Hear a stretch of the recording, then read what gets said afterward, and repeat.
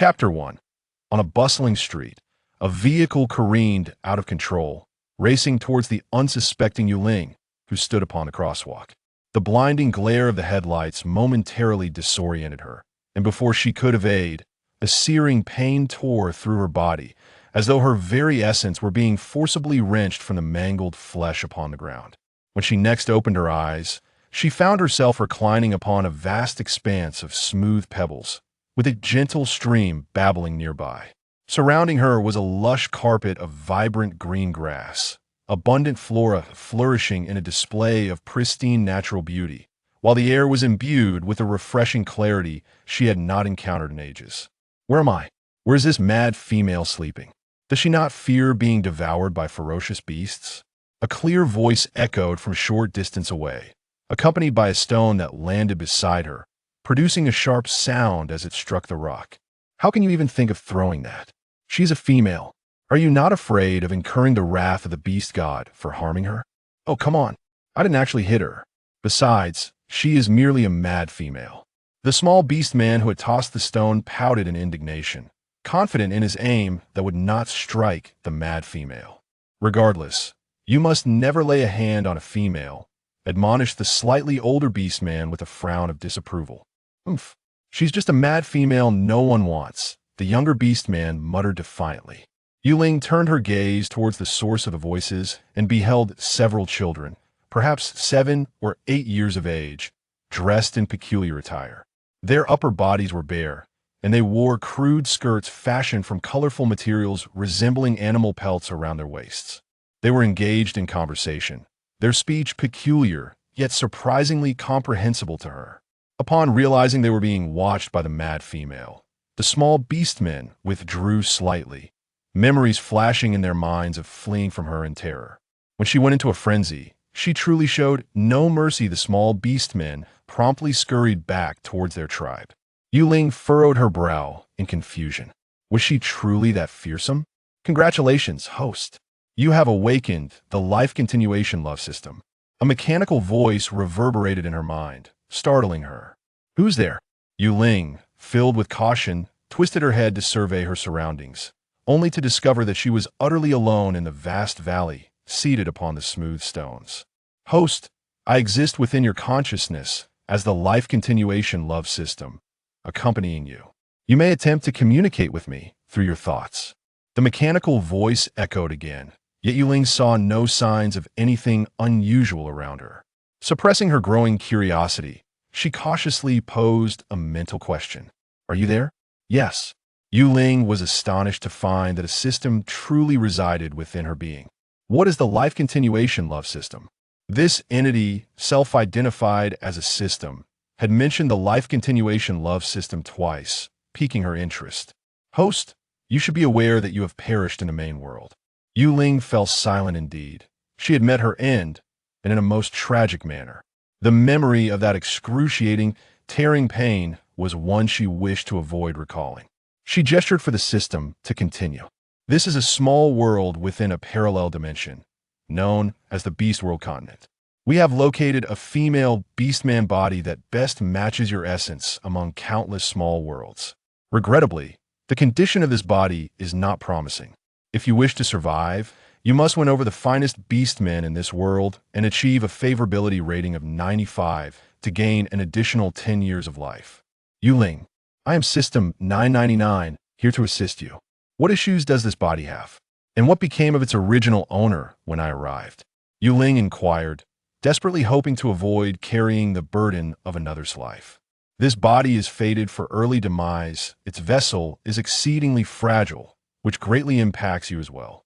Typically, our system would not intrude within your being, but due to the main system detecting the body's deficiencies, System 999 was created to assist you in living a long life in this world. Yue Ling, when you arrived, this female had already starved to death due to prolonged lack of sustenance. You need not carry any psychological burden regarding this. The words of System 999 successfully eased Yue Ling's inner turmoil, although she felt a twinge of sympathy for the deceased original owner. She continued her inquiry. Then, where did the original owner of this body go after starving to death? She has truly passed away. Why? Yue Ling was perplexed. She had died, yet found herself in another world. Living anew, why could this original owner not do the same? This is because only the denizens of the main world can traverse realms after death. They are merely inhabitants of small worlds, thus lacking that privilege. They can only be reincarnated, and with a stroke of luck, may become part of the main world. System 999 elucidated. The path of reincarnation is not something a mere system can fully comprehend, nor can it be succinctly explained. Then does that mean this world is filled with my fellow countrymen? Yue Ling realized, a flicker of delight arising within her.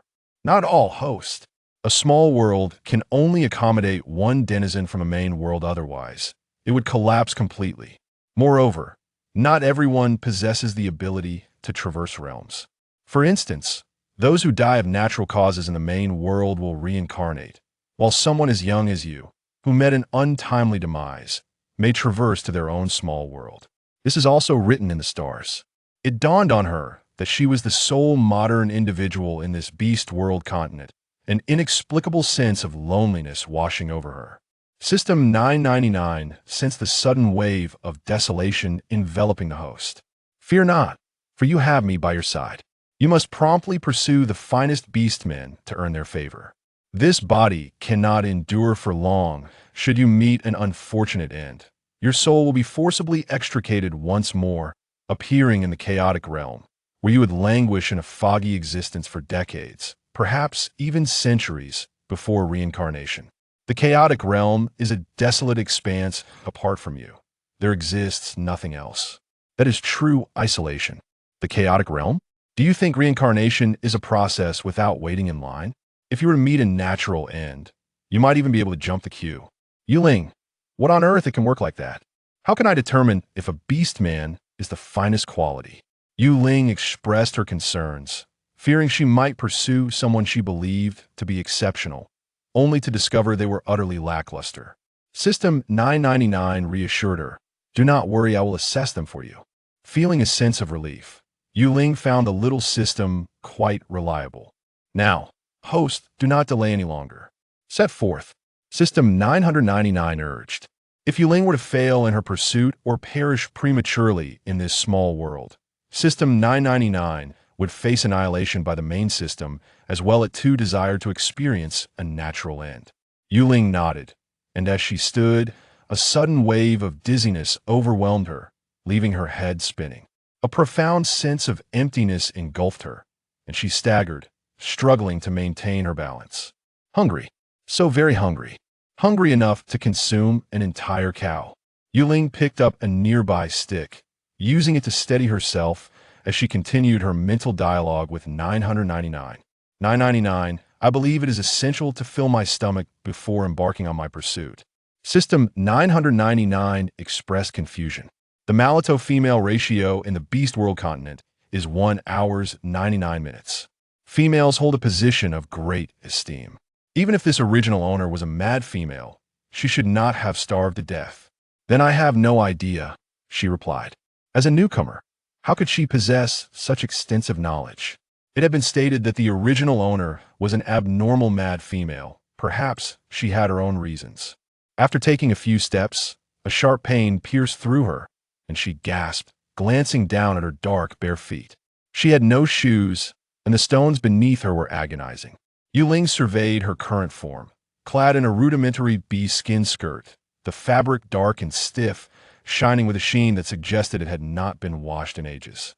Her arms and legs bore the marks of neglect, their original hue obscured beneath layers of grime, and a repugnant stench emanated from her, rendering her a veritable walking biological hazard. Yue Ling. She grew increasingly curious about her own appearance. Approaching the babbling stream, she was startled by the reflection it revealed a disheveled, dirt-caked image of a wild woman, leaving her utterly astounded. This tattered appearance was both humorous and lamentable. What is this mad female doing, running about again?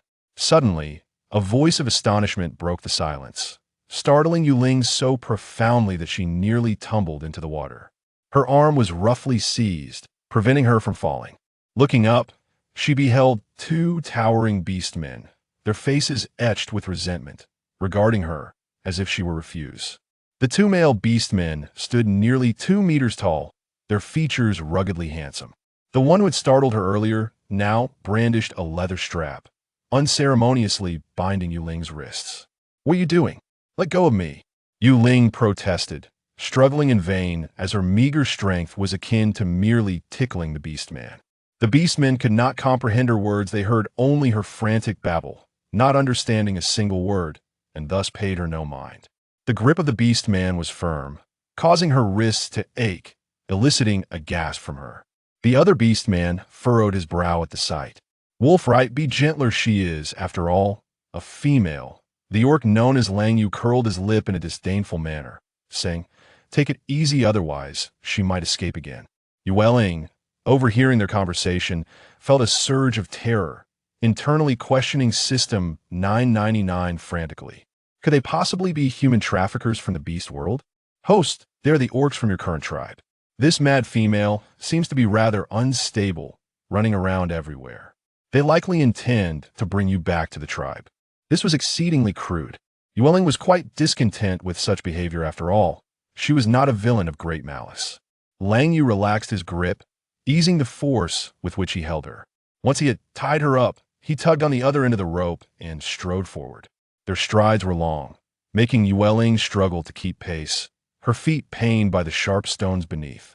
These two orcs displayed no sense of compassion, marching on regardless of Yue Ling's discomfort. After approximately half an hour of walking, Yue Ling finally arrived at the so-called wolf tribe.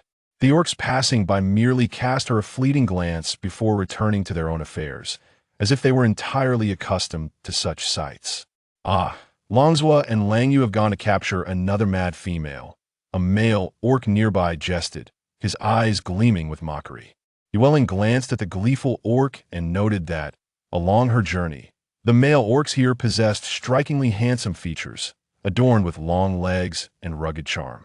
The teasing orc felt a sense of discomfort under Yue Ling's gaze despite her disheveled appearance. Her distinctly expressive black and white eyes were astonishingly beautiful. Longzhua and Lang Yu cast a cursory glance at the mocking orc. Lang Yu smirked, saying, "Longhu, you should ponder how to win honest favor. She certainly does not have eyes for you." With that, he disregarded the fuming Longhu and dragged Yue Ling into a cave somewhat removed from the heart of the tribe. As soon as they entered the cave, a pungent stench assaulted Yue Ling's senses. She wrinkled her brow, surveying the filthy stone cavern littered with various refuse and decaying meat, swarming with flies and maggots, accompanied by the faint rustling of rats. The scene made her skin crawl. Lang Yu, repulsed, covered his nose, exclaiming, "It reeks terribly." Truly, each visit was more nauseating than the last, and a glance at this unkempt mad female was hardly pleasant. Longzhua also frowned, his stomach churning. Yue Ling was taken aback by the horrific sight before her and seized the opportunity to dart out of the cave. Lang Yu, seeing the mad female's movement, assumed she was attempting to flee and swiftly pursued her. Yue Ling felt as if her arm might dislocate as she was forcefully pinned to the ground by the orc known as Lang Yu. The coarse stones scraped against her face and skin, sending sharp pangs of pain through her. Yue Ling thought to herself, what a day filled with misfortunes. It was said that females in the beast world were esteemed, yet she saw no evidence of this. "Do not run. If you do, I shall kill you," Lang Yu threatened menacingly. Yue Ling shivered involuntarily. "Lang Yu, do not frighten her," Longzhua said with a touch of exasperation, stepping forward to pat Langia's shoulder. Male orcs who harm females face the wrath of the beast god. Lang Yu merely sought to intimidate the mad female. He was uncertain if she could comprehend his words, as they had refrained from hunting for several days to accommodate this troublesome female. In the absence of mature females within the tribe, the unbonded males took turns caring for them, and it was their turn to look after this mad female. Lang Yu released his grip on Yue Ling, and she exhaled a sigh of relief. He regarded the filthy mad female with evident impatience and disgust, seizing her face to compel her to open her mouth. This mad female had been running amok for days and had not eaten or drunk anything. Their brothers would be ridiculed if they allowed a female to perish under their care. "Bring the meat." Longzhua picked up a piece of raw meat from nearby and handed it to Lang Yu. Yue Ling understood Langius' intent, shaking her head vigorously at the sight of the bloody meat. The overwhelming stench filled her nostrils. As she beheld the gruesome morsel up close, her stomach churned violently. Just as the piece was about to be thrust into her mouth, a wave of rancid vomit surged forth, splattering Langius' hands. How disgusting! You filthy, stinking mad female. Lang Yu glared at the vomit on his hands, veins bulging with rage, wishing to strangle the mad female. Yue Ling's mind went blank. All she could see was Langius' furious visage before she fainted. When she awoke again, she found herself in an unfamiliar cave. Recalling the events leading to her fainting sent chills down her spine. She wiped her lips, her stomach completely empty, leaving her unable to retch further. Since you're awake, have something to eat. A voice, steeped in weariness, echoed through the cave, and Yue Ling noticed an elderly orc with graying hair seated beside a stone bed. The elderly orc lifted a stone bowl and placed it beside Yue Ling.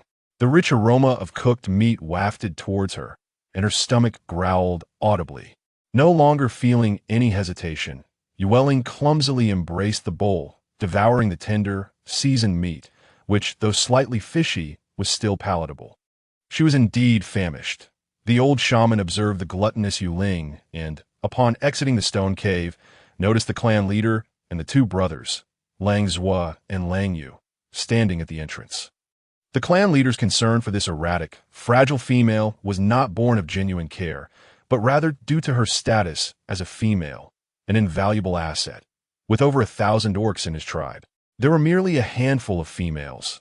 This mad female had no orc willing to bond with her, and thus she was destined to be the tribe's communal partner, though she was mentally impaired.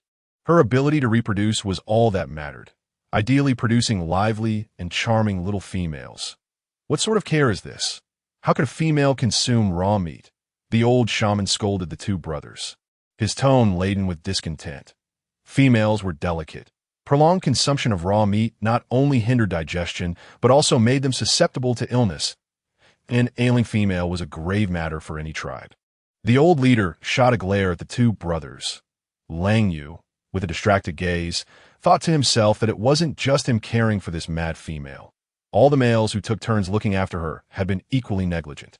The old shaman, understanding the situation, realized that this mad female was not favored by the orcs, who treated even the young female with indifference. Let us not forget how this little female's beast father met his demise. The old shaman declared, his cane striking the ground with emphasis. This group of young ones was utterly lacking in decorum. Even if she were a mad female, she was still a female, and females ought not to be treated in such a manner. Especially given that their wolf clan owed a significant debt of gratitude to this little female's beast father. The old leader's expression stiffened, revealing a hint of discomfort as he angrily addressed Lang Zhua and Lang Yu. You two troublesome little pups, if I hear again that you have fed this mad female Yue Ling raw meat, I shall have words with you. Lang Zhua and Lang Yu nodded, somewhat ashamed. They knew little of the past, only that this mad female had not originally belonged to their wolf clan. She had been brought in by her beast father, who perished while defending the tribe from a ferocious beast attack. Ever since, this little female had lost her sanity. Yue Ling, outside the cave, heard every word clearly. Having consumed a considerable amount of minced meat, her stomach now felt warm, and her once cold body began to regain some vitality. It appeared that the original owner's beast father had once held a position of favor here. Yet these orcs treated her so poorly after his death, leaving Yue Ling with little affection for them. 999.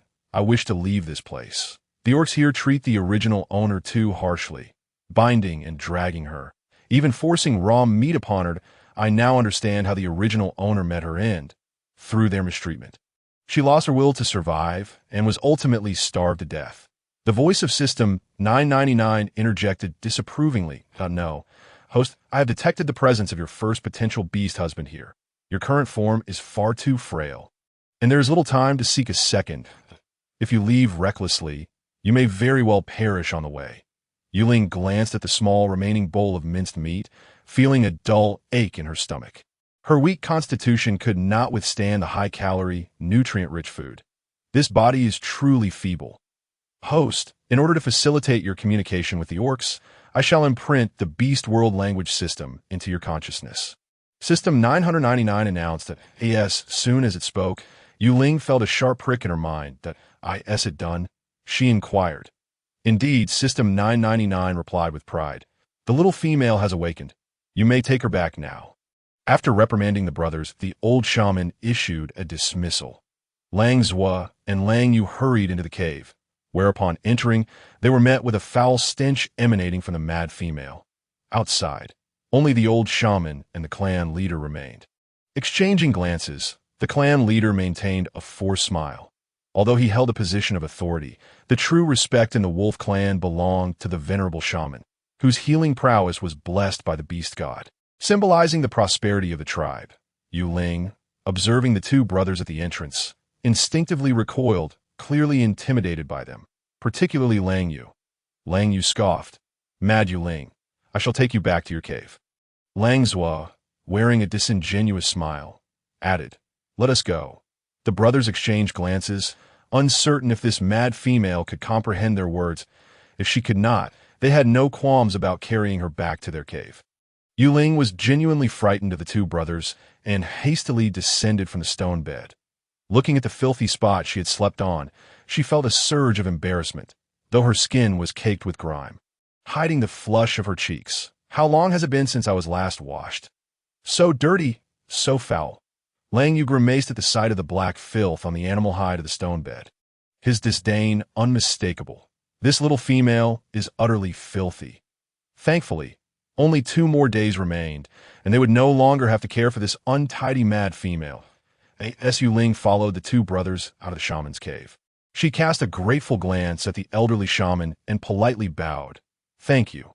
Both the old shaman and the clan leader were taken aback, surprised by the mad female's unexpected courtesy. Yue Ling hurried to catch up with the departing brothers. Along the way, she attracted the scrutinizing gazes of numerous orcs, including several statuesque females standing at least 1.75 meters tall, with sun-kissed skin that radiated health. Each female was accompanied by multiple male orcs. Their expressions toward Yue Ling a mixture of pity, disdain, and disgust. Lang Zhua and Lang Yu escorted Yue Ling back to her designated cave, where the familiar stench greeted them once more, alongside the remnants of her earlier vomit. Yue Ling stole a guilty glance at Lang Yu's hands, feeling he deserved this discomfort. In the future, we shall bring you cooked food, Lang Zhua promised. Lang Yu shot a sidelong glance at the seemingly compliant mad female. Do not wander off, that if you do, I will capture you and tie you up in the cave forever. Lang Zhua glared at Lang Yu, half threatening. There are ferocious beasts in the mountains. If you encounter one, you will be in danger. Lang Yu crossed his arms, scoffing. What is the point of saying so much? Can this mad female even understand? Lang Zhua retorted. If she can't, you've wasted your breath. Yue Ling interjected. I will not wander off. I want to bathe, and I do not wish to sleep here. She surveyed the cave, which was a chaotic mess, littered with refuse, and the thought of sharing it with mice. Cockroaches, flies, and various revolting insects was enough to drive her mad. The bickering brothers were taken aback by the melodious clarity of her voice. Typically, Yue Ling would scream and babble incoherently, but this was the first time she had articulated her desires so clearly. Noticing the brothers' momentary stupor, Yue Ling reiterated, I will not wander off. I want to bathe, and I do not wish to sleep here. What is wrong with you? Lang Yu asked, scrutinizing Yue Ling with suspicion. Yue Ling was no longer the original mad female. She had no desire to feign madness. Looking at Lang Yu, she felt exasperated. Are you deaf? I said I want to bathe, and I do not want to sleep here. She turned to Lang Zhua, continuing, Could it be that the shaman has cured my madness? Lang Yu exclaimed in astonishment as he clung to Lang Zhua. Yue Ling remained silent. Lang Zhua shook off Lang Yu's embrace. Gazing at the disheveled little female, the day had progressed to dusk, with the sky ablaze in hues of red, casting a golden glow upon the petite, filthy female, making her appear dazzling. We will grant your requests. But for the next 2 days, you must not wander off. The wolf, could not discern whether this deranged female had truly recovered from her madness or if she was merely in a state of semi-consciousness, teetering on the brink of relapse. They had but 2 days remaining before the responsibility of her care would be handed over to the next ORC. Long, as she maintained her composure during this period and complied with their modest requests. They would naturally acquiesce to her needs. After all, these were not unreasonable demands. The female was of noble status, which female was not inclined to claim a cave as her abode. No male dared to utter a word of protest, lest he provoke the ire of a young female. Upon hearing her intention to bathe, Zwa and Yu, the wolves, secretly breathed a sigh of relief. This mad female, on the verge of adulthood, had not bathed in ages. Every time the tribe attempted to bathe her, she would slip away, leaving her filthy and malodorous. Her state was beyond repulsive. Even the least fastidious female in the tribe would bathe at least once a month. Yue Ling nodded. These two brothers were likely concerned she might run amok once more, prompting them to search frantically. After reaching an accord, Yue Ling voiced her own demands that I require warm water and a new hide skirt. This body was exceedingly frail, and she feared that a cold bath might expose her to illness. While resources in this beastly realm were abundant, medical conditions were undoubtedly lacking, making one susceptible to illness. Especially a deranged female like herself, who was scorned by all orcs. Agreed, Zwa nodded. You go prepare the warm water, he instructed you. You grimaced, muttering under his breath, we can't trust a word from this mad female. What if she takes off again? Despite their keen sense of smell, they could hardly endure the endless games of hide-and-seek she played with them, that if she were a male orc, he would have been beaten long ago. Zwa shot a glare at his brother Yu, finding him insufferably noisy. Yu huffed at Yue Ling, his defiance evident as he went to prepare the bathing water. Zwa led Yue Ling into a new cave. Roughly 20 square meters in size, it was quite dry, infused with the earthy aroma of mixed soil, yet starkly empty. Yue Ling nodded in satisfaction. This was a vast improvement over her previous filthy abode. Thank you, she expressed, her gratitude causing an inexplicable sensation within Zwa. Females held themselves in high regard, and this was the first time any female had ever uttered words of thanks to them. Yu soon returned with the warm water, laboring under the weight of a large stone pot as he followed the stench to the cave, where Zwa had brought Yue Ling up bathing in that pot. You set the pot down with an exasperated tone. Go ahead. Yue Ling glanced at the two brothers. How can I bathe with you here? It dawned on you that in his eyes, this mad female hardly qualified as a true female, and thus he had not considered it. Fine, just place the pot over there. The cave was shaped like a 7, and Yue Ling pointed to the corner. You complied, setting the pot in the designated spot. Zwa had already procured a clean hide skirt, and Yue Ling fashioned a rudimentary curtain to shield herself from prying eyes. The wolves had no habit of spying on female orcs bathing, especially not one as filthy and odorous as her. You regarded the curtain with skepticism, thinking Yue Ling was overly suspicious. The notion that they would spy on her while bathing was laughable. After a prolonged wait, Yue Ling cautiously peeked through the curtain, relieved to see the brothers standing idly at the entrance, and she finally removed her soiled hide top and skirt, stepping into the stone pot. She was immediately confronted by a layer of dark, greasy residue floating on the surface of the water. System 999. Host, remain calm. Please prepare more warm water. Yue Ling's discomfort was palpable. The sight was utterly revolting, and she was suddenly disinclined to bathe, realizing that the original owner's frailty might be attributed to the multitude of viruses clinging to her. You keep an eye on her. I'll go fetch more water. You said to Zwa, still wary of the mad female's propensity to flee. He then exited to prepare fresh warm water. Night fell. You returned, carrying a glowing stone embedded in the cave and another full pot of hot water. Yue Ling stared at the murky, tepid bathwater in dismay. Wrapping herself in a hide, which was oversized and concealed her completely, she watched as he replaced the water, his face darkening at the sight of the foul liquid. Yue Ling felt a wave of shame wash over her. She had never been this dirty before. After 6 washes, the water finally cleared, and she gazed at her now soft, pale skin, her reflection revealing her true self. Host, the most compatible body is identical to your original form, System 999 explained. Yue Ling smoothed her damp hair, braiding it and letting it cascade over her chest. The hide skirt Zwa had brought was too large, leaving her feeling vulnerable and insecure. The original stench gradually faded, replaced by a unique fragrance that filled the cave. You wrinkled his nose in disbelief. How could this mad female smell so sweet? All done. Yue Ling, now dressed, wrapped another hide around her and peeked through the curtain at the two brothers. You remained stoic, ignoring her entirely as he carried the bathing water outside. The darkness enveloped the surroundings, rendering visibility nearly non-existent. Yue Ling's bright voice echoed through the cave. You may return. I won't run away. Zwa, and you remained unconvinced by her words. After years of madness, it seemed implausible that she had suddenly changed. They felt as though they were standing on the precipice of a storm. This mad female could not perish under their watch, for if word spread, they would bear that stain for life.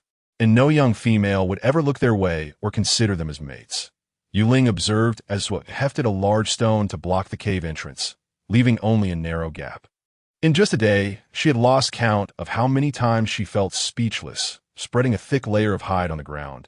She found the night in this beastly realm to be quite chilly. Wrapping herself tightly in the hide, she sat on a makeshift bed and engaged in conversation with System 999.999. How can I raise the favorability of my first potential mate in the wolf tribe to 95? Host, as a romance system, your task is to engage in romantic interactions with the orcs within this realm to foster a connection and ultimately succeed in forming a bond. System 999 was left speechless. The question posed by the host was rather naive. With time to kill, Yue Ling rested her chin on her hand, pouting. What if they don't like me? What if they have a preferred female? Her concerns were entirely reasonable. Her reputation in this tribe was that of a filthy madwoman, detested by all. How could the finest orc possibly develop feelings for her? This question rendered System 999 momentarily speechless, for it had never pondered the scenario of the targeted mate being attracted to another female. Host, you probably won't be that unlucky, it finally replied. It would be quite the catastrophic beginning if your first mate favored another female. In such a case, your body would hardly survive long enough to meet a second mate. Yue Ling sighed softly. I'll do my best. Believe in yourself, host. The chaotic world is not where you wish to be. Without anything but yourself, you would spend decades, perhaps even centuries, trapped in a cycle of misfortune, particularly pitiful. Host, you are an infinitely charming modern woman. Conquer this little beastly world effortlessly with your charisma, System 999 encouraged.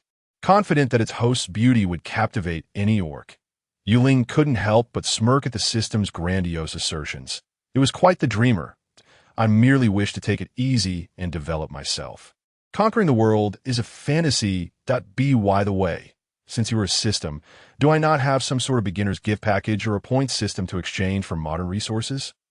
Perhaps a shortcut to gain an advantage? System 999 replied. Host, it seems you are quite the dreamer. There is no beginner's gift package, no points, and certainly no shortcuts for modern resources. Such contraventions of the beastly realm's rules are strictly prohibited. I am merely a simple love system designed to prolong your life. Upon hearing the words of System 999, Yue Ling expressed her profound disappointment, feeling as though her future existence would resemble that of a primitive human. However, the host need not lose heart, for I am an encyclopedia dedicated to serving you. Any queries or uncertainties you may have can be thoroughly explored by me, and I shall diligently provide you with answers until the end of your days. Yue Ling replied, Very well, I shall not press you, considering you are here to keep me company. Yue Ling, by nature, was one who accepted her circumstances, and she engaged in a casual conversation with System 999 until sleepiness overtook her. With a yawn, she lay down upon the relatively soft animal skin mat to slumber. Noticing that the host had begun to rest, System 999 withdrew into silence. Time to rise for breakfast, a voice, somewhat familiar, echoed through the cave, accompanied by the tantalizing aroma of roasted meat. Wolfswa entered, illuminated by the cave's light, holding a piece of meat wrapped in leaves. Yue Ling sat up from her bed and looked outside the cave. The dawn was just breaking. She had endured a dreadful nightmare the previous night, in which she failed to complete her mission and instead met her demise, trapped in the chaotic world described by System 999 for what felt like an eternity. Rubbing her sleepy eyes, she glanced at the approaching Wolfswa and accepted the roasted meat he offered with a grateful, Thank you, in truth, the original owner of this body was still quite frail. and the prolonged consumption of meat made digestion a challenge. Wolf was momentarily dazzled by the sight of the petite female before him. She possessed lustrous black hair, and her small face was adorned with delicate features. Her beautiful eyes fluttered like the wings of a butterfly, while her skin radiated the soft luminescence of the moon, pale and tender, captivating the gaze of those around her. She was remarkably beautiful, surpassing even the fairest female, Anna, of their tribe, yet her diminutive stature suggested significant malnutrition. Wolf would discreetly survey the surroundings. Aside from himself, the massive stones remained unmoved. Thus, the enchanting female within the cave must indeed be the infamous Yue Ling. "Are you Yue Ling?" he inquired tentatively, gazing at her.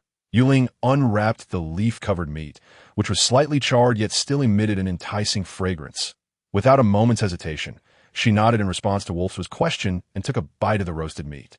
A robust flavor filled her mouth.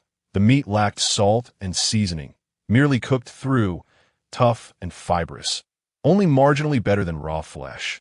Yue Ling grimaced at the taste. These two brothers were initially reluctant to care for her, and in her current state of helplessness, she could not afford to offend them. Frowning, she tore off a piece of the roasted meat, chewing persistently despite the discomfort in her stomach, forcing herself to swallow. Wolf watched as the petite female struggled to swallow, feeling a pang of remorse. They had simply taken a random piece of meat and roasted it, never considering that she might require the tenderest parts for easier digestion. Perhaps, in their minds, they had never truly regarded Yue Ling as a female at all. "If it's unpalatable, you needn't eat it," he said, his frustration mounting, before snatching the meat from her hands and discarding it on the ground. Taken aback by Wolf's sudden outburst, Yue Ling had thought him to be the more amiable of the two brothers. Despite the unappetizing nature of the meat, she had not expressed a reluctance to eat it and found herself perplexed by his abrupt temper. She hurriedly retrieved the discarded meat, brushing off the dirt, and insisted, "I never said I wouldn't eat it." She needed to fill her stomach to prolong her survival. She had no desire to perish. Wolf felt a surge of compassion as he observed the petite figure of the female, and against his better judgment, he picked up the discarded piece of meat, feeling a twinge of guilt. As Yue Ling prepared to take another bite, his irritation flared anew, and he snatched the meat from her grasp once more. "It's dirty. You can't eat it. I'll roast a fresh piece," he declared, striding out of the cave without another word. Yue Ling watched his retreating figure in confusion, suddenly finding Wolf's straightforward demeanor more agreeable. The original owner of this body, also named Yue Ling, was a deranged female living on the outskirts of the Wolf clan's territory. The new cave was less than 100 meters from her former dwelling, surrounded by a few other caves that appeared uninhabited. This area was home to her alone. In truth, several beastmen had previously lived in this region, but they could not endure the presence of the mad female and had moved away. Once Wolf had wandered far enough, Yue Ling's thoughts began to stir. 999. Is there any way for me to locate my target directly? She feared that Wolf and Wolf might confine her again, trapping her in the cave until she eventually succumbed to her fate. To ascertain their whereabouts, you could take a stroll through the tribe. Perhaps you shall encounter them, System 999 suggested. Yue Ling scoffed at the notion. What use is that if I can't even remotely pinpoint their location? "My dear host, I can hear your grievances," System 999 chimed in, a hint of indignation in its voice. "Let be heard," Yue Ling retorted, drawing on her memories from the previous day as she made her way toward the tribe. The morning light revealed many single beastmen rising to prepare for the hunt, gathering provisions for the impending cold season. As she passed several caves, she was met with sounds that would make one blush. The lack of modesty in the tribe was evident, as a female was ensconced in the embrace of several males, the scene quite scandalous. How scandalous! It's as if they've no sense of propriety. She thought to herself. The sudden appearance of a charming and petite female stirred a commotion among the beastmen, and Yue Ling found herself surrounded by eager suitors. Their affections were refreshingly direct. "Where do you hail from, little female? You're utterly adorable. Would you be my mate?" One exclaimed, "I am quite strong, a four-striped beastman. May I be your first mate?" Another offered eagerly. The beastmen were drawn to her sweet aroma, having never encountered such a delightful scent before. Moreover, she was unclaimed and still youthful, making her an enticing prospect. If only I could reveal that I am the mad female who instills fear in you all. She mused, feeling that System 999 had devised a rather poor plan. Surrounded by the hungry gaze of the beastmen, she swallowed nervously. My host, fear not. These male beastmen mean you no harm, System 999 reassured her. Look, there he is in the southeast direction, it announced excitedly, having identified her first target. Yue Ling turned her gaze southeast, spotting a cluster of eager faces. Oh, many. No, wait, not them. The one at the back, System 999 corrected itself. That is the one. Hurry, pursue him, it urged, as Yue Ling strained to keep pace with the towering figure before her. The male, nearly 2 meters tall with striking silver hair, exuded a potent aura of masculinity. His physique perfectly toned without being overly muscular, clad in a leather skirt as he strode away. My host. That is him. Quickly catch up, System 999 implored. Yue Ling hurried after him, but her small stature and frail body made each step a struggle. And soon she found herself gasping for breath. The silver-haired beastman, however, showed no signs of slowing down. Excuse me, sir, wait, she called out, her voice rising above the din. The other orcs observed the small female pursuing the mightiest white shadow of their tribe. And a wave of despondency washed over the entire clan. The male orcs were all drawn to strength, and so was the small female. They sought to mate only with the strongest, most formidable, and handsome orcs. This charming and petite female had set her sights on their tribe's purest-blooded snow wolf. However, she would soon be disheartened, for the white shadow had no intention of taking a mate.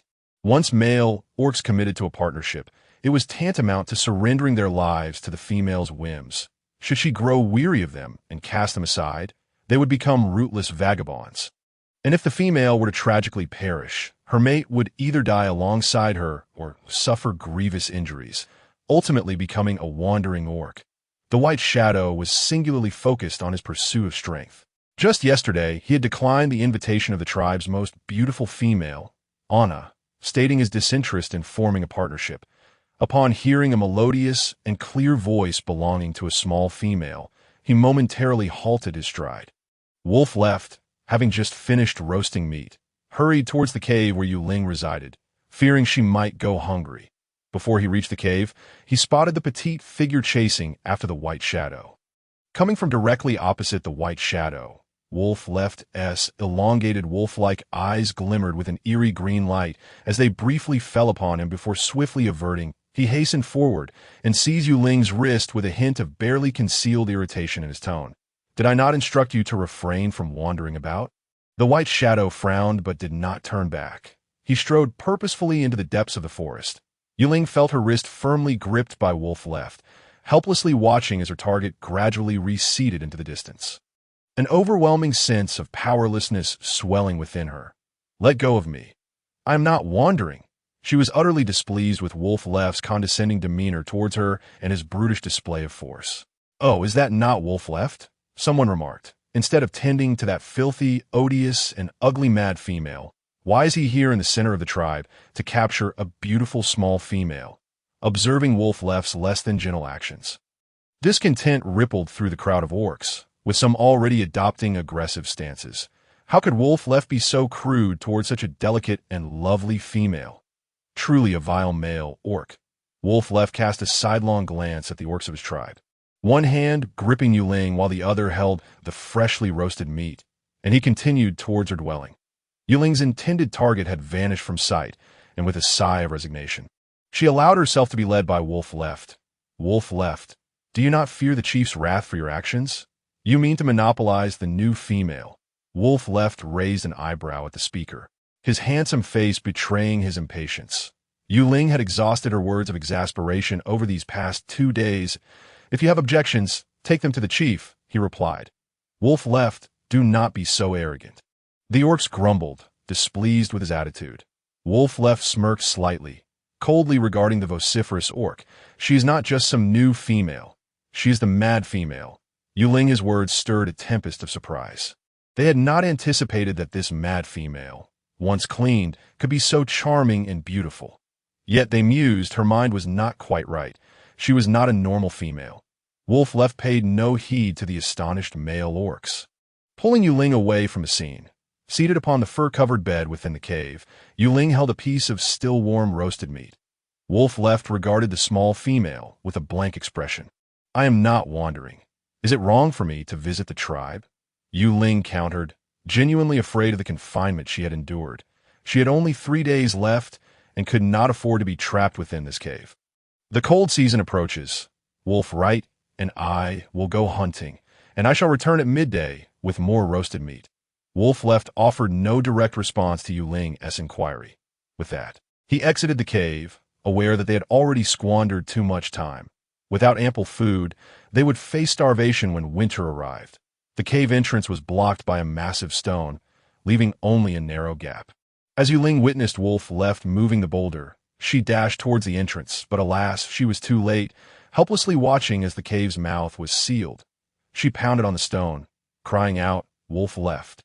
Let me out. You cannot treat me this way. What nonsense about females being esteemed, and males must obey them. It's all a sham.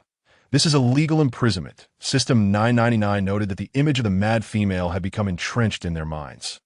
Yue Ling's hands ached from her futile efforts, yet no one paid her any mind. Gazing at the steadfast boulder, her heart sank. Wolf Left, too, feared that Yue Ling might run off again, though she appeared considerably more composed now. If she had still been her filthy and disheveled self, darting about the mountains, he would have been terrified of the wild beasts harming her. Now that she was clean, he also had a guard against the roaming orcs who might seek to claim a solitary female. Those vagabonds were either outcasts or bereft of their mates, that a female falling into the hands of such wanderers would only become a breeding tool for them. This fragile and diminutive female would face certain doom at their hands. Host, you must find a way to amend their perception of you as a mad female. Otherwise, System 999 trailed off, leaving the implication clear. The cave's location was secluded, and given her status as a mad female. Few orcs were inclined to visit her. Yet now, things had changed. Having ventured to the center of the tribe, she had garnered some notoriety, and curious orcs might come to investigate.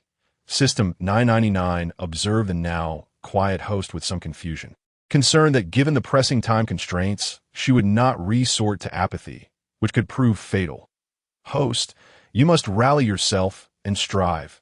Do not fret. Let us wait a while longer. Yue Ling resigned herself to sitting in the cave. Lost in thought, counting sheep. 1 sheep, 2 sheep, 3 sheep, 10 sheep, 50 sheep.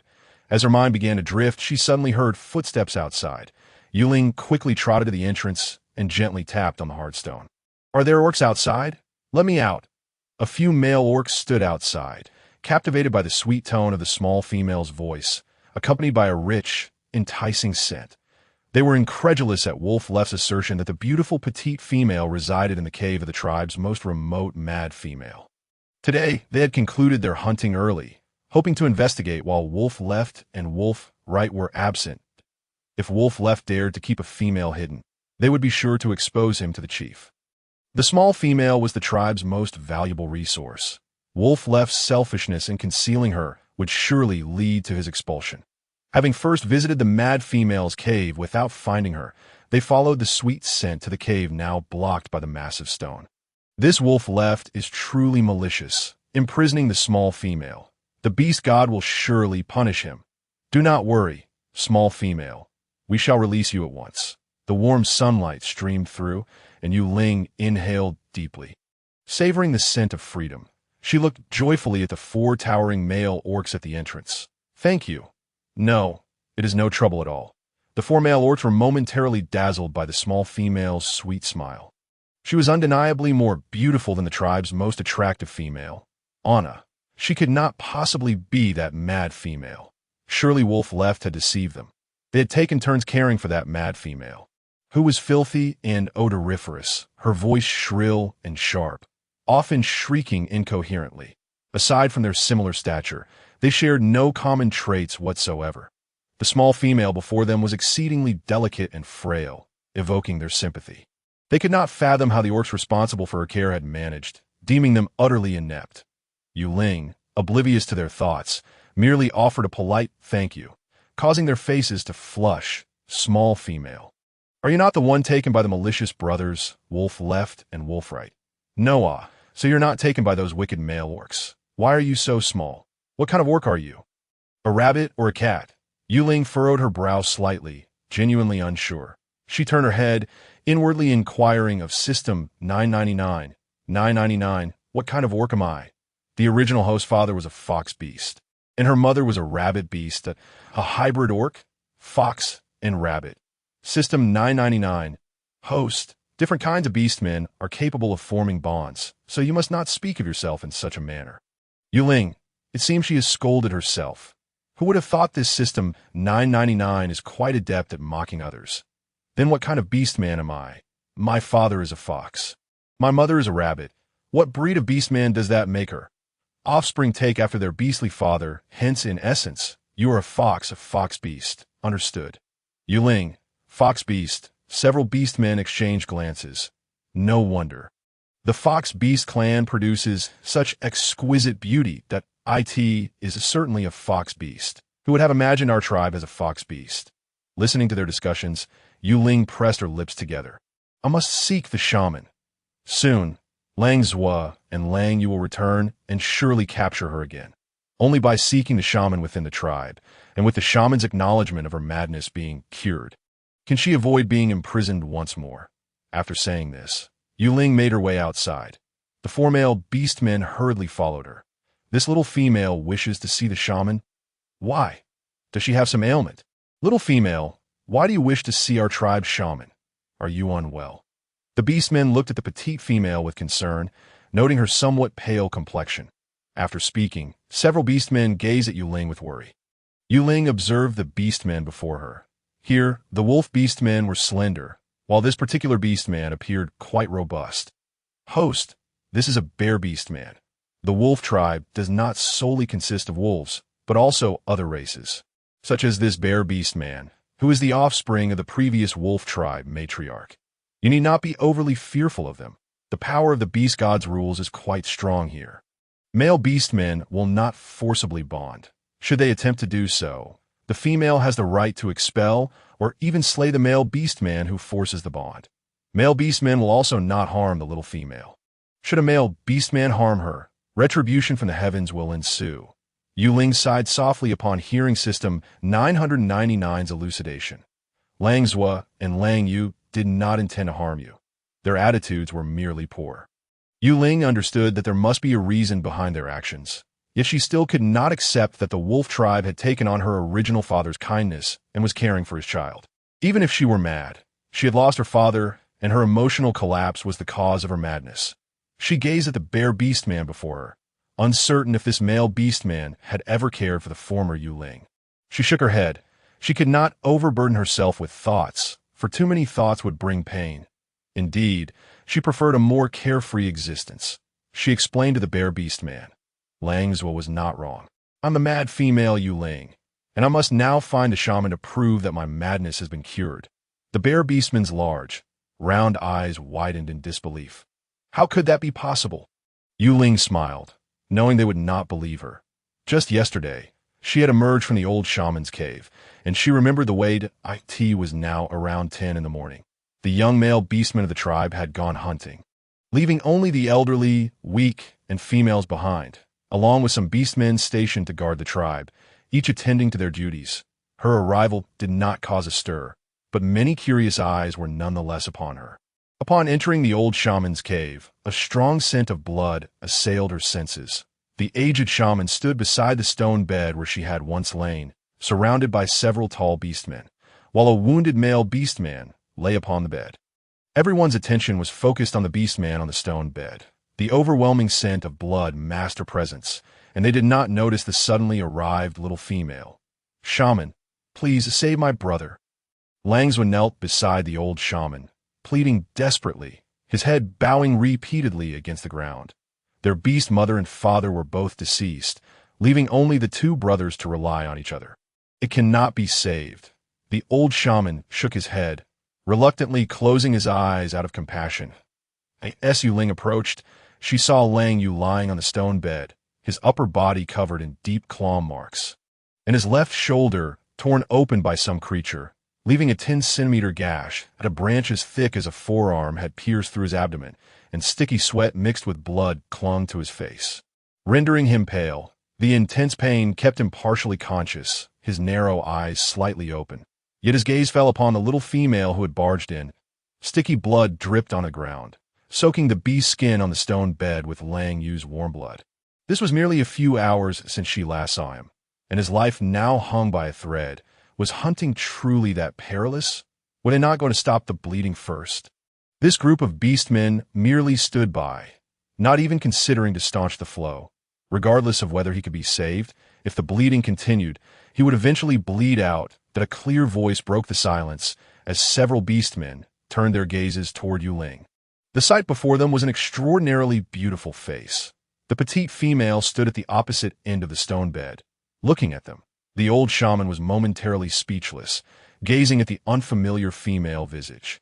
"What are you doing here, little female?" His tone carried a hint of reproach. Regardless of whether she belonged to their tribe, such a bloody scene was not a sight for a little female to witness. "Host, the first target of your strategy is right before you." Yue Ling's gaze fell upon a tall figure with defined abdominal muscles and sharp, chiseled features. In her 2 lifetimes, she had never encountered a man so exceptionally handsome. System 999's smug voice chimed in out of course. "The most exceptional male beastmen possess both strength and beauty. Your fortune, host, is yet to unfold. Yue Ling, let us step outside. This is not a place for you." The bear beast man positioned himself protectively in front of her, fearing the gruesome scene would frighten her. "Yue Ling, it is hindering my appreciation of handsome men."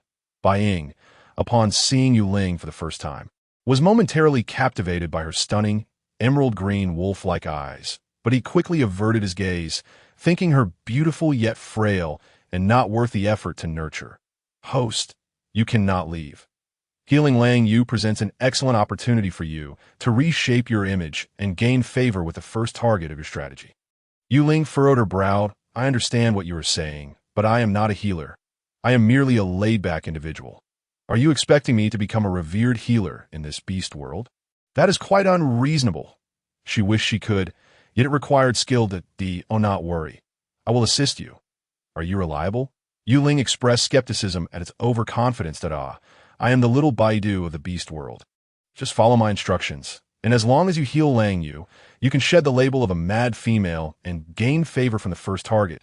Surely, you would not wish to be imprisoned by Lang Zhu again, would you? Meanwhile, the others in the cave were astonished when they heard the bear beast man refer to her as Yue Ling. This was the mad female, and she looked like this once she was cleaned up. Yue Ling looked at the critically injured Lang Yu.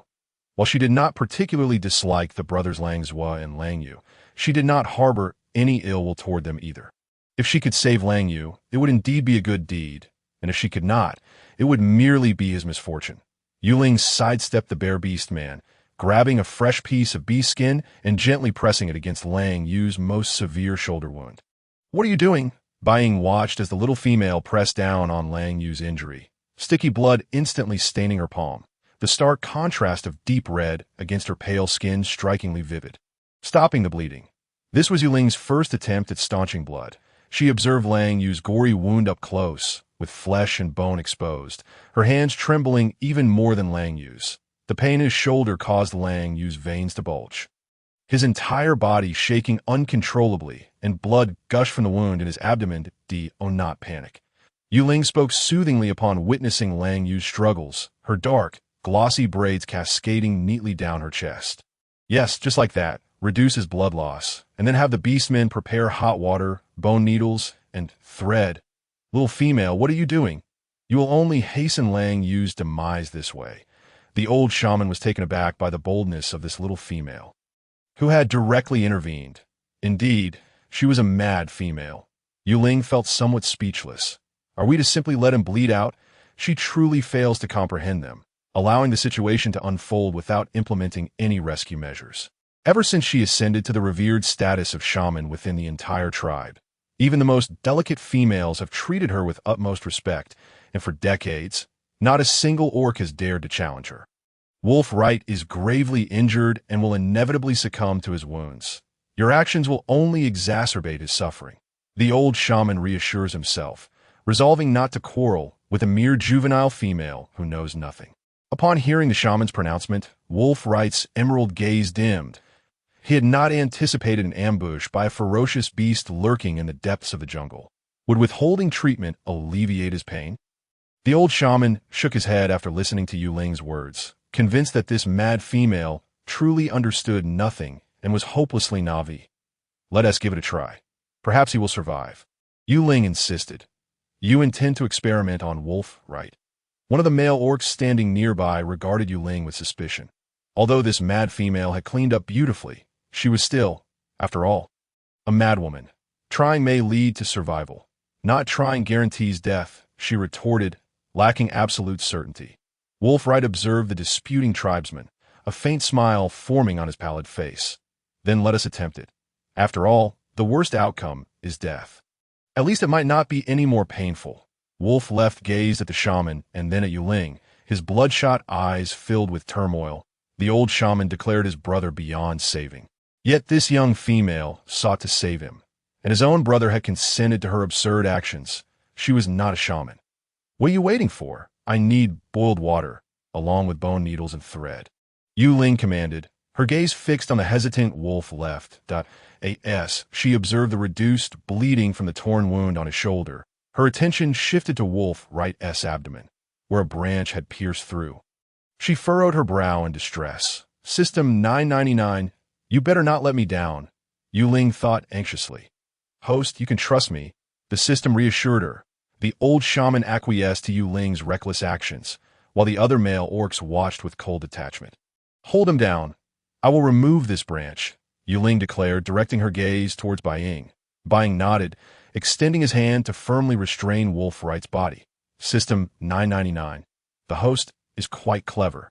She is now aware of the need for interaction to boost rapport. As Yue Ling moved through the crowd, the male orcs made way for her. Kneeling beside the stone bed, she picked up a dry branch from the ground and thrust it into Wolf Wright's mouth. Bite down on a branch if it hurts. Do not bite your tongue. Wolf Wright, drenched in sweat, managed a nod, letting out a muffled grunt of acknowledgement. With one hand gripping the branch, Yue Ling pressed down on Wolf Wright's abdomen with the other.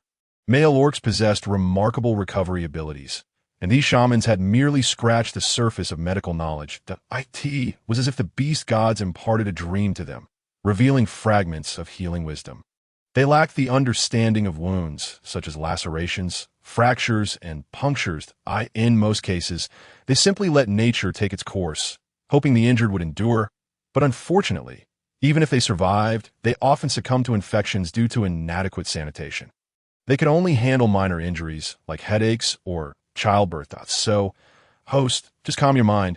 Yue Ling realized that this shaman was even less skilled than she was. The sound of flesh scraping echoed, and with a sudden pop, hot liquid splattered across Yue Ling's face and neck.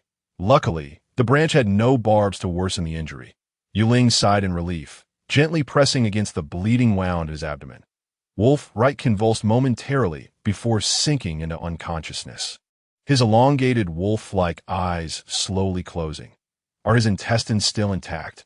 Yue Ling wondered, for she lacked the ability to reattach intestines. System 999, the host truly speaks astonishingly. To IT scanned Wolf Wright's body. Fortunately, the intestines remain intact. You simply need to stitch the wound. Yue Ling grimaced at the thought of her sewing skills. Wolf left entered with a pot of boiling water, only to find his brother's eyes closed. His complexion pale. The heavy stone pot crashed to the ground, splattering water everywhere. P.S. merely unconscious. Yue Ling observed the copious blood flowing from Wolf Wright's abdomen. 999. The bleeding 1T stop. Host, there's a herbal plant outside the cave that can staunch the bleeding. Why didn't you mention this sooner?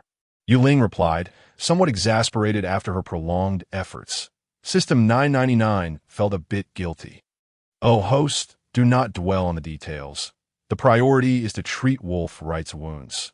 Suddenly, the male orcs witnessed the young female sprinting towards the cave entrance. The old shaman shook his head, thinking that this young female had realized her limitations and fled, leaving Wolf Wright to endure further suffering. The other orcs, including Bai Ying, found the situation absurd. They had actually believed this mad female who knew nothing. Wolf left clenched the stone pot tightly, fingerprints appearing along its rim. Let us carry Wolf right back, the old shaman gestured for the orcs to take him away. Following System 999's guidance, Yue Ling found a few tender herbs. Upon returning to the cave, she saw multiple orcs moving the unconscious Wolf right. "What are you doing?" Yue Ling's voice rose involuntarily. Moving an injured person could worsen their condition. The shoulder, which had been physically staunched, began to bleed profusely again, and the unconscious Wolf right stirred, coughing up blood. The male orcs exchanged glances. One spoke. "Yue Ling, you can't be so willful. This is a hemostatic herb. Put him down. His wounds cannot endure any jostling." Yue Ling shouted, holding the tender herbs aloft. The orcs, genuinely fearing for Wolf Wright's survival, complied and laid him back on the stone. "Do you possess medical knowledge?" the old shaman inquired, astonished by the herbs in Yue Ling's hands. "That I know a little. The beast god has shared a dream with me," she replied, fearful that the disobedient male orcs might take further reckless actions. Citing the beast god as her source of knowledge, she hoped they would no longer regard her as a fool. While explaining, she continued her work, crushing the herbs with a stone. The dark green juice and pulverized leaves smeared onto the beast's skin, applying it to Bai Ying's wound. A sharp gasp escaped the now conscious Wolf, right as the fiery pain was met with a cooling sensation. "First, we must stop the bleeding. I will stitch the wound later," she stated expressionlessly. Internally, she questioned System 999. 999, you mentioned the rules of the beast world are strong. If I use the beast god as a shield, will I face punishment? No, you are not a soul of this world. The beast god under these rules cannot restrain you. Yue Ling sighed in relief. "So, Yue Ling, have you also received guidance from the beast god?" The old shaman stammered, his eyes brimming with excitement. In his youth, he had dreamt of acquiring medical skills upon waking, which naturally led him to become the tribe shaman. Seeing Yue Ling's clarity of mind, no longer the foolish girl she once was, he found her words credible. They never expected two shamans to emerge from the Snow Wolf tribe, and this mad female could handle such severe injuries. Her skills likely surpassed his own. Within the tribe, shamans and females were critical for development. Having two shamans was a rarity, even in beast cities. The Snow Wolf tribe was unique, a favored child of the beast god, and they believed they would soon become the strongest tribe in the northern continent.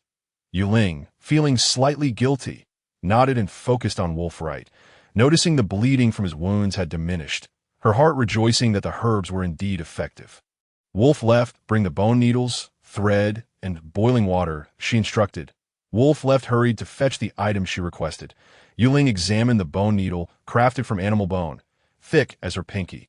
"This needle is too coarse. I need a finer one to penetrate Wolf Wright's skin." Bai Ying approached and took the bone needle from Yue Ling's hand, saying, "Hand it over." Yue Ling looked at Bai Ying with a hint of surprise, but obediently placed the bone needle in the palm of his hand. "Thank you," she said. "Do you have any other requests?" Bai Ying inquired. Yue Ling turned her gaze towards the numerous beastmen in the cave. "Aside from the shaman and Langzwa, let everyone else leave. There are too many beastmen here, and the air is stagnant, which is detrimental to the patient." Upon hearing Yue Ling's words, the old shaman hastily urged, "Everyone, step outside," although they were curious about the forthcoming actions of this seemingly deranged female. They dared not defy the most esteemed shaman of the tribe. 7 or 8 male beastmen obediently exited the cave. Langzwa cut open a corner of the animal skin and soaked it in boiling water. Yue Ling cleaned the blood from Lang Yu's wounds, meticulously examining all his injuries before applying hemostatic herbs. With her head lowered, she worked gently for several minutes, wiping the sweat from her brow. Bai Ying had sharpened the bone needle, making it slender and pointed, and Yue Ling nodded in satisfaction. As she watched Bai Ying's departing figure, she softly called out to him, "I need fire." Bai Ying was somewhat puzzled, while the old shaman, observing the flurry of activity from the young female, wondered why she needed fire for stitching the wounds. "What is the purpose of fire?" he asked curiously. "Disinfection. Without it, infection may occur, and the wounds will not only fail to heal, but worsen," Yue Ling explained. The old shaman was bewildered. "What is disinfection?" "These carry germs. High temperature can kill bacteria, which is what disinfection means," Yue Ling replied, a smirk gracing her lips. "What are germs and killing bacteria?" The old shaman was left in a haze by Yue Ling's professional terminology. Having never encountered such discourse before, it seemed that the beast god truly favored this seemingly mad female, imparting such formidable healing skills to her. Yue Ling sighed. Viruses represent uncleanliness and lack of hygiene, while killing bacteria means disinfecting.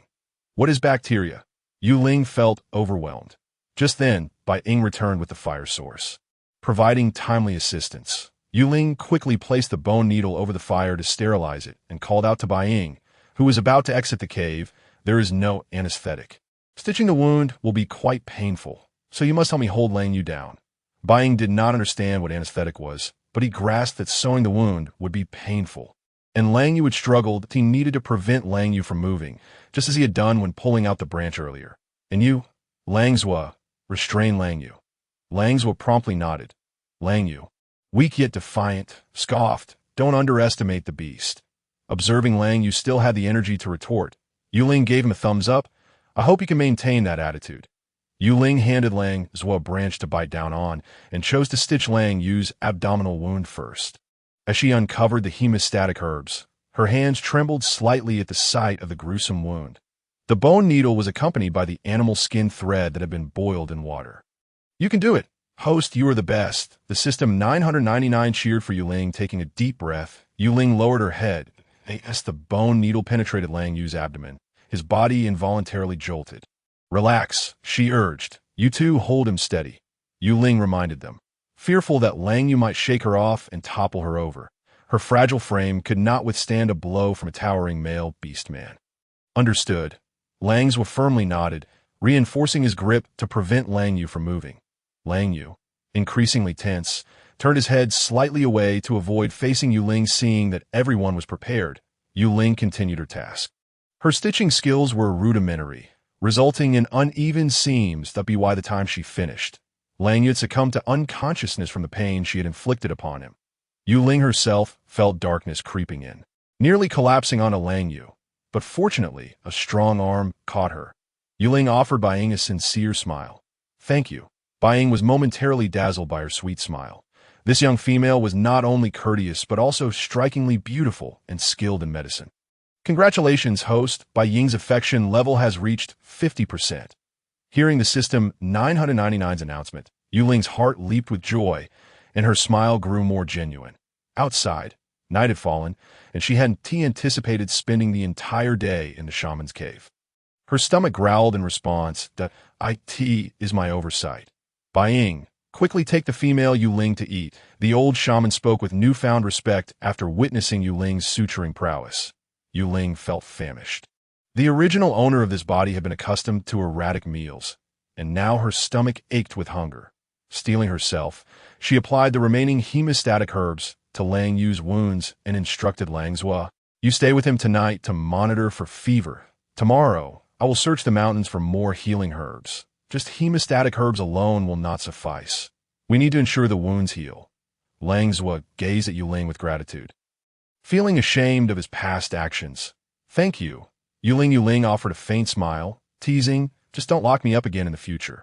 Lang Zhua bowed his head low. I won't. Let us go. Bai Ying's deep voice resonated. Yue Ling leaned against Bai Ying cautiously, his unique sweet scent enveloping her, enticing him and igniting a heat within him. Just as Bai Ying intended to step away, he noticed Yue Ling's slightly pale face and his brow furrowed, shifting to support her instead. Yue Ling smiled apologetically. I'm sorry for the trouble.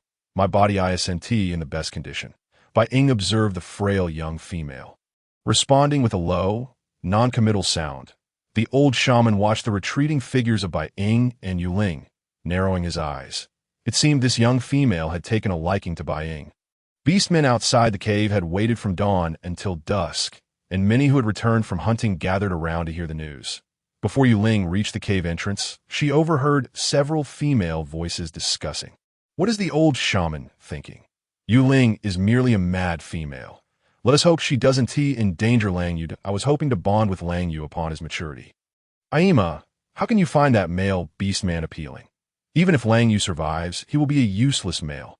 The female named Aima pursed her lips in frustration. She genuinely liked the brothers Lang Zhua and Lang Yu and shot a glare at Anna.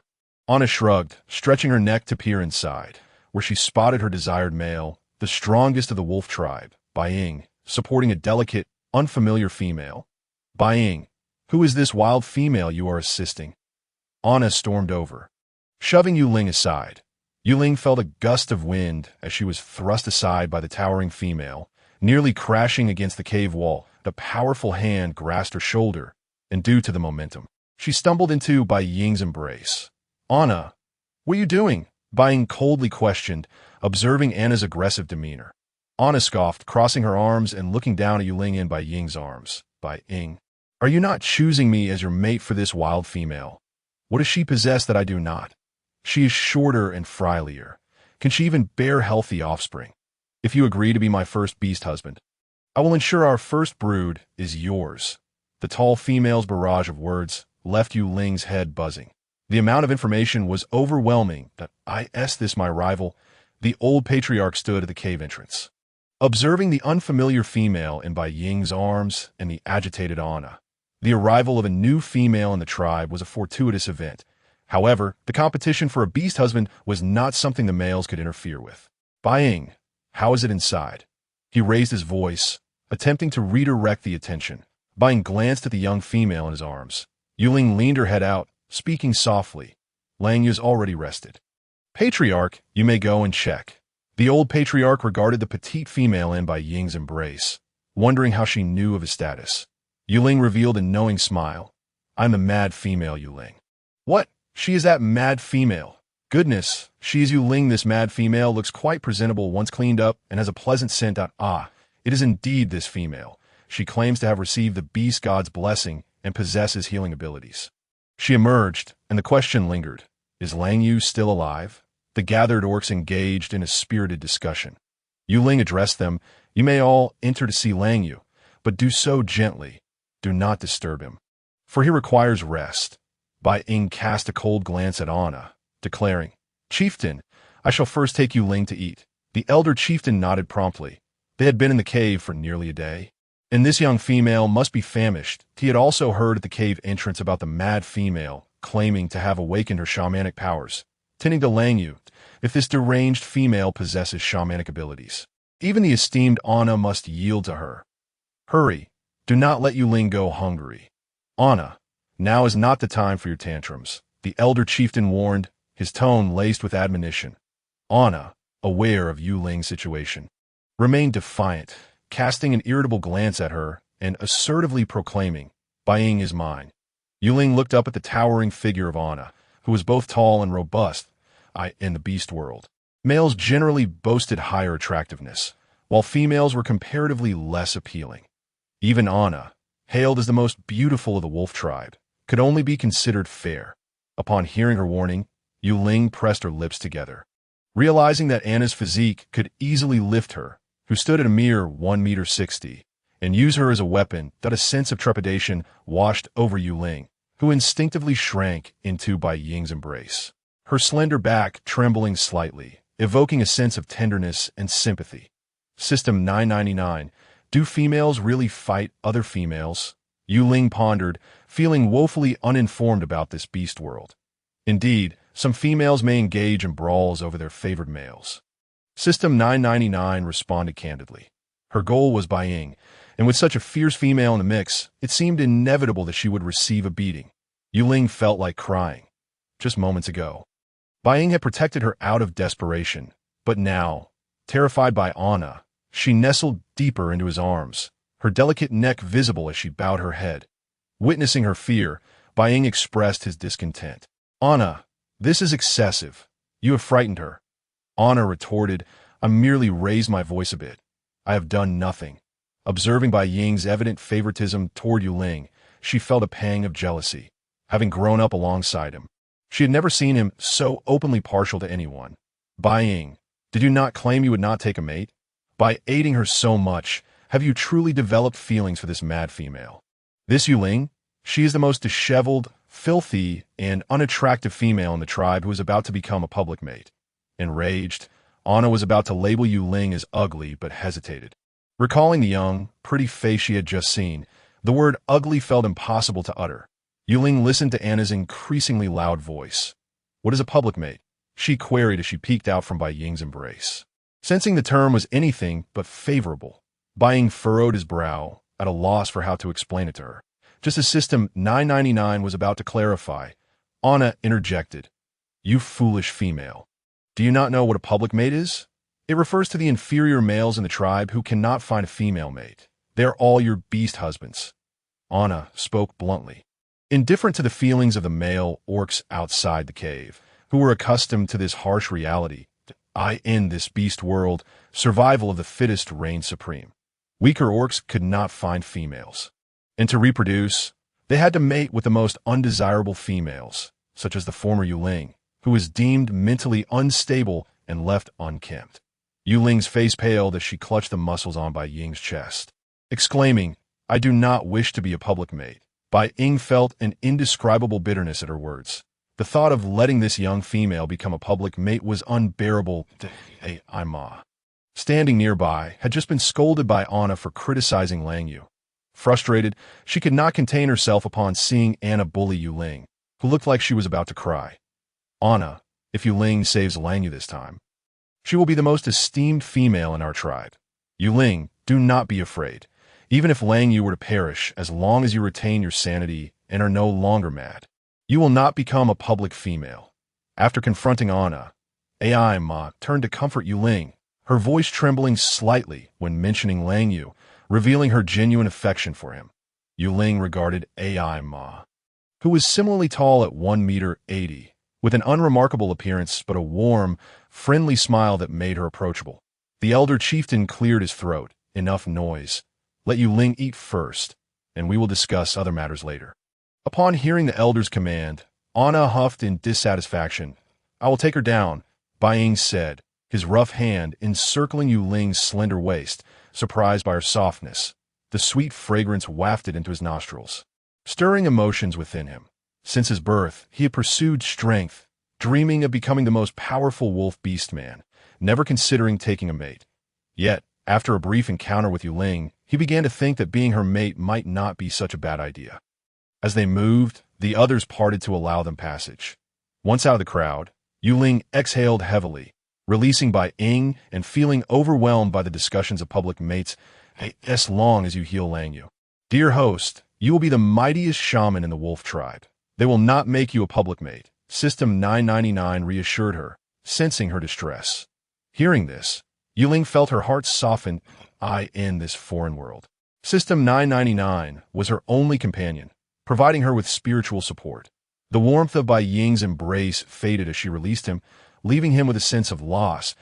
"I will escort you back to the cave." His deep voice resonated from above. Yue Ling, no longer troubled by the notion of a public mate, nodded obediently. Leading Bai Ying back to her dwelling, he surveyed the cave, noting the absence of a stone bed. Merely a few animal skins laid on the ground.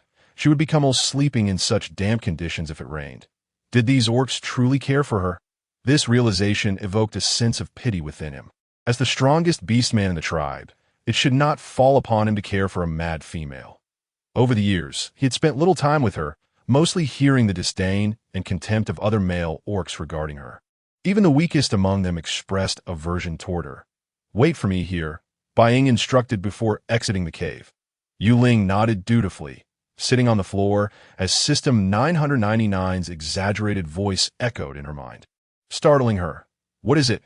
Bai Ying's favorability towards you has reached 80%. System 999 exclaimed joyfully. This swift increase in Bai Ying's favor was surprising. She had hardly done anything. "Keep up the effort. Dear host, I believe in you," the system encouraged. Yue Ling smiled softly, and when Bai Ying returned to the cave, he found her lips turned up in a sweet smile, revealing charming dimples. "Host, favorability is now 82%. Truly remarkable. You need only sit for it to rise," System 999 chimed. Yue Ling was taken aback, observing Bai Ying's typically cool expression. Was this strategy of his a self-directed endeavor? She felt quite pleased with such an agreeable target for her affections. "First, have some berries to quell your hunger. I will prepare the meat shortly." Bai Ying produced 2 red fruits, each the size of fist, resembling apples. He had returned to his cave for meat and firewood. Realizing that the young female was still hungry, to prevent her from waiting too long, he hurriedly traded with other males for her favorite berries. Having consumed meat for several meals, Yue Ling was elated to finally see something other than meat, fruit, which she adored. Her weakened stomach struggled to digest meat. Since her arrival, she had not been able to eliminate properly. Yue Ling happily accepted the berries, her eyes sparkling as she said, "Thank you, Bai Ying." As Bai Ying beheld the joyful countenance of Yue Ling, her heart fluttered with a delightful sensation akin to the gentle pricks of a cat's paw, yet was simultaneously filled to the brim. After presenting the fruits, Bai Ying kindled a fire at the entrance of the cave, skewering the meat with a wooden stick to roast it, and sprinkled some finely crushed crystals from a beast hide pouch atop. She had been ravenously hungry, and as she took a fruit, she carelessly wiped it against her beast hide skirt before taking a bite. The juices burst forth, leaving a fragrant essence upon her lips and teeth. This was an apple, slightly smaller in size, yet far richer in flavor and sweetness. Bai Ying kept her gaze fixed on Yue Ling, and as she observed the latter's eyes crinkle with delight, her own spirits lifted in tandem. "Host, the favorability has reached 85%. Upon hearing the enthusiastic report from System 999, Yue Ling gazed at Bai Ying's striking profile and could not help but acknowledge her beauty. Radiant, charismatic, exuding a youthful vigor, with her well-defined muscular lines adding an air of strength. And no matter how she looked, she found satisfaction in Bai Ying's presence, who seemed to have taken root in her heart.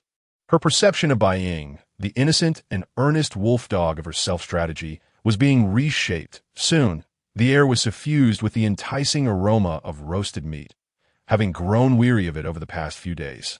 Yue Ling felt a twinge of reluctance to refuse Bai Ying's earnest gaze. The meat was tender and succulent, undoubtedly the most exquisite she had ever tasted. The crystalline substance sprinkled earlier was likely the salt of the beast world.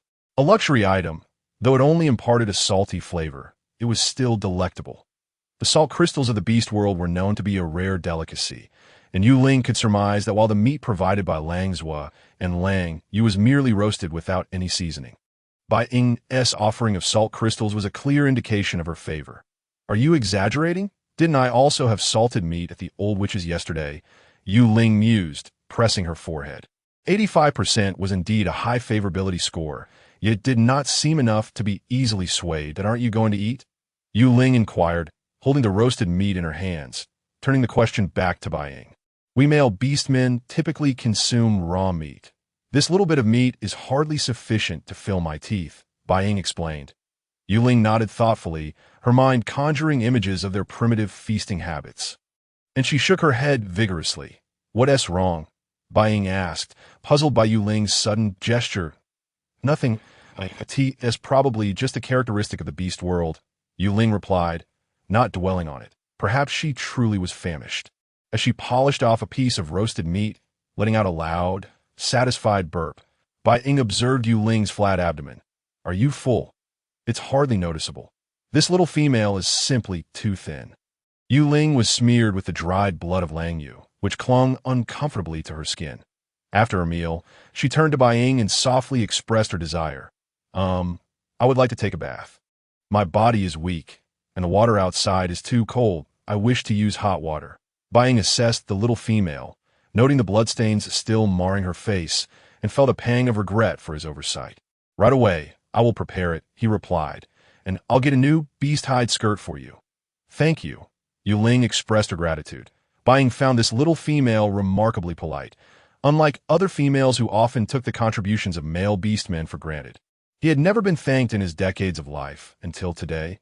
Multiple times at that, in a flurry, Bai Ying soon returned with a large stone pot filled with clear water, having constructed a makeshift stone rack at the cave's entrance to heat it. Life in the beast world was rather dull without mobile devices, so Yue Ling sat on the bed, watching Bai Ying tend to the fire. Bai Ying, feeling parched under her gaze, licked his alluring lips. Finding the passage of time unbearably slow, the hot water was brought into the cave's corner, perfectly tempered, though the pot itself was quite hot. Yue Ling marveled at the resilience of these male beastmen, who did not seem to fear the heat. She lowered the beast hide curtain at the cave's entrance since the inhabitants had no concept of doors, and she thought to herself that if a beastman were to stumble upon her, Bai Ying, "Could you stay for a moment and guard the cave?" Yue Ling tentatively called out, peeking at the retreating figure of Bai Ying. Bai Ying paused, his deep voice resonating as he settled at the cave's entrance. Yue Ling felt relieved and slipped into the stone pot.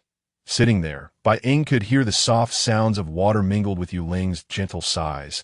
Stirring something within him, a faint flush crept upon his ears as he inhaled deeply. Glancing at the pristine, full moon above, holding a bone needle and beast hide, he contemplated Yue Ling's form, his sharp nails deftly cutting the hide. Once Yue Ling finished her bath, she noticed that Bai Ying had not prepared a new beast hide skirt for her. The old one was stained with blood, rendering her cleansing efforts somewhat futile. She cleared her throat and called out, "Bai Ying, could you fetch me another piece of beast hide? I don't have a skirt." Hearing the commotion, Bai Ying tugged at the freshly made beast hide skirt in his hands, rising from the ground and moving to the curtain's edge, where a rich, sweet aroma wafted through. His ears reddened further, and with his back turned to the curtain, he handed her the skirt. "Wear this." Yue Ling, hearing his voice, quickly concealed her body and popped her round head through the beast hide curtain, her gaze falling upon Bai Ying's skirt. With Bai Ying's back turned, she swiftly retracted her head, her snow-white arm reaching out to grasp a corner of the beast hide skirt, pulling it inside. Bai Ying let go, his throat tightening as he swallowed hard. This little female had yet to reach adulthood, and her scent was intoxicatingly sweet, far too tempting for a beastman. Try it on for size. If it doesn't fit, I'll alter it. The skirt was simple in design, and she donned it with ease. Upon hearing Bai Ying's words, Yue Ling's beautiful almond eyes widened in astonishment as she exclaimed, "Did you make this?" Bai Ying's voice remained flat, as though it were a commonplace occurrence. "Host, the females here have anywhere from 10 to dozens of beast husbands. The husbands strive to please and win their favor, as it is a fundamental responsibility for them. For male beastmen to neglect their females is deemed disgraceful." System 999 explained, noting that the host's understanding of the beast world was still quite limited. 10 to dozens. Yue Ling was utterly shocked, while the gender ratio in the beast world was heavily skewed. With many females having several husbands, she found the notion of dozens to be rather exaggerated. Managing even a dozen would be overwhelming, let alone dozens. 30 days in a month simply wouldn't suffice. The gender ratio in the beast world is 1 female to 99 males. Many females indeed have multiple husbands, System 999 elaborated. Yue Ling swallowed hard. If obtaining a decade of lifespan required courting 1 target, how many would she need to pursue? Though she was technically 23, this body was said to still be underage. How many targets do I have?" she inquired. "Not many, just 10, System 999 replied. 10. Yue Ling struggled to maintain her composure, her expression nearly betraying her shock. "That is quite a small number for a female." System 999 observed Yue Ling's agitated demeanor and muttered softly, "How old is this body?" "It turns 18 next year. Adulthood here is recognized at 18. System 999 reported, Even if I live to 100, I still want to have 10 targets." Yue Ling found it absurd. Having 10 targets meant having 10 husbands. She would be spinning in circles, trying to keep up. I forgot to mention that the average lifespan of a beastman here is 150 years. When you achieve 100% favorability with your targets, you will gain an additional 5 years of life. Thus, with 10 beastmen, each granting you 15 years, you would live an extra 150 years and an additional 17 years, all courtesy of the main system. As the robust male beastmen tend to outlive females, System 999 explained. Yue Ling felt a wave of skepticism wash over her regarding this life-extending romance system. She truly didn't wish to continue critiquing it. System 999, "Baby, it's unfair. Can you really blame me? You didn't ask." The beast hide skirt fit her surprisingly well, and her conversation with System 999 lasted only a fleeting moment. As the curtain was lifted, Bai Ying's gaze fell upon the little female, the skirt fitting snugly against her, yet she appeared even more diminutive. Her waist could barely be grasped with one hand, not wider than his palm. Could this truly be a nearly adult female? He would believe it if someone suggested she was still a cub. The slight frame was telling of how poorly they had cared for her in the past. "It fits perfectly. Thank you, Bai Ying." Bai Ying's gaze was direct and unabashed, prompting Yue Ling to twirl in place, allowing him to admire the fruits of her craftsmanship. I'll go fetch some water. You stay here." Bai Ying refrained from uttering another word. striding forth with his long legs while holding a stone pot filled with bathing water as he exited the cave. Yue Ling observed Bai Ying's retreating figure before burrowing into her own bed. Having labored throughout the day, she felt utterly exhausted. After satisfying her hunger and thirst, she barely lay down before her eyelids began to grow heavy. Just as she was on the brink of slumber, Bai Ying returned once more, this time hoisting a large stone into the cave. "You cannot sleep on the ground. It will make you ill," he stated, decisively relocating his stone bed from within the cave.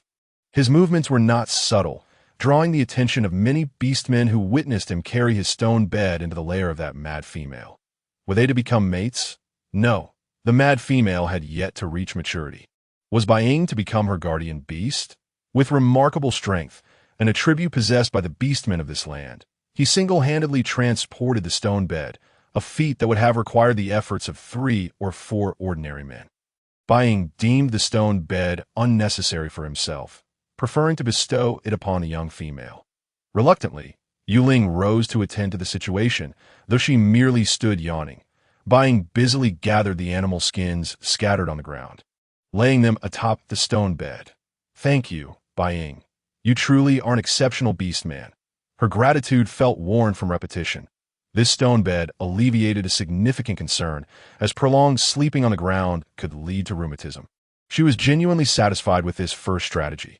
Were it not for the pursuit of extending her lifespan by nearly a century, she would relish the prospect of living alongside Bai Ying.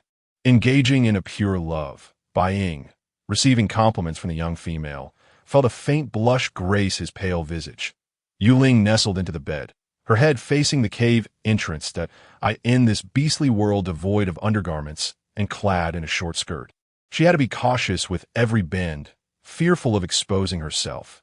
It was an incessant source of anxiety. She resolved to sew herself a few pairs of undergarments. Moreover, the cave entrance was wide open, prompting her to consider the necessity of installing a door. As Yue Ling tucked the animal skins around her, she noticed Bai Ying still standing by the bed. She urged, "Go back. You haven't eaten yet." Bai Ying felt an inexplicable unease as the young female pushed him away, a surge of irritation washing over him. "We male beastmen do not require sustenance at every meal," he explained. Their wolf beastmen could sustain themselves on a single meal for a day or two, though their consumption greatly exceeded that of the young female. "Sleep now. I will keep watch over you. This place is too remote and unsafe," Bai Ying continued. Yue Ling grasped a corner of the animal's skin, concealing much of her face. She awaited Bai Ying's departure to sew her small undergarments, reasoning that the original inhabitant had lived here for 17 years, running about without encountering trouble. "Host, he is concerned for you. Strategy 1 has genuinely invested in you. The system 999 lamented that I still need to sew undergarments. If he doesn't leave, Yue Ling retorted, her current priority revolving around the pressing need for undergarments rather than emotional investment. Observing Bai Ying's insistence, she suppressed her thoughts, watching as he approached the cave entrance, transforming into a towering silver wolf, 2 meters high and 3 meters long. The moonlight cascaded over his fluffy, silver fur, adding an air of isolation and chill to his lofty stature. Yue Ling was taken aback by Bai Ying's emerald wolf eyes, causing her to quickly withdraw into the animal's skins. If this were the modern world, he would undoubtedly be considered a monster, a being of great power. It was her first encounter with a shape-shifting beastman, and the shock resonated deeply within her. Drowsiness enveloped her. She lay upon the stone bed, her mind drifting when a sudden commotion and hurried footsteps echoed from the cave entrance. "Yue Ling, it's bad. It's bad. Come quickly." A bear beast man approached the cave entrance, spotting the silver wolf lying on the ground. He pondered momentarily, wondering if it was true, as Anna had said, that Bai Ying intended to mate with this Yue Ling. The series of interruptions to her drowsiness left Yue Ling feeling irritable as she sat up, scratching her head in annoyance. The bear beast man was halted at the cave entrance. "What has happened?" The silver giant wolf spoke, casting an irritated glance at the bear beastman. "It is late at night. The young female has only just fallen asleep. Whatever the matter, it can surely wait until morning. The wolf's right side has suddenly overheated. The shaman requests your presence," the bear beast man said urgently. "Let us go." Yue Ling had already reached the cave entrance, recognizing him as one of the 4 beastmen who had released her from the cave earlier that day. Bai Ying transformed again, becoming a nearly 2-meter-tall, silver-haired, handsome beastman. Yue Ling gazed at this remarkable transformation with curiosity, stealing an extra glance. However, she quickly widened her eyes in shock. The beastman was not adorned in an animal skin skirt, and at her height of only 163 cm, she could see inappropriate areas with just a glance, causing her embarrassment to swell. That we must hurry, Yue Ling insisted, eager to distance herself from this uncomfortable scenario and seek a moment of peace for her eyes. Observing the young female hastening away, Bai Ying grabbed a scrap of animal skin intended for her skirt and swiftly followed suit. The night was deep, and the moonlight was bright, illuminating their path. A chill autumn breeze swept through, prompting Yue Ling to wrap her arms around herself to fend off the cold. Suddenly, she felt a warm embrace encircle her arms, enveloping her senses as Bai Ying pulled her into his broad chest. "Ah, what are you doing?" Yue Ling exclaimed as he lifted her effortlessly. Her bottom settled into the crook of his arm, and as her body swayed slightly, she instinctively wrapped her arms around his neck, her feet leaving the ground as she nestled against his upper body. The bear beastman, drawn by the young female's startled cry, turned to witness Bai Ying, the most pure-blooded and powerful beastman of their tribe, tenderly cradling the young female in his arms. This Yue Ling was indeed beautiful, yet far too petite. Once regarded as a mad female, she had been the object of their scorn. Little did they know that one day Bai Ying would show her such favor.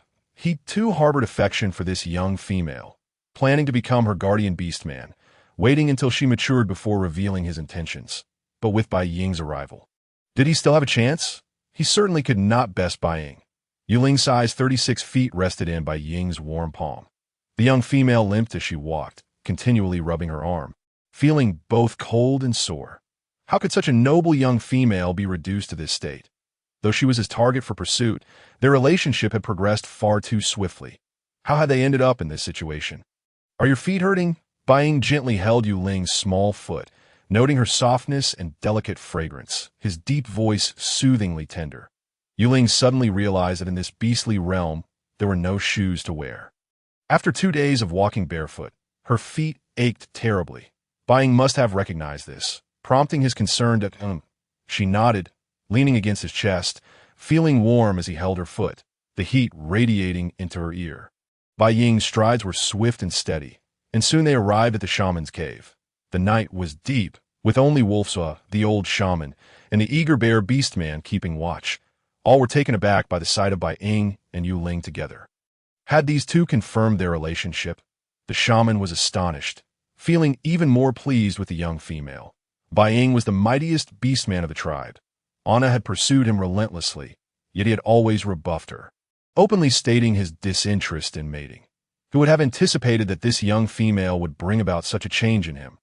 Once she reached maturity next year, they would mate and produce a new generation of pure-blooded snow wolf beastmen, significantly enhancing their tribe's lineage. Yet, the young female appeared somewhat frail. She needed to nourish her body. "Put me down," Yue Ling playfully tapped Bai Ying's shoulder, prompting him to gently lower her to the ground. She flashed a grateful smile at him before turning to observe Wolfswa, who lay with closed eyes, his face unusually flushed. "Yue Ling, if you do not come, we dare not approach Wolfswa," the old shaman remarked.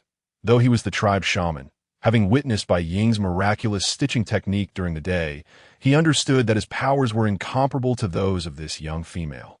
Remembering her warning upon leaving, he hesitated to act hastily, fearing that he might inadvertently endanger Wolfswa, who had only just been revived by Yue Ling should he perish at his hands.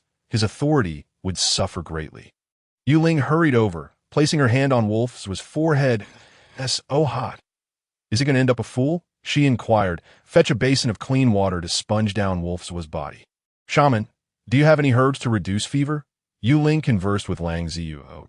As soon as she finished speaking, Lang Zua immediately exited the cave. She recalled that the System 999 had mentioned that the local shaman primarily treated ailments such as headaches and fevers. Thus, there must be antipyretic herbs within the shaman's cave. They had all been used up, and there had been no time to gather more. The old shaman appeared troubled, revealing a hint of shame.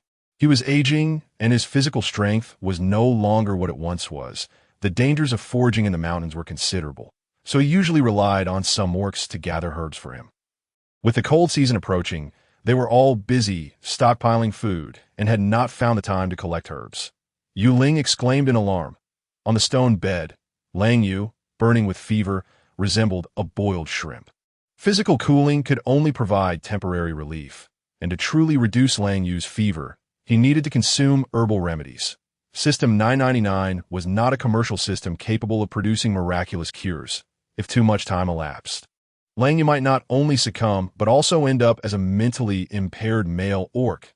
We must go gather herbs now, Yue Ling declared. It's quite late, the old shaman remarked, glancing outside the cave into the depths of the night.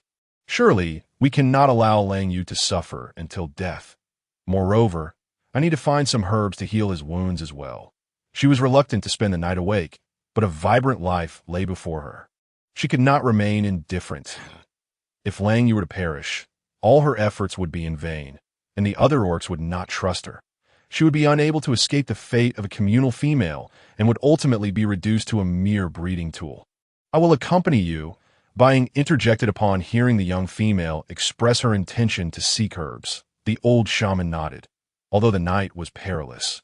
With Bying present, he coughed lightly and added, Shionda, you shall go with Yue Ling. The orc referred to as Shionda was indeed the bear orc. Upon hearing his name, Yue Ling couldn't help but glance at him twice, wondering if there was a Xiong heir, and whether there might also be a Guang Tu Chong and Chui Hua. Noticing Yue Ling's gaze, Xiongda's wheat-colored skin flushed a rosy hue, his body stiffening in discomfort. Bying, perceiving the young female's lingering gaze upon Xiongda, felt a flicker of displeasure cross his handsome features and shot a fierce glare at Xiongda, stepping in front of Yue Ling to shield her view. Speaking gently, the mountain paths are treacherous at night. Your feet are sore. Allow me to carry you. Yue Ling, no longer feigning reluctance, nodded. After all, the original owner of this body was a local female from the beast realm. How could she have such little tolerance that her feet would hurt after just a few steps? Yue Ling settled once more onto her human steed, her stature elevating as she looked down upon the ground, instantly feeling more imposing. System 999, it's time for you to get to work. Please scan for useful herbs. Yue Ling thought, already activating the system in her mind. The system did not require rest or sustenance. As long as the host had needs, they were always on standby. Hearing their host's voice, System 999 quickly responded. Understood, host. System 999 is at your service. Bying held Yue Ling as they walked ahead, with Xiongda trailing behind, feeling a twinge of envy. Before long, they arrived at a dense thicket from her elevated vantage point. Yue Ling surveyed her surroundings. Although the moon was large and bright, casting ample light, it was late at night, and the ground's vegetation remained obscured in shadows. Sitting in by Ying's arms, she found herself unable to locate any herbs despite searching for an entire night. Bying, please put me down. Yue Ling gently tapped his shoulder, her voice soft.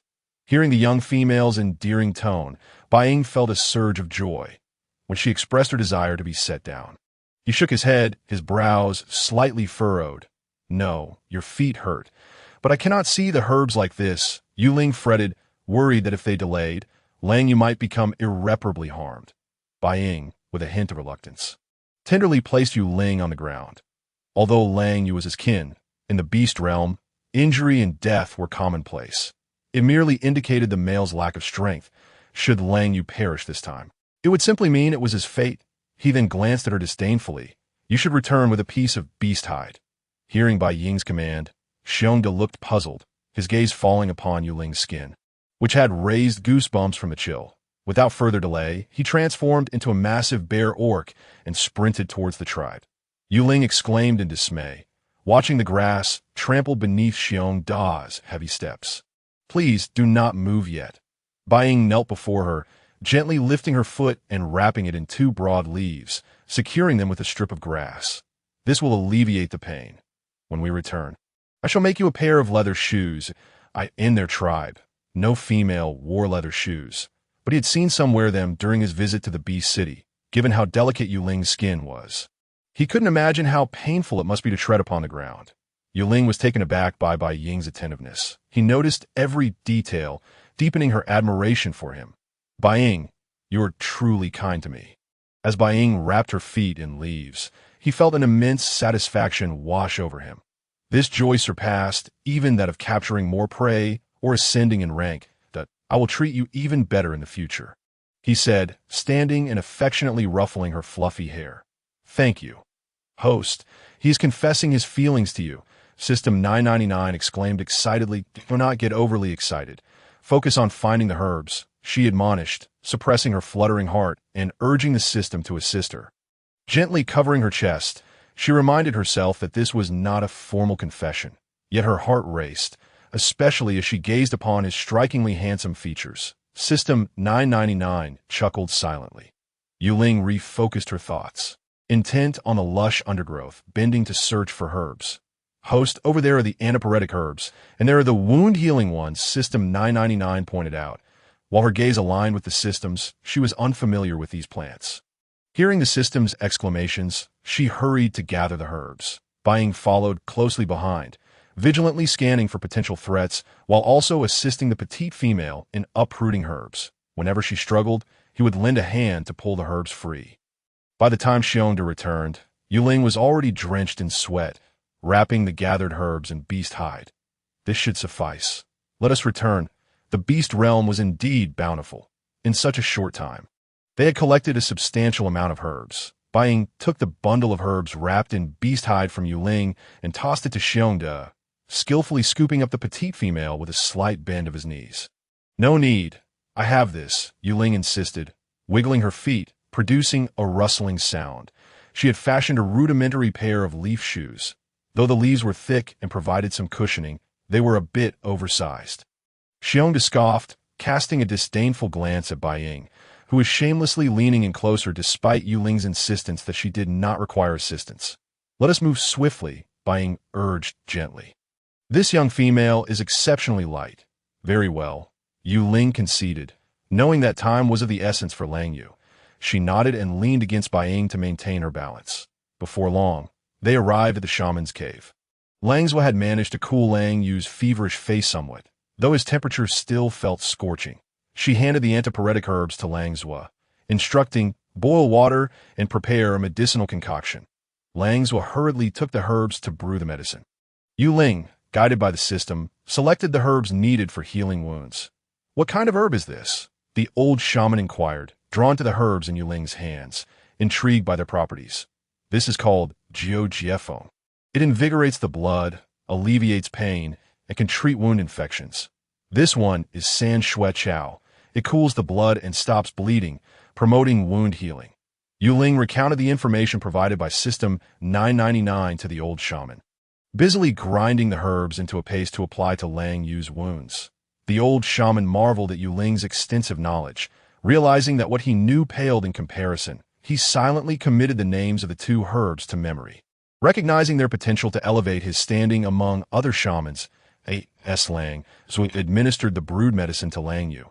Yue Ling instructed him to repeatedly clean Lang Yu's body. Before they knew it, dawn broke, and Lang Yu's temperature returned to normal. Bai turned to see Yue Ling seated on the ground, leaning against the stone wall, clearly exhausted, emitting faint snores. Bai, please escort Yue Ling back. He was instructed. The aged shaman regarded the weary young female with a sense of concern before addressing Bai. Bai nodded in understanding and swiftly approached, lifting the young female into his arms in a princess carry. Yue Ling, slightly stirring from her slumber, groggily opened her eyes, only to close them again upon realizing it was Bai, slipping back into a deep sleep. Bai chuckled softly, his gaze towards Yue Ling growing increasingly affectionate as he listened to her steady breathing. This little one had fallen asleep once more. The news of yesterday's events had spread throughout the entire tribe, with all the beastmen aware that the aloof and emotionally detached Bai had taken a liking to the eccentric Yue Ling, to the extent that he openly carried her through the village without any hint of shame, and no one found anything amiss. Anna stood at the entrance of the cave, her teeth nearly grinding to dust in frustration.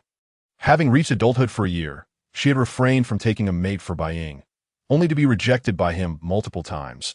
She could hardly fathom that within a mere day, he had set his sights on that eccentric female from the farthest reaches of the tribe, lavishing her with attention. She could not comprehend what made her inferior to that mad female. Yue Ling was short and slender, possessing little beyond a tolerable face, and certainly lacked the strength that Anna had. Was Bai Ying truly blind? Anna, are you truly allowing her to gloat? After all, she has stolen your first beast husband. Beside Anna stood another female of similar stature. Upon hearing Rita's words, Anna felt a pang of discomfort, yet she was aware that Lang Yu had already recovered from his fever, and his health was gradually improving. That mad female was likely to become their tribe's next shaman. Although she had feelings for Bai Ying, she was no fool. Competing for a beast husband with a female blessed by the beast god was a thought she dared not entertain. She would still have to live in the tribe, and should she fall ill, she might find herself seeking help from that mad female. Moreover, a male beastman was not a scarce resource. Aside from Bai Ying, there were plenty of formidable male beastmen for her to choose from. The second warrior was even her guardian beast, having protected her since before she reached adulthood. This thought brought a warm feeling to Anna's heart. Since Bai Ying had developed feelings for another female, she need not reserve the position of first beast husband for him any longer. Rita, you needn't speak of this any further. It is merely a male beast man. I am not particularly interested, Anna declared, crossing her arms defiantly towards Rita. Rita was taken aback by Anna's sudden abandonment of her feelings. Anna, are you truly giving up on Bai Ying? He's the most pure-blooded and powerful wolf beast man in the tribe. You are exquisite. He should rightfully be your beast husband, and together you could bear the mightiest snow wolf offspring. Rita voiced her disapproval. Anna pouted. Having once shared the same sentiment, he does not like me. That is easily resolved. Rita leaned closer to Anna's ear, causing Anna's complexion to shift between red and pale. Rita, you must be out of your mind. That mad female could very well become the tribe's new shaman. Competing with her for a beast husband is something I will not do. Especially in this manner, I fear that if we are discovered, you and I will face dire consequences, Anna exclaimed in shock. Realizing the folly of Rita's suggestion, given Bai Ying's character, if you were to find out, he might very well tear her apart. Rita observed Anna's reaction, a cold smile forming on her lips. Anna, are you afraid? Provoked by Rita's taunt, Anna felt a surge of defiance. Who is afraid? I simply do not care to become infatuated with a male beast man. With that, Anna turned her back on Rita and strode into the cave. Rita watched Anna retreating, a look of disdain in her eyes, laced with a hint of scheming. Unbeknownst to Yue Ling, she awoke to find it was already afternoon. What time is it? She stretched lazily, feeling as if she had indulged in a particularly sweet slumber. With little sense of time here, she relied on System 999 to announce the hour. Host, it is 3:10 p.m. Beijing time. System 999 reported obediently. Noticing Bai Ying's absence from the cave, she was about to rise from the stone bed when her gaze fell upon a pair of soft leather shoes resting at the side of the bed. The soles were layered, thick and sturdy, and the tawny leather gave them a distinctly vintage aesthetic. Her heart softened at the realization that these were crafted by Bai Ying for her, slipping her feet into them. She found them to fit perfectly that a wave of joy washed over her, filling her heart to the brim. She admired the shoes, grateful that with them, she would no longer be troubled by stones on the ground. Upon entering, Bai Ying saw the young female joyfully twirling in the shoes he had made. Are they comfortable? He inquired, his voice low and melodious, resonating with a soothing quality. Perfectly so. Thank you, Bai Ying, Yue Ling replied, her eyes sparkling with delight. A partner who notices the details and solves problems is truly wonderful. Though they had yet to formally establish their relationship, she had noted Bai Ying's efforts over the past few days and had heard from System 999 that Bai Ying's affection for her had reached 90%. Affirming her belief that he indeed liked her, Bai Ying found himself momentarily lost in her sweet smile, suppressing his racing heart. Are you hungry? I've prepared some roasted meat. Yue Ling placed a hand on her stomach. I'm indeed a bit hungry. Bai Ying's gaze fell to her abdomen as he softly cleared his throat. Follow me. Yue Ling followed Bai Ying out of the cave. I've moved in next door. Bai Ying said, his cheeks flushed as he spoke of the cave he had hastily excavated today. A new cave, but there is no cave next door to mine. Yue Ling exclaimed, noticing the sudden appearance of a stone cave beside hers, with the nearest one being several dozen meters away. I dug it today, Bai Ying replied, his face growing warm.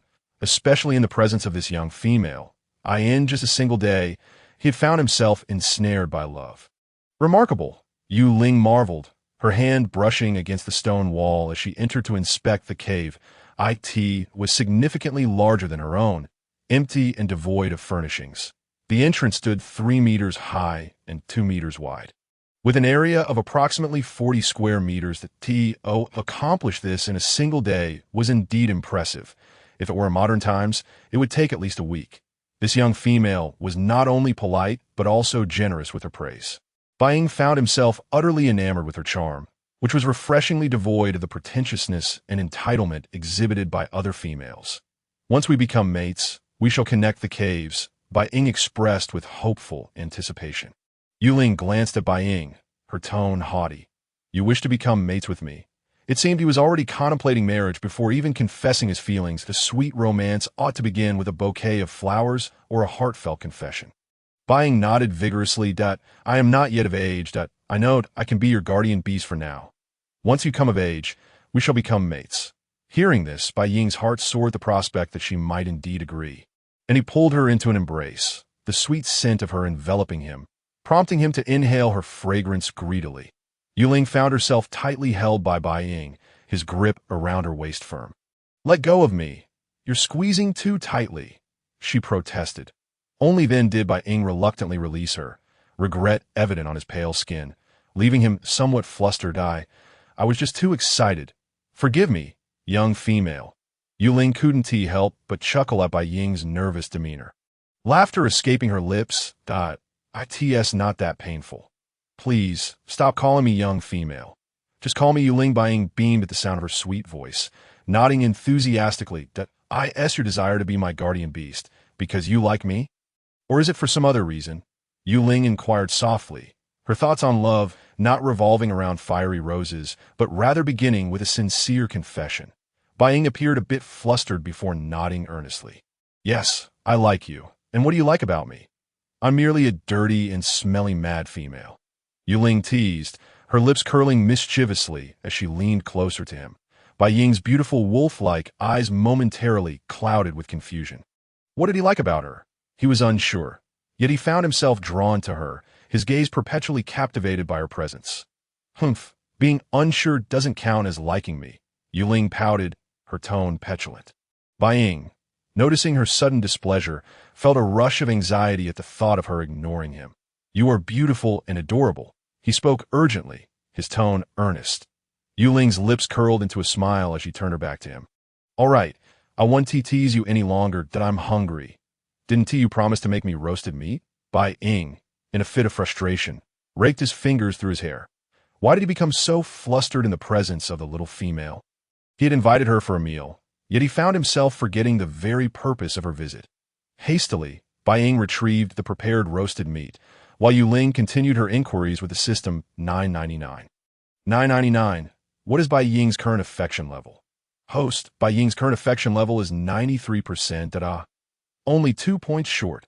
With merely 1 day remaining, she needed to swiftly make up those points. Otherwise, her fate would be dire. As the leaves wrapped around the roasted meat were peeled back, a rich aroma wafted forth, enhanced by a layer of honey. Yue Ling's eyes sparkled with delight as she took a bite of the honey-marinated meat, exclaiming how delicious it was. Observing her enjoyment, Ying felt a sense of satisfaction. Her bright eyes and gentle smile revealed her fondness for the dish. This was a tactic he had secretly learned from other males to please their females. And now that this little female was so kind and adorable, with the added power of a healer, he could only imagine how many male beastmen would covet her.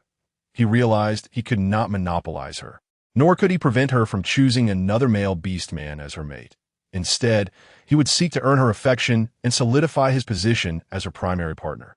The piece of meat was substantial, and as Yue Ling reached her limit, she let out a loud belch, patting her belly in satisfaction. Ying, I'm full, I can't eat anymore. She pushed the remaining meat towards him, sitting beside her. Ying frowned at the small portion she had consumed, realizing it was far too little, which explained her frailness. You must eat more, he insisted. Yue Ling genuinely felt she could not eat another bite and shook her head vigorously. I really can't, or I'll burst. The flavors were so delightful that she felt completely satisfied. Looking at the leftover meat, she knew that cold roasted meat would not taste as good. She then linked her arm with Bai Ying's and playfully implored, "Bai Ying, would you finish it for me?" Hearing her playful tone sent his heart racing, especially as he gazed in her bright, sparkling eyes. He found it impossible to refuse her request. Bai Ying took a piece of the meat, biting into the spot where she had already nibbled, savoring not only the honeyed flavor but also the unique essence that was distinctly hers. Yue Ling noticed the area he had bitten, and her ears flushed with a faint hue. Once Bai Ying finished the meat, she leaned forward, pecking his cheek with a grateful thank you. "Bai Ying, you re so kind that I enter mind." The System 999's excited announcements echoed. "Congratulations, host. You've gained Bai Ying's affection level of 95%. Congratulations on receiving an additional 10 years of life. You need no longer fear sudden death. And neither will I be erased." Bai Ying froze, his pupils dilating as he felt the warmth of her lips. How could they be so soft? He instinctively reached out to caress Yue Ling's face, his rough fingertips brushing against her tender lips, marveling at their softness and hue. Startled by a sudden gesture, Yue Ling recoiled slightly, sensing the desire that flickered in his eyes, and her lips, previously tinged with a gentle warmth, felt free again. "Please don't do that," she said, her voice timid and shy, her head bowed in embarrassment, her cheeks flushed crimson, yet her eyes bore a hint of wariness. The fleeting softness of his touch vanished, and Bai Ying, recognizing her apprehension, hurriedly reassured her, "Yue Ling, do not be afraid. I have no intention of forcing you into a bond. You are still an underage female that I would never." Seeing Bai Ying's earnest explanation, Yue Ling felt a wave of relief wash over her. She had been startled by the intensity of his gaze, which seemed to suggest a primal hunger. She replied, mustering her strength to relax. The System 999 had indicated that male beastmen were not permitted to coerce female beastmen into partnerships, especially given her juvenile status. "Wolf Yu has awakened," exclaimed Xiongda, rushing over without a hint of awareness regarding the atmosphere that had just transpired. His excitement stemmed from the fact that Wolf Yu's awakening indicated that Yue Ling was indeed a true healer, suggesting that anyone injured in the future could survive. Yue Ling was not surprised. The beastmen here exhibited little resistance to medicine and possessed remarkable recovery abilities. For instance, after applying a hemostatic herb, Wolf Yu's bleeding had ceased almost immediately, and with the use of fever-reducing medicine and healing herbs, his awakening was merely a matter of time. "The chief has organized a bonfire party in your honor tonight. You shall be our tribe's most esteemed shaman," Xiongda announced, shifting his tone before respectfully kneeling before Yue Ling. Startled by his gesture, she exclaimed, "Why are you kneeling? Get up." The towering bear beast man loomed over her like a small mountain, even in a kneeling position, exuding an overwhelming presence. Bai Ying, noticing Yue Ling's panic, quickly shielded her, pondering how timid she was and how delicate her disposition seemed. Softening his tone, he explained, "Do not fear. You saved Wolf Yu and have been favored by the beast god, gaining the power of a shaman.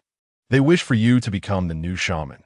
Yue Ling shook her head, realizing that becoming the new shaman would mean residing here permanently. No, she did not like this place. The original owner's beast father had perished because of this wolf tribe, leading the original owner to madness, receiving poor care, and facing cruel treatment, being underfed, improperly clothed, and often locked away in a dark room. Just yesterday, she had learned that the chief had declared her a public mate of the tribe, which felt like a betrayal. If it were not for Bai Ying, she would have wanted to leave immediately. "I will not become your new shaman," Yue Ling declared firmly. Xiongda, still half kneeling, looked up at the petite female in astonishment. Becoming a shaman was a supreme honor for any beastman. Attaining this status meant gaining authority, making one the most powerful figure in the tribe, even surpassing the chief. "Why?" Bai Ying queried, equally perplexed by her vehement refusal. What was so wrong with becoming the new shaman? Xiongda, bewildered, cast a pleading glance at Bai Ying, who shot him a cold glare, prompting Xiongda to stand and leave the cave in defeat. Once Xiongda was gone, Bai Ying gently inquired, "Why do you not wish to become a shaman?" Yue Ling shook her head, meeting his gaze with a question of her own. "Bai Ying, have you ever cared for me?" Bai Ying was taken aback, then shook his head. He was the tribe's mightiest beast man, burdened with greater responsibilities. It was not his duty to tend to a deranged female, and had barely interacted with Yue Ling before. Yue Ling sighed in relief, feeling an internal conflict. What if Bai Ying had also mistreated her? She truly did not know how to confront such a reality, as she bore no inclination towards abuse or affection for those who had harmed her. The beastmen who cared for me were unkind, that I was always underfed and poorly clothed, forced to eat raw meat, and whenever I disobeyed, I was locked away. My beast father died because of the tribe. Yet they wished for me to become a public mate, she recounted, sharing her experiences over the past few days with Bai Ying. While they had not directly harmed her, it was still abuse.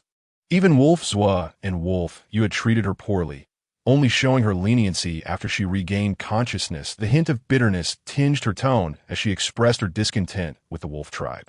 Bai Ying's brows furrowed tightly upon hearing her words. He was appalled that these male beastmen could be so cruel as to mistreat a mentally unstable female. Clenching his fists, he realized that her frailness was a direct consequence of their abhorrent behavior. He recalled the death of Yue Ling's beast father. He had been an extraordinarily handsome and powerful fox beastman who had sought refuge with their snow wolf tribe, bringing along his young daughter. The chief had taken them in, intrigued by the little female, but during a beast tide, the fox beastman had perished while trying to protect the tribe. It was after this event that the fox beastman's daughter had lost her sanity and had been abandoned in the farthest reaches of the tribe. With an agreement that she would become a public mate once she reached maturity, as there was no female leader in the tribe. Therefore, I will not become a shaman of the wolf tribe. I will not remain here with the wolf tribe. Bai Ying. I am telling you this because of our current relationship. If you cannot accept it, you may leave, and today's events will be forgotten.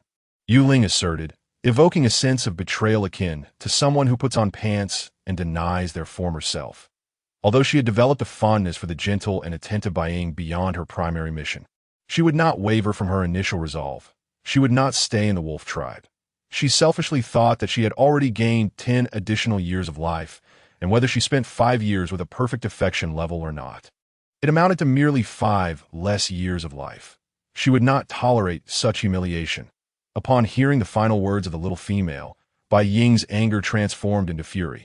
How could one simply act as though today's events had never transpired? You wish to abandon me? Bai Ying's voice was heavy with hurt, his beautiful wolf eyes drooping. Host, a wolf tribe beastman only recognizes one mate in his lifetime. Your treatment of him is exceedingly cruel. System 999 could no longer bear to watch. This stunning canine host was truly heartless. If the host were to forsake him, he would face a lifetime of boundless loneliness and emptiness in his beast form for over 100 years. Yue Ling, observing Bai Ying's pained expression and hearing the System 999's interjection, felt her heart soften unexpectedly. I have not abandoned you.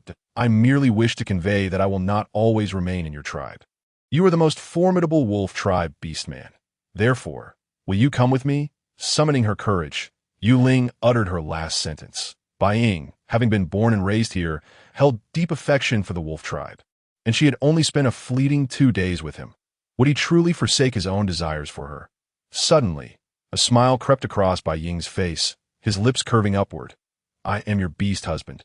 Naturally, I shall accompany you.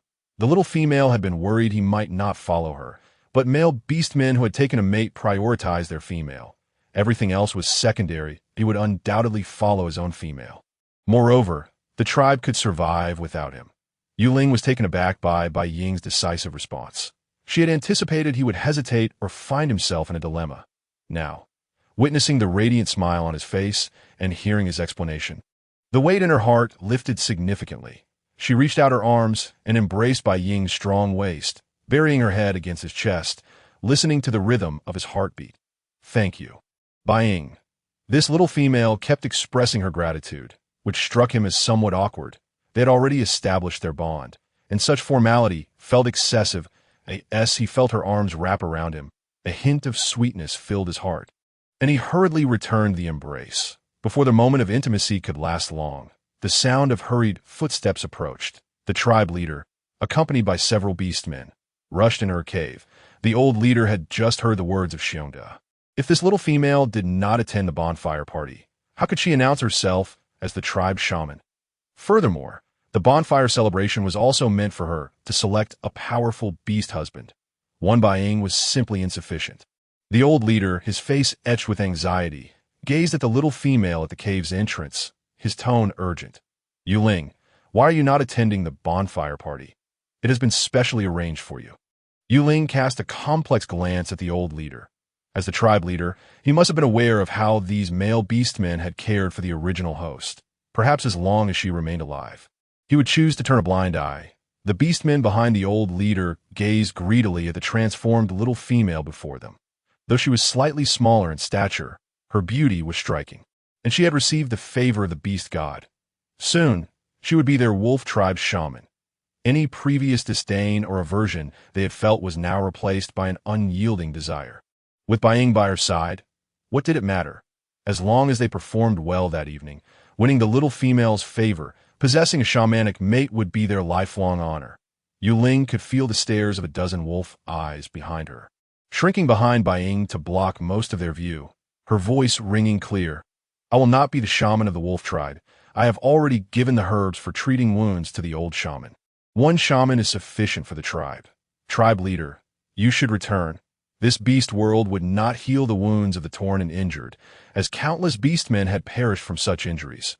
She had informed the old shaman of the characteristics and uses of the two herbs yesterday. If such incidents occurred again, the old shaman would know how to respond, thus repaying the original host's years of goodwill within the wolf tribe. Baiying shot a cold glance at the male beastmen behind the old leader. Fully aware of their intentions, seeing the little female hide behind him, avoiding their gazes, it was evident she held no interest in them. The old leader's face turned pale, perplexed as to where he had offended her. Suddenly recalling the conversation between Yue Ling and Anna from yesterday, he hastily attempted to explain. Yue Ling, rest assured, I will never let you become their public partner, as long as you become the tribe's shaman. All the single beastmen in our tribe will be at your disposal. You will not only have the strongest beast husband, but will also enjoy the best life. Yue Ling scoffed. That would only be if she held value. If it were the original host, that would be a foregone conclusion as a public partner. The thought of the original host's beast father's death ignited her anger. They were attempting to lure her. Yet aside from Baiying, she held no interest in any of these beastmen that no need. Yue Ling remained unmoved. Baiying, you ought to persuade her. The old leader glared at Baiying, who stood stubbornly in place. Frustrated that Yue Ling was impervious to reason. Whatever she decides is her choice. I will not interfere. Baiying, having heard the little female's words, was extremely displeased with those who had once cared for her, as well as the old leader's decision regarding a public partner. Though he had grown up in the tribe, resenting the old leader was not an option. However, he could refrain from assisting them. One must marry a chicken if one is to live with a chicken, and marry a dog if one is to live with a dog. I understand the principle of following one's spouse. If we wish for a better future, we must follow our wives. The old leader was taken aback by Baiying's defiance, shaking his cane in frustration, barely restraining the impulse to strike. Truly, a rebellious cub was hard to keep. The old leader sighed repeatedly, attempting to comfort her. Alas, being a shaman is truly a wonderful thing. All beastmen will respect and cherish you. The beast god must have imparted shamanic powers to you for a reason. She had not received any powers from the beast god. It was System 999 that had assisted her immensely. She had no desire to be a shaman. She merely wished to languish, living a carefree life while engaging in romantic pursuits with her targets, gaining longevity and enjoying a peaceful existence in the beast world. No, I refuse. Yue Ling peeked her head out from behind Baiying, rejecting the proposal once more. The old leader sighed several times again, wondering why this little female was so adamant against becoming a shaman, that a shaman was a sacred role, revered by all beasts. Was it because she was too young, or perhaps afflicted with madness that she could not comprehend? Forget it. I will not press the matter. You should still attend the bonfire party tonight. All the beastmen will be there. Consider it a celebration for the survival of Wolfview. Our tribe knows how to treat external wounds. The old leader thought, just wait a bit longer. Once this little female recognizes the status of a shaman, she will undoubtedly relent. Upon hearing the old leader's concession, Yue Ling felt a sense of relief. All right, as long as they do not announce me as the tribe shaman, I will leave here after the bonfire party. The old leader departed with a procession of beastmen, and Yue Ling shared her thoughts with Baiying. Baiying shook his head. That won't do. The cold season is approaching. Leaving recklessly could lead to freezing to death. The cold season is that winter. She had no choice but to consult System 999. The Beast World continent was divided into rainy, dry, humid, and cold seasons. Currently, it was the humid season, but soon it would transition to the cold season, where the landscape would be enveloped in ice and snow, making it exceedingly difficult to endure without sufficient food. After hearing System 999's explanation, Yue Ling quelled her immediate desire to leave the wolf tribe. "Then I shall wait until after the cold season," she said softly. "That I will hunt more during this time. I will take good care of you throughout the cold season." Bai Ying gazed at the obedient little female before him, his tone tender. Yue Ling nodded in acquiescence. In the beast world, females were primarily preoccupied with eating, drinking, and reproduction. All tasks fell to the males, and she, a weakling, venturing out to hunt, could easily lead to becoming prey herself. After conversing for a while longer, Yue Ling felt a sudden urge to relieve herself. Finally, she was able to do so. She felt a surge of happiness as the discomfort of eating without being able to expel was truly unbearable. However, she was still unaware of where to find a restroom in this world. Noticing the little female's pale complexion, Bai Ying approached her with concern. "Yue Ling, are you unwell?" "I'm fine. I just need to use the restroom." Yue Ling clutched her abdomen, feeling pain. She had no idea where to go or that she needed toilet paper. The thought of toilet paper made her feel frantic. How was she supposed to wipe after going? "A restroom? What is that? Why do you need to go?" Bai Ying furrowed his brow, puzzled. Yue Ling facepalmed. "I mean to defecate." The beast world was still quite primitive, and they had yet to grasp the concept of a restroom. Understanding finally dawned on Bai Ying. He realized the little female needed to relieve herself, and he promptly scooped her up in his arms. "Yue Ling." She was led by the white shadow to a patch of grass just over 10 meters away from the cave, where she observed him digging a sandy pit. Yue Ling's complexion was far from pleasant. Having not been able to relieve herself properly for several days, she now felt a pressing urgency compounded by discomfort. Placed atop the sandy pit, devoid of toilet paper, she clutched a shard of animal hide, contemplating the use of leaves for cleanliness. Would they suffice? "You should leave quickly," she urged, just as Yue Ling prepared to squat down. She caught sight of the white shadow, standing at a distance. Was he intending to guard her during such an embarrassing moment? No, that would tarnish her dignified image. The pain in her abdomen was unbearable, and she could scarcely hold on any longer, prompting her to impatiently urge the white shadow to depart. Only under her insistence did he reluctantly walk away, glancing back repeatedly, once hidden among the grass. Yue Ling took a shaky stance, nearly becoming crippled from her squatting position. The white shadow waited, and as soon as she emerged, he hastened toward her. Yue Ling, seeing him approach the sandy pit, quickly grasped his arm, asking, "What are you doing?" The female's waist carries a scent. "This is a remote area of the tribe, and I fear the presence of stray beasts. We must cover it," he explained. Yue Ling, recalling her own excrement, replied, I can handle it myself." Ultimately, she could not outmaneuver the white shadow, and with a scowl, she watched him conceal her waist, feeling utterly mortified. Choosing to ignore him, she turned and entered the cave. The white shadow, oblivious to her discomfort, remained cheerfully by her side, occasionally speaking. Even if she did not respond, "We should create a lavatory within the cave, a place for relieving ourselves." Yue Ling detested the idea of exposing herself outdoors. The wind was chilling, and it would be even more inconvenient during the cold season. The white shadow found her reasoning sound. All right. Thus, they settled into the cave, where Yue Ling shared her thoughts with him. They should excavate a larger cave and establish a restroom. Her current cave was too small. Constructing a lavatory would leave little room, particularly with the need for a fire to roast meat at the entrance, since the white shadow would eventually become family. Yue Ling took the initiative to suggest that he connect their caves, merging them into one with 2 sleeping quarters, a living room, a small kitchen, and a lavatory, along with a cellar specifically for storing winter provisions. The white shadow was astonished by her innovative ideas, finding them both novel and logical. Demonstrating impressive manual skills, he managed to dig out a cellar and construct a restroom within just a few hours.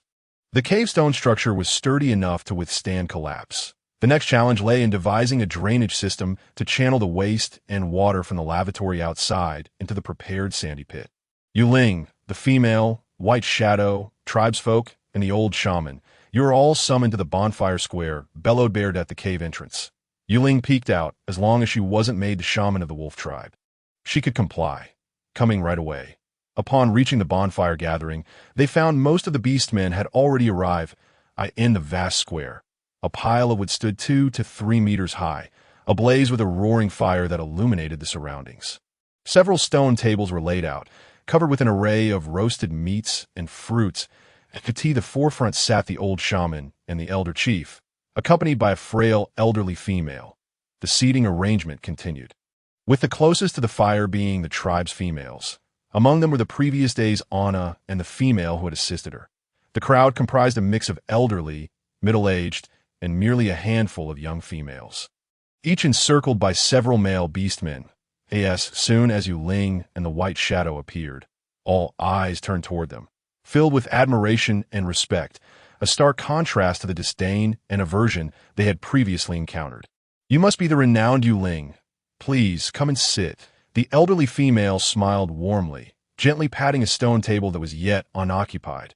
Unfamiliar with this elderly female, Yue Ling grasped the white shadow's arm, asking, "Who is she?" "I don't know her," the white shadow replied, a hint of surprise in his voice. "She is the maid of the elder chief and the old shaman, rarely venturing out of the cave due to her frail health."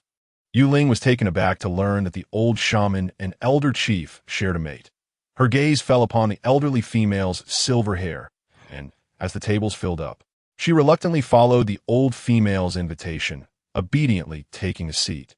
The white shadow sat beside her, and the elderly female regarded the two with satisfaction, pleasantly surprised to see the white shadow contemplating a mate, especially one endowed with shamanic abilities. Surrounding the other stone tables were groups of beastmen, ranging from a few to dozens, making Yue Ling and the white shadow appear particularly solitary. "Wolf Trace, come here," the elderly female affectionately called, scanning the area before beckoning to a handsome young single male. The beastman named Wolf Trace strode over with long strides, kneeling before the elderly female and placing his right hand on his left chest, respectfully addressing her, "Beast Mother." The elderly female squinted her eyes and smiled. "Wolf Trace, go sit beside Yue Ling," taken aback. Yue Ling looked at the elderly female in confusion. Wolf Trace, equally surprised, turned to regard the charming young female, a faint blush rising to his ears. The Beast Mother had granted him a special privilege. Ignoring the dark expression on the white shadow's face, Wolf Trace quickly seated himself beside Yue Ling. The elderly female, gazing at the innocently bewildered young female, gently explained, "This is my youngest cub, Wolf Trace, who just came of age this year, now a 5-striped beast." Yue Ling was taken aback. Why does this feel like matchmaking? As the elderly female's words hung in the air, whispers began to circulate. Despite Wolf Trace's lesser talent compared to the White Shadow, he ranked among the top 10 in the tribe. Having awakened as a 5-striped beast upon reaching adulthood, his future was promising. The elderly female appeared to be orchestrating a connection between Wolf Trace and Yue Ling, who had now acquired shamanic abilities that it seemed that soon after the elder chief's passing, Wolf Trace would ascend as the new leader of the wolf tribe, with the elderly female seeking a shamanic mate for him. The elderly female cast a loving glance at the White Shadow, inquiring, "White Shadow, wouldn't mind, would you?" The White Shadow hesitated, feeling quite bothered by the situation. However, he understood the necessity of silence. He and the young female had already made promises to one another. He was her first beast husband.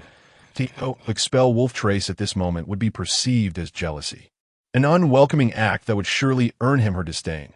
Yue Ling observed the White Shadow on her left, his face clouded with displeasure, while on her right sat Wolf Trace, his demeanor warm and inviting. She felt she had been too hasty in her decisions. Had she known, she would have refrained from attending. "Yue Ling, this is exceptionally delicious. Do try it," Wolf Trace said softly, eagerly offering her a fruit that was farthest from her reach. Yue Ling felt awkward under the scrutinizing gazes of those around her. Declining would not only insult Wolf Trace, but also the elderly female.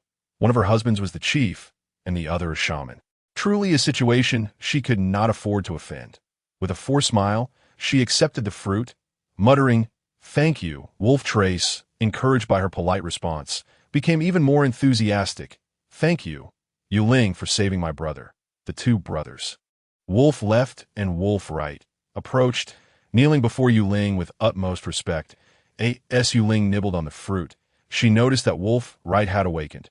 "You may rise." The previous hostility exhibited by Wolf Left and Wolf Right had vanished, replaced by deference. The two brothers stood slowly upon hearing her words. That it was evident that Wolf Right was recovering well, having been able to get out of bed all day. The elder chief proclaimed, "Today we celebrate Wolf Right's recovery, but more importantly, we have discovered the medicinal herbs for healing external wounds. All thanks to our great Yue Ling, as the elder chief of the Snow Wolf tribe. We express our deepest gratitude to you." Yue Ling. With that, the elder chief stood, reverently kneeling on the ground. All male beastmen present followed suit, placing their right hands on their left chests with utmost respect. The elder chief silently mused, "See, I told you this would make you want to be a shaman." Yue Ling was startled into standing, gazing at the beastmen kneeling around her. The wolf beastmen here all had silver hair and wolf-like eyes, with only a few differing in color, easily identifiable as belonging to other races. Even the white shadow knelt beside her. "Please, rise," Yue Ling urged, never expecting the elder chief's actions would almost thrust her into social oblivion.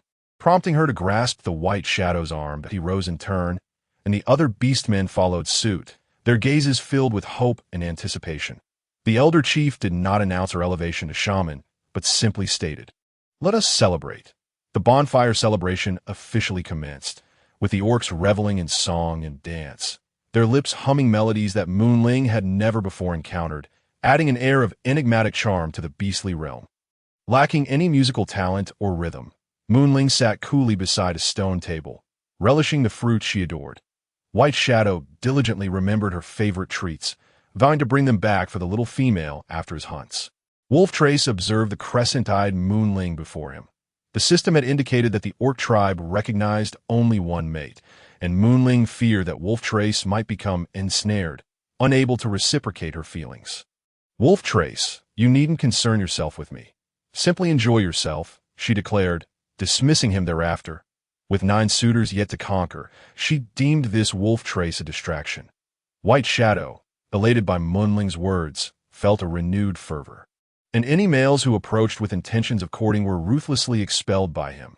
Wolf Trace, with a forlorn expression, appeared pitiful.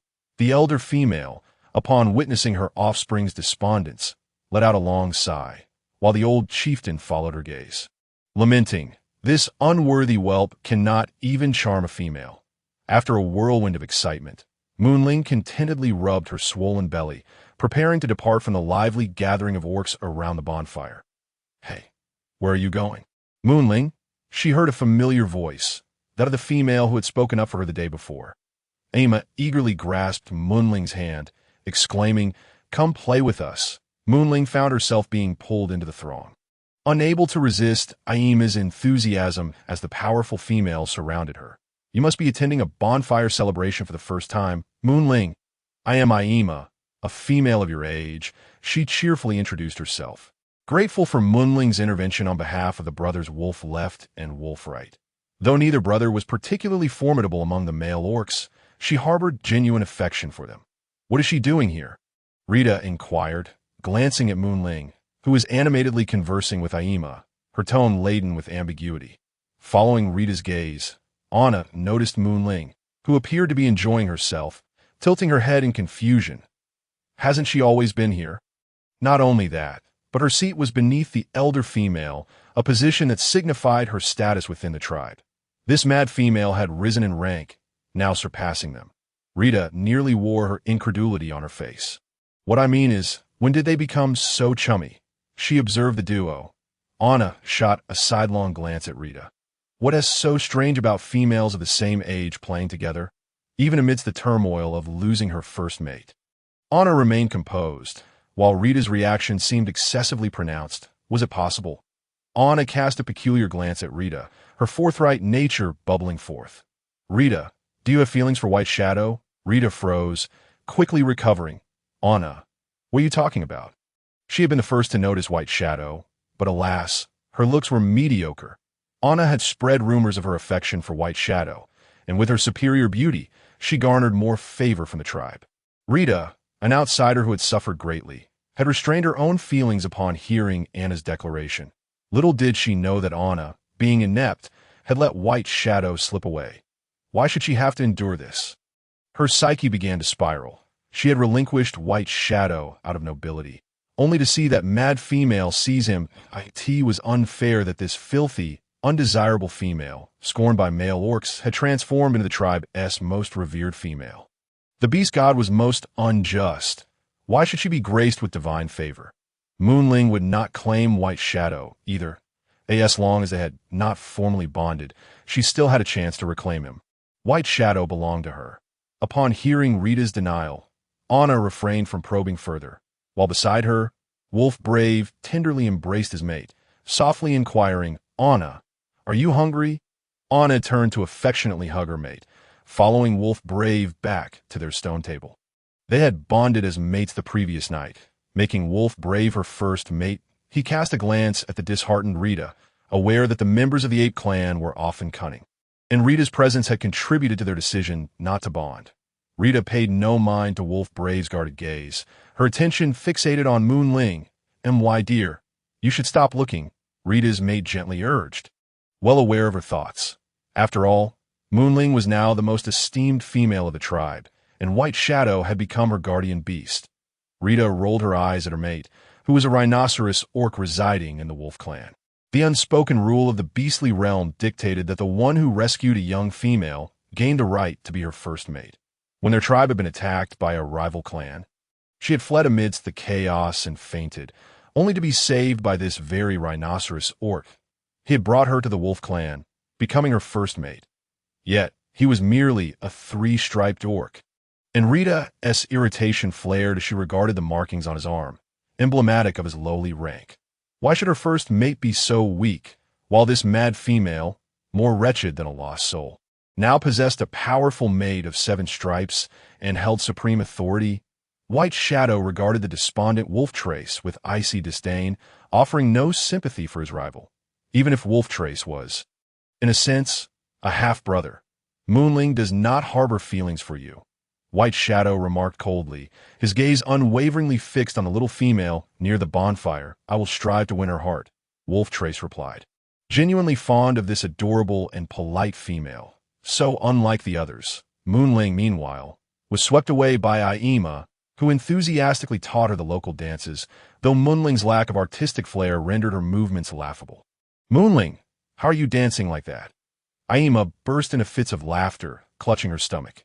Mortified, Yue Ling's face darkened as she protested. "I told you, I can't do this, and yet you still laugh at me." Grateful for Aima's kindness, Yue Ling felt a flicker of joy amidst her embarrassment. "All right, I won't laugh anymore, but I'm genuinely curious about how you came up with that move," Aima said, demonstrating with earnestness, and Yue Ling found herself captivated by Aima's imitation. "Isn't this just another way of mocking me?" Yue Ling covered her face, feeling as though she had made a grand display in public. Aima's sparkling eyes twinkled mischievously as she giggled. Okay, let us go eat something delicious." With that, Aima led her back to the stone table, where Yue Ling engaged in cheerful conversation. "I actually want to thank you for saving Wolfright," Aima confessed, her cheeks flushed with gratitude. Yue Ling, noticing the rosy hue on Aima's face, instantly grasped the implication. "You like Wolf, right?" Aima nodded earnestly, yes. "Really, thank you, Yue Ling." Aima expressed her heartfelt appreciation. Having grown up alongside Wolf Left and Wolf Right, she had always wished for them to become her mates.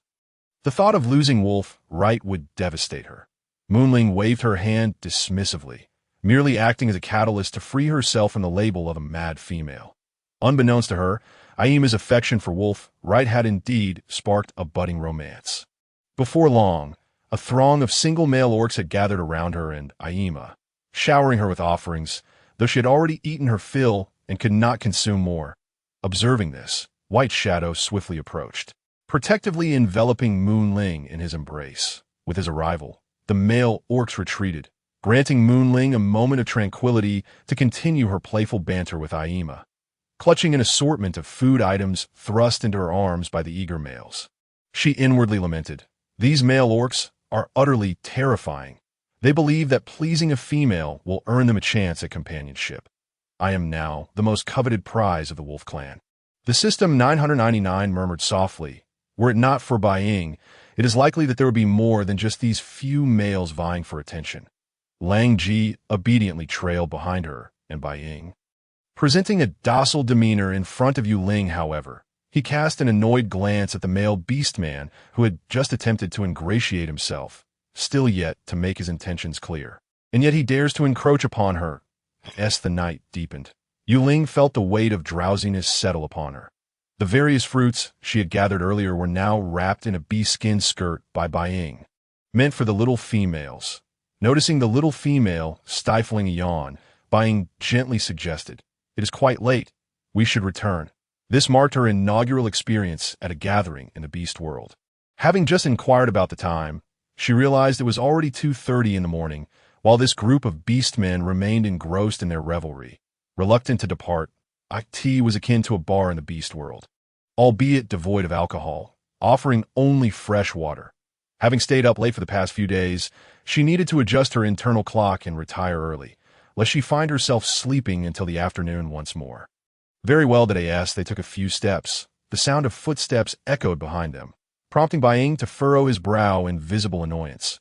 Yue Ling turned to address Lang Ji, who was following them. "Why are you trailing us?" Lang Ji, feeling guilty, timidly touched the tip of his nose and replied, "My beast mother instructed me to follow you. I am to become your beast husband." Yue Ling's eyes widened in disbelief. "How dare you impose such a claim?" She promptly dismissed him. "You should return. I have no need for a beast husband." Bai Ying observed the exchange with his arms crossed, a bemused expression on his face as he regarded Lang Ji. Lang Ji's handsome features tightened as he fumbled for words, flustered by Yue Ling's rejection. "Yue Ling, have I done something wrong? I am quite suitable. I already have Bai Ying, and I am not yet of age." Yue Ling retorted. She could not pinpoint any faults with Lang Ji, having only met him once. "I can serve as your guardian beast until you come of age, and we can bond." Lang Ji offered. Yue Ling shook her head firmly. "That is unnecessary. Please go back. I am quite tired." Bai Ying's voice turned cold. "Did you not hear Yue Ling bid you to leave?" Yet, Lang Ji remained steadfast. His eyes filled with hurt. What was it about him that fell short? Was it his lack of strength or his looks? "Let us depart," Yue Ling sighed, noticing Lang Ji's stubbornness, and grasped Bai Ying's arm, leading him towards her cave. Lang Ji lingered for a while, until their figures vanished completely, the air gradually losing the scent that belonged to Yue Ling. A gust of cold wind swept through, rousing him from his stupor, and he left dejectedly. "Oh, you truly not like him?" Bai Ying inquired playfully, drawing nearer to Yue Ling, his striking wolf-like eyes glowing with a faint green luminescence in the dark. Probing her feelings, Yue Ling frowned at Bai Ying's overly handsome face. Her first beast husband was asking her if she fancied other beastmen. How generous of him. Bai Ying noted that the little female was ignoring him, his voice tinged with a hint of nasal inflection. "Having stated my disinterest multiple times, I mean it," Yue Ling replied, exasperated by Bai Ying's insistence. Having taken in the situation with the older female's son, she realized escape was no longer an option. Furthermore, she was not one to settle for just anyone. If not for survival, she would be content with Bai Ying alone. More men would only lead to rivalry and discord, and she had seen enough dramas to know better. Should she encounter those few, she would ensure equality among them, preserving the harmony of her household. Bai Ying, sensing Yue Ling's irritation, squinted his eyes playfully and swept her off her feet. Racing back to the cave, the brisk wind carried a chill, prompting Yue Ling to pat his shoulder and chide. "Hey, slow down a bit."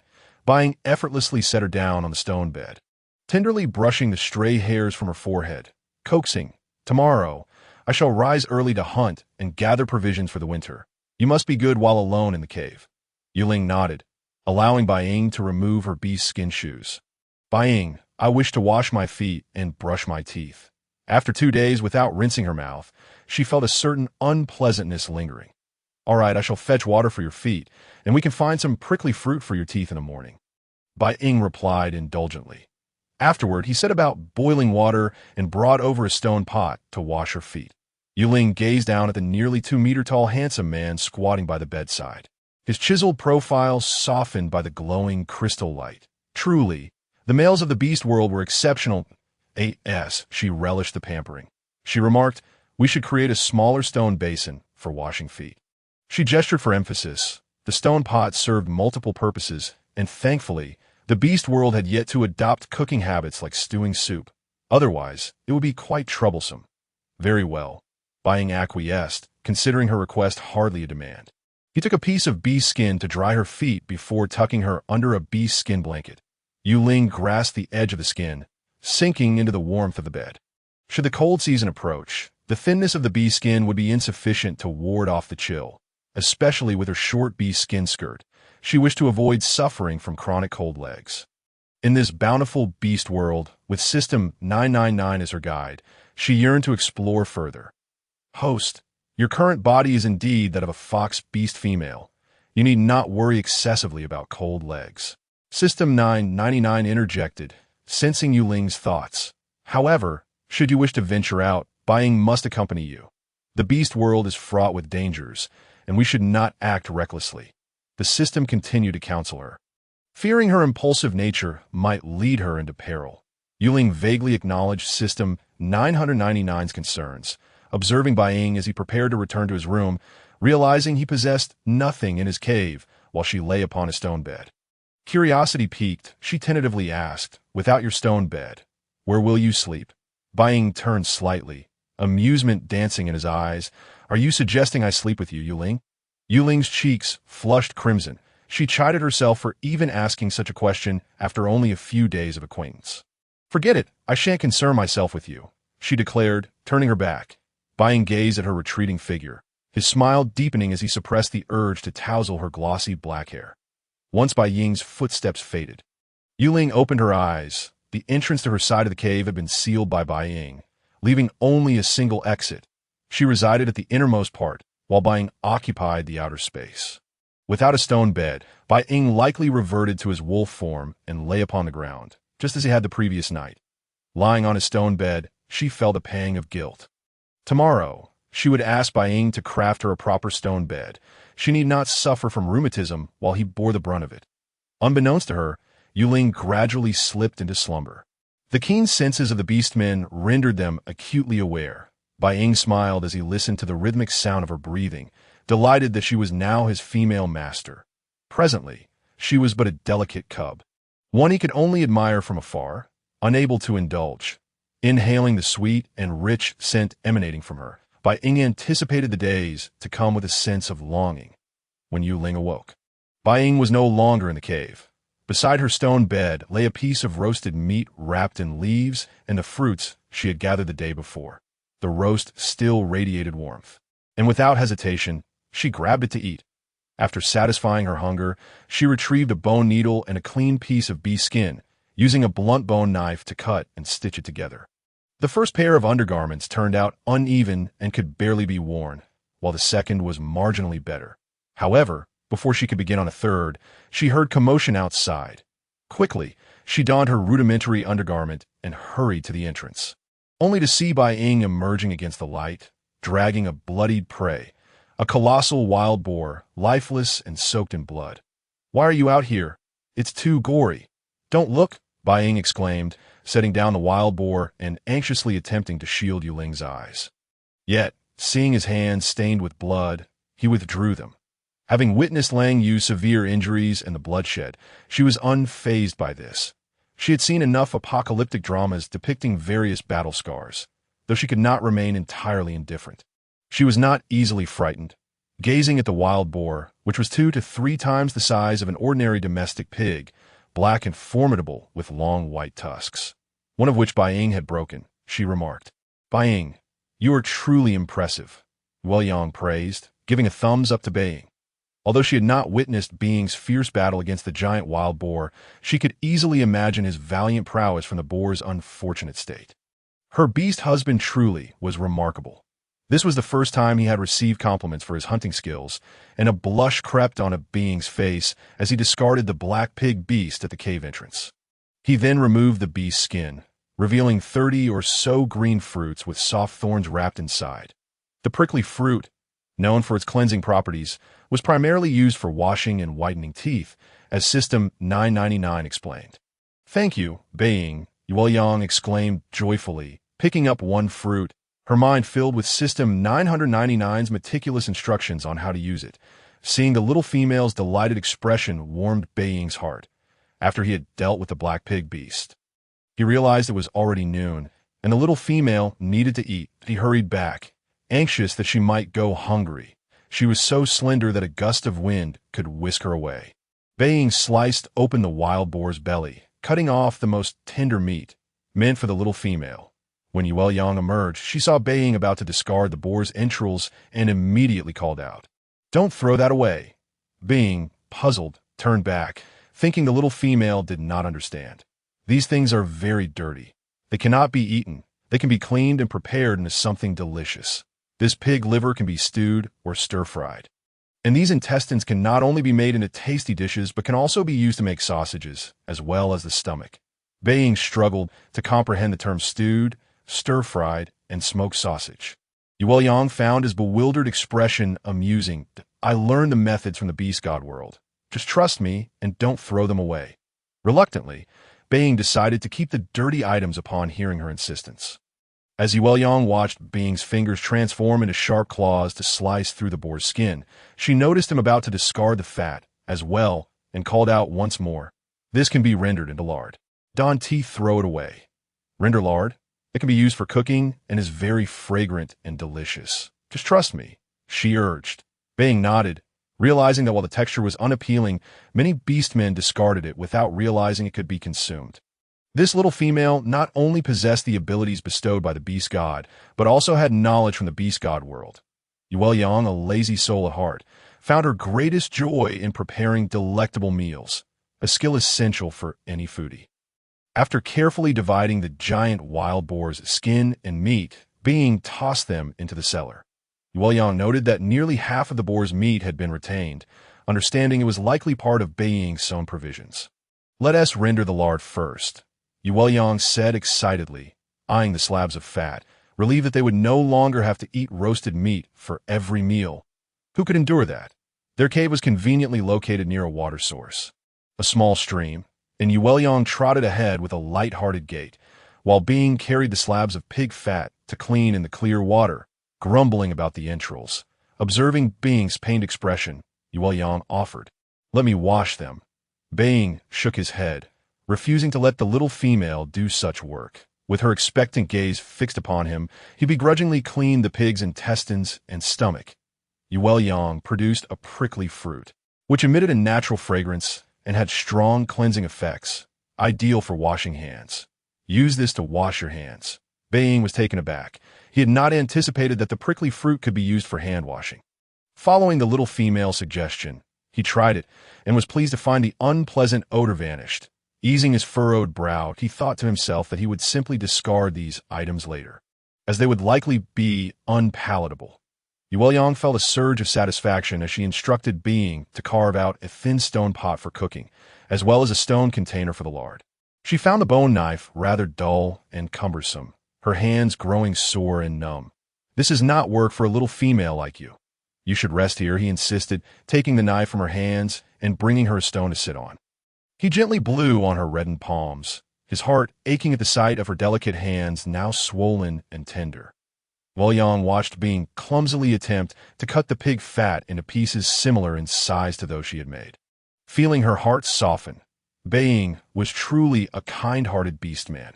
Moving considerably faster than Yue Ling, he took over the task, and, with her directing him on how to render the lard, the air soon filled with a rich, savory aroma. Being marveled at the delightful scent. Lacking a ladle, he lifted the stone pot and poured the translucent lard into the container. Yue Ling swallowed hard, realizing how hot it must be. Beastmen had such remarkable heat resistance. Yue Ling used 2 wooden sticks as makeshift chopsticks to extract the cracklings, placing them on nearby leaves. She popped a piece in her mouth, savoring its crisp and fragrant taste, which brought a smile to her face. "You should try some. It's delicious," Yue Ling said, offering a piece to Bing. Initially skeptical, he took a bite and was surprised by the delightful crunch and rich flavor, his eyes widening in astonishment. "Isn't it good?" Yue Ling asked, pleased by his reaction. Bing nodded vigorously, replying earnestly, "Delicious." However, he lamented that without additional seasonings, the dish lacked flavor. In the afternoon, we should venture out to search for other ingredients. Yue Ling surveyed the pig liver, stomach, kidneys, and intestines. "The mountains are dangerous," Bing cautioned, shaking his head. Yue Ling thought to herself that the original owner had roamed these mountains without incident. Besides, just a few days ago, she had ventured into the mountains to gather medicinal herbs. She affectionately linked her arm through Bing's, playfully coaxing, "Please let me go. Do you think you aren't strong enough to protect me?" With a mix of charm and provocation, she pressed him. How could that be? He was the mightiest of the wolf tribe. How could he fail to safeguard a female? "Then take me with you. We need to gather some supplies," Yue Ling insisted. "Supplies for what?" he questioned, believing they were well stocked at home. "As he had plenty of game to bring back. Bowls, chopsticks, and stones are too heavy. I think bamboo would be better. And you know I'm a fox female. We are omnivorous beastmen. Eating only meat isn't good for my health." Hearing her concern about her diet, Bing's heart raced. "I'll go into the mountains and find you plenty of fruits, but I want to eat bright green vegetables," Yue Ling pouted. "Vegetables?" Bing was puzzled by her meaning. Knowing only that from the little female's words, it must be something edible, that "I saw many edible plants and fruits in the beast god world. Just take me there, I want to wander off." If you don't take me, I'll sneak off on my own," Yue Ling declared, feeling a bit petulant and spoiled. Bing, observing her indignant demeanor, chuckled helplessly. "All right, I will take you. You're so good, Bing," Yue Ling exclaimed, her joy palpable. The little female's happiness brought him joy as well. 8 noon. Yue Ling feasted on stone pot roasted meat, with slices of pork belly sizzling in the heated stone pot, crisp on the outside and tender within. More flavorful than simply grilled meat. Bing couldn't resist indulging in several pieces of the roasted meat. After their meal, Yue Ling, clutching 2 bee skins, nestled into Bing's embrace as they exited the cave. The mountains behind the wolf tribe extended for thousands of miles, an endless expanse of pristine beauty. Towering trees shrouded the forest, and upon entering, a chill swept through the air, accompanied by the ethereal and lonely calls of various birds. Reminiscent of a short video Yue Ling had seen of Ileo Mountain. The rear mountains were divided into many areas, with young beastmen and females permitted to roam in designated spots. Wild beasts occasionally intruded, leading to a reluctance among beastmen, especially females, to venture far, save for the mad female from long ago. Their previous herb-gathering expedition had been on the outskirts, closely bordering the tribe. Bing had no intention of leading the little female deeper into the woods. The deep mountains were treacherous, and though he was confident in his abilities, he feared any oversight could harm her. Yue Ling found herself back in the valley where she had first appeared. Her steps were light as she recalled how her initial visit had been rushed, abruptly interrupted by the wolves dragging her back to the tribe, leaving her no time to fully appreciate the scenery. Host, wild cotton. System 999 gazed at the distant expanse of blooming cotton fields. As Yue Ling looked over, she beheld clusters of pristine white cotton, plump and fluffy.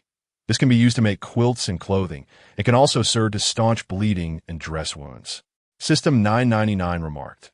With the cold season approaching, she was determined to craft a warm quilt and clothing. Yue Ling retrieved animal hides and deftly plucked a flawless cotton blossom. "What do you intend to do with that?" Bai Ying queried, puzzled. "This weed is everywhere, inedible and useless. Why are you acting as if you've discovered treasure?" "To make a quilt and a coat from the animal hides when the cold season arrives. Wearing them will keep one warm, and they can also be used for stopping blood flow," Yue Ling replied, her hands working busily as her voice danced with joy. "Oh, please help me gather more," she urged, glancing at the bewildered Bai Ying, playfully coaxing him to join her in the harvesting endeavor. "How do you know so much?" Bai Ying joined in, marveling at how knowledgeable his little female seemed. Aware of everything from shamanic powers to the use of black pig innards for oil, And now, this seemingly useless weed with such diverse applications. You should consider who I am, Yue Ling replied. Her tone laced with rare pride and a hint of arrogance that I am the chosen protagonist endowed with a system. System 999. The host is getting carried away. It's a sight to behold. Bai Ying chuckled, a glimmer of speculation dawning in his mind. Perhaps this little female was not merely a shaman, but rather an emissary of the beast god. After all, how else could she possess knowledge beyond shamanic abilities? If the clan leader were to discover this, she would undoubtedly be kept from leaving. Mushrooms, Yue Ling exclaimed as she caught a whiff of a rich mushroom aroma. Looking down, she spotted a vast cluster of fungi. Her eyes widening as she eagerly plucked a plump mushroom.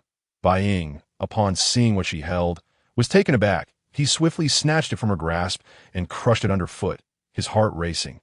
That is toxic. If a beast cub accidentally ingests it, it could die. Yue Ling frowned, uncertain, and instructed System 999 to scan it once more. White chanterelle, edible, non-toxic, the system confirmed, allowing her to breathe a sigh of relief. Bai Ying. This mushroom has many varieties. This one is called white chanterelle, and it is safe to eat. Bai Ying remained skeptical. You can't eat that. It will kill the beasts. Rest assured, I've seen it in the beast goddess realm. And it's delicious. Trust me, I would never gamble with my life. Yue Ling insisted, her voice soft and persuasive. She realized that Bai Ying's belief that all mushrooms were poisonous stemmed from an incident with a toxic variety. Hearing her gentle tone and observing her animated gestures, Bai Ying nodded reluctantly. You can't eat it unless I do first. He promptly plucked another mushroom and popped it into his mouth, confident in his strength as a seven-striped beastman. Believing he could withstand any toxin, Yue Ling quickly grasped his hand. You can't eat it raw. It must be cooked first. This fellow was truly reckless, as if he were a royal food taster.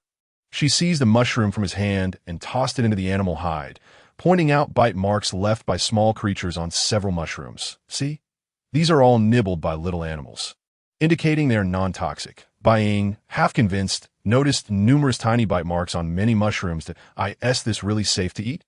Yue Ling, still apprehensive, cautioned, in the future, don't eat anything unfamiliar, especially mushrooms. Some are indeed toxic and can cause hallucinations, vomiting, and in severe cases, death. Bai Ying, are you foolish? Bai Ying, having lived for decades, was taken aback that someone would call him foolish, especially in such a tone, that he understood that this little female was genuinely concerned for his well-being. And far from feeling anger, he was elated, his handsome face radiating happiness. Particularly, watching her soft, cherry-like lips as she fussed over him filled him with warmth, akin to 1,000 ants crawling in his heart. Still smiling, you truly have a carefree heart, Yue Ling remarked. If you continue this way, what will you do? Bai Ying raised an eyebrow playfully, relishing her concern. I will twist you, Yue Ling declared, playfully pinching his waist. Her strength was hardly sufficient to be felt, more akin to tickling him. Bai Ying wrapped his arms around her slender waist, his voice tender and doting. Understood, my dear female lord, as her cheeks flushed a lovely hue. Yue Ling pushed him away gently. Enough teasing. Let us gather more.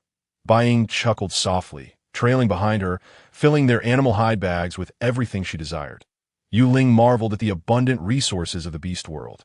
Not long after venturing out, 2 animal hides were already brimming with treasures. She even discovered a pepper-like fruit, round and red, known as red fruit.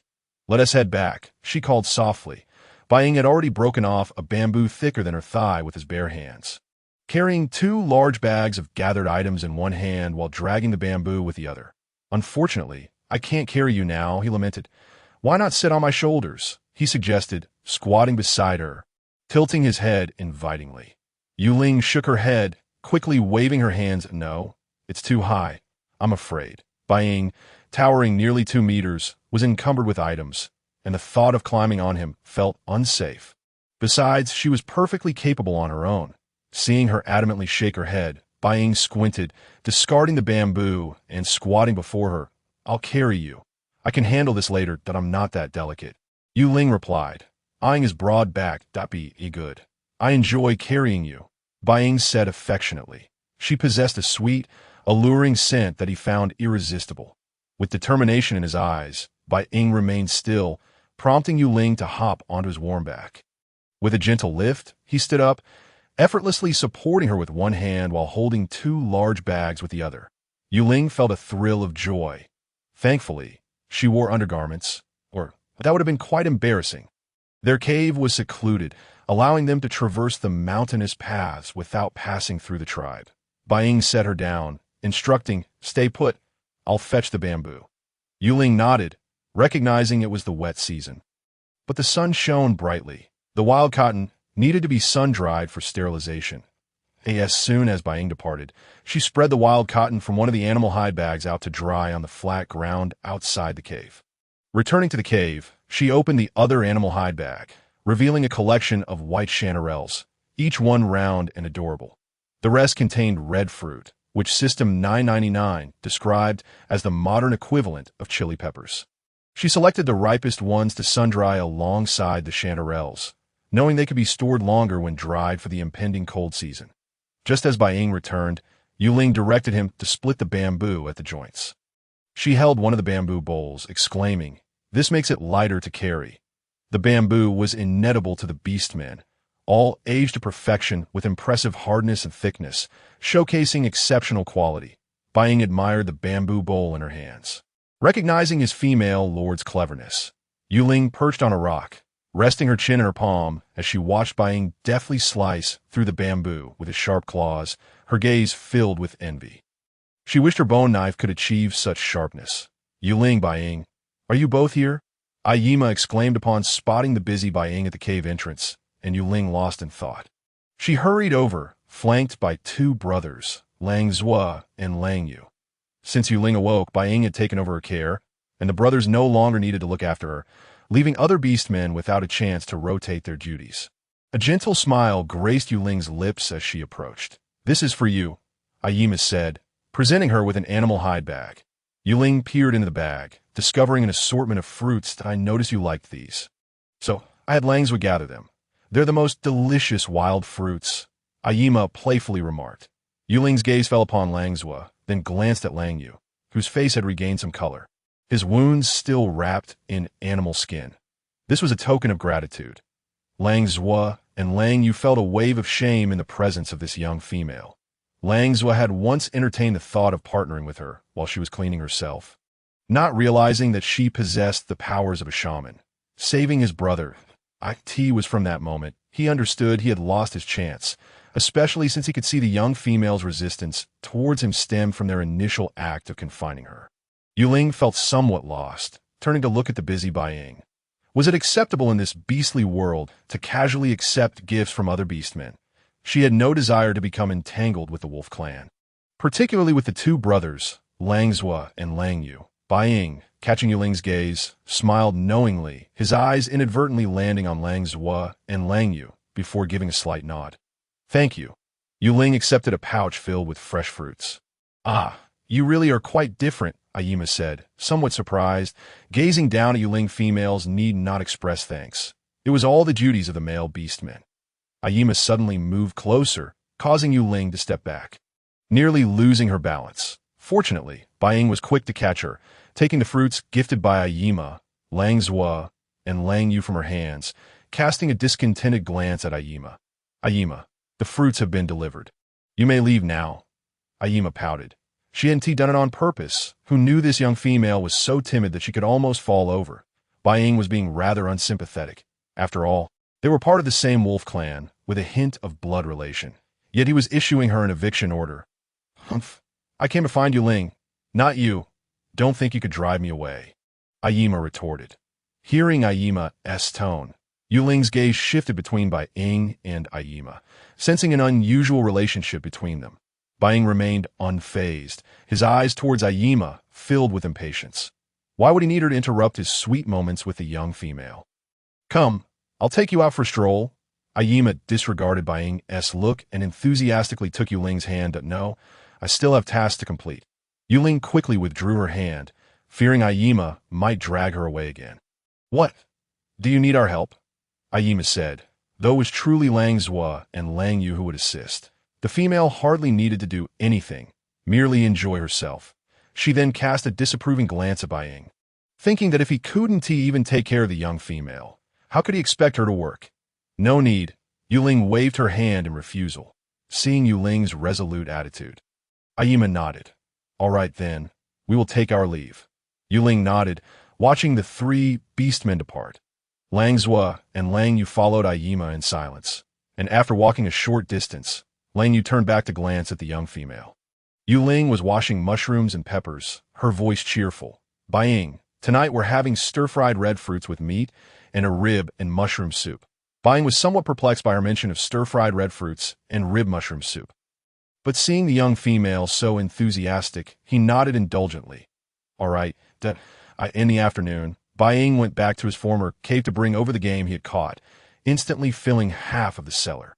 The sun shone brightly during this wet season, yet felt as pleasant as autumn, and Yue Ling was genuinely concerned that the game might spoil and emit a foul odor in the cellar. Host, rest assured, it will not spoil.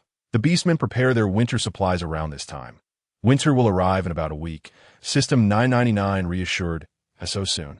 Yue Ling was astonished, believing there was still at least a month left. Glancing at the sun, yes, this is indeed the end of the wet season. Yue Ling nodded. She still had plenty to prepare in these few days that, as dusk approached, Buying lit a fire while Yue Ling stood by the flames. Watching the rib soup bubbling in the stone pot, she swallowed hard, the aroma wafting through the air, and squinted her eyes. The night was becoming cool, and a sip of steaming soup would warm her perfectly. Buying observed the bones in the pot, puzzled by what was so delightful about them. These were parts they usually discarded, yet the young female treated them like treasures. Yue Ling sprinkled some salt crystals into the pot, and once the ribs were nearly done, she added the sliced mushrooms, enriching the broth with a more robust flavor. Bai Ying's well-defined nose twitched. The scent was quite pleasant. Yue Ling found his expression amusing, her eyes curving into a smile as she waited. When she used a bamboo spoon to scoop some soup to taste the seasoning, Bai Ying swiftly snatched it away, still wary of the mushrooms harming the young female. I'll taste it first, he said earnestly. Yue Ling couldn't help but chuckle, nodding as she watched Bai Ying gulp down the scalding rib and mushroom soup. Bai Ying coughed a few times, feeling a burning sensation in his stomach and throat. Yue Ling was startled at his reaction. What happened? Hot, Bai Ying replied, somewhat aggrieved. He had drunk too quickly, the soup still boiling. Yue Ling couldn't help but laugh. She thought he wasn't afraid of heat since he usually carried the hot stone pot without issue. After the heat wore off, Bai Ying savored the flavor, licking his lips, his eyes sparkling. He had never tasted anything like this before. The rib and mushroom soup was exquisite. Seeing Bai Ying's expression, Yue Ling decided to fill another half-spoon of soup, blowing gently on it. It's too hot. Blow on it, and it won't be so scalding. Once the steam subsided, she took a small sip, finding the flavor perfectly balanced. She happily squinted her eyes, thinking she could easily become a culinary master in this beastly world. Would you like more? Yue Ling asked, noticing Bai Ying's eager gaze fixed on the spoon in her hand. Bai Ying nodded earnestly, and Yue Ling fed him the remaining soup. Is it good? Bai Ying nodded vigorously. Delicious. I've never tasted anything like this before. It's wonderful. Yue Ling smiled, pouring the remaining soup into a container. The lard she had rendered earlier had solidified into a white paste. She took a piece of her homemade spatula and added it to the heated stone pot. The lard melted, releasing a fragrant aroma as she quickly tossed in the sliced meat and red fruits. The spicy scent wafting through the air, causing Bai Ying to cough heavily. The red fruits were prickly and inedible for beasts, yet the young female used them to stir-fry meat. You shouldn't stay here, Yue Ling said, adapting to the strong aroma that evoked a long-lost sense of home. While observing Bai Ying coughing so violently that his eyes turned red, Bai Ying only moved a couple of meters away, maintaining a safe distance. The stir-fried meat, fragrant and spicy, was placed in a bamboo bowl. Unable to resist, she licked her lips, picked up a piece of meat, and popped it in her mouth. The red fruits added a significant kick, making it slightly spicy yet utterly delightful. With just red fruits and salt, the sparse seasoning brought forth the most complete flavors of the food. Try some, Yue Ling beckoned to Bai Ying, holding up a piece of meat with her bamboo chopsticks and blowing on it before offering it to him. Bai Ying, unable to resist the glistening stir-fried meat and the young female's expectant gaze, opened his mouth and bit into the tender meat. as the flavor hit him. A powerful spiciness surged forth. He couldn't spit it out since it was fed to him by the young female. After chewing a few times, his eyes lit up even more. The red fruits were prickly, but the young female had transformed them into something fragrant and stimulating. Utterly irresistible, delicious. Bai Ying's pale face turned crimson from the spice, and he reached for another piece of stir-fried meat. Bai Ying was not adept with chopsticks, and Yue Ling shook her head in exasperation. Fetching a bowl to fill with rib soup, then teaching him how to use the chopsticks. After much effort, Bai Ying finally managed to awkwardly pick up a rib, and Yue Ling couldn't stop laughing, especially at his earnest demeanor. They both enjoyed their meal, marking their first shared dining experience, even without staples. Bai Ying devoured everything Yue Ling couldn't finish, yet he was only half full. It seemed he would need to grab another meal after enjoying the young female's delicious cooking. For the raw meat was merely edible, filling him to a degree. Yue Ling sat on a stone bench, holding fruits and crunching away. The prickly fruits needed to be prepared in abundance, as they served not only for brushing teeth, but also as cleaning balls and dishwashing liquid. Furthermore, she needed branches for smoking sausages and to explore the culinary recipes of this beastly world. Yue Ling, the young female. From the cave, one could glimpse the nearby babbling brook, where Bai Ying was washing dishes. While Yue Ling rested her chin in her hand, captivated by his silhouette, this man was undeniably pleasing to the eye, a vision of perfection from every conceivable angle. Suddenly, a noise startled her, and as she turned, she found Lang Ji standing before her, having appeared out of nowhere. A slain creature draped over his back, blood splattered across his face and body, leaving her uncertain whether it was the blood of his prey or his own. Lang Ji, she uttered, bewildered as she regarded the figure that had called her from the cave. This is for you, Lang Ji said, dropping the carcass onto the ground. Yue Ling gazed at the creature sprawled at her feet. No, take it back for yourself, she replied. Lang Ji, feeling a pang of hurt at the little female's rejection, pursed his lips. This is for you to eat. Fearing further protest from Yue Ling, he hurriedly departed. When Bai Ying returned, he discovered a gulu beast lying before Yue Ling, the air still tinged with the scent of another male. This was brought by Lang Ji, and I cannot accept it. Yue Ling insisted, holding Bai Ying back.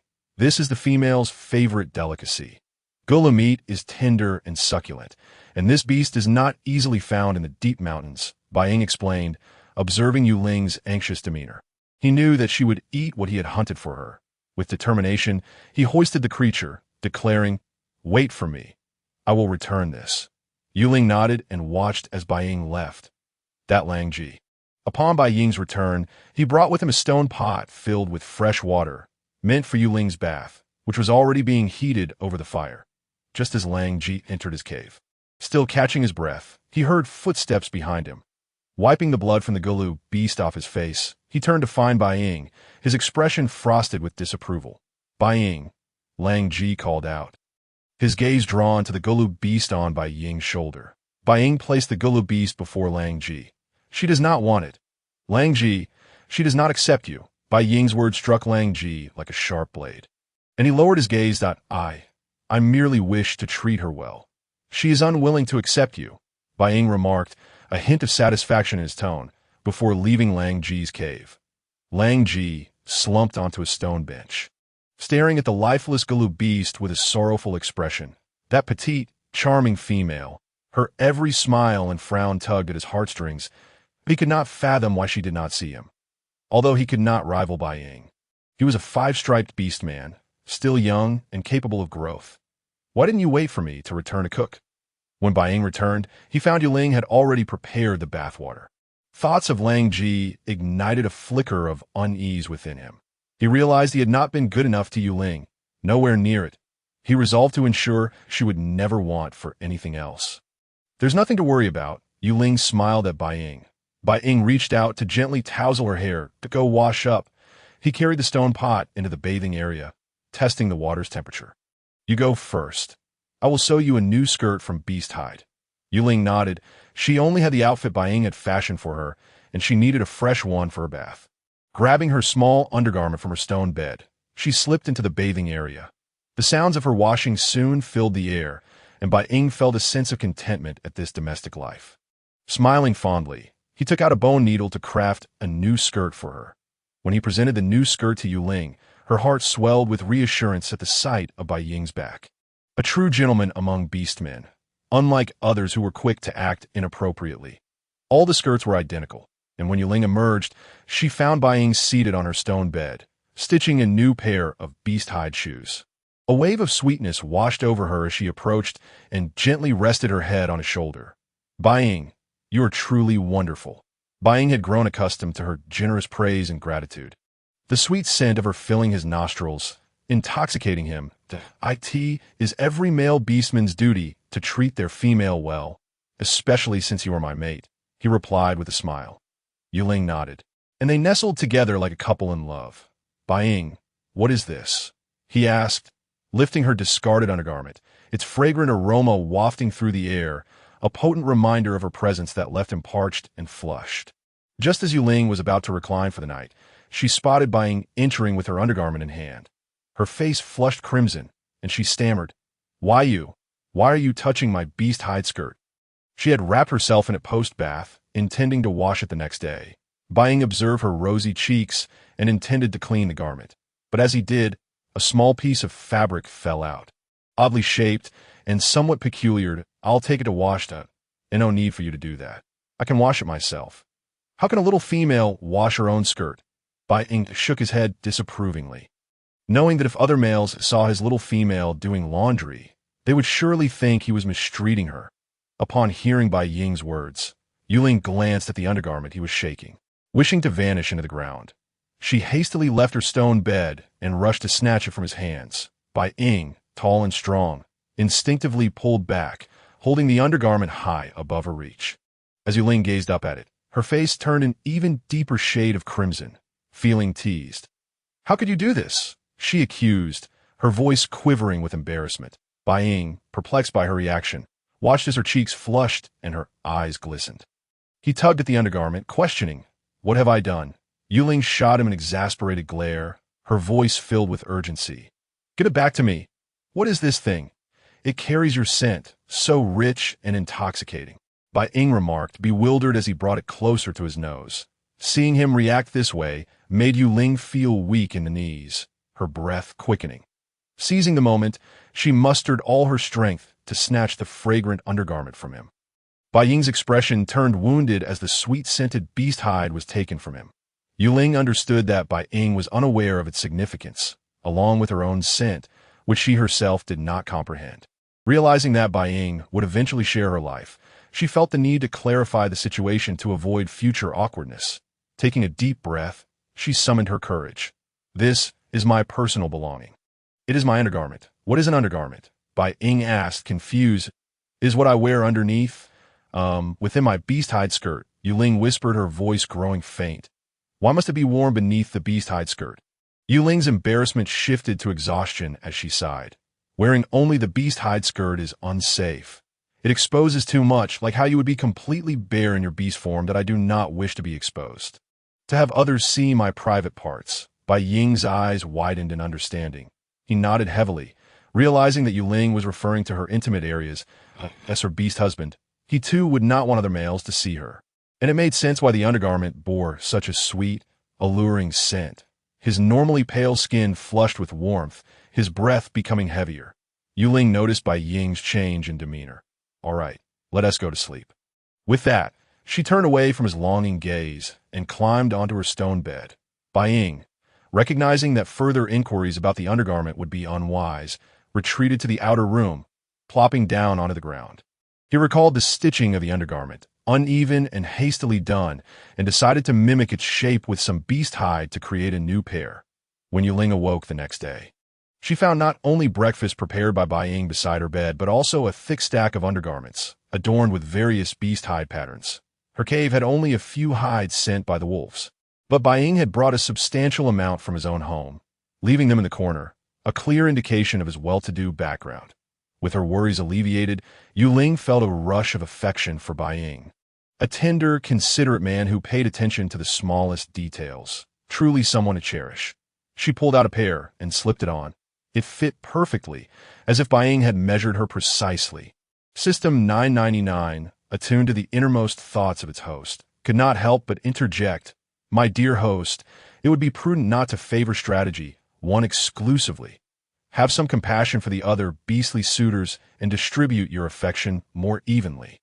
Yue Ling comprehended System 999's concerns. "That I understand that in the beast world, females are a rarity, and they can only have one mate throughout their lives. Once they bond, they entrust their very existence to their chosen partner, loving her with their life. Therefore, she must strive for balance, treating all equally. By the way, do you know when Strategy 2 will make its appearance?" As Yue Ling considered System 999's discourse, she reflected on her near conquest of Baiying and decided to pursue Strategy 2 as well. System 999 pondered for a moment. The records indicate that Strategy 2 is a Fox Tribe member and is likely to cross paths with you during the cold season. The cold season? Did you not mention that it is harsh and frigid? Are you certain?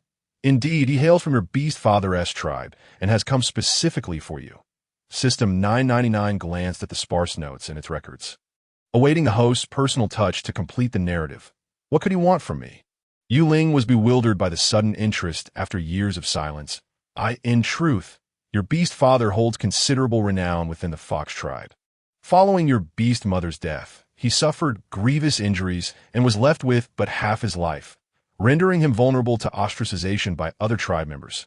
Mates of deceased females often descend into the abyss of becoming rootless drifters. Yet due to the existence of a daughter, he found a semblance of purpose and avoided that fate. However, the Fox tribe could no longer accommodate him, prompting his desire to expel him. You were secretly taken away by him. Upon hearing this, Yue Ling grasped the implications. As long as her mate bore her a daughter, she would not be relegated to the life of a drifter. Nevertheless, the threat of divine retribution loomed. It seemed her beast father was reluctant to part with his daughter. Curiosity piqued, she inquired, "How did my beast mother die?" These females were typically well protected, and if System 999 spoke truthfully of her beast father's prowess, how then had her mother met such a tragic end? System 999, possessing comprehensive knowledge of her current body, clarified, "Your original beast mother was a female rabbit. In a tragic accident, she was captured by a drifter who forcefully bonded with her. When she sought to sever the bond, the drifter, in a fit of rage, cruelly murdered her, contravening the will of the beast God to ensure his claim over her. He even consumed her. Subsequently, the beast god exacted punishment, leading to the drifter's demise. Following your mother's death, her mates suffered varying degrees of punishment. Only your original beast father survived, while the others perished." Upon hearing this, Yue Ling's visage turned pale, her heart heavy with the weight of such harrowing revelations. The plight of that family was heart-rending, and the drifter's actions were nothing short of monstrous. Noticing the distress etched on her face, System 999 refrained from continuing. After a moment of emotional turmoil, Yue Ling found her appetite and proceeded to prepare a dish. She recalled the sausage skin she had salvaged, and from the cellar, cut a piece of marbled wild boar meat, meticulously chopping it into mince with a bone knife. With only salt crystals at her disposal, she marinated the meat before setting about the laborious task of stuffing sausages. When Baiying returned, dragging his catch, he was greeted by the sight of fresh sausages hanging at the entrance of their cave. The air thick with the aroma of food, he quickly set down his prey and, wrapping his arms around Yue Ling's slender waist, rested his head on her delicate shoulder, his voice a mix of affection and guilt. "Why do you do so much? It's all my fault for not taking better care of you." He felt remorseful, surprised that the little female had undertaken so much work, preparing sausages and even soup, tasks typically reserved for male beastmen. "Not a delicate creature like her. I'm sorry." Yue Ling buried his head deeper in her neck, his voice choked with emotion. Yue Ling paused in her stirring of the pig liver and mushroom soup, her heart melting at the sound of his near 2-meter frame, sounding so vulnerable. In the beast world, females were accustomed to being pampered and cared for by their male counterparts, and her efforts seemed somewhat excessive. Yet, Baiying was not adept at making sausages or cooking soup, and she simply did not wish to eat grilled meat every day. Baiying's pitiful demeanor tugged at her heartstrings. Who could resist a little dog that knew how to be coy? She reached back to ruffle his silver hair, her voice soothing. "Baiying, you take wonderful care of me. I wanted to do this on my own. You need not feel guilty." He shook his head. "It's all my fault. I'm not doing well. Yue Ling, I it that I'm not caring for you properly. This is my first time looking after a little female. And I feel I've done poorly that I truly apologize. Bai began to reflect whether he should enlist Wolf Trail as help in caring for her, feeling inadequate for allowing her to shoulder so much responsibility. Yue Ling was taken aback, realizing that Bai was such a sensitive and endearing soul. She turned to face him, cupping his face in her hands. You haven't disappointed me, Bai. You are truly wonderful. I simply wanted to eat these. You don't know how to make them, so I decided to take matters into my own hands. Then next time, wait for me to join you, that I'm earnestly learning. And I'll strive to prepare the food you love. I'll take better care of you, Bai replied earnestly, ever observant and eager to learn the dishes favored by his little female. Unable to resist, Yue Ling rose on her tiptoes and kissed his cheek softly. All right. Bai delighted in her initiative, embracing her tightly as the earlier confusion within him was soothed and filled to the brim by her affection. He finally understood why males would go to such lengths for their females. For who could resist such a tender and delicate being? No, his little female was unique. She was the finest among all in the beast world. Observing the game Bai had caught, Yue Ling noted it resembled the one Wolf Trail had brought back the day before, although Bai's catch was somewhat larger. This creature bore similarities to the giant wild boar, but was paler, resembling a domestic pig, albeit smaller in stature. Seeing Yue Ling's gaze, Bai raised an eyebrow in pride, having ventured into the mountains before dawn to secure a meal far superior to Wolf Trail's catch. Understanding his sentiment, Yue Ling enthusiastically gave him a thumbs up, Bai. You're amazing. System 999 rolled its eyes, finding strategy one overly sentimental. For lunch, they enjoyed the delicious mushroom and pig liver soup, with Yue Ling consuming 2 generous bowls until her belly was pleasantly full. Bai, let us venture into the mountains once more. While the cold season is yet to arrive, we should gather more provisions, Yue Ling suggested, initially intending to focus on the drainage system for their makeshift bathroom. But time was of the essence, and she wished to prepare more food and enhance their culinary options. Faced with the expectant gleam in her beautiful apricot eyes, Bai could not bear to refuse and nodded in agreement. Yue Ling was pleasantly surprised by how readily Bai accepted her proposal, her smile widening as she hurried to gather bee skins for their expedition. Bai took the skins from her, noting he had never seen her so excited about a trip to the mountains, especially as she prepared so many skins for wrapping. Yue Ling surveyed the 5 or 6 bee skins. She appeared as if she were preparing for a grand haul from the mountains. System 999 buzzed with excitement in her mind. Host, let us go. Let us go. Bai, let us go. Yue Ling exclaimed, dashing out. Bai chuckled softly and jogged after her, grasping her hand. The valley was expansive, and they had barely explored 1/3 of it the previous day. The stream here was the upper source of the water near their cave. Bai gathered new wild cotton blossoms while Yue Ling, guided by System 999, dug for wild vegetables. In ancient times, Wang Baochuan foraged for wild vegetables out of love. Today, Yue Ling did the same for a taste of greens.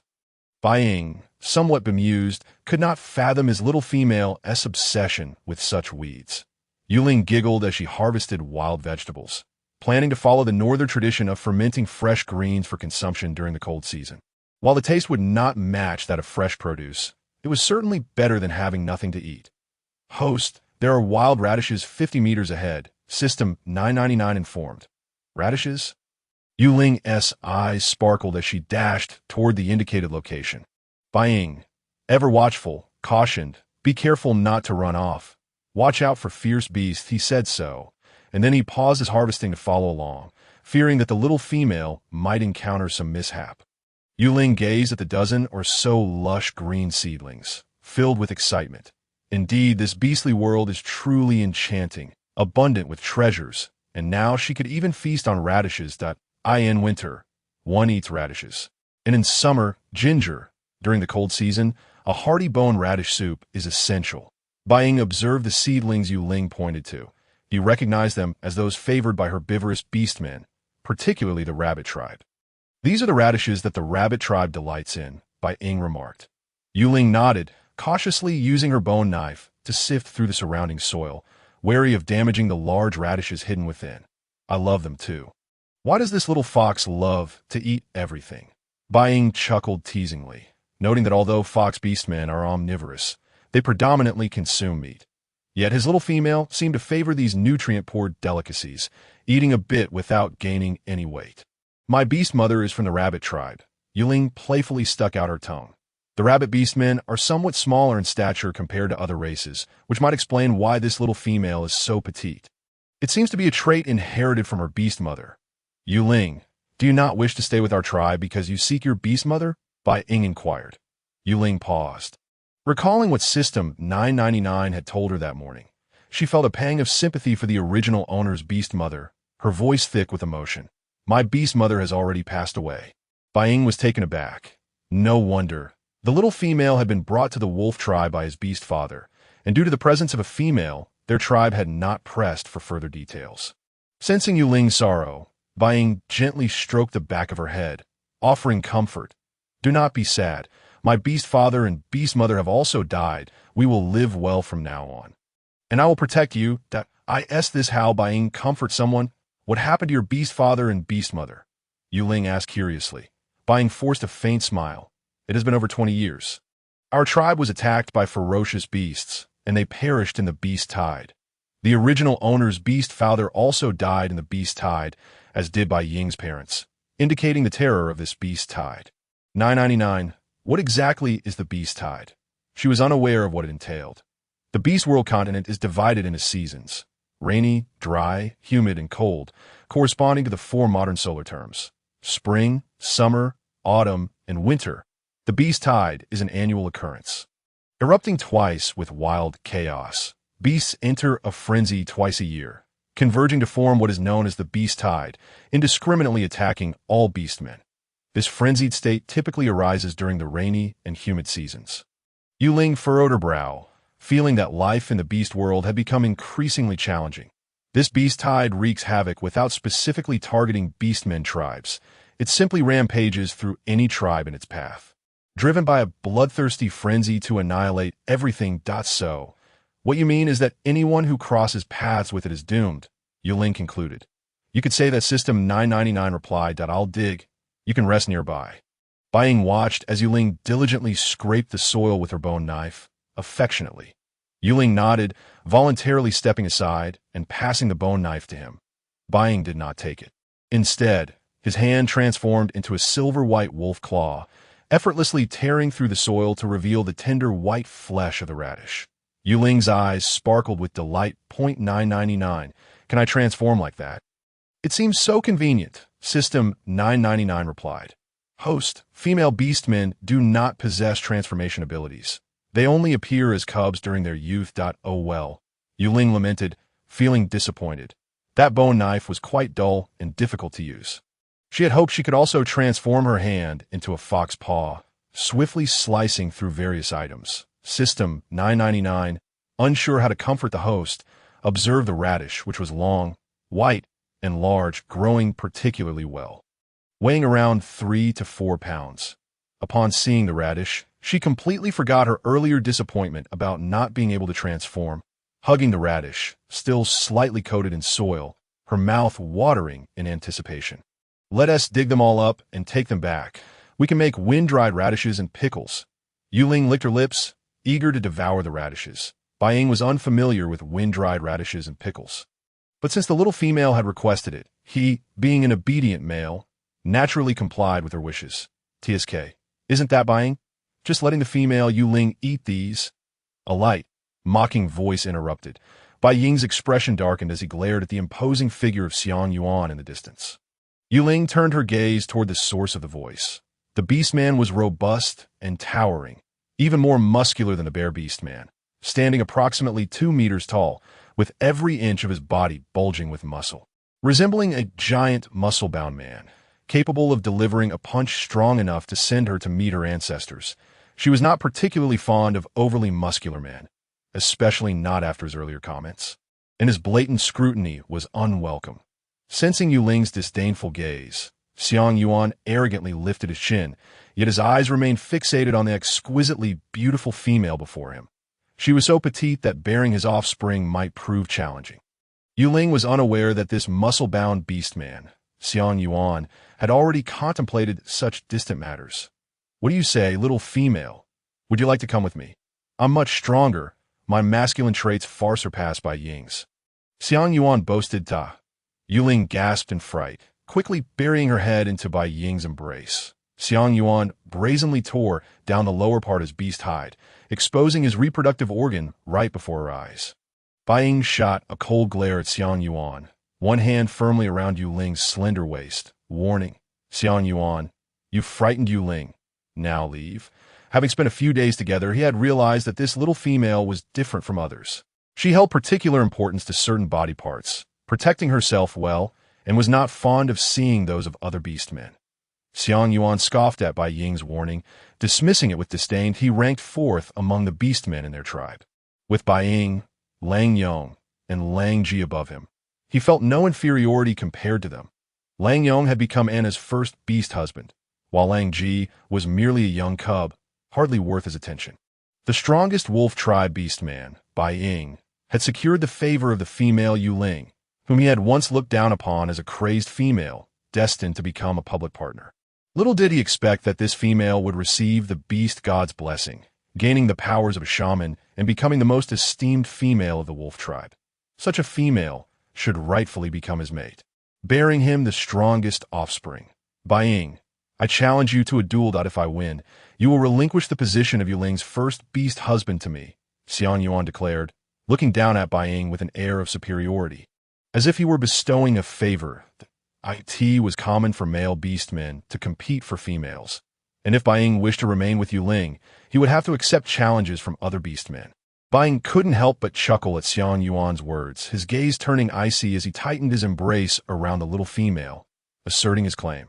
You stand no chance against me. It seems you haven't learned your lesson yet, Xiang Yuan. Yue Ling leaned against Bai Ying, shaking her head in concern, wondering what would happen if Bai Ying were to lose. Would she truly have to be with Xiang Yuan? Host, it is quite normal for males to compete for females. But rest assured, Bai Ying is the strongest warrior of the wolf tribe and will not easily lose, System 999 reassured her. Yue Ling understood. Yet she couldn't help but worry for Bai Ying. Why should she have to be with Xiang Yuan if Bai Ying were to lose?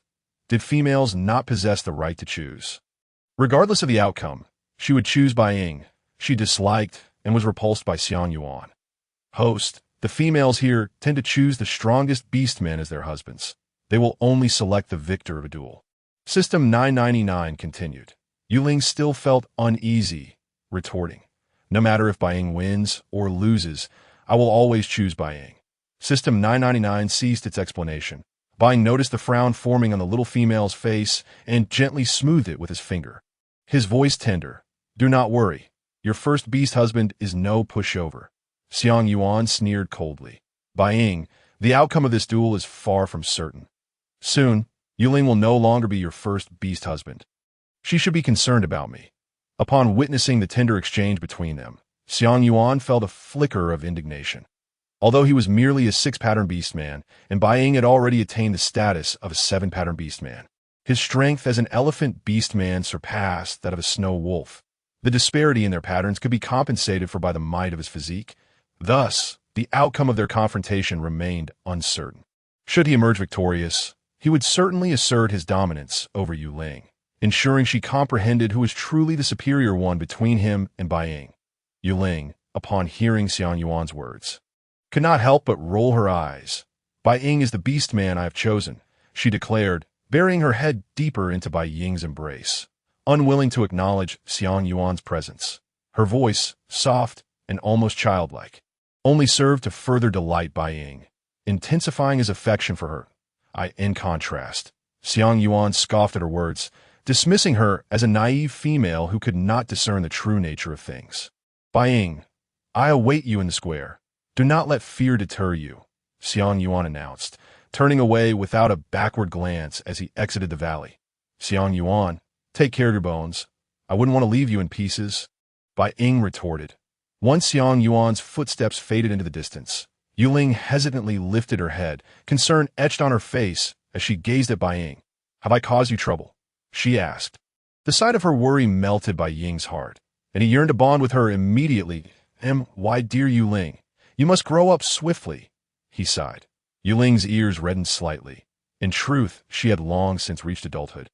Though her current form still bore the marks of youth, do not fret. Trust in me. Let us return, Bai Ying continued. The disruption caused by Xiang Yuan had dampened Yue Ling's spirits for further exploration of the valley. And as they gathered their belongings, Bai Ying observed her anxious demeanor and chuckled softly. Do you truly doubt me? Yue Ling shook her head earnestly, replying, I am merely afraid you might get hurt. She believed in Bai Ying's strength, yet the reality of combat left wounds and pain, and she could not help but worry for him. If it were not for her, Xiang Yuan would not have sought a confrontation. Bai Ying's smile faltered for a moment as he gently pinched Yue Ling's cheek, his tone tender. Yue Ling, your kindness toward me is truly remarkable. Many females were indifferent to the well-being of males, viewing them solely as tools to serve their desires. Yet this adorable little female expressed concern for him, making him acutely aware of her affections. You are also very good to me, Yue Ling replied, not recognizing her own kindness, as it was Bai Ying who had consistently cared for her. After spending just a few days together, she felt an overwhelming sense of security in his presence. Aima burst in, spotting the two nestled together, her expression devoid of embarrassment as she hurriedly exclaimed, Yue Ling, where have you been? I did not see you earlier. Moreover, Xiang Yuan mentioned he would be waiting for Bai Ying in the square for a competition of strength. How did you provoke him? Having grown up in the beast world, where caves lacked doors and the chaotic nature of their society was not unfamiliar to her, Aima found the sight of the two embracing to be rather mundane. As she continued to chatter incessantly, Aima's face displayed a charmingly naive expression. Observing Yue Ling's adorably puzzled demeanor, Aima thought, this little female is simply too cute. Yet the thought of Xiang Yuan elicited a frustrated stomp of her foot.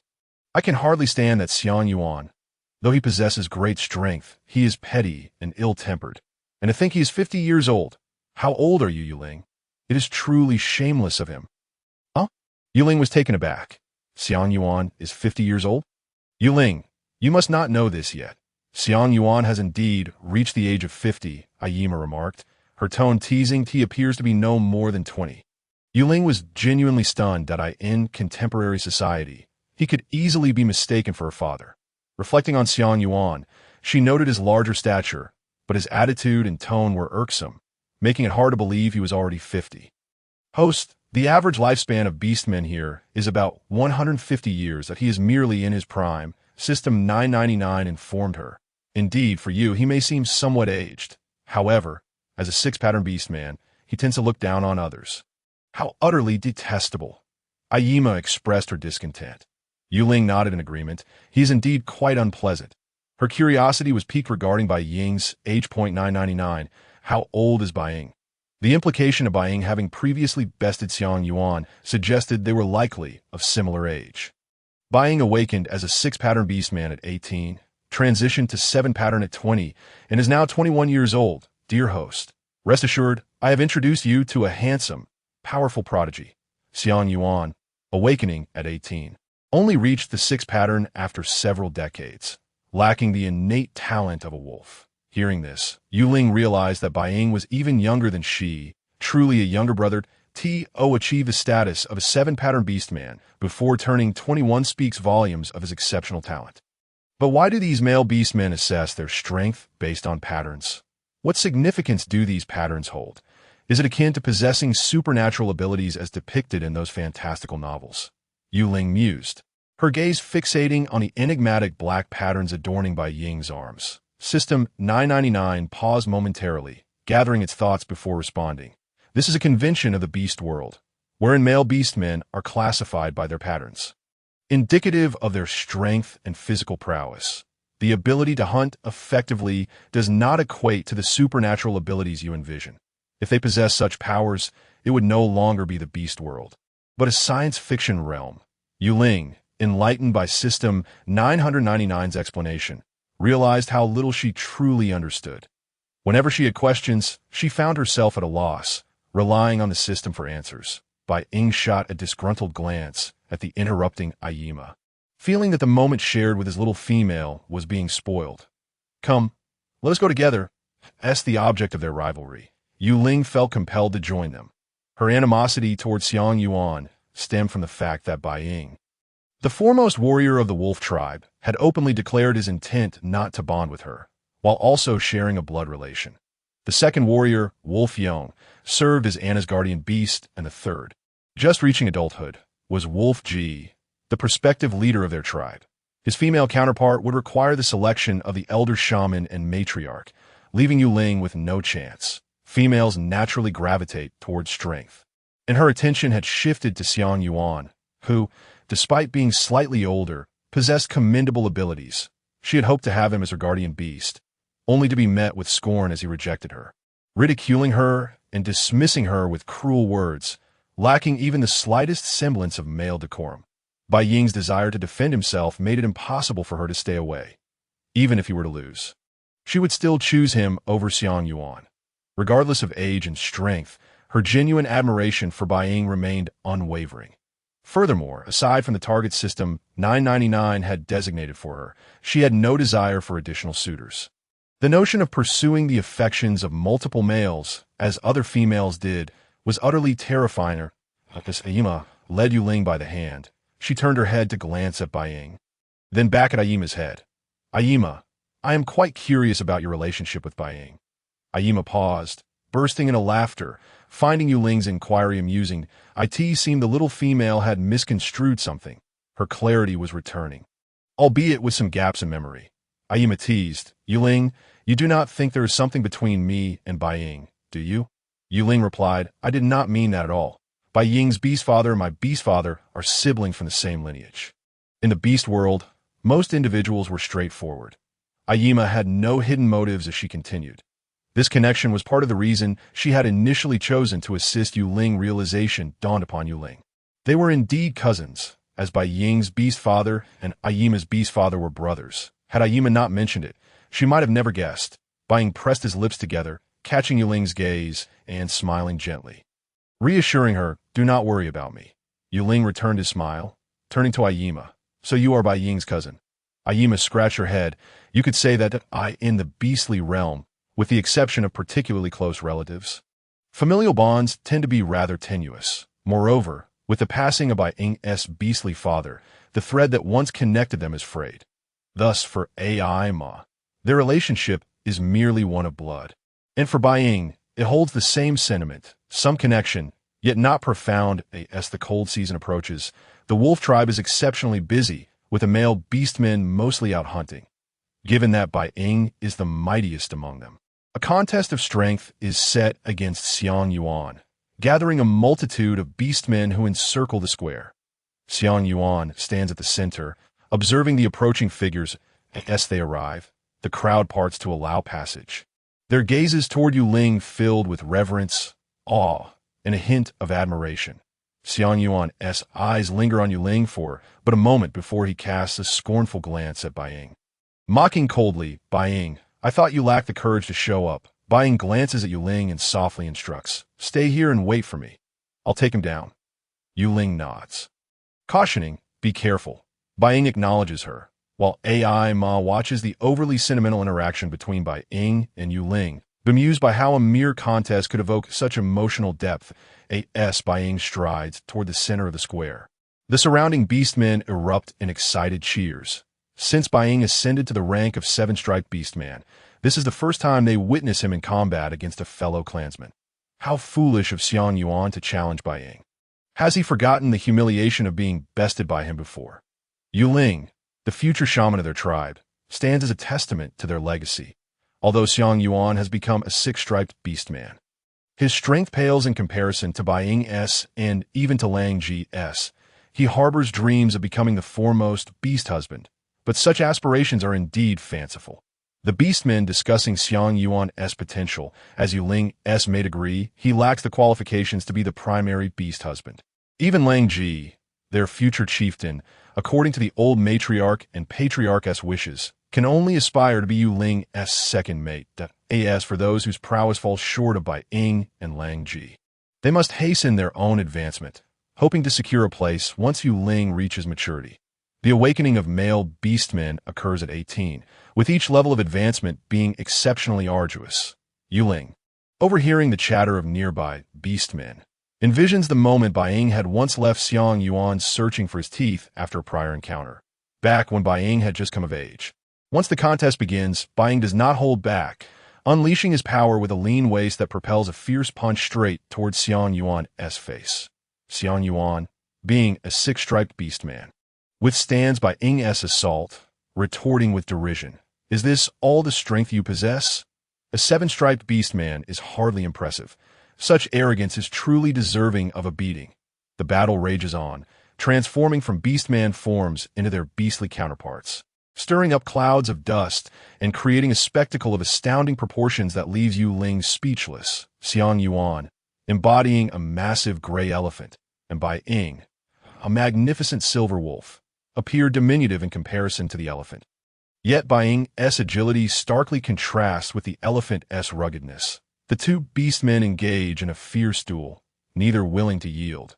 Rita stands at a distance, her gaze flitting between Yue Ling and Bai Ying, reflecting on how the tribe's once most inconspicuous female has now become its most esteemed. The strongest male contenders now vie for her affection, and even the notoriously irritable Xiang Yuan competes for her hand, stirring feelings of bitterness and envy within her. The two combatants remain locked in struggle for what seems an eternity, both bloodied and bruised. Yue Ling bites her lip, anxious as she watches Bai Ying in the center of the square. His once pristine silver fur now stained a vivid crimson, a sight that pierces her heart. Oh, not worry. Bai Ying is a seven-striped beastman. He will surely emerge victorious, Ima, observing Yue Ling's anxious expression. Furrows her brow. Injuries are an inevitable part of such contests. There is no need for alarm. Noticing the young female's concerned demeanor, her tone softens as she reassures, "It's all right." Yue Ling nods, her gaze unwaveringly fixed on Bai Ying. After another half-hour of fierce combat, Bai Ying's slender wolf form dominates Xiang Yuan, transitioning back into his beastman shape, delivering relentless blows aimed at Xiang Yuan's face. "I concede," Xiang Yuan declares in defeat. Rising to his feet, Bai Ying nonchalantly dons his bee-skin skirt, offering a modest smile to the onlooking beastmen, a flicker of pride gleaming in his eyes that he knows this victory was hard-earned. Xiang Yuan has made significant strides since their last encounter, yet Bai Ying is no novice, having honed his skills through years of dedication. Xiang Yuan's expression darkens. He had not anticipated defeat at Bai Ying's hands. Yet he acknowledges the latter's superior strength and accepts his limitations. Bai Ying truly embodies the mightiest of their tribe. The outcome was never in doubt.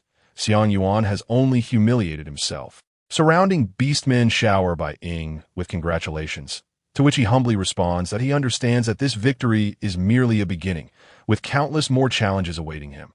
Amidst the cheers of the beastmen, Bai Ying turns to Yue Ling, calmly taking her small hand in his tone gentle. "Yue Ling, let us return. You wish to prepare wind-blown radishes and pickled radishes, did you not?" This contest of strength was without uncertainty. Yue Ling gazes at Bai Ying's bruised form, realizing that his victory came at a significant cost. She nods obediently. "Ai Ma, we shall return now." She calls out to Ai Ma, who waves her hand, watching the pair depart, in the center of the square. Xiang Yuan sits in silence, his eyes brimming with disappointment and resignation. Nearby, Rita feigns concern as she approaches him, offering a patronizing consolation. "Xiang Yuan, do not despair. Failure is the mother of success." Her tone drips with sarcasm, deepening Xiang Yuan's humiliation. The crowd begins to murmur, casting sidelong glances at Xiang Yuan as though he were a mere failure. However, Xiang Yuan pays little heed to their whispers, fully aware that he must enhance his abilities. He silently vows to double his efforts, ensuring he will not suffer defeat again. Upon returning to their cave, Yue Ling gazes at Bai Ying's bruises, her heart aching with empathy. She gently touches the discolored areas. Concerned, "Does it hurt?" Bai Ying shakes his head, claiming, "It is nothing. Male beastmen are tough-skinned. Such wounds are trivial. The contests among males pose no threat to life." And while he bears a few bruises, Xiang Yuan has sustained deeper cuts from Bai Ying's claws, with his blood staining Bai Ying's fur. Reveling in the tender concern of the young female, Bai Ying smiles. "It doesn't hurt. Just a minor injury that a resolute glint shines in Yue Ling's eyes as she asserts. You must not take such risks again. I worry for you. Bai Ying gazes affectionately at Yue Ling, reassuring her, I understand. I will be cautious. Besides, I do not wish to lose Yue Ling. I cannot afford to. At that moment, a gentle breeze sweeps through, lifting Yue Ling's hair. Bai Ying reaches out to smooth it down, their eyes meeting as if time itself has ceased. Slowly, Bai Ying leans closer to Yue Ling's face, her heart racing in anticipation, and she nervously closes her eyes. Bai Ying's kiss is both tender and fervent, causing her heart to flutter wildly. She keeps her eyes shut, savoring his breath, her cheeks flushed with shyness. After what feels like an eternity, her breath quickens as she gently pushes Bai Ying away, slowly opening her eyes to find him smiling at her. Yue Ling, you are truly beautiful, Bai Ying whispers. Yue Ling's face reddens further, and she lowers her gaze, fiddling with the hem of her bee-skin skirt. Bai Ying tenderly holds her hand, lifting it to place a warm kiss on her hand's back, then envelopes the bashful Yue Ling in his embrace, saying, Yue Ling, you are such a special little female, so shy and so lovely. You captivate the hearts of all beastmen. Still dazed, Yue Ling leans against Bai Ying, recognizing that men seem to have an innate understanding of such matters. Just moments ago, she had offered her first kiss after over 20 years. Bai Ying, within their cave, refuses to allow Yue Ling to work, adhering to her every request with unwavering obedience. Yue Ling instructs Bai Ying to slice the radishes into strips and ties a bee-skin rope near the fresh sausages to sun-dry the radishes. Bai Ying, let us gather some leaves to smoke the sausages.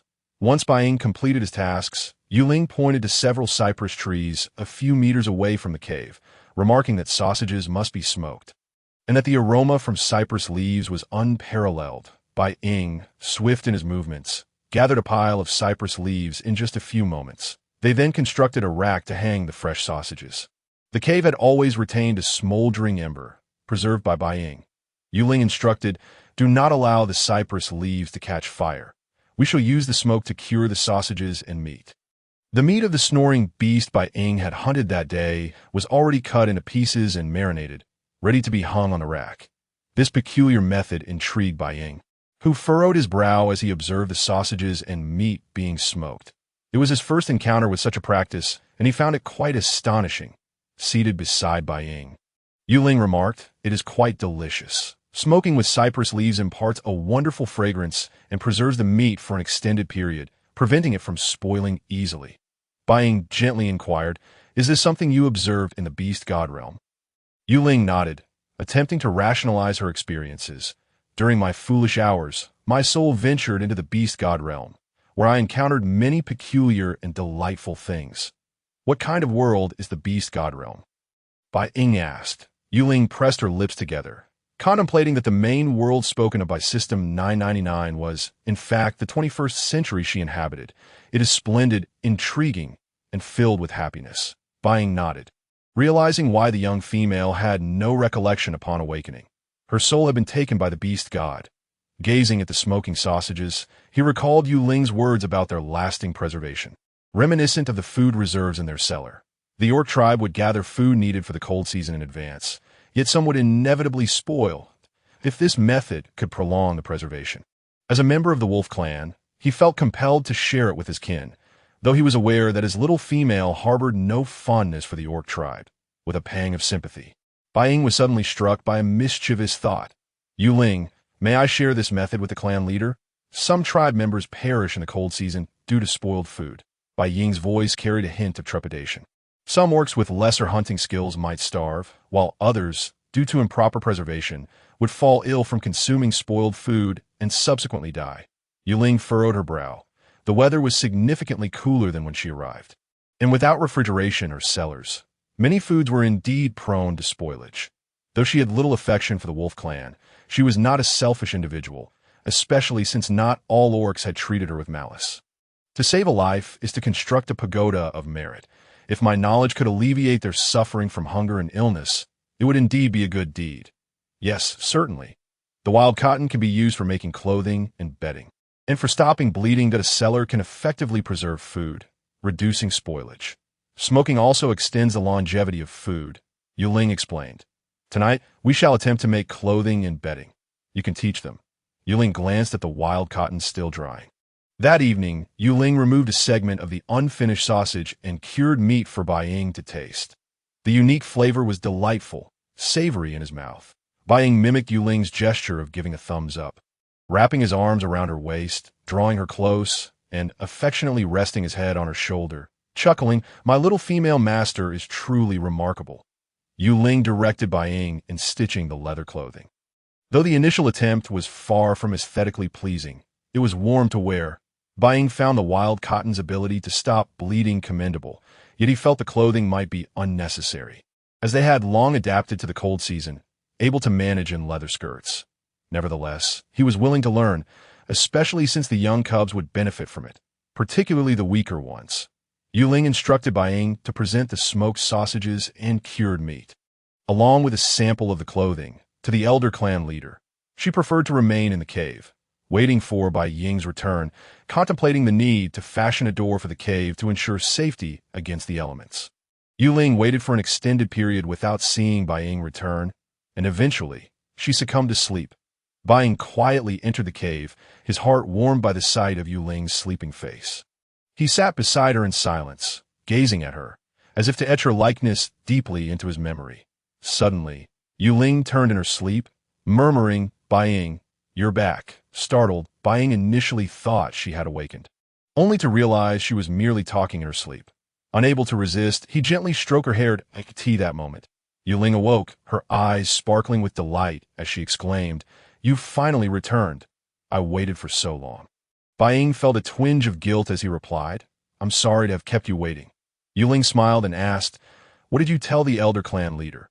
Bai Ying recounted all that transpired in the elder's cave, recalling the elder's excited demeanor. Had he not intervened, the elder might have knelt before the little female and reverenced, "I'm afraid, Yue Ling, that your true identity may no longer remain concealed." Bai Ying's voice carried a note of regret. "What?" Yue Ling gasped, her mind suddenly alert. Had they uncovered that she was not the genuine Yue Ling, but a soul traversing from the modern world? Would they condemn her? "Host, please do not panic. They will not discover your true identity." System 999 hurriedly reassured her. "Your thoughts are too active." "What identity?" Yue Ling swallowed hard, feeling a surge of anxiety as she glanced at Bai Ying. "You are the envoy sent by the beast god. You have lived in the beast god realm and serve as a messenger for the beast god's will." Yue Ling exhaled slightly, waving her hand dismissively. She had merely fabricated a story. How had it evolved into being an envoy of the beast god? "Bai Ying, I am not a messenger. I am just an ordinary female, merely possessing knowledge that differs from yours," Yue Ling clarified. Bai Ying chuckled, a mix of exasperation and fondness, recognizing that she had displayed the same attitude when acting as a shaman and now as a supposed envoy. She held no regard for status or power. She was simply a uniquely special female, T.O. Bai Ying. Regardless of her identity, she was merely his beloved. "Rest now. I shall wash by the river," Bai Ying suggested.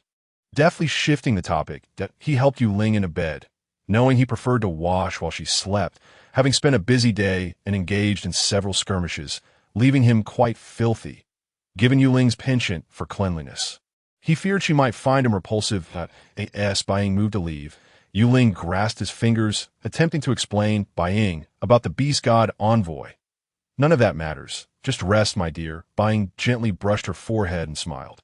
Reluctantly, Yue Ling acquiesced, curling up in bed. System 999, how has this lie spiraled out of control? Now, I am an envoy of the beast god. Are you certain this deity won't obliterate me? Yue Ling's heart raced with apprehension, recalling System 999's warnings about the formidable power of rules here, fearing punishment for defying the beast god's will. Though her soul was from the modern world, this body belonged to this realm. "Do not fret, host. The beast god has no authority over your soul. In the beast realm. You are a glitch in the system. Moreover, being an envoy is far superior to being merely a female or a shaman. With this identity, you can navigate the beast realm with ease. What is there to be concerned about?" System 999 expressed confusion, emphasizing the advantages of such a prestigious position. The higher the status, the greater the responsibility. "I simply wish to live a laid-back life, enjoying sweet moments with my beast husband." After listening to Yue Ling's sentiments, System 999 continued. "However, Even in your leisurely existence, you are still benefiting the beast realm with the cellar and smoked meats. You need not feel pressured, for I am here with you." Upon hearing System 999's final words, Yue Ling felt a warmth in her heart. "You are truly wonderful, System 999. System 999 beamed, reveling in the praise from the host.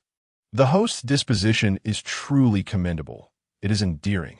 After Baiying departed, the old chieftain's heart was tumultuously stirred. Yue Ling, a female of the species, one he had scarcely regarded in the past, now revealed herself to possess an astounding array of secrets, including the power of the shaman and the knowledge of food preservation and warm clothing, which was certainly no ordinary feat. She must undoubtedly be a messenger sent by the beast god. This conviction grew ever stronger within the chieftain's mind. Meanwhile, his youngest offspring, Lang Ji, destined to be the future leader of their wolf tribe, had yet to receive Yue Ling's favor. The old chieftain could not help but furrow his brow. Fully aware that Lang Ji's overly gentle nature lacked the necessary ferocity, in a world that revered strength, such a temperament was an undeniable and grievous weakness. How he lamented the shortcomings of his own flesh and blood. Disappointment surged within him like an unrelenting tide, that he understood that if Lang Ji could not alter his ways, not only would he struggle to inherit the mantle of leadership, but he would also find it exceedingly difficult to navigate the treacherous and unpredictable world that lay ahead. A complex light flickered in the old chieftain's eyes. He recognized that this woman might hold the key to Lang Ji's transformation, but ultimately, it depended on whether Lang Ji could seize the opportunity. Awakening at dawn, Yue Ling opened her eyes to behold a face lined with wrinkles. Startled, she let out a scream and rolled to the innermost part of the stone bed. Only upon sitting up did she realize the source of her fright was none other than the old chieftain of the tribe. "No, my apologies, Yue Ling. I did not mean to startle you." The chieftain hastily apologized, equally surprised by her sudden awakening. They had merely been keeping vigil by her bedside. It was then that Yue Ling noticed the presence of the old shaman, and Baiying as well. The old shaman cast a disdainful glance at the chieftain, reproaching him for scaring a female at his age. The chieftain felt unjustly accused. How was he to know that this young female possessed such a timid disposition? The old shaman was the first to kneel before Yue Ling, followed suit by the chieftain. Two venerable figures, both with hair as white as snow, knelt before her. Their eyes brimmed with reverence and awe, as if they perceived in her some divine power transcending the mundane. "We pay homage to the messenger of the beast god." Faced with such a scene, Yue Ling felt overwhelmed. Two elderly individuals were kneeling before her, and she feared for her life. She hurriedly descended from the bed to assist them, explaining, "I am not the messenger of the beast god. I simply possess knowledge that differs from yours." The old shaman spoke with a trembling yet resolute voice. "Yue Ling, your profound understanding of various secrets undoubtedly affirms your role as the messenger of the beast god. Your wisdom and insight are beyond the reach of ordinary tribesfolk." The chieftain nodded in agreement, his deep-set eyes gleaming with boundless reverence for the mysterious power that had seemingly bestowed upon their wolf tribe a true messenger from the beast god. Taking a deep breath, she pondered the so-called secrets, mere common knowledge and insights shared by System 999. The two elders remained kneeling, and Yue Ling's face flushed crimson as she cast a pleading glance towards Baiying. Baiying, touching his nose, replied, "I cannot make decisions on your behalf.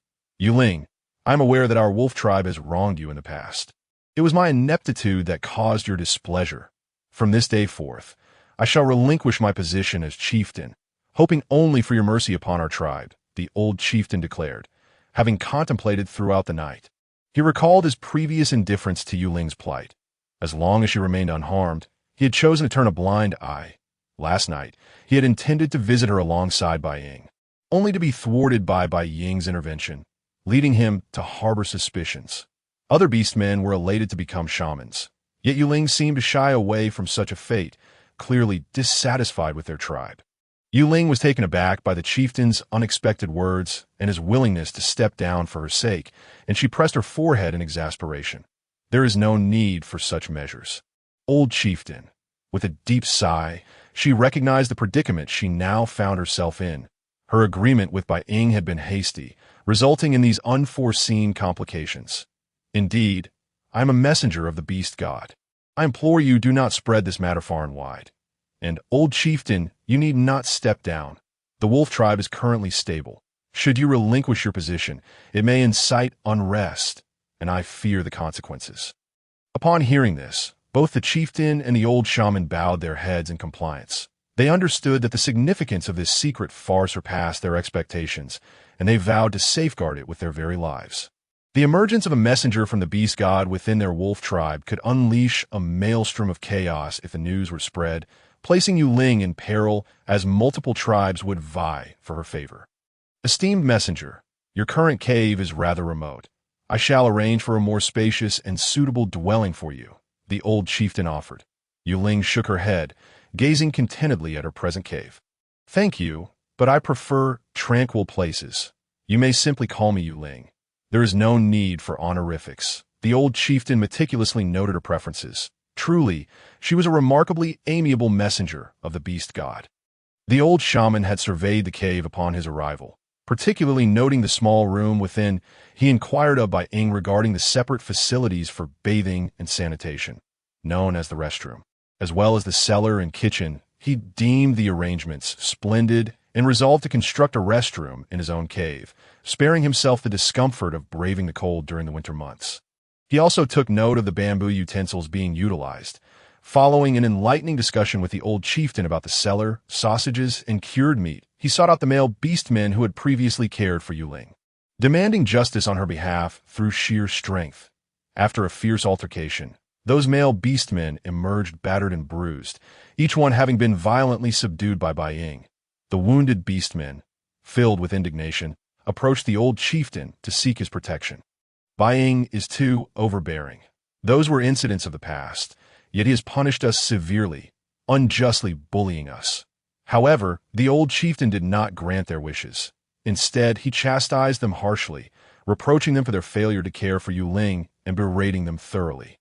Reflecting on the current state of Yue Ling, they were filled with regret. Simultaneously, the old chieftain visited Lang Ji's cave, observing his despondent and dejected demeanor.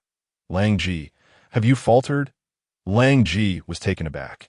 Lowering his head further, his mind consumed by Bai Ying's words, that the young female had not shown interest in him. The old chieftain, witnessing his son's lack of ambition, scoffed. "Whom do you take after? You wretched pup? You bear no resemblance to me whatsoever. I pursued your mother with relentless tenacity. You seem to have learned nothing from that." Lang Ji remained silent, feeling aggrieved. The old chieftain sighed, gazing at Lang Ji. "Lang Ji, tell me, do you have feelings for Yue Ling?" Lang Ji lifted his head to meet his father's gaze, his mind flooded with images of Yue Ling's charming and adorable face, every smile and frown etched in his memory. He nodded emphatically, his voice resolute. "I do. The good woman desires a devoted suitor. Yue Ling is not only the female I have my eyes on, but also the most esteemed female of our tribe. Lang Ji, you must strive for her affection. I do not expect you to surpass Bai Ying. Simply being her mate would be sufficient for both me and your mother." The old chieftain spoke earnestly. In the past, when Yue Ling possessed shamanic abilities, he had considered it acceptable for his son to be her second mate. But now, upon learning of her identity as the beast god's messenger, he deemed it a great honor for Lang Ji to be her mate, as having a female leader who was a messenger of the beast god was an unparalleled privilege. Lang Ji nodded in agreement. "You are the future leader of our wolf tribe. Lang Ji, you must not display weakness. You cannot allow a few obstacles to deter you." The old chieftain's gaze was resolute. This world was harsh. And if Lang Ji continued to be weak, he would surely fail to command respect. "Yes, these are the fruits freshly gathered from the tribe, meant for females. You shall deliver them." The old chieftain sought to provide his ineffectual son with an opportunity. His heart heavy with concern. Observing Lang Ji's hesitation, he stamped his foot in frustration. "Are you afraid to deliver the fruits? Then you deserve to be shunned by the young female." Understanding his father's good intentions, Lang Ji clenched his fists and summoned his courage to accept the beast hide bag from the old chieftain. "Father, I will personally deliver the fruits to Yue Ling." Only then did the old chieftain depart with satisfaction. Once the old chieftain had left, Lang Ji gazed at the fruits within the beast hide bag, each one sweet and succulent, hoping to win Yue Ling's heart. The gaze of Lang Ji was imbued with anticipation. As if those wild fruits could pave a bridge to the heart of Yue Ling, the beast father was indeed correct. One must pursue what one cherishes. He could not be defeated. He was the hope for the future of the wolf tribe, and he could not afford to be timid or retreat. The tranquility of Yue Ling's cave stood in stark contrast to Langji's urgency. Idly, she sat at the mouth of the cave, awaiting Bai Ying's return from the hunt. While the hearty soup of ribs and radish bubbled enticingly in the stone, as Langji appeared within Yue Ling's line of sight, he carefully placed the bag of fresh wild fruits before her, every movement suffused with tenderness and reverence. Yue Ling gently shook her head at the fruits he had set beside her. Did all these beastmen know of her fondness for fruits? First, it was the brothers Lang Zhua and Lang Yu who gifted her in gratitude. And now it was Langji. Her voice, clear and resolute like a mountain spring, echoed. Langji, I appreciate your kindness, but I cannot accept these wild fruits. Langji's heart plummeted, a flicker of disappointment flashing in his eyes. Yet it was swiftly masked by a gentle smile. This is not a gift from me. It is from the tribe. Is that so? Yue Ling scratched her head, surprised by this revelation. Had she misinterpreted his intentions? Langji observed the little female's flustered demeanor, and his smile deepened. The air was thick with a rich aroma, and he sniffed, his gaze drifting to the steaming stone pot in the small kitchen at the cave's entrance. What a delightful fragrance! This is the soup I have simmered. Do taste it, he urged. Having gone through the effort to bring fruit from the tribe, it would seem ungracious to not offer her a taste. Yue Ling rose and fetched an unused bamboo bowl to ladle some soup for Langji. As he watched the little female scoop from the stone pot, excitement and anticipation surged within him. Could this mean she was beginning to soften towards him? It's a bit hot, and this is how you use these chopsticks, Yue Ling demonstrated, presenting him with the bamboo bowl and showcasing the use of the chopsticks. Langji accepted the bowl, his gaze fixated on the two wooden sticks in her hands. Momentarily lost in confusion. Give it a try, she encouraged. His bewilderment and astonishment were so evident that they reminded Yue Ling of her first attempt to teach Bai Ying, eliciting an involuntary smile that brightened her eyes. In an instant, Langji's eyes sparkled with fascination as he imitated Yue Ling's movements with the chopsticks. Yue Ling observed, thinking, truly, one apprentice is more clueless than the last. Langji, embarrassed, stared at the ribs he had inadvertently knocked onto the ground. A hint of vexation crossing his features. I did not mean to It's all right. Just drink the soup. If you can't manage, you can use your hands. Yue Ling waved him off, unable to bear the sight. Langji followed her instructions, sipping the soup. After having stirred the bowl for some time, the soup was no longer scalding. The rich flavor slid down his throat, accompanied by the sweetness of the radish. He had never tasted anything so delectable. His eyes widened in astonishment as he gazed at Yue Ling. Did you make this? It's so delicious. Langji had not anticipated that this little female could concoct such delightful dishes. Yue Ling smiled. If you enjoy it, I can have Bai Ying teach you. She had never imagined that this carnivorous beastman would be so fond of her rib and radish soup. Langji shook his head, pleading, with the cold season approaching, the tribe is quite busy. It's truly unnecessary to trouble anyone else that I can learn on my own. Indeed, Bai Ying had been particularly occupied these past few days, hunting in the mornings and assisting her with tasks in the afternoons, handling nearly everything himself. Yue Ling studied Langji's earnest expression. Did he genuinely wish to learn? After a moment's contemplation, she countered, while everyone else is out hunting. What about you? Shouldn't you, as a scion, be foraging for food yourself? Langji, hearing Yue Ling's inquiry, felt a flicker of concern emanating from her. His smile remained unwavering. I hunt in the morning and afternoon. Yue Ling nodded. Very well, come learn this evening. Today's preparation was complete, so he wouldn't see how it was made. It was simple enough to master by nightfall. Langji nodded, understanding that despite his fondness for Yue Ling's soup, he would not request her to prepare another serving. This was her sustenance. Welcome back. Suddenly, the little female beamed a radiant smile at him, and he felt as if his heart had been struck by a bolt. She dashed past him towards Bai Ying, who from a distance had spotted Langji lingering at the cave entrance. Bai Ying set down his prey, swiftly catching Yue Ling as she rushed towards him. Be careful. Don't trip, he admonished, his tone playful yet tinged with concern. The rich aroma wafting through the air surely indicated that the little female had prepared something scrumptious. Why didn't Tiyu wait for me to return?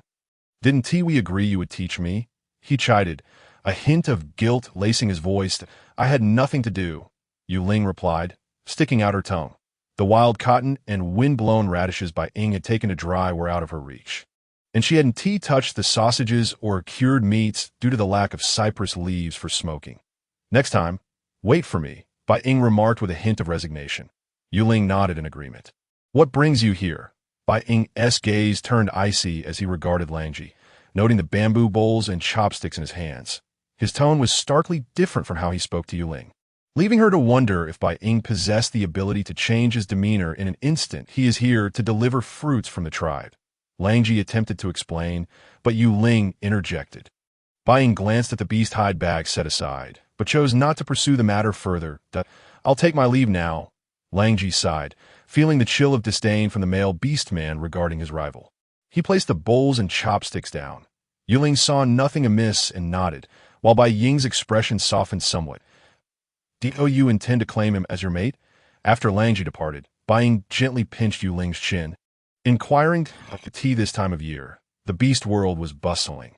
He needed to hunt to sustain himself and Yue Ling, leaving him unable to attend to her every need. He had allowed her to prepare her own meals. Believing he had not done enough to spare her from fatigue and hunger, he could reluctantly accept Langji. In contrast, Langji was a commendable choice. Yue Ling shot Bai Ying an exasperated look. Why do you always say such things? Pushing me away? Bai Ying, hearing her playful reproach, wore a bittersweet smile. I wish you belonged solely to me. But Bai Ying left his statement unfinished, for which beastman in the beast world did not have multiple mates. Yue Ling's status was unique. She would not be exclusive to him alone. From the moment he laid eyes on her, he understood she was too special, too adored by beastmen. He had to embody the magnanimity and tolerance of the foremost mate, concealing his jealousy and resentment deep within. But I only wish for you, Yue Ling declared, wrapping her arms around Bai Ying and burying her face in his chest. She understood his hesitance and felt indebted to him. If only they lived in a different era. Had they met in modern times, they would surely have been inseparable for a lifetime. Yet now, with the task of prolonging their romance, she felt incapable of fulfilling it. She wished to live and remain by Bai Ying's side until they grew old together. Upon hearing her words, Bai Ying smiled warmly, the earlier pangs of jealousy and resentment dissipating as long as you hold a place for me in your heart. That is sufficient. Bai Ying's words were profoundly humble, causing Yue Ling's eyes to mist over as she nodded emphatically. All right, let us eat first. You needn't wait for me. I can manage raw food. I am sure you're famished. Bai Ying shifted the topic, guiding her toward the soup simmering in the stone pot. Yue Ling recognized Bai Ying's thoughtfulness and understanding, following his lead as she climbed down. We are now a family. Of course, it's more enjoyable to eat together, Yue Ling chimed cheerfully. The sweetness of her words felt like honey, warming his heart. He yearned for her to mature quickly, as his little female was simply too delightful. During their meal, Yue Ling recounted her earlier encounter with Langji. Bai Ying, I harbor no feelings for Langji, my desire to leave the wolf tribe remains unchanged. Though the old chieftain and shaman have treated me kindly, I still hold reservations about past events. Apart from you, I shall not accept any beastman from the wolf tribe. Yue Ling, apprehensive about Bing's suggestion that Langji become her beast husband, quickly added her thoughts. Bing nodded, understanding that the little female did not harbor such feelings. He gently placed a piece of rib in her bamboo bowl and, in a good-natured tone, inquired, Yue Ling, do you have a destination in mind? Yue Ling recalled hearing from System 999 that her former tribe, the Fox Clan, would visit during the cold season. Since her strategist number 2 resided in the Fox Clan, it was evident that her journey would lead her there. Let us return to the Fox Clan, she decided. Bing nodded once more, replying, I will follow your lead. Yue Ling's eyes sparkled like crescent moons, but soon her thoughts shifted to her current situation. She had become the envoy of the beast god. Was she truly free to leave? What will the old chieftain do if he learns of my departure? Yue Ling pondered aloud. Bing paused, recognizing her elevated status as the envoy of the beast god, a position of great nobility, the most esteemed female in the entire beast realm. the envoy of the beast god. It is your divine mission to benefit the beast realm. And no matter how reluctant the old chieftain may be, he cannot obstruct your fulfillment of the beast god's will. Being reassured her. His words alleviated her current dilemma. Unexpectedly, her new role afforded her even greater freedom. She could traverse the land under the pretense of executing the beast god's mandate. Yue Ling said nothing further, her smile deepening. In the afternoon, the two of them busily prepared a substantial amount of sausages, with Yue Ling crafting spicy sausages known as Hongwa. She surveyed their dwindling supply of salt crystals, which had once been plentiful. She lamented the state of their resources. Not to worry, I shall exchange for more salt crystals in a couple of days, Being remarked, observing the little female's troubled expression with a smile. Beast City. This was the first Yue Ling had heard of such a place beyond the tribe. Being affectionately ruffled her hair, gazing into her bright, almond-shaped eyes. You wish to go? Yue Ling eagerly nodded, having spent several days confined to a routine of the cave. The mountains and the cave entrance, she yearned to see this so-called Beast City. Surely, there must be a Beast King residing there as well. However, this time is not feasible. The journey from the tribe to Beast City takes 5 days and nights. And with the cold season approaching, your frail body would not withstand it. Once the cold season is past, I shall accompany you to Beast City, Being explained, fearing Yue Ling might sulk. Then I shall postpone my visit. Yue Ling replied, unperturbed by Being's reasoning. Indeed, the distance was too great, and a round trip would take around 10 days. Her health was still fragile, and she could not endure such a journey. She considered Being's upcoming trip to Beast City for salt crystals. She realized she would be alone in the cave for over 10 days. So, I will be left here alone in the cave. Yue Ling lamented softly. Being's heart ached at her tone. He gathered her into his embrace, resting his chin atop her head. The thought of parting from her for several days filled him with reluctance. Yet he knew the little female required salt to maintain her health, and without the salt crystals, she could easily fall ill. I will ensure the tribe's beastmen look after you. You must behave, he instructed. I do not need others to care for me. I can manage just fine on my own. Yue Ling insisted, confident in her ability to fend for herself, especially with ample food supplies in the cave. Being remained silent, knowing that leaving her alone in the cave was not a wise decision. That evening, Langji arrived as promised, and Yue Ling calmly demonstrated the preparation of rib and radish soup. Quite simple, isn't it? To Langji's surprise, the process was indeed straightforward. He had anticipated needing several days to learn. Having witnessed the entire procedure, he found no reason to linger any longer and reluctantly departed from Yue Ling's cave, lamenting his hasty decision. The next day, Ayima visited her, brimming with excitement and accompanied by a female Yue Ling did not know, Lida. Though unfamiliar, Yue Ling greeted Lida politely. Her curiosity piqued. Ayima enthusiastically introduced. Lida is a female from the ape tribe whom we rescued. She has a delightful personality and is the most beloved female in our tribe. Lida's demeanor was somewhat akin to Yue Ling's, gentle and courteous in conversation, contrasting starkly with Ayima's boisterous nature. Ayima believed that Lida would surely become Yue Ling's friend. Yue Ling smiled and nodded, though she sensed an air of mystery surrounding Lida, especially in the way she regarded her, which made her feel somewhat uneasy in the beast realm, where there were no phones or computers to pass the time. Yue Ling found companionship with Ayima and Lida during Being's absence, easing her solitude. The social life of females was refreshingly simple, revolving around gatherings to share fruits and roasted meats. Over the next few days, Lida frequently joined them, and Yue Ling gradually noticed Lida's persistent inquiries about Being. It seemed Lida harbored ulterior motives regarding Being. After all, he was the most formidable beastman of the wolf tribe, and it was not surprising that a female would take an interest in him. Aware of Lida's intentions to vie for Being's affection, Yue Ling felt a slight twinge of discomfort, despite knowing Being's fondness for her was unwavering. When Lida invited her to her cave once more, Yue Ling politely declined. What's the matter? Did you not go to play with Ayima and Lida today? Being asked, finding Yue Ling seated at the cave entrance upon his return, the last few days while he was away. Yue Ling had been spending time with Ayima and Lida, leaving him with little opportunity to be by her side. He was happy to see her making friends, harboring a glimmer of hope that it might help her overcome her biases against the wolf tribe. Yue Ling frowned at the thought of Lita, choosing not to disclose her feelings to Bing. I simply did not wish to go. I wanted to wait for you at home. This afternoon, we shall make a door for the cave, she replied. The cave had become filled with provisions Bing had gathered, including various meats and fruits he had foraged for her. In truth, their food supply was more than sufficient. The sun had not graced them for 2 days, and a chill wind swept through the air, perhaps due to Yue Ling's beastman physique, which made her feel less cold than one might expect.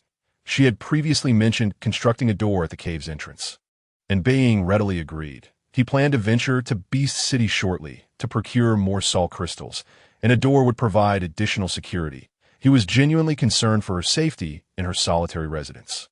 Bing nodded, and Yue Ling began sketching a rough design in the dirt, explaining to Bing how she envisioned the door. Following her instructions, Bing gathered suitable branches and leaves, embarking on the task of crafting the door. Yue Ling assisted by passing him tools and stabilizing the branches. After much effort, the door was finally completed. Bing gazed at the creation they had accomplished together, feeling a profound sense of pride. He gently pushed the door open, appreciating its sturdiness and warmth. Yue Ling beamed as well, believing the door not only safeguarded them, but also infused their cave with a sense of coziness, transforming it into a true home. Once Bing departed, Yue Ling remained in the cave, awaiting his return.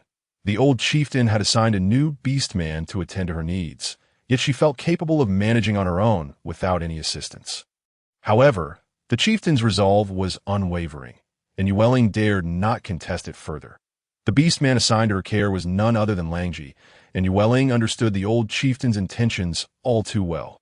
Leaving her somewhat speechless, Langji brought fresh food and water daily, engaging Yue Ling in conversation to alleviate her boredom. Langji, I have food. You need not bring me any. Yue Ling declined, realizing she now had a beast husband and did not require the tribe's support. Langji, accustomed to her refusals, maintained his cheerful demeanor, replying, "This is food distributed to the little females." His implication was clear. This was not a personal gift from him.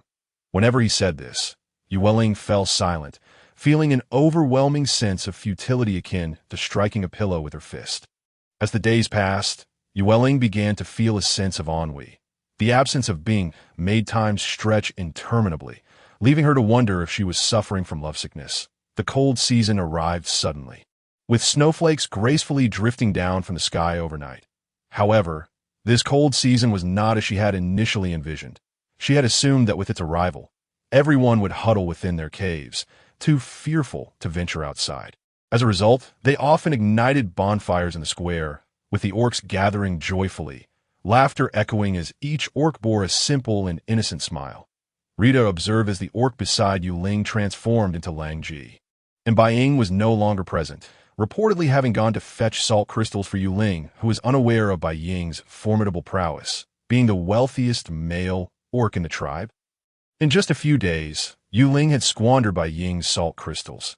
Despite her seemingly fragile demeanor, she was nothing but a spendthrift, carelessly indulging without a thought for the orcs. The elder chief and the old shaman held Yue Ling, the once mad female, in high regard due to her shamanic powers, and after Bai Ying's departure, they even sent Langji, the future chief of their tribe, to look after her.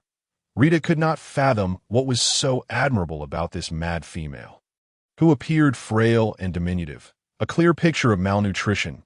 As her thoughts swirled, Rita maintained a smile, affectionately linking arms with Yue Ling. Yue Ling, why have you not come out to play these past few days? Yue Ling, witnessing the 1.8-meter-tall Rita exhibit a delicate demeanor beside her, could not help but twitch her lips. Anna, observing Rita's behavior, realized why Rita had not sought her company lately. It appeared she had latched onto this mad female. Yue Ling had become the center of attention in the wolf tribe, destined to be their future shaman. Just days prior, Rita had spoken in a sarcastic tone, yet now she portrayed a scene of deep sisterly affection. Truly, the ape orcs were cunning. Humph. Anna, dissatisfied, let out a cold scoff directed at Rita. Yue Ling felt the weight of Anna's disdainful scoff and awkwardly touched her nose. She regarded Anna, who was also her rival. Rivals gathering in one place. She had not provoked her today. Rita, Noticing Anna turning to leave, comforted the aggrieved Yue Ling, her voice calm, while also explaining to Anna, Yue Ling, don't take it to heart. Anna is just straightforward, with no ill intentions. Anna had not strayed far when she heard Rita's words and found them peculiar, unable to pinpoint why. With a heavy sigh, she expressed her discontent. Yue Ling thought Anna's arrogant demeanor only accentuated Rita's gentle character. She had initially befriended Anna partly because Anna was the highest-ranking female in the tribe and partly due to her straightforward, fiery temperament, which highlighted Yue Ling's harmlessness and kindness. Yue Ling, let us ignore her. Anna has such a foul temper. It is utterly detestable, Ima remarked, displeased at seeing Yue Ling bullied by Anna. She too was not fond of Anna, who, relying on her beauty and popularity among the male orcs, exhibited a haughty attitude. Recalling the day Anna had scorned her, Ima shot a fierce glare at Anna's retreating figure. Thankfully, she had not bonded with Baiying. Otherwise, Anna would have been even more arrogant and insufferable. Yue Ling nodded as Rita continued to cling to her arm. Feeling uncomfortable, she withdrew her arm and glanced at a nearby stone table. Where shall we sit? Rita noticed Yue Ling's withdrawal, her expression slightly changing but still wearing a smile as she followed Yue Ling closely. Lang Ji trailed behind Yue Ling, aware of the disparity in status between females and males, refraining from intervening in their banter while attentively monitoring Yue Ling's expression, fearing she might feel unhappy or displeased. Ima observed Lang Ji closely following Yue Ling, and the love in Lang Ji's gaze towards Yue Ling did not escape her notice. She raised her eyebrows playfully. Is Lang Ji your second beast husband? Truly impressive to have both Baiying and Lang Ji at once at it. Is no wonder you are blessed by the beast god. Yue Ling quickly tugged at Ima, urging, stop joking. Ima grinned mischievously. Lang Ji is handsome, strong, and a future chief. You have truly come into your own. Yue Ling thought to herself that the orcs were quite perceptive, as Lang Ji's ears flushed crimson, his eyes fixated on Yue Ling. Rita, observing their reactions, wore an enigmatic smile. Before long, a throng of male orcs surrounded them. Rita, now of age, was approached by a male orc holding a piece of roasted meat, standing before her. Rita, I am Nyo Wu, a five-striped orc, and I wish to become your beast husband. Rita smiled broadly. A five-striped orc was of above-average strength within the tribe. Very well, she replied, rising to accept the roasted meat. Yue Ling watched, wide-eyed, as Rita followed the orc named Neo Wu away. Ima flashed a knowing smile, explaining Yue Ling's bewildered expression. By accepting Neo Wu's roasted meat, Rita has effectively accepted him. They are now off to bond. Yue Ling's eyes widened in shock, reminding herself not to accept gifts from orcs indiscriminately. Moreover, this romance seemed to be unfolding too swiftly. They were already together, and now physical intimacy would follow. She concluded that her mindset was still too traditional.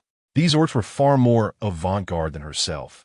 During this time, more than a dozen male orcs sought Yue Ling's favor, wishing to become her guardian beast, all of which she declined one by one. Lang Ji's expression darkened. Had he known, he would not have come here, as these male orcs were as bothersome as flies, and he had yet to make any progress.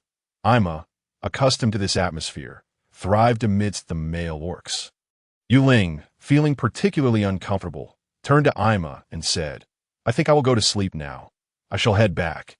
Ima, seated beside two handsome male orcs who were doing their utmost to woo her with shoulder rubs and fruits, appeared to be thoroughly enjoying herself. All right, she responded, waving a hand as Yue Ling expressed her desire to leave. Yue Ling was far too innocent. Did she only wish to remain loyal to Baiying? It was no wonder she had gone mad for so many years, having never encountered such scenes, making her feel out of place and unaccustomed. Upon returning to her cave, Yue Ling turned to glance back at Lang Ji, her expression bashful. When I reach the cave entrance, you should head back as well.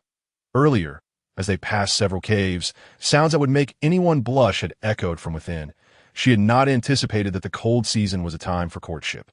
These orcs were acting as if they were in heat. Lang Ji's face also bore an unusual flush as he regarded the tightly shut wooden door of Yue Ling's cave. This location is rather remote. It is unsafe for you, a young female, to reside here alone. That I will keep watch outside where Baiying used to stay. Yue Ling hastily waved her hand, She did not wish to entangle herself too deeply with Lang Ji, for she could not reciprocate his emotional affections. No need, I can manage on my own. With that, Yue Ling opened the door and stepped inside. Meanwhile, Lang Ji stood quietly outside the door, gazing at the closed entrance. His heart filled with conflict. He knew Yue Ling held no romantic feelings for him, yet he was unwilling to give up easily. One day, he would win her heart and become her beast husband. The weather grew colder by the day, the verdant beast world continent now blanketed in white. Yue Ling gazed into the vast whiteness, her heart heavy with worry for Bai Ying, who had been absent for nearly half a month. She feared something might have happened to him. Host, do not fret. Bai Ying is a 7-striped orc. Few in the northern continent can surpass his level. He will be fine, the system 999 reassured her. Yue Ling furrowed her delicate brows, longing deeply for Bai Ying. Meanwhile, several unexpected guests arrived at the wolf tribe. In the early morning, patrolling tribesmen spotted a few unfamiliar orcs not far away, who demanded to see the tribe's chief. Claiming to hail from the southern continent as members of the largest spirit fox clan. Inside the elder chief's cave, the leader, a raven-haired beauty with sharp eyes, surveyed the elder with a cold smirk. Chief of the wolf tribe. Do not refuse a toast only to be forced to drink a penalty. With that, several orcs behind him swiftly surrounded the elder, and a glimmer of surprise flickered in the elder's eyes, but he remained composed, standing tall and unafraid before the Fox clan. Southern Continent Fox clan, do not forget this is our wolf tribe, not your southern continent. If you dare to act against us, our young ones will surely tear you apart. The elder retorted angrily. Beside the raven-haired beauty stood an orc cloaked in a hooded cape, concealing most of his head, but revealing a hint of red hair. He tugged at the raven-haired beauty's sleeve. Whispering, Fox Ning, do not act impulsively.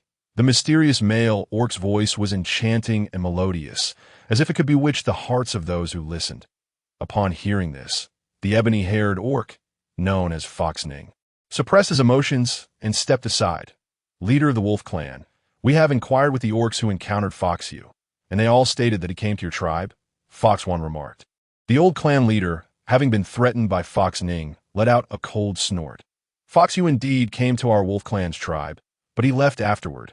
As for his whereabouts, I am unaware.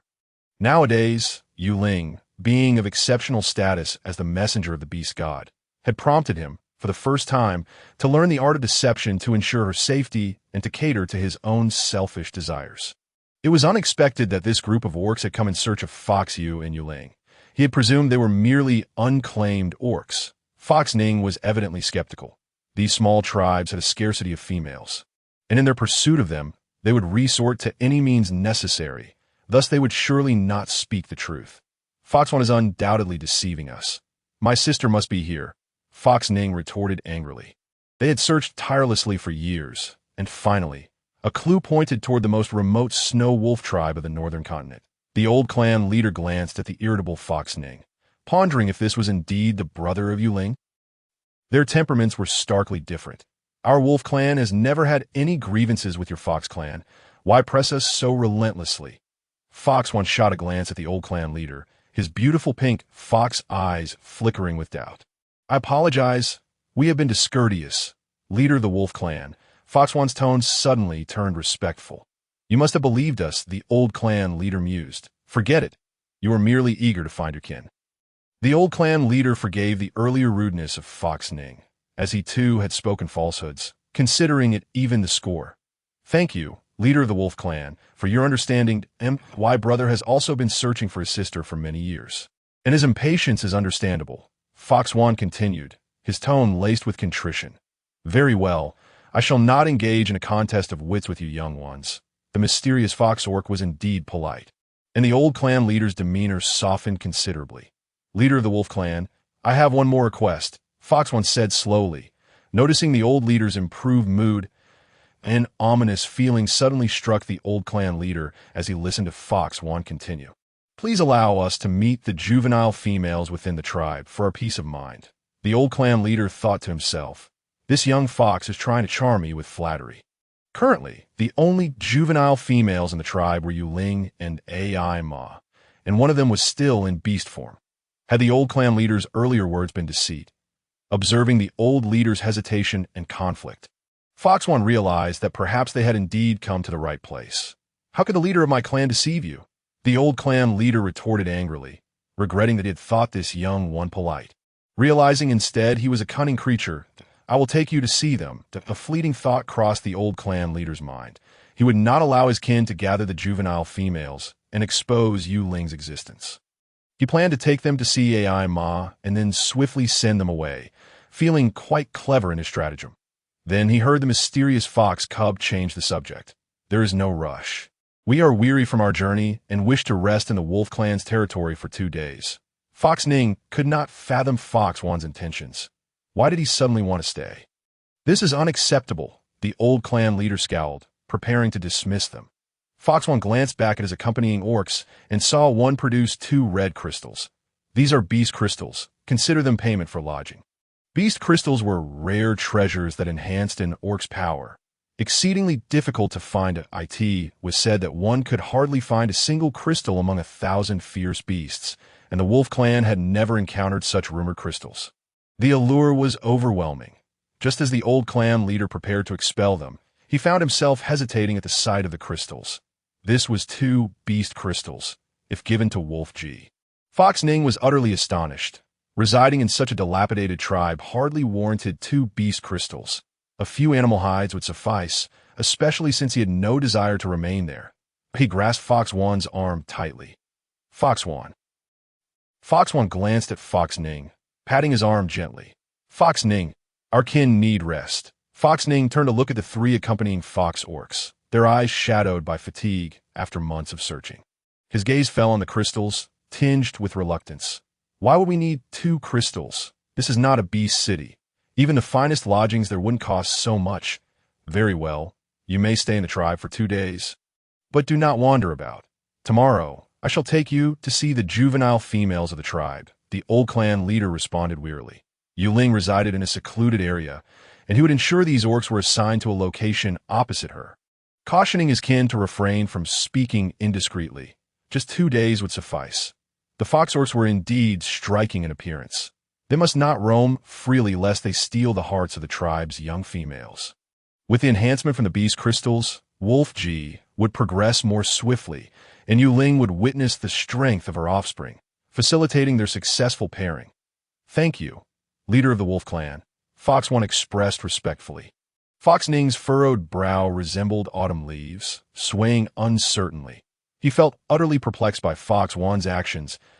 He contemplated that rather than squandering the crystals here, it would be wiser to pursue Yue Ling's trail, perhaps leading to a reunion with his sister, especially given the dismal dwelling the wolf clan had provided them, a dilapidated cave, overgrown with wild grass, exuding a strong odor of decaying wood.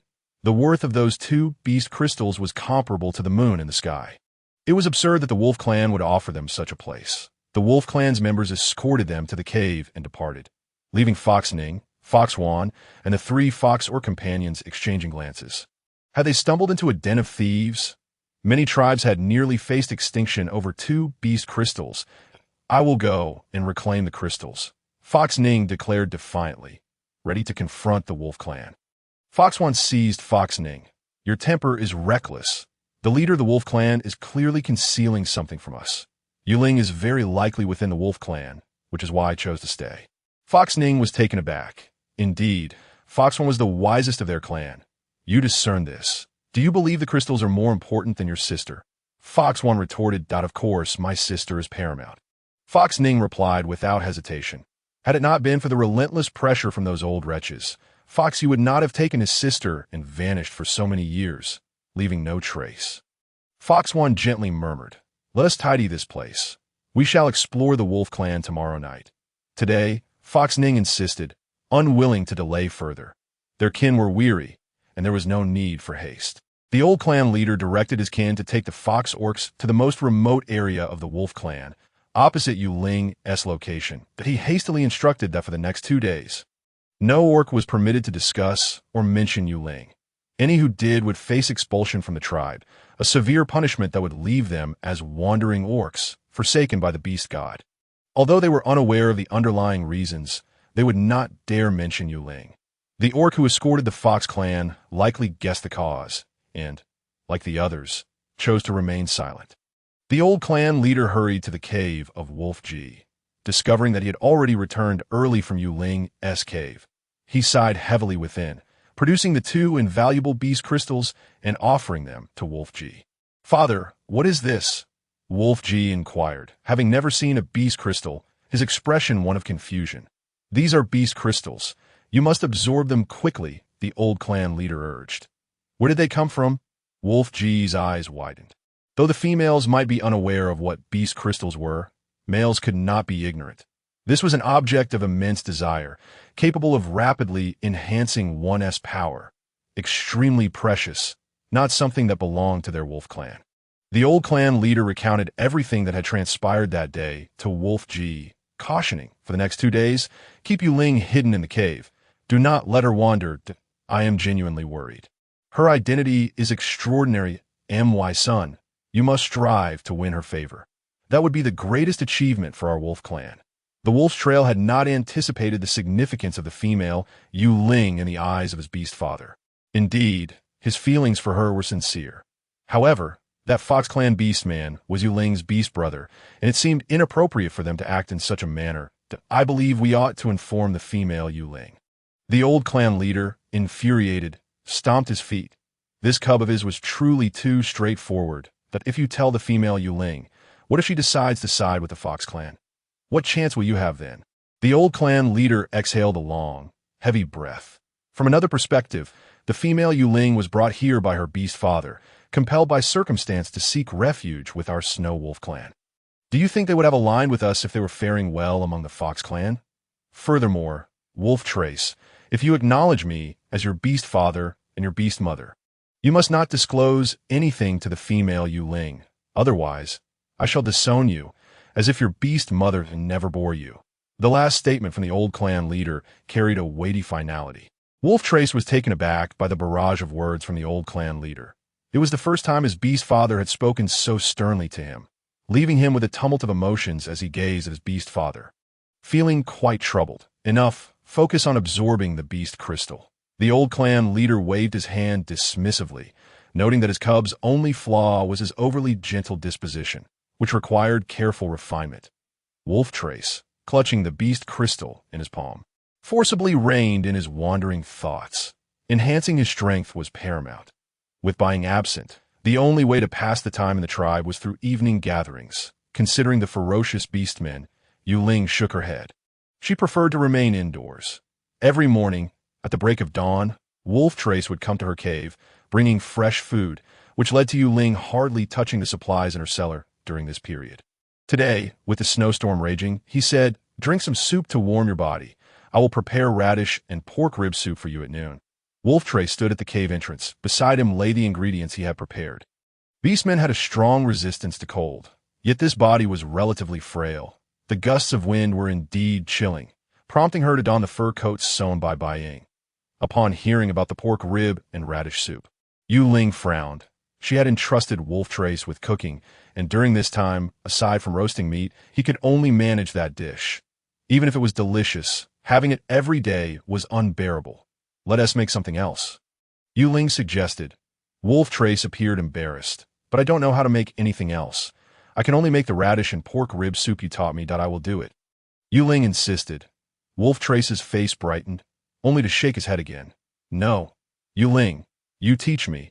Just guide me on how to prepare it while I take care of you. How could I let you cook?"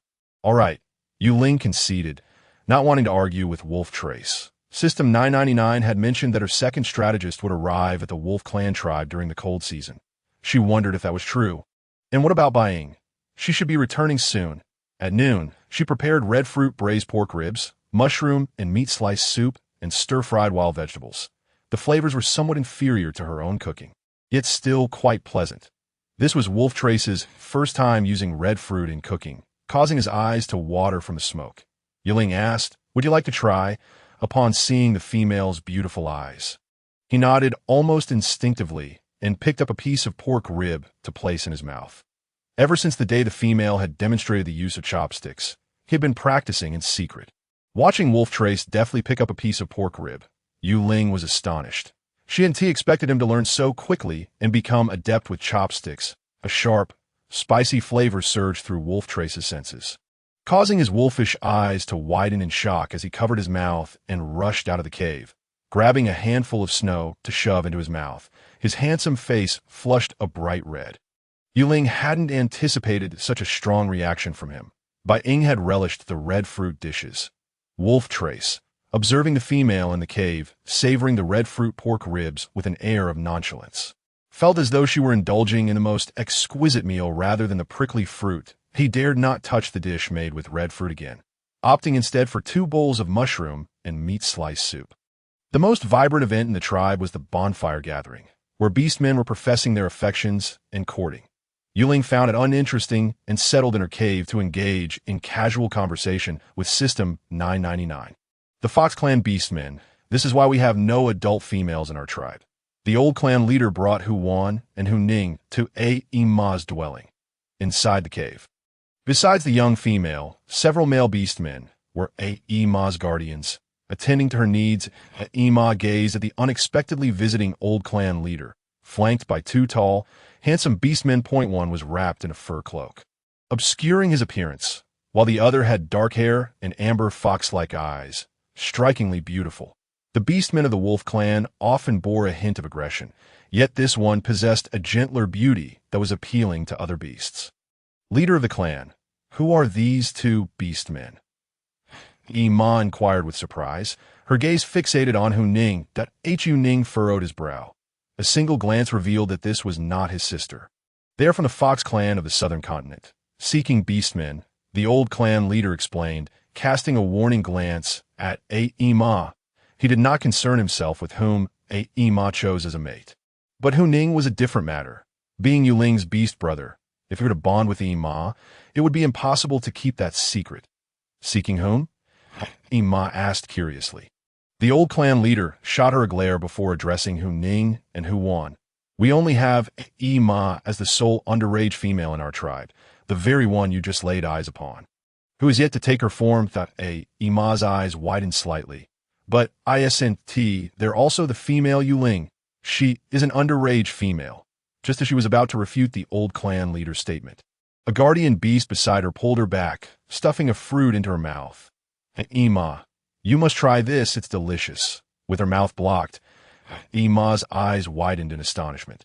Huan glanced at Ma and her guardian, who was deliberately silencing her, and respectfully said to the old clan leader, "Thank you, leader of the Wolf Clan. We will depart for the Fox Clan tomorrow." The old clan leader breathed a sigh of relief, instructing the tribesmen nearby to escort the Fox Clan beastmen back. The Wolf Clan did not wish for them to wander aimlessly. Upon returning to the cave, they assigned several tribesmen to watch over the Fox Clan beastmen. Outside, beastmen from the Wolf Clan stood guard. The Fox Clan beastmen observed the nearby Wolf tribe members before retreating back to their temporary dwelling. Huan curled his pink lips and removed the hood obscuring his head, revealing an exceptionally stunning face. His beauty was not merely in the fairness of his skin or the brilliance of his features, but in his unique fox-like eyes, which were a rare pink, resembling the peach blossoms of dawn, vibrant and captivating. Such pink fox eyes were exceedingly rare, as if bestowed by the beast gods themselves.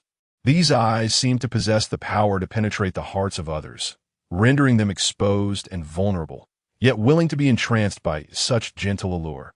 Seeing Huan's dangerously enchanting appearance, Hu Ning couldn't help but scoff internally. This Huan was too attractive. How many females had he drawn in during their journey? Once he found his sister, he would make sure to give him a good talking to. After all, he was a beast man with a female partner. Huan, is my sister truly here? Hu Ning mused, recalling the 2 females the Wolf Clan leader had shown them earlier. Not one of them was his sister, and he felt a twinge of doubt. Uncertain, but there is still a significant possibility she is here, and that Wolf Clan female seems to know something. Huan pondered Ma's expression, feeling his suspicions deepen. Perhaps this time, they would indeed find the female Yue Ling, his little partner. His beast mother and Hu Ning's beast mother were good friends. When Yue Ling was born, his beast mother had entrusted him to her, and they had been companions since childhood. However, an unexpected incident had led to Yue Ling being taken by Hu Yu, and there had been no news for many years. the Fox clan was blessed with unique abilities, capable of enchanting others with their scent, particularly the rare pink-eyed Huan. Outside, the Wolf clan members caught a whiff of a rich fragrance, only to roll their eyes back and collapse to the ground. Unable to resist, Yue Ling kicked the unconscious Wolf clan beastman. Scatter, conceal the scent. Do not let yourselves be discovered. Yue spoke. Several Fox clan beastmen immediately scattered, rushing in different directions. The Wolf clan's territory was not small, housing thousands of beastmen with numerous caves, making it a medium-sized tribe. The beastmen possessed keen senses, and fearing discovery, they were particularly cautious during their search. With only 5 beastmen, it was undoubtedly akin to searching for a needle in a haystack. Yet they had no alternative. The Wolf clan chief was resolute and had restricted their movements, even assigning beastmen to monitor them. They could not conduct their search overtly. Meanwhile, Yue Ling was nestled on a stone bed, peacefully asleep, without a single dream throughout the night. As dawn broke, the Wolf clan chief arrived at their dwelling cave. Yue Ling, and the others had just returned to the cave, and the old chief's intentions were painfully obvious. He was eager to expel them. The more urgent he appeared, the more Yue felt that Yue Ling was indeed within the Wolf clan. We have shown you our tribe's young female. It is time for you to leave. Our northern continent is quite averse to foreign races. The old chief stated bluntly. He was uneasy about the presence of these Fox clan beastmen, having scarcely slept these past 2 days, fearing they might uncover Yue Ling's whereabouts. Fortunately, Yue Ling was not a sociable young female. She had not wandered about the tribe. Yue Ling too sensed something amiss.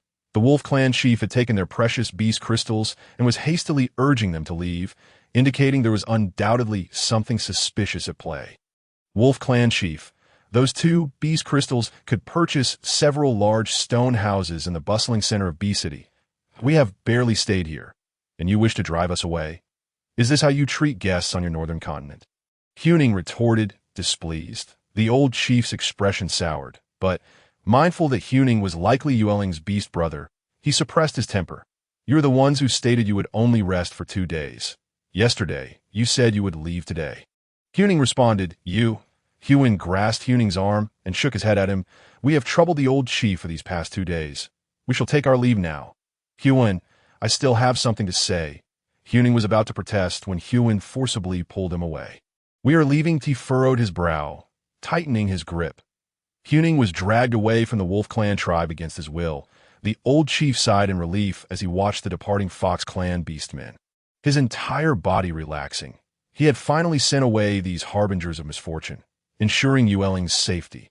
Let us return, he instructed the beastmen behind him, feeling somewhat anxious, hoping Yue Ling would not blame him upon learning of this. No, he must not tell her. Yue, what are you doing? The Wolf clan chief has been trying to rush us away. It feels all wrong that we should not leave now. My sister is very likely here. Yue Ling exclaimed, shaking off Yuen's grip as soon as they exited the Wolf clan tribe, his anger palpable. They had searched for far too long, nearly scouring the entire beast realm continent. This had become his lifelong obsession. He would see her alive or see her remains. At this moment, the nearly 2-meter-tall Yue Ling felt a surge of emotion. Seeing Yue Ling like this, Yue spoke helplessly. If we do not leave, how will we find an opportunity to investigate the Wolf clan tribe further? Even if they remain there, we would not uncover anything. Yue Ling was taken aback. What? Yue smiled slightly. Now that the enemy is in the open and we are in the shadows, they will not be on guard against us. We can sneak into. Yue Ling's expression brightened with a smile as he patted Yuen's arm. Just as I expected from you. You truly have a knack for this. Yue smiled back. Their immediate priority was to find a temporary refuge. He had initially thought that by giving the beast crystals, they could gather intelligence while remaining in the Wolf clan tribe, but the Wolf clan chief was far too wary of them. While he understood the need for vigilance against outsiders, the chief's urgency seemed abnormal. With the departure of the Fox clan beastmen, the weight of worry in his heart lifted. He did not want Yue Ling to leave the tribe, for she had yet to accept his feelings, and they had not yet bonded. From a distance, he spotted his beloved young female waiting at the cave entrance, eagerly looking out for the long-absent figure of the wolf. It was now the cold season, and the supply of salt crystals in Beast City was scarce, thus delaying her return. After absorbing the two beast crystals, the wolf chief felt significantly enhanced. With the Fox clan beastmen gone, Yue Ling would not depart. He wore a warm smile, his steps light. Baying will return soon. The cold season has limited the exchange of salt crystals, so it may take a little longer. Yue Ling glanced at the cheerful wolf chief. Noticing his evident happiness today, listening to his explanation, Yue Ling nodded. Are you hungry? This is the meat of the grilled gullah beast that I just prepared. The wolf chief produced roasted meat wrapped in leaves, still steaming. Since witnessing the courtship incident involving Rita and that Nyowu, Yue Ling understood the importance of not rashly accepting gifts from males, so she had declined the wolf chief several times, insisting she had food. Yet the wolf chief would always insist that this was provided by the tribe. During the cold season, young females received special treatment. Moreover, Ayama and the old chief had also mentioned that to prevent casualties among young females during the cold season, the tribe would proactively cover a portion of their living expenses. Yue Ling did not wish to engage in a verbal tug-of-war with the wolf chief over a piece of roasted meat, so she accepted it, thanking him. The wolf chief felt immense satisfaction watching Yue Ling eat the food he had grilled, a sweet smile adorning his face. The gust of wind blew, tousling the strands of her hair, and the dark locks danced in the air. The wolf chief gazed at Yue Ling's exquisitely beautiful features. She was the most stunning and gentle young female he had ever seen. How could such a female not be adored by beastmen? Feeling the wolf chief's gaze, Yue Ling became self-conscious and quickly turned her back to him. The wolf chief reassured himself. He was accustomed to the young female's demeanor by now. After finishing her meal, Yue Ling retreated into her room within the cave. The cold season in the beast realm was quite dull, especially with the stagnation of activities. Outside the wolf clan tribe, Huin and Huning, along with the other beastmen, stealthily entered the wolf clan tribe during the quiet of the night, when resolve was at its weakest, yet they still failed to find any trace of Yue Ling. Even Huin began to question whether he had misjudged the situation. The weather was becoming increasingly severe, and they needed to return to the Fox clan before the coldest part of the season. Let us search one more time today. If we find nothing, we will head back to the tribe, Huin stated. Huning nodded in agreement. They had delayed in the wolf clan tribe for several days.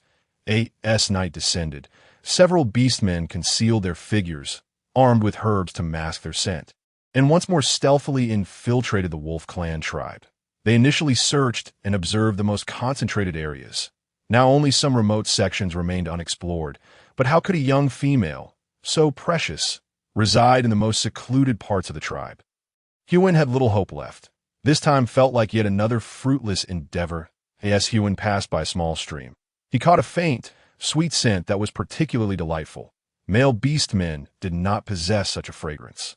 Could it be that a young female truly resided in such a remote area? Huin's heart soared with excitement as he followed the scent, eventually discovering a highly concealed cave, its entrance covered by a wooden board. He approached the cave cautiously, faint sounds of breathing emanating from within that he has arrived.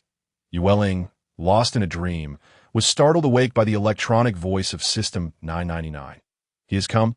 Could it be that Being has returned? Yue Ling assumed it was Being and hurriedly jumped from her bed, rushing to the cave entrance.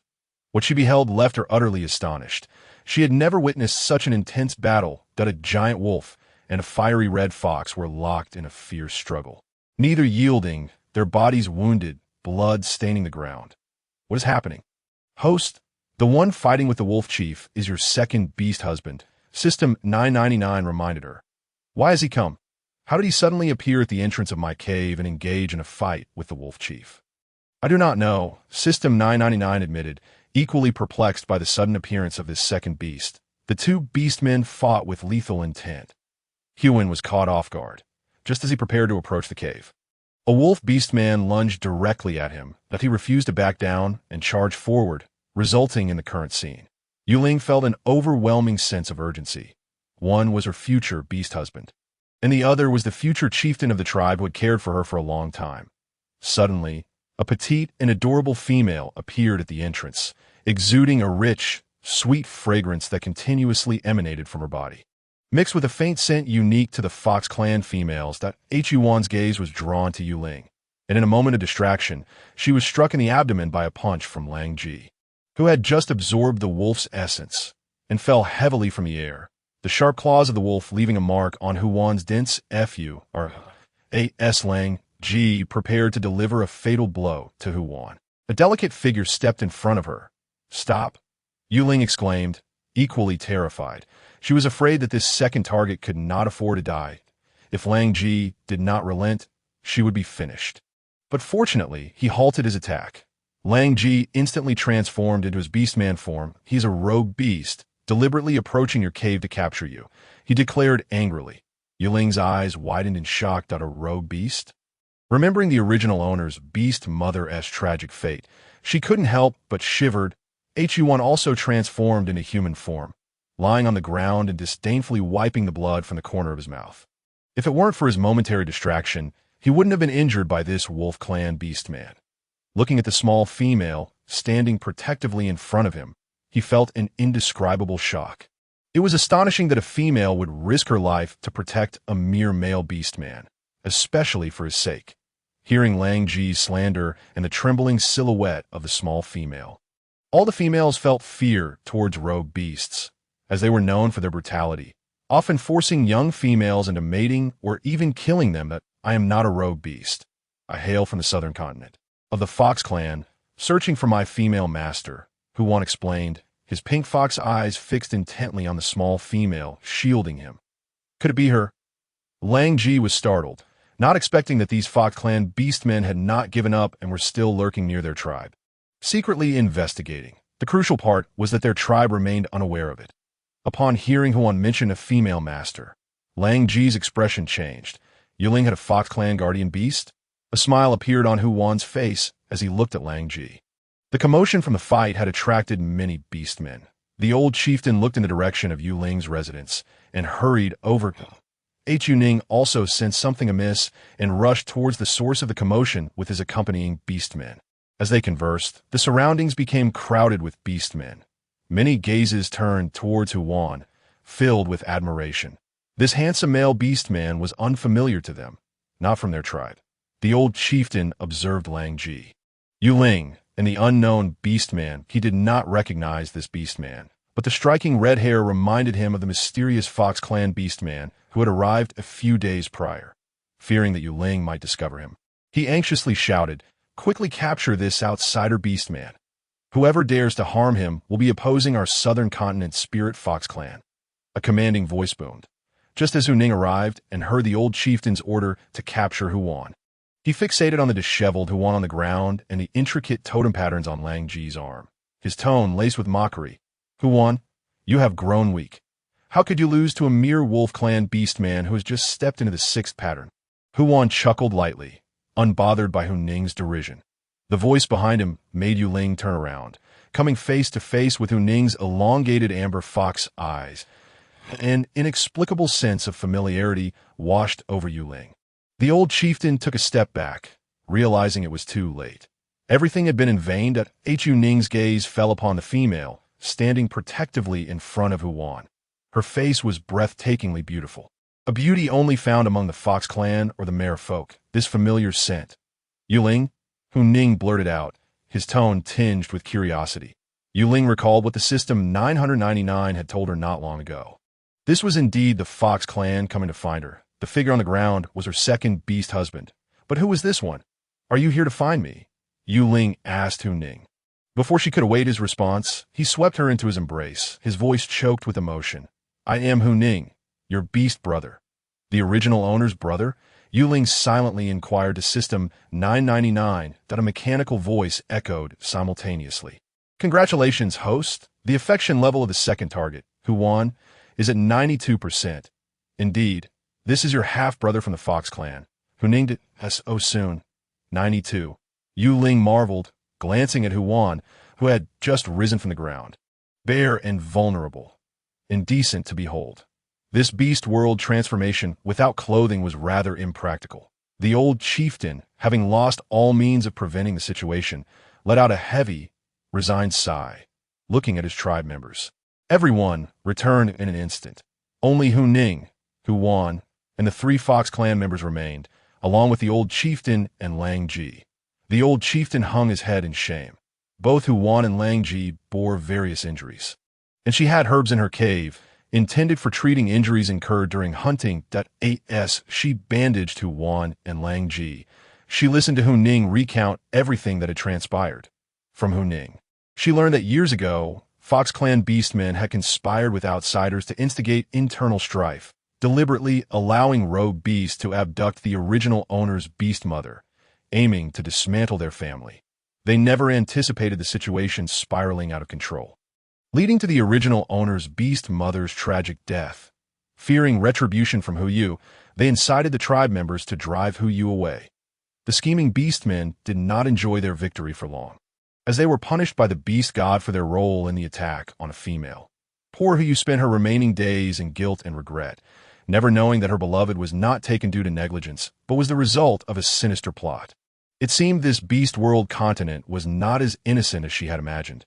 Upon finishing, Hu Ning shot a resentful glare at the old chieftain. If it weren't for this old chieftain's meddling, I would have reunited with my sister long ago. That detestable wolf beastman. At the same time, he felt a sense of relief, astonished that his sister had gained the beast god's favor and acquired the power of a shaman. Huan's gaze remained fixed on Yue Ling, his affection for his little female master growing ever deeper. Feeling Huan's intense scrutiny, Yue Ling coughed lightly, her abdominal wound merely appearing severe. In reality, it was not grave, whereas Lang Ji was considerably worse off. She had initially thought Lang Ji had the upper hand, but it turned out he had sustained the most serious injuries. Little Yue Ling, do you still remember me? Huan's pink fox eyes were filled with adoration, his exquisitely handsome face adorned with a charming smile. Red-haired enchantress, fully realized. Lang Ji's heart raced at the sight of Huan. This Fox Clan beastman was strikingly beautiful, with formidable strength, and the beast patterns on him indicated his prowess. It was only because of Yue Ling's appearance that he had been distracted enough to sustain injuries. A profound sense of crisis surged within Lang Ji. My name is Huan, and I am your guardian beast. However, I do not know you. Why do you claim to be my guardian beast? Although Huan was her second target, they had yet to establish any relationship. This was merely their first meeting. Yue Ning chuckled lightly at Huan's seemingly trivial demeanor, thinking that with Yue Ling's beauty and kind nature, no male beast could resist her. Those who did were simply blind. He was not surprised that Huan would grow fond of his sister. You are the little female I raised, Huan stated. Yue Ling was puzzled. Did they share some blood relation? Although he was her target, this was beyond her capability. Perhaps it would be best to abandon the task. I have cared for you since you were a cub, until Uncle Hu Yu took you away. Yue Ling's expression was unmistakable, and fearing she would misunderstand their relationship, Huan hastily clarified. Yue Ning scoffed. This guy's beast mother was a good friend of our beast mother. Ever since learning that our beast mother gave birth to a little female, they sent him over to be your guardian beast. Yue Ling finally understood. This was her childhood betrothed. Over the years, it has been thanks to Huan that I have been able to search for you without complaint. The reunion of kin stirred deep emotions within Hu Ning. The weight that had burdened his heart for years was finally lifted.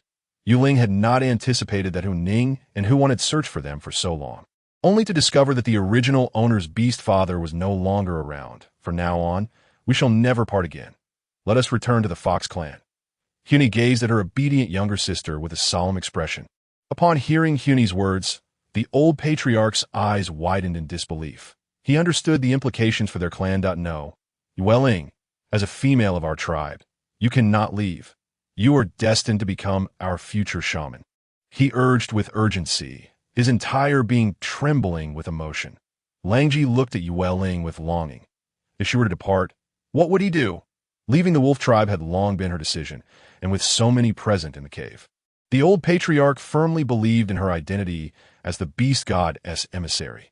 This revelation would undoubtedly stir a tempest. They would discuss this matter further upon Being's return. The old patriarch chose to set aside this topic for now. Awaiting Being's arrival. Let us wait for Being to return, Yue Ling stated. Huan caught the mention of Being from Yue Ling's lips.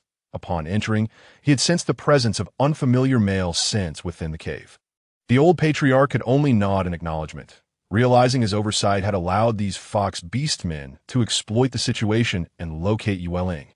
Given that Yue Ling was not confronting him, he felt a sense of relief. "Who is Beiying?" Hyun inquired. Sooner or later, Hyun would learn of Beiying's identity. Let the storm come in full force. "Beiying is my first beast husband and the protector from the wolf tribe," Yue Ling replied. Hyun's brow furrowed, his tone tinged with grievance. "If he is your first beast husband, then what am I?" According to Hyun should rightfully be her first beast husband, yet how would Yue Ling explain the shift in status when Beiying returned? Transitioning from the primary to the secondary position was something Hyun would undoubtedly struggle to accept, especially since her feelings for Beiying ran far deeper than those for Hyun. Moreover, Hyun was genuinely meeting her for the first time. His past claims only pertained to the original host. Under Hyun's gaze, Yue Ling raised 2 fingers. Second, Hyun's expression darkened, taken aback that this ungrateful little one had forgotten him, unable to even maintain his position as the first beast husband. He had once contemplated the possibility of new beastmen by her side, but when faced with reality, he found it difficult to accept. "Host, Hyun's favorability towards you has decreased," System 999 chimed in unexpectedly. It had not anticipated losing such a seemingly secure relationship. Yue Ling was momentarily stunned. This was her first experience with a decline in favorability. Why how much? She inquired internally. "Currently, Hyun's favorability towards you stands at 80%, a drop of 12%. Would you like to reconsider their rankings since Hyun is truly your first beast husband?" System 999 suggested. Yue Ling shook her head. "Changing the rankings now would be futile. Beiying will always be my first beast husband in my heart, and that cannot be altered. Hyun's acceptance is irrelevant.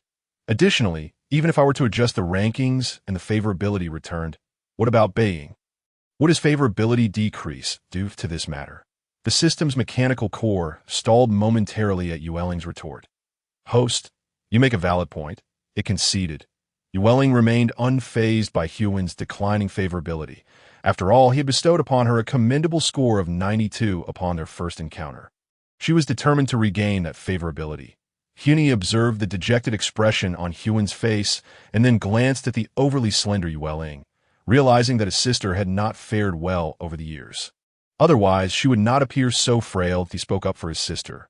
"Hyun cannot blame my sister. She was merely a child then, and it is entirely natural for her to forget."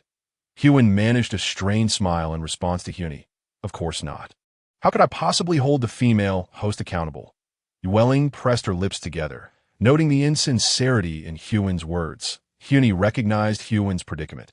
He was the most intelligent and charming beastman of their tribe. Yet the shift from first to second beast husband was a bitter pill to swallow. He understood Hyun's struggle and only hoped he would come to terms with it. Langji observed the dynamics unfolding. Now, he found himself unable to even be the second beast husband, having lost the role of a childhood protector. The old patriarch gazed at his forlorn wolf cub, even as the tribe leader. He had no authority over a female's choice of beast husband. "Langji, let us return," he said. "The time is late, and Yue Ling needs a rest." Hyun frowned at the thought of returning to a dilapidated cave. "Are we to be sent back to the abandoned cave?" He scoffed, recalling the cave where he had been placed by the wolf tribe. The old patriarch's face flushed with embarrassment at Hyun's mockery. Having accepted the precious beast crystal without allowing them to see Yue Ling, and now relegating them to a crumbling cave, was indeed shameful. Langji felt a surge of protectiveness for his father upon witnessing the ridicule directed at him by Yue Ling's beast brothers. "I will arrange for you to stay in the cave closest to Yue Ling. What happened last time was our fault, and it will not happen again. Until Beiying returns and Yue Ling consents, you cannot forcibly take her away," Hyun declared, fixing his gaze on Langji, ultimately satisfied with his response. This old patriarch may be lacking, but this young wolf cub showed promise that a tribe's leader without vision and heart would only lead them to ruin. "Hyun, let us take our leave," Hyun said, arching an eyebrow at Hyun, indicating he needed some solitude. "Sister, rest well," Hyun added. "All right," Yue Ling replied, turning to Hyun. "I apologize for the matter regarding beast husbands." Hyun's heart ached more at her apology for a stranger than for the ranking itself. He forced a smile, trying to mask his pain. "Female host, I respect your decision. Yue Ling's heart raced at his overly respectful attitude, leaving her feeling unsettled. Hyun sighed. Finding his sister brought him joy, but for Hyun, the emotions were far more complex, a mix of happiness tinged with disappointment. Meanwhile, Bing, upon arriving in Beast City, learned that the merfolk who had exchanged for salt crystals had already returned to the sea. Realizing that the young female would lack salt for an entire winter, Bing questioned several knowledgeable beastmen and spent considerable time pursuing the merfolk's territory. Upon reaching the shore, he found the sea turbulent and forbidding. Anxiety gripped him. He had been away for several days, and the young female must be worried sick. Yet he could not return empty-handed. The young female needed salt.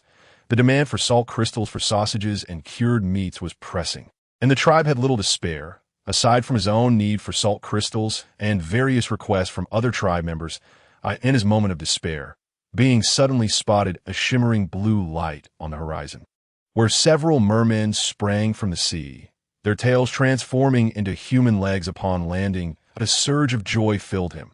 It seemed the beast god favored him. He hurried to explain his purpose, and the mermen agreed to exchange salt crystals with him, as resources from the land were precisely what the sea tribe desired. Yue Ling awaited her protective beast husband Bing in the wolf tribe, while Hyun felt compelled to remain by her side. Having finally found his sister, he could not leave her again. Hyun felt similarly. As Yue Ling's beast husband, he would remain wherever she was, even if it meant staying in the wolf tribe. It appeared they would be spending the winter in the wolf tribe. Hyun gazed out at the swirling snowflakes. During the winter, beastmen prepared their own provisions, with only the precious females receiving additional supplies from the tribe. Males had none. Even if they starved, it would simply be deemed their misfortune for failing to stockpile food. As fox beastmen, they could not expect the wolf tribe to provide for them. They needed to be self-sufficient in preparing for winter. Though not obligated, Langji still sent some game their way, influenced by Yue Ling and the beast crystals, yet this was not a sustainable solution. Winter was not devoid of prey, merely scarce in the deep mountains. Heavy snow made hunting perilous, with avalanches posing a greater risk than usual, leading to fewer beastmen venturing out during winter. Before the snow seals the mountains, we should go out and hunt, Hyun suggested. Hyun grunted in agreement. I will head out shortly. Yue looked at the awkward Huan with a bemused expression in his eyes. Huan had always appeared wise and enigmatic, but now this demeanor seemed rather peculiar. It's no wonder my sister is like this. It's all due to the circumstances, Ning consoled. Every word dripping with favoritism towards Yue Ling. It was my oversight. You and my sister share a bond. You'll be moving in with her shortly, and along the way, you'll cultivate your relationship. You are my brother, and I will certainly support you. I don't want you to be surpassed by some unfamiliar wolf beastman. You are the one I have the highest hopes for, Ning declared. Huan's beautiful fox-like eyes lifted slightly. He found Ning's sweet words quite enjoyable, narrowing his eyes mischievously. A wolf beastman. After all, could it be that he, a prodigy of the fox clan, could be outshone by a mere snow wolf from a remote tribe? I can manage on my own. Wolf Trail. You should tend to your own matters. Huan asserted. Yue Ling was busy preparing hot water, using animal skin to wipe her face, with Wolf Trail standing nearby. Now, fetching water did not require a trip to the stream. They simply collected the snowflakes from outside. With her beast brother and second beast husband now present, she no longer needed Wolf Trail's care. Wolf Trail flashed a gentle smile, saying, It is my duty to look after the little female. I will not leave until Baiying returns. Yue Ling sighed. This child really does not heed advice. As Huan approached, he saw Wolf Trail and coldly smirked, pushing past him to calmly take the animal skin from Yue Ling's hands. Yue Ling is my female master. It is my responsibility to care for her. Yue Ling pressed her lips together, gazing at the stunning Huan with his flowing red hair. She nodded and addressed Wolf Trail. Huan will take care of me. You may return. Wolf Trail looked on in disbelief, his eyes wounded as he regarded Yue Ling. She pretended not to notice and turned away, ignoring him. Once Wolf Trail had left, Huan drew closer, his warm breath brushing against her face, accompanied by a faint, enticing scent that was uniquely his. Lowering his voice, he spoke slowly, his tone seductive. You do not fancy this wolf beast man? Yue Ling pursed her lips. Huan observed her slender form. This beast man is superior to your first beast husband. Look at how frail you've become. He must be treating you poorly. Why not kick him to the curb and accept this wolf beast man as your first husband? Rest assured, I am quite magnanimous. Yue Ling regarded Huan, who was grinning with mischief. His suggestion to take in Wolf Trail was clearly a ploy to become her first beast husband. Such a transparent scheme. It is not as you think. Bai Ying treats me well. Understanding they would have to coexist in the future, Yue Ling felt it necessary to enlighten Huan, hoping to dispel any hostility or prejudice he held against Bai Ying. What do you mean? Huan shrugged, his tone ambiguous. Yue Ling took a step back, maintaining a half-meter distance from him, recounting the past experiences of the original owner of her body with an explanatory tone. Concluding with a warning, do not inform my beast brother that Yue was clearly impulsive, and she feared he might create a significant uproar. Yue was taken aback that the little female would explain so much to him.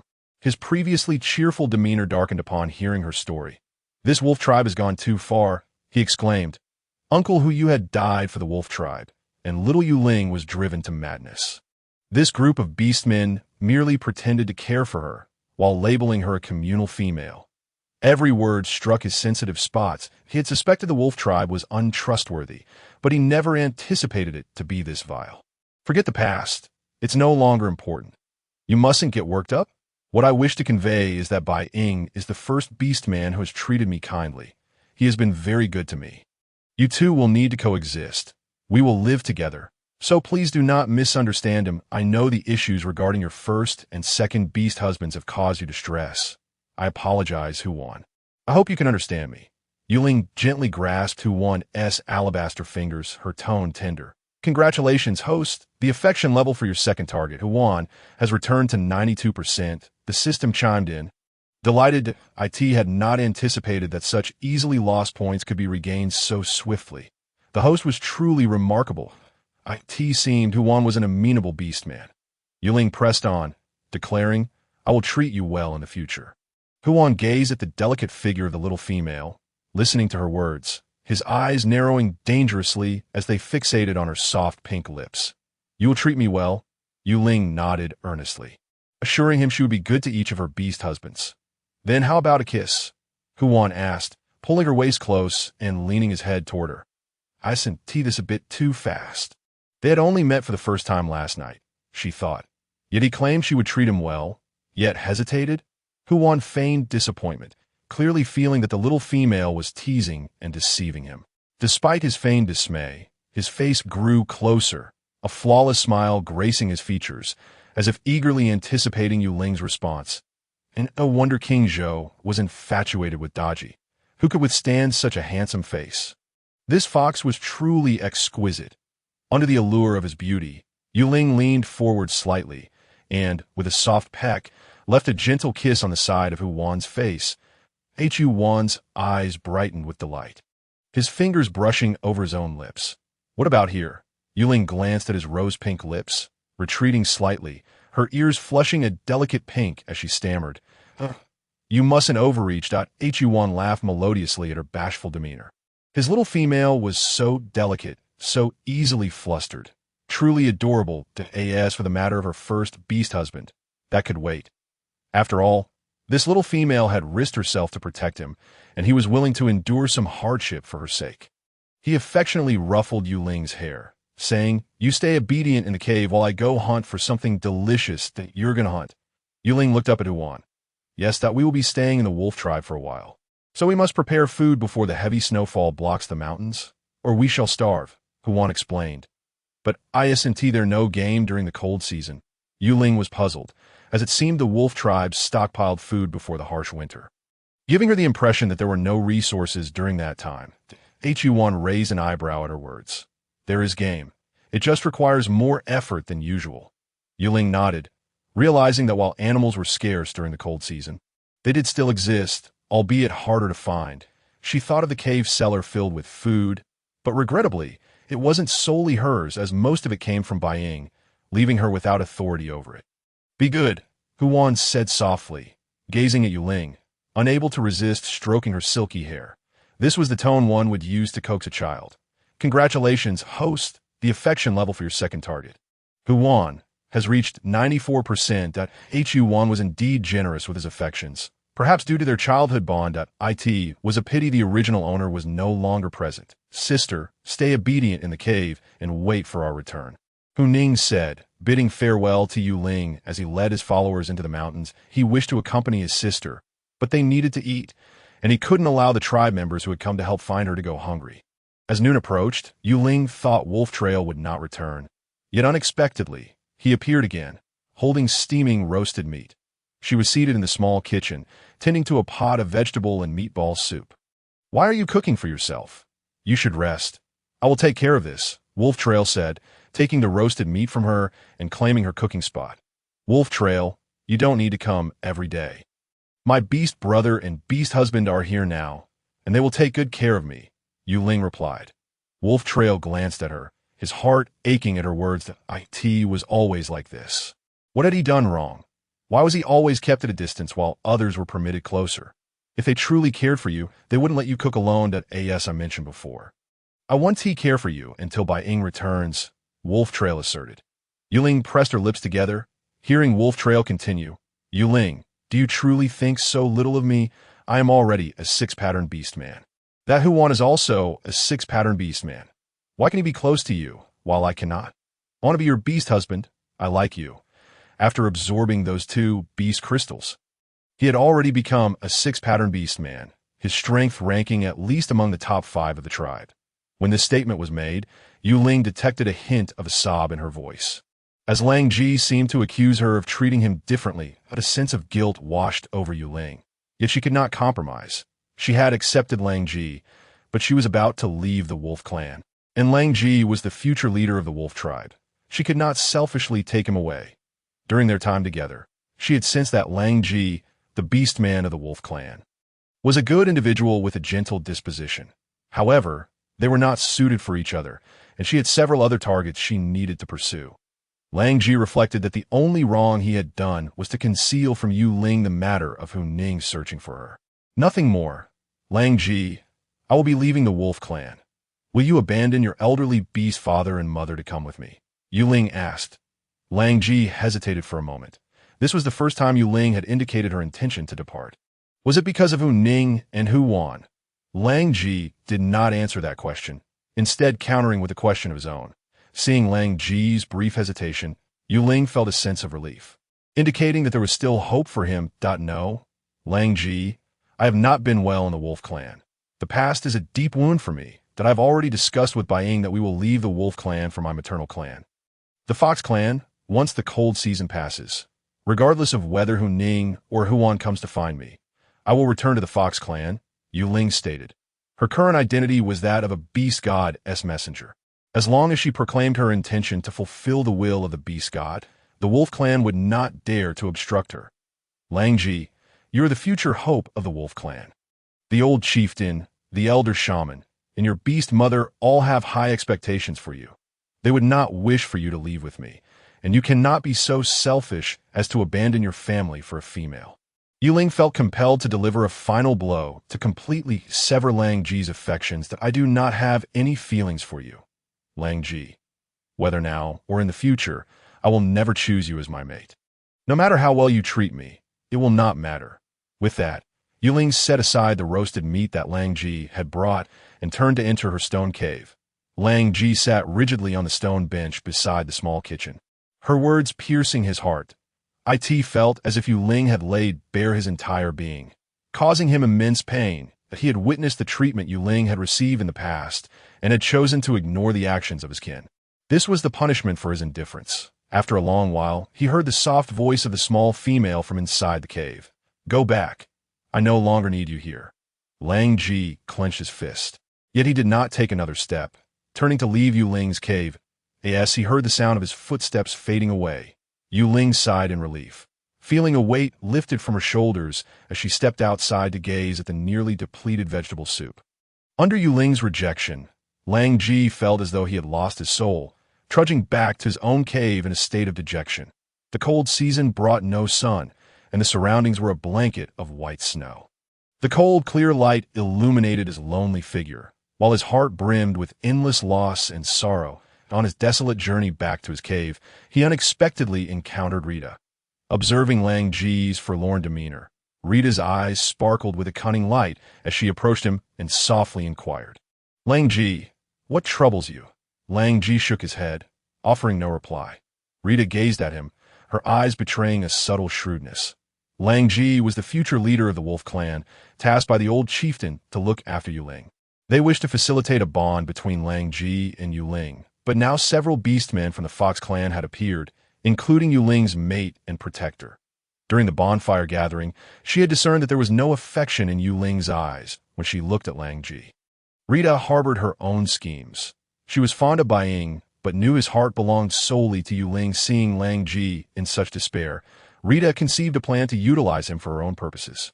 She sidled up to Lang Ji and gently said, "Lang Ji, I know you're in great pain right now, but I can help you win Yue Ling's affection."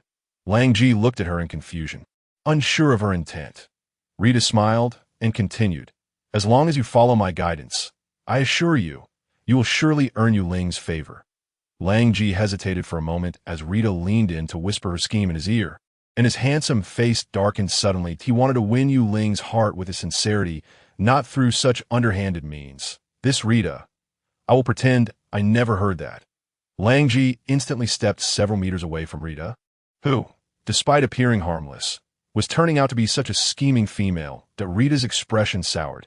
She had not expected Lang Ji to be so cowardly, resembling that other female. "And nah, what are you afraid of?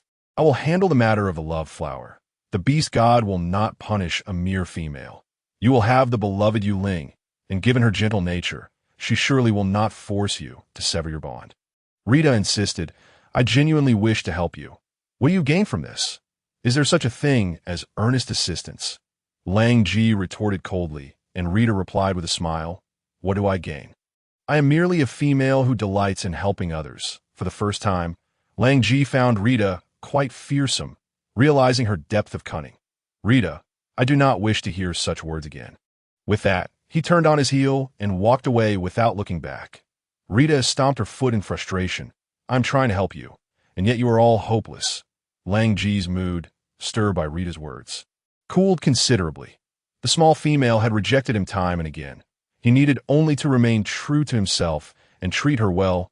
As darkness approached, Hu Wan and Hu Ning, weary and travel-worn, began their journey home.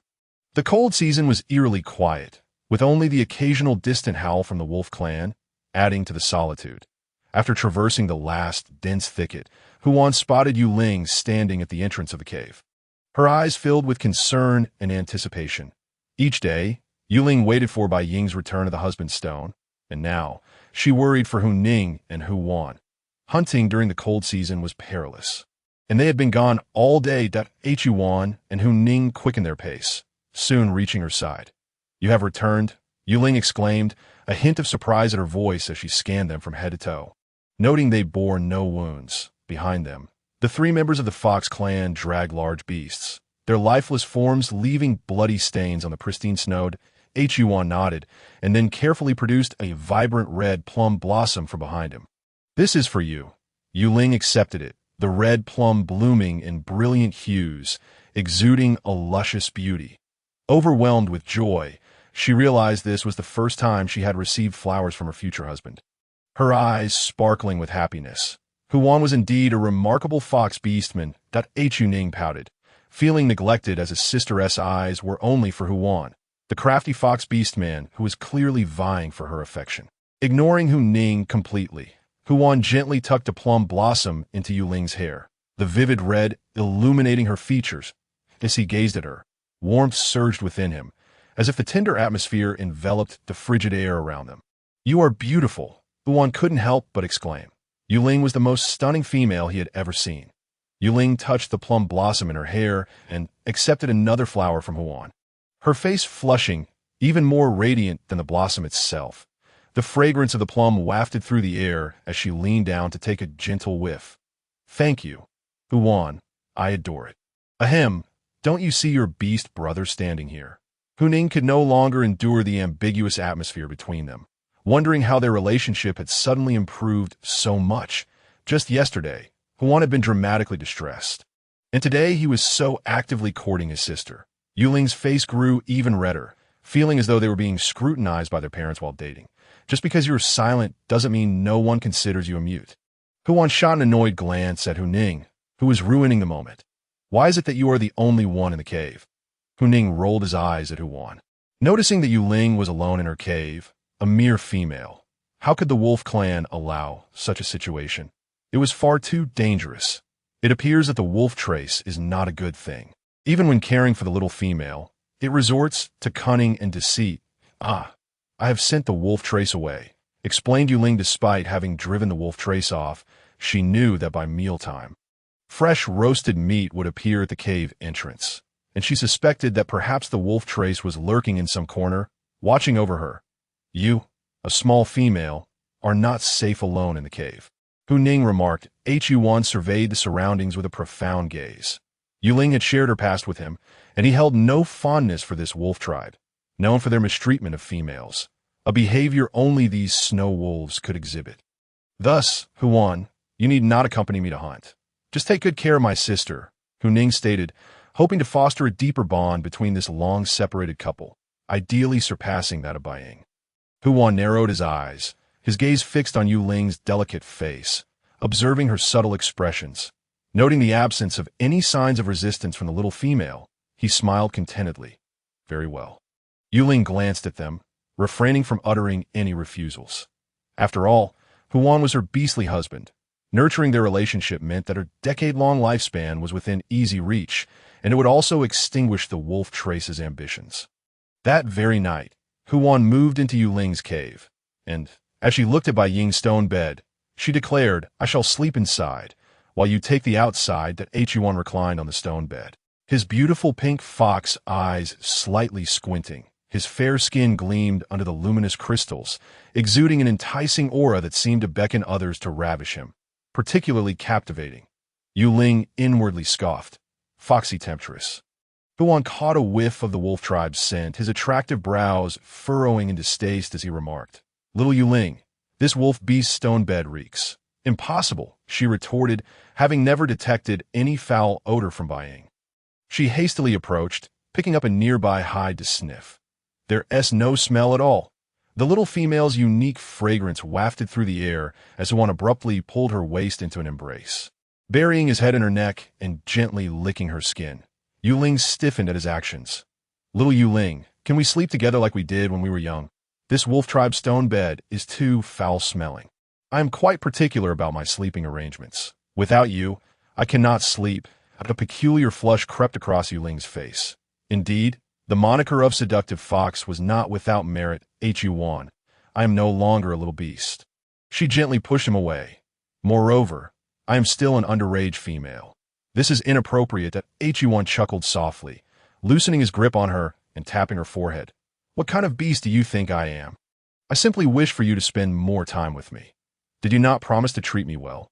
Yue Ling replied, I will treat you well, but please refrain from such provocations. Flustered, she thought it was unfair. Clearly, it was this rascally fox attempting to entice her. Huan's smile widened as he twirled a strand of her inky hair between his fingers, inhaling its scent. With a suggestive look, he said, What you call provocation is nothing compared to the real thing. Yue Ling's face grew increasingly crimson, akin to a boiled shrimp. She truly did not wish to be a girl who understood everything instantly. With a forceful shove, she freed herself from his embrace and fled, tossing over her shoulder. Sleep early. Huan observed her reaction, a doting smile gracing his lips. Little Yue Ling, you are truly adorable. Diving into her bedding, Yue Ling's thoughts were consumed by Huan's enchanting smile. She slapped her flushed cheeks, regretting her decision to allow Huan to stay. The wolf trace had been lurking near Yue Ling's cave. Ensuring her safety, he had witnessed Huan enter her dwelling and had yet to emerge.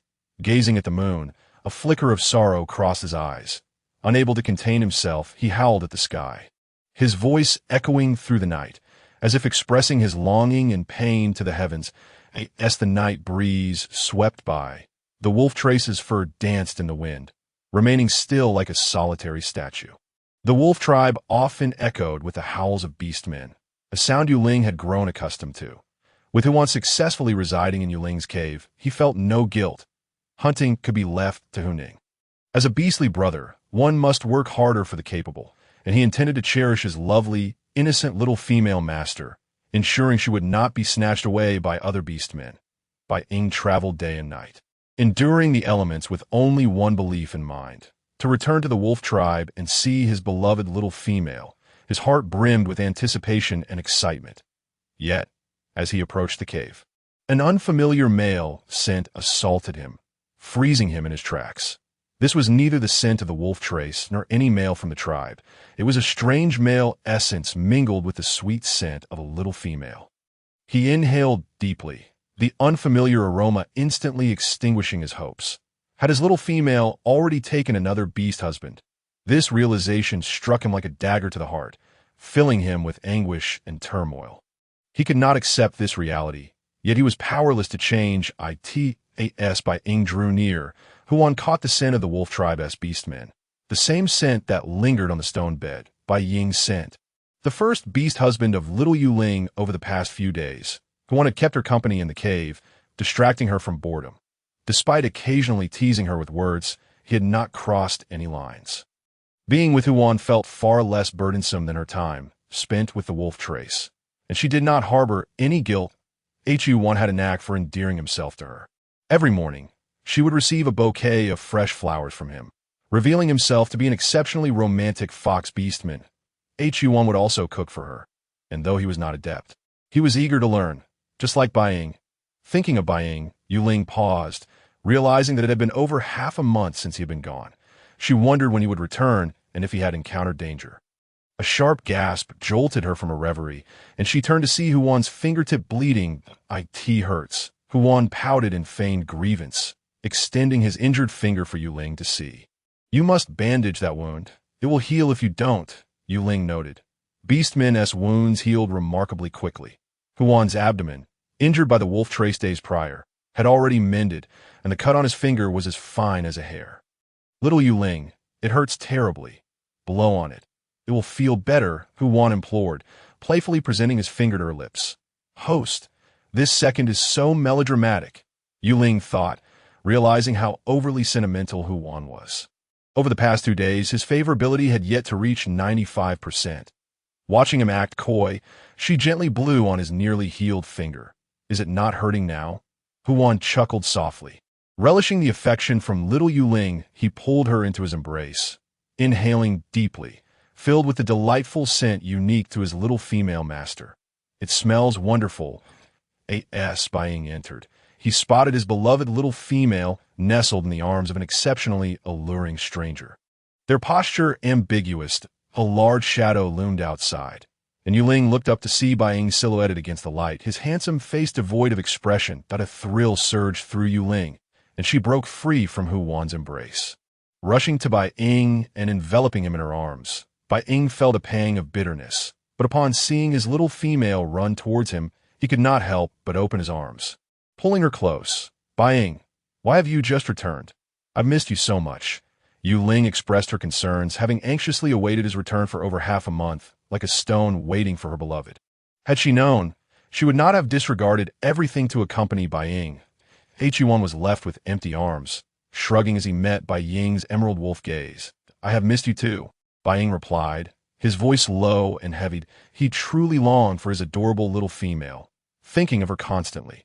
After a brief embrace, Bai Ying released her, noting that she had grown thinner and lighter, indicating she had not been well cared for. His expression turned icy, a chilling aura emanating from him. He strode forward, fixing Huan with a piercing stare, hostility radiating from his eyes. Who are you? Why are you in the tribe? Bai Ying's voice was deep and authoritative. Huan smiled slightly, a hint of provocation flickering in his eyes. I am Huan from the spirit fox tribe of the southern continent, here specifically to seek my female. Yue Ling, what? Is the wolf beastman not welcoming me? Yue Ling gazed at the white shadow, then turned her attention to Huan, realizing she was indeed caught in a veritable battlefield of emotions. She instinctively shrank her neck, understanding that whether she advanced or retreated, she would ultimately have to confront such a scene. That white shadow, Huan, is the guardian beast my beast mother found for me. He has cared for me since childhood. Please do not be angry. Yue Ling said, taking the initiative to grasp White Shadow's hand, speaking delicately. Upon hearing the little female's words, White Shadow frowned, casting a cold glance at Huan, who seemed to provoke him, before his gaze softened as it turned to Yue Ling. That I am not angry. As your first beast husband, I feel more at ease with another beast man looking after you. However, it seems that this Huan does not know how to care for a little female. Yue Ling has grown even more slender. The tone shifted abruptly as White Shadow coldly questioned Huan. I in just over half a month. The already frail little female had become even more delicate. During this period, she had been well fed and was in much better health than when she arrived, and she no longer felt the chill as acutely. Perhaps her concern for White Shadow, who was away, had prevented her from gaining any weight. Huan felt a pang of guilt as his gaze fell upon Yue Ling's slender waist, which could be grasped with a single hand. Indeed, she had not gained an ounce in these past few days. White Shadow did not blame Huan, as they had only just arrived at the Wolf Clan's territory. That I miss you terribly, Yue Ling quickly explained, fearing a quarrel might erupt between them. Hearing her express her longing for him, White Shadow's anger dissipated, replaced by a tender affection. Huan observed the embracing pair with a disdainful huff, his eyes landing on the beast markings on White Shadow's arm. What was so remarkable about being a 7-mark beast? It would not be long before he too would ascend to the rank of 7-mark beastman. Beast crystals effectively enhance levels, but the higher the level, the weaker the effect. Wolf Trace achieved 6 marks because he was already on the cusp of 5 and 6 marks, and the beast crystal allowed him to break through. For instance, ascending from 6 marks to 7 marks requires significantly more beast crystal resources, with each level gap being particularly vast. Typically, ascending by 1 level requires several years.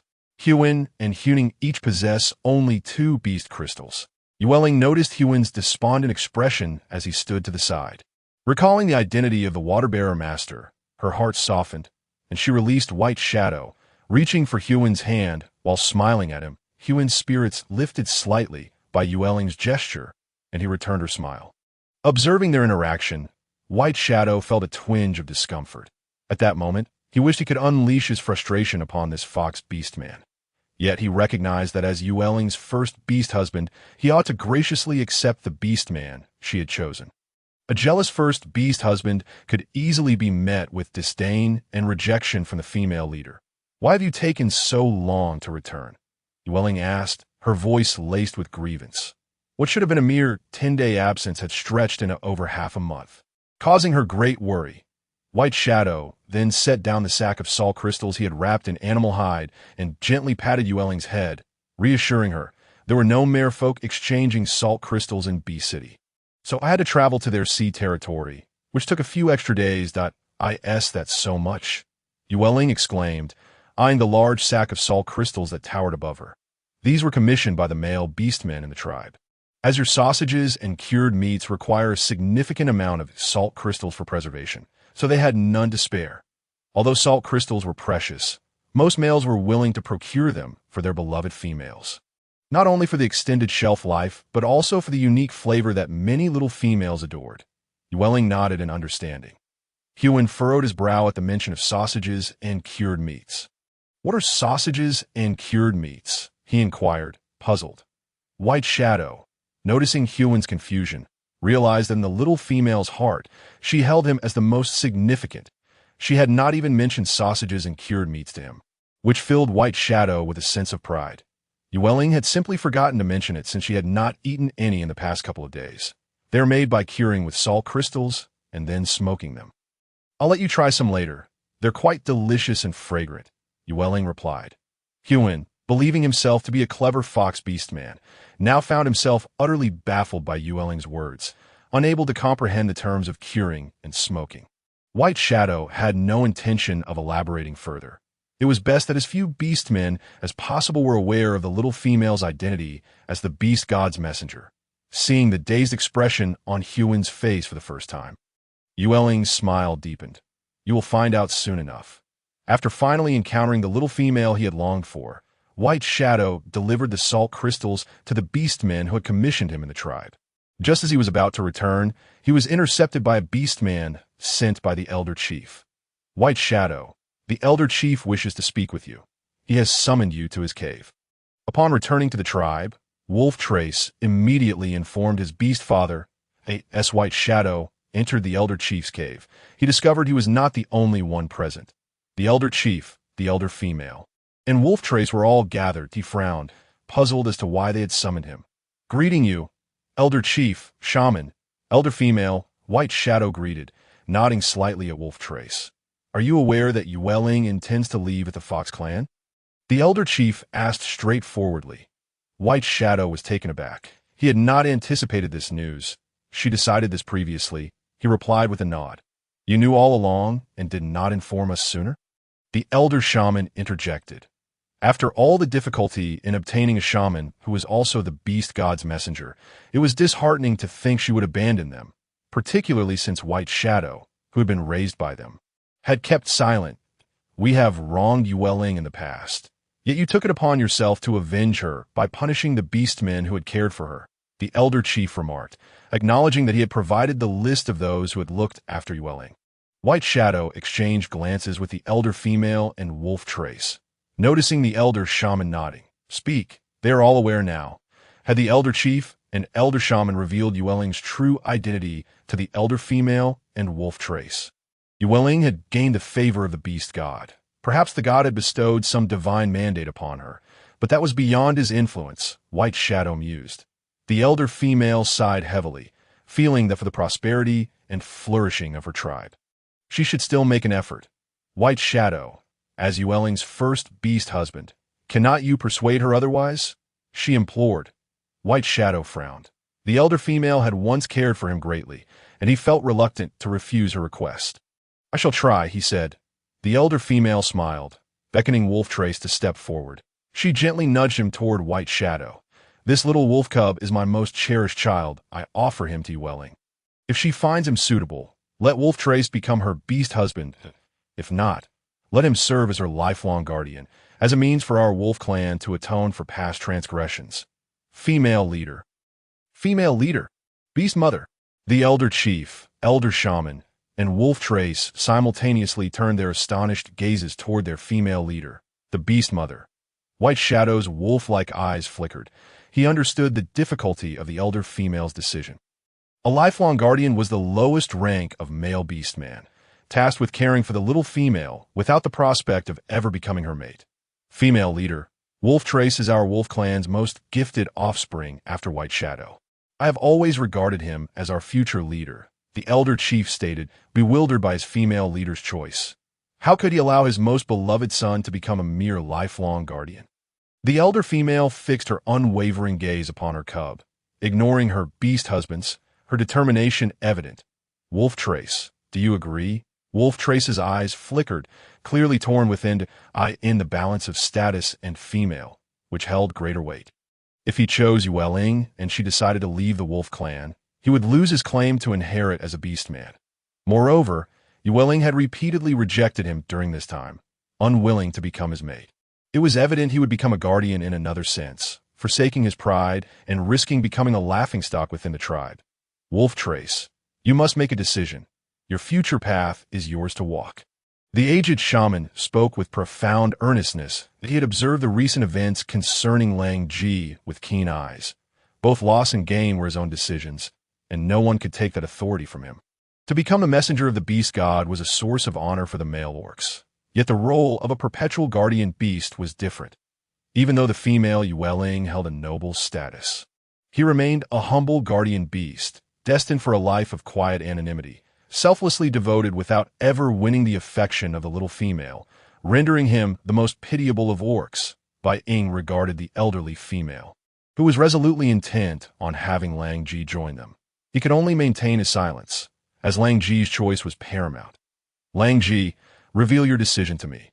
The old female's expression was grave, her voice resonant and powerful. Lang Ji, will you abandon your aging beast father and mother to leave with me? Lang Ji, you're the hope of the wolf clan. The old chieftain, the shaman, and your beast mother have placed their great expectations upon you.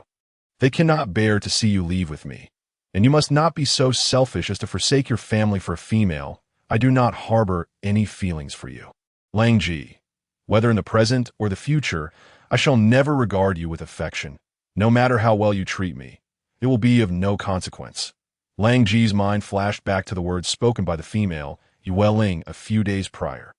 The probing questions from his beast mother and the expectant gazes of his two beast fathers, he stepped back, feeling a sense of despair as he clutched his hair. This decision was the most daunting he had faced in his 18 years. Lang Ji, tell your beast mother your choice. The old female disregarded her offspring's anguish, persistently pressing for an answer. Little Yue Ling, Bai Ying has returned, and you have neglected me. Fox Wan, with her striking pink fox eyes drooping, wrapped herself around Yue Ling like an octopus. Fox Wan, you are truly heavy, Yue Ling remarked with disdain, for Fox Wan stood at an impressive height of nearly 2 meters, with a lean physique and visible abdominal muscles. Yet that did not alter the fact of her weight. How could a girl of only 163 centimeters bear the weight of a man nearly 2 meters tall? Fox Wan stuck out her tongue, releasing her grip. She merely wished to cling to her adorable little female master to prevent her from being seduced by Bai Ying, that enchanting creature. Bai Ying, who is that enchanting creature? I simply adore you too much. Don't you enjoy my affection? Fox Wan chimed in cheerfully, taking advantage of Bai Ying's absence to draw closer. Upon hearing Fox Wan's confession, Yue Ling's cheeks flushed, and she struggled to articulate a stern response. Is not that kind of clinginess.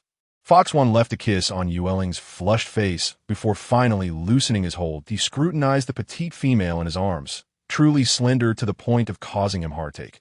Was this fragile creature truly on the verge of adulthood? She seemed more akin to a mere cub. Yue Ling stroked Fox Wan's long red hair, which was remarkably smooth and silky, as if washed with some special concoction.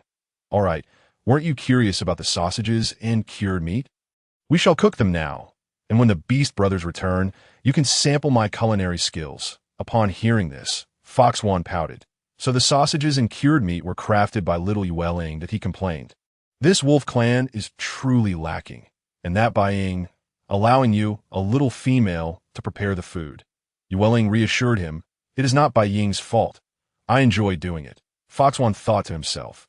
This little female must be intentionally favoring Bai Ying. After all, Bai Ying had criticized him for not taking care of little Yue Ling. How could he possess the audacity to take on the role of the first beast husband after leaving her alone in the cave for over half a month? The essence of fire in the beast world was extremely precious, meticulously stored, much like the wolf clan's dedicated fire storage cave, guarded by orcs to ensure the flames never extinguished. Her cave also had a designated area for preserving fire. She had seen on television how to kindle flames using wood, and there were stones that could spark fire, although those methods proved laborious. Dried mushrooms and ribs were simmered together, while Yue Ling retrieved several sausages and a whole piece of cured meat from the cellar. Fox Wan kindled the fire nearby, while Yue Ling stood by, sampling the flavors. Over the past few days, Fox Wan had discovered that his little female master possessed remarkable knowledge. She could tend to wounds and prepare dishes he had never heard of, including the toxic mushrooms that were now edible. Along with this peculiar method, she referred to as stew, akin to stir-frying. Those who could heal wounds among the orcs had received guidance and blessings from the beast god, thus acquiring the powers of shaman. Such skills were unknown in the beast world, and Fox Wan began to speculate. As long as the little female did not divulge her secrets, he would refrain from inquiring further. 999. What is Fox Wan's current favorability level? Yue Ling inquired while seated on a stone, feeling that as her beast husbands multiplied, she had somewhat neglected her adorable system. 999.host. Fox Wan's favorability is still at 94%. The system 999 replied, ta-da. After all these days, despite kisses and affection exchanged, how has it not increased? Yue Ling expressed her astonishment. She had secured a higher favorability with Bai Ying after merely a kiss on the cheek. Yet with Fox Wan, despite multiple kisses, it remained stagnant at 94%. I am uncertain. After all, I have never been in a romantic relationship. System 999 lamented, puzzled as to why this second character's favorability refused to budge. Yue Ling was amused by the system's electronic tone, stating it had never experienced romance, and her brows lifted in mirth at the thought of two systems sharing sweet moments. Host, you must be influenced by the beast world. How has your thinking become so unwholesome? I'm still a freshly manufactured baby. System 999 retorted indignantly, aware of all the emotions and thoughts swirling in Yue Ling's mind. That Yue Ling's smile deepened, and even Fox One beside her sensed the joy radiating from her. Fox One smiled gently. What has you so delighted? Yue Ling snapped back to reality, casting aside the fuming System 999, and gazed at Fox One's exquisite features. Bai Ying was tall and handsome, while Fox One was stunningly beautiful, truly two exceptional beings. I am very happy because you are by my side. Yue Ling thought of her favorability, which could once again grant her a decade's worth of life, and said sweetly to Fox One. Fox One was charmed by Yue Ling's words. Her sweet speech warmed his heart. His little female master was exceptionally kind-hearted, always speaking in gentle tones, and her soft, endearing presence was a breath of fresh air. Nothing like other females who could be domineering. Willful or petulant. Two towering figures suddenly cast shadows over the little kitchen, and Yue Ling looked up to see Bai Ying returning, her face lighting up with joy as she prepared to rush into his embrace, only to notice Lang Ji standing beside him. Lang Ji felt his heart plummet as he witnessed the change in Yue Ling's expression from surprise to confusion, tinged with a hint of wariness. It felt as though a large piece of his heart had been carved away.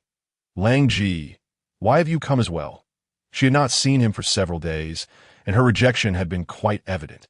With Bai Ying's return, she thought she would simply endure the winter in the cave, believing she would not cross paths with Lang Ji again. Lang Ji offered a bitter smile, kneeling before Yue Ling. Yue Ling, from this day forth, I shall be your guardian beast.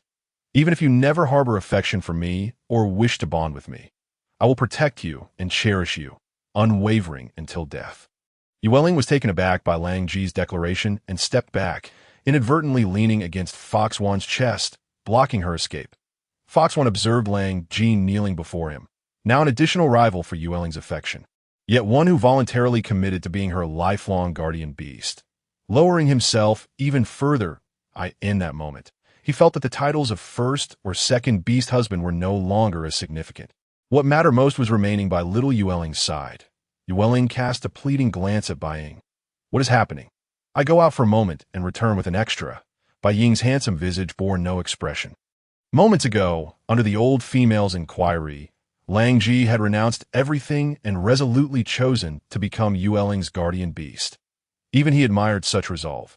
Bai Ying, a prodigious talent within the Snow Wolf clan, had always been proud and distinguished, yet now willingly submitted to the role of the lowest guardian beast. Lang Ji, please rise. Do not kneel before me. Bai Ying did not respond to her question. Merely watching Lang Ji on the ground as Yue Ling urged him to stand, her mind racing with inquiries directed at System 999.999, I did not designate him as my guardian beast. How can he claim to be mine? Host, there are two forms of guardian beast. Point one is like Bai Ying and Fox One, who will become your beast husbands when you come of age and bond with them. The other form is when a male orc voluntarily chooses to become a guardian beast for a female. Without requiring her consent, he is not your beast husband. There is no need for you to bond with him. His sole mission is to protect and care for you to the very end. Such a beast is of the lowest caliber, and the wolf's trace has gone too far. The words of System 999 struck like thunder, leaving her to ponder if all that this wolf's trace has sacrificed was truly worthwhile. Is there any way to remedy this? She does not harbor hatred for the wolf's trace. Rather, she simply does not wish to hold him back, which is why she has repeatedly turned him down. Yet, how has it come to this? He has still become her guardian beast, and in this form, it is undeniably unfair, even cruel, to the wolf's trace. System 999 fell silent for a moment before continuing. It cannot be changed. This is his oath to the beast god of the beast world continent, and unless he perishes, he shall never be free from this vow. Upon hearing this, Yue Ling felt as though a heavy stone had been placed upon her heart. Leaving her breathless, she looked at the wolf's trace, who remained kneeling on the ground. Wolf's trace, how did it come to this? You could have chosen a better female. It is not worth it for my sake. Although the wolf's trace did not fully grasp the meaning behind her words, he could surmise their essence. After listening to Yue Ling, he revealed a look of serene acceptance. It is worth it. Anything for you is worthwhile. That he had pondered deeply between two choices, and he did not regret this outcome in the slightest. Instead, he felt a sense of relief. For the first 18 years, he was destined to be the future inheritor of the wolf clan. But for the next 100 years, he would truly become the wolf's trace. All right, please rise. The ground is cold. With the situation having escalated beyond her control, she reached out to pull the wolf's trace up. Following Yue Ling's lead, the wolf's trace stood, offering her a radiant smile, as if to convey that she need not feel any guilt or remorse towards him. Hu-wan let out a soft huff, teasingly acknowledging that his dear little Yue Ling was too tender-hearted. Yue Ling's emotions were exceedingly complex. Gazing at the wolf's trace's brilliant smile, a wave of intense guilt surged within her. What is that scent? Hu Ning sniffed the air, making his way into Yue Ling's cave. Upon returning to the wolf clan's territory, Hu Ning caught a whiff of a rich aroma emanating from Yue Ling's cave. Particularly delightful and reminiscent of food, a few unfamiliar beastmen from the Fox clan appeared, and Bai Ying's expression darkened. Glaring fiercely at the unexpected intruders in his domain, Hu Ning noticed that inside the cave, besides Hu-wan and the wolf's trace, there was a tall, unfamiliar silver-haired beastman from the wolf clan, and the narrow, wolf-like eyes regarding him were far from friendly. Fearing a confrontation, Yue Ling hurriedly explained, Bai Ying, this is my beast brother. Hu Ning, beast brother, this is my first beast husband, Bai Ying. Upon hearing Yue Ling's introduction, Bai Ying's icy demeanor softened slightly, realizing that this was the younger sister's brother. Hu Ning. I am Bai Ying, the first beast husband of Yue Ling. Bai Ying clenched his right fist against his chest, bowing his head slightly in respect to Hu Ning. Hu Ning carefully scrutinized Bai Ying, noting his commendable physique and decent appearance, as well as an acceptable attitude. Hu Ning's gaze fell upon the 7 markings adorning Bai Ying's arm. A 7-mark beastman? His strength is indeed among the top tier in the beast world. And he looks quite presentable. My sister has good taste. Hu Ning extended his hand to Bai Ying in a friendly manner, stating, Since you are my sister's partner, we shall be family from now on. I hope we can coexist peacefully. Bai Ying hesitated for a moment, but ultimately grasped Hu Ning's hand and nodded in agreement. Yue Ling sighed with relief. Was this what it felt like to meet the parents? It seemed her beast brother was quite satisfied with Bai Ying.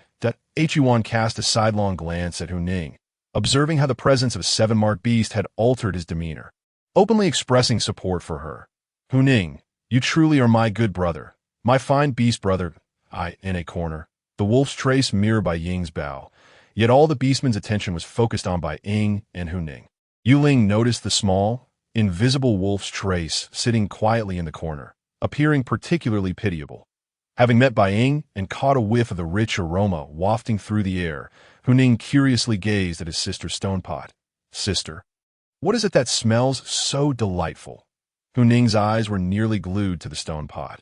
His sister was truly clever, always managing to concoct dishes he had never tasted before. Of course it's delicious. Yue Ling replied playfully. Bai Ying has returned too, so let us all enjoy a meal together to celebrate.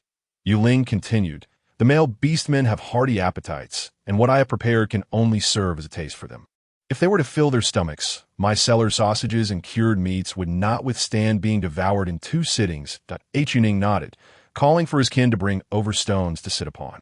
The kitchen featured a small stone countertop, and Bai Ying and Hu-wan took on the tasks of serving soup and slicing meat, while Yue Ling smiled, reveling in the tranquility of the moment. Her gaze unconsciously drifted towards the wolf's trace, who was about to turn away. Wolf's trace, do not leave. Stay and eat with us. The wolf's trace's eyes brightened, a smile gracing his face, but then he remembered something and lowered his head. Yue Ling, you need not concern yourself with me. He was the most humble of guardian beasts. How could he join her alongside her official beast husband? Little Yue Ling, come and eat. Hu-wan, with a cold huff, reached for Yue Ling's small hand. Having just found her again, he had yet to cultivate a proper relationship with her, and now so many beastmen were attempting to claim her affection. Yue Ling was pulled down onto a stone stool covered with beast pelts, and when she looked up again, the wolf's trace had vanished from sight. Yue Ling glared indignantly at Hu-wan stuck out his tongue, shrugging nonchalantly, and placed a piece of sausage into Yue Ling's bamboo bowl. Hurry and eat. The weather is chilly, and it will cool down soon. In recent days, Yue Ling and Hu Ning's fellow beastmen had frequently sought her out, accompanying her for dinner in the evenings, so the Fox clan's beastmen had essentially mastered the use of bamboo chopsticks. Bai observed them deftly maneuvering the chopsticks, feeling somewhat clumsy as his own movements were not as fluid. Hu noticing Bai Ying's awkward attempts at picking up food, wore a teasing smile as he effortlessly picked up a piece of mushroom and placed it into Yue Ling's bamboo bowl. This little mushroom is simply exquisite. Bai Ying remained speechless. Yue Ling lowered her head, pretending not to notice their intermingled gazes. Even during a meal, there was no peace. This Yuan was truly a thorn in the side, always seeking to provoke Bai Ying. "This is truly delicious. It warms the body," Hu Ning exclaimed, savoring a piece of cured meat that was unexpectedly chewy and increasingly flavorful with each bite. "This is red fruit stir-fried with cured meat," Yue Ling explained. The meal was not particularly extravagant, but it was the best she could offer at the moment. Once spring, the rainy season, arrived, she would surely seek out more edible items to improve their diet. As it was currently rather monotonous, "I know red fruit, but I've never seen cured meat like this. It's truly delicious." Hu Ning emphasized the syllables of cured meat, having never encountered such a thing before. It was his first experience with this unique texture. Seeing Hu Ning enjoy the food, Yue Ling smiled. "This is cured with salt crystals and smoked with cypress leaves. It's incredibly simple. If you like it, I can teach you how to make it when you return to the Fox clan." Hu Ning could not help but praise her. "My sister is truly amazing. You are the smartest, prettiest, and most capable female I have ever met." Yue Ling bashfully scratched her head, feeling grateful for such a supportive brother. His emotional value was through the roof. Yue Ling noticed that the few beastmen from the Fox clan were quite fond of the red fruit stir-fried with cured meat. And fearing they would eat too much and leave her unsatisfied, she only allowed them to take a few small pieces before they refrained from taking more food, opting to drink the abundant soup instead. When they first witnessed Yue Ling using mushrooms to make soup, they were astonished, thinking it toxic and potentially lethal to beasts. However, after Yue Ling's enthusiastic endorsement, they ventured to try a bite and discovered it was quite delicious. The soup was exceptionally flavorful, and consuming a bowl of hot soup during the cold season kept one warm all day long. Beastmen are robust, but prolonged exposure to the elements can still leave them feeling cold. Particularly at night when temperatures plummet. If they were to spend the night outdoors, they risked frostbite, and weaker cubs and females were especially susceptible to illness and death. That evening, Yue Ling found herself in a predicament. The cave contained only 2 rooms and 2 stone beds, yet there were 3 individuals, herself, Bai Ying, and Hu Wan. "Why don't you 2 squeeze together?" Yue Ling suggested. Being an underage female, she could not sleep alongside adult males. So she had no choice but to inconvenience her 2 beast husbands. "Absolutely not." Fox Wan tilted her head, knowing that sleeping with Bing would lead to nightmares. Bing remarked that Fox Wan had not yet rejected him. Yet she was quick to answer the question. Zhao Yuling offered, "Let us sleep together. I promise to behave." Fox Wan leaned forward, inching closer to Yue Ling with an endearing gaze, not wanting to share a bed with the wolf beast man. Bing grabbed Fox Wan's fiery red hair, forcing her body to lean back, preventing her from getting too close to in dreams. "Yue Ling is still a minor female," Bing said coldly. This Fox Wan was clearly a restless fox. With her crimson hair and flirtatious demeanor, that if she were to engage in intimacy at night, it would pose significant harm to the young female's body. He was unwilling to risk her well-being. After all, it should rightfully be him, the first beast husband, who accompanies the young female. "I'm not going to do anything," Fox Wan protested, rubbing her sore scalp, infuriated by Bai Ying's rudeness. "I don't believe you," Bing shot back. Casting a sidelong glance at Fox Wan, "Oh, you think I'm like you, that vile wolf beast man?" Bing's expression darkened as he reached out to teach this presumptuous Fox Wan a lesson. Yue Ling sighed, noting that trouble was already brewing between the two. Bai Ying, known for his composed demeanor, wouldn't typically instigate conflict, but this Fox Wan certainly invited a beating. "All right, Fox Wan, if you don't want to sleep with Bai Ying, then you must return to the Beast Brothers' cave." Upon hearing this, Fox Wan appeared utterly wronged, adopting a stance of being bullied, her beautiful pink fox eyes filled with disbelief. "Zhao Yuling, are you sending me away for Bai Ying?" she exclaimed, heartbroken. Yue Ling sighed, thinking that this performance was painfully obvious. "I didn't mean it that way. There are only 2 stone beds in the cave, and since you don't want to squeeze in with Bai Ying, you'll have to go to the Beast Brothers. You are sending me away for Bai Ying." Foxone's sorrow morphed into indignation. Host, steady yourself. This Foxone's emotions are volatile.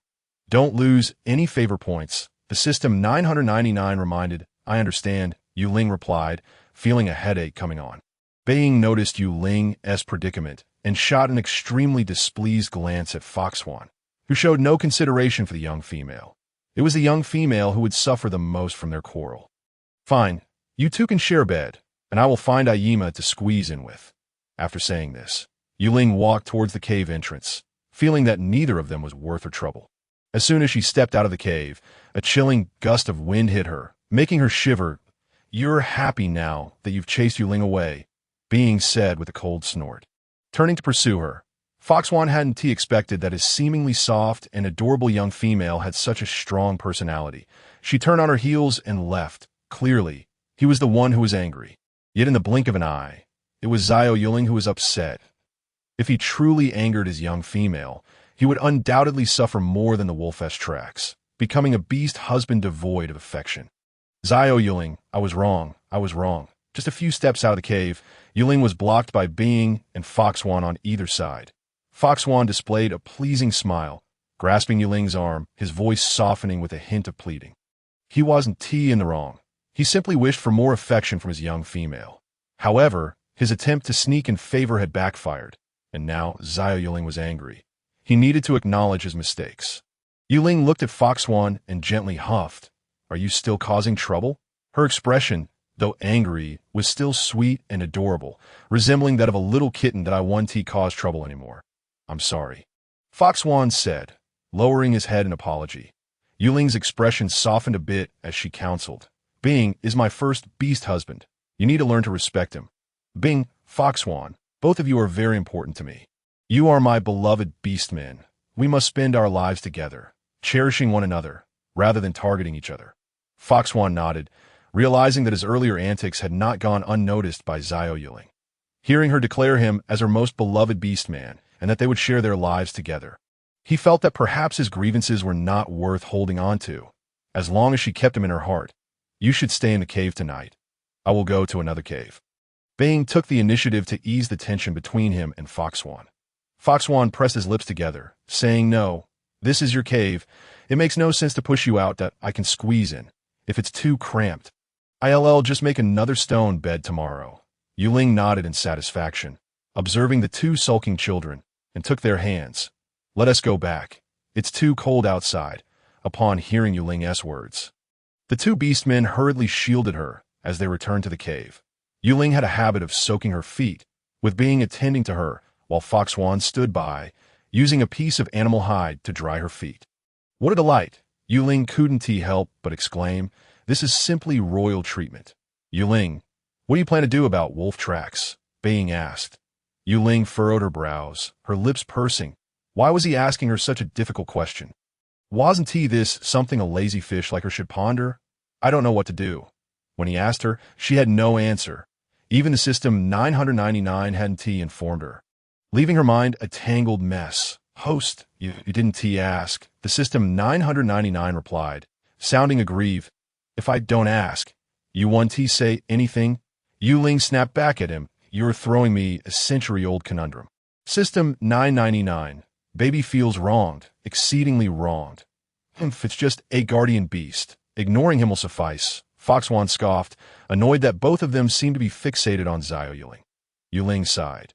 This was no trivial matter, and she feared that Wolftrack's decision might provoke the old chieftain. As the old chieftain said, anything, Being pondered briefly before covering Yue Ling with a blanket made of wild cotton. They all know. Ah, they all know, Yue Ling exclaimed in surprise. This matter was brought up by the old female. If Wolftrack is willing, Yue Ling, you needn't feel burdened. It is his path to choose, Being explained. During their brief interactions, she had sensed the old female, the old chieftain, and the old shaman's esteem and affection for Wolftrack, leaving her quite astonished that it was the old female who had initiated the discussion. If you like him, you may take him in. After all, Wolftrack's talents are exceptional among the male beastmen. Being continued. Foxone huffed in dissatisfaction once more. He had long seen Being's favoritism towards Wolftrack. Given that Wolftrack was his kin, the first beast husband is quite magnanimous. The System 999 remarked, unable to resist praising Bing's thoughtfulness and generosity. This was how a first beast husband should be. And as for Foxhuan, he was fortunate not to be the first beast husband. Otherwise, Yue Ling's path to survival would surely be fraught with challenges. Yue Ling ignored the System 999, gazing at Bing's handsome features. His emerald wolf eyes were bloodshot from days of travel, causing her heart to ache. That we will discuss wolf tracks later. You should rest now. Bing nodded, recalling the old female's earlier admonition. He couldn't help but ask, "Can we not leave?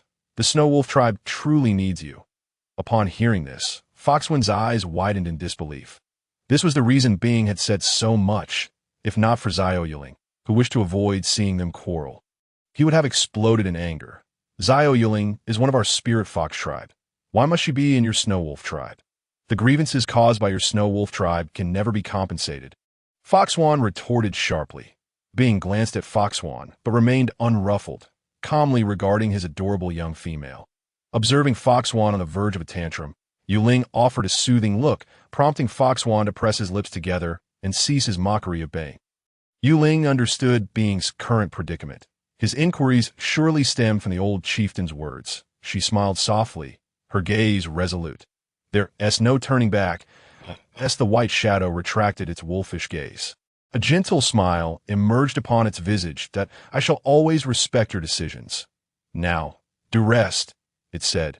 The white shadow adjusted the blanket for Yue Ling before withdrawing from the room. Upon hearing the satisfactory response, Huan's lips curled into a pleased smile as it followed the white shadow out of Yue Ling's chamber.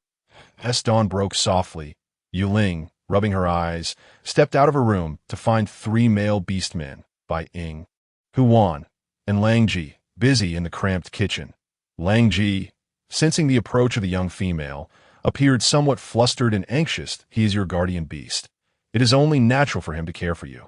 Bai Ying elucidated, with her mind still in a fog. Yue Ling merely hummed in acknowledgement. Little Yue Ling, let me take you to wash your face and brush your teeth, Huan said with a warm smile, gently lifting her in his arms. Yue Ling gasped, wrapping her arms around Huan's neck, and protested. Oh, let me down. I can walk just fine. The cave's bathroom had been well equipped with a drainage system. And Yue Ling accepted the prickly fruit from Huan to brush her teeth, subsequently splashing her face with the hot water they had prepared. Breakfast is only for you today.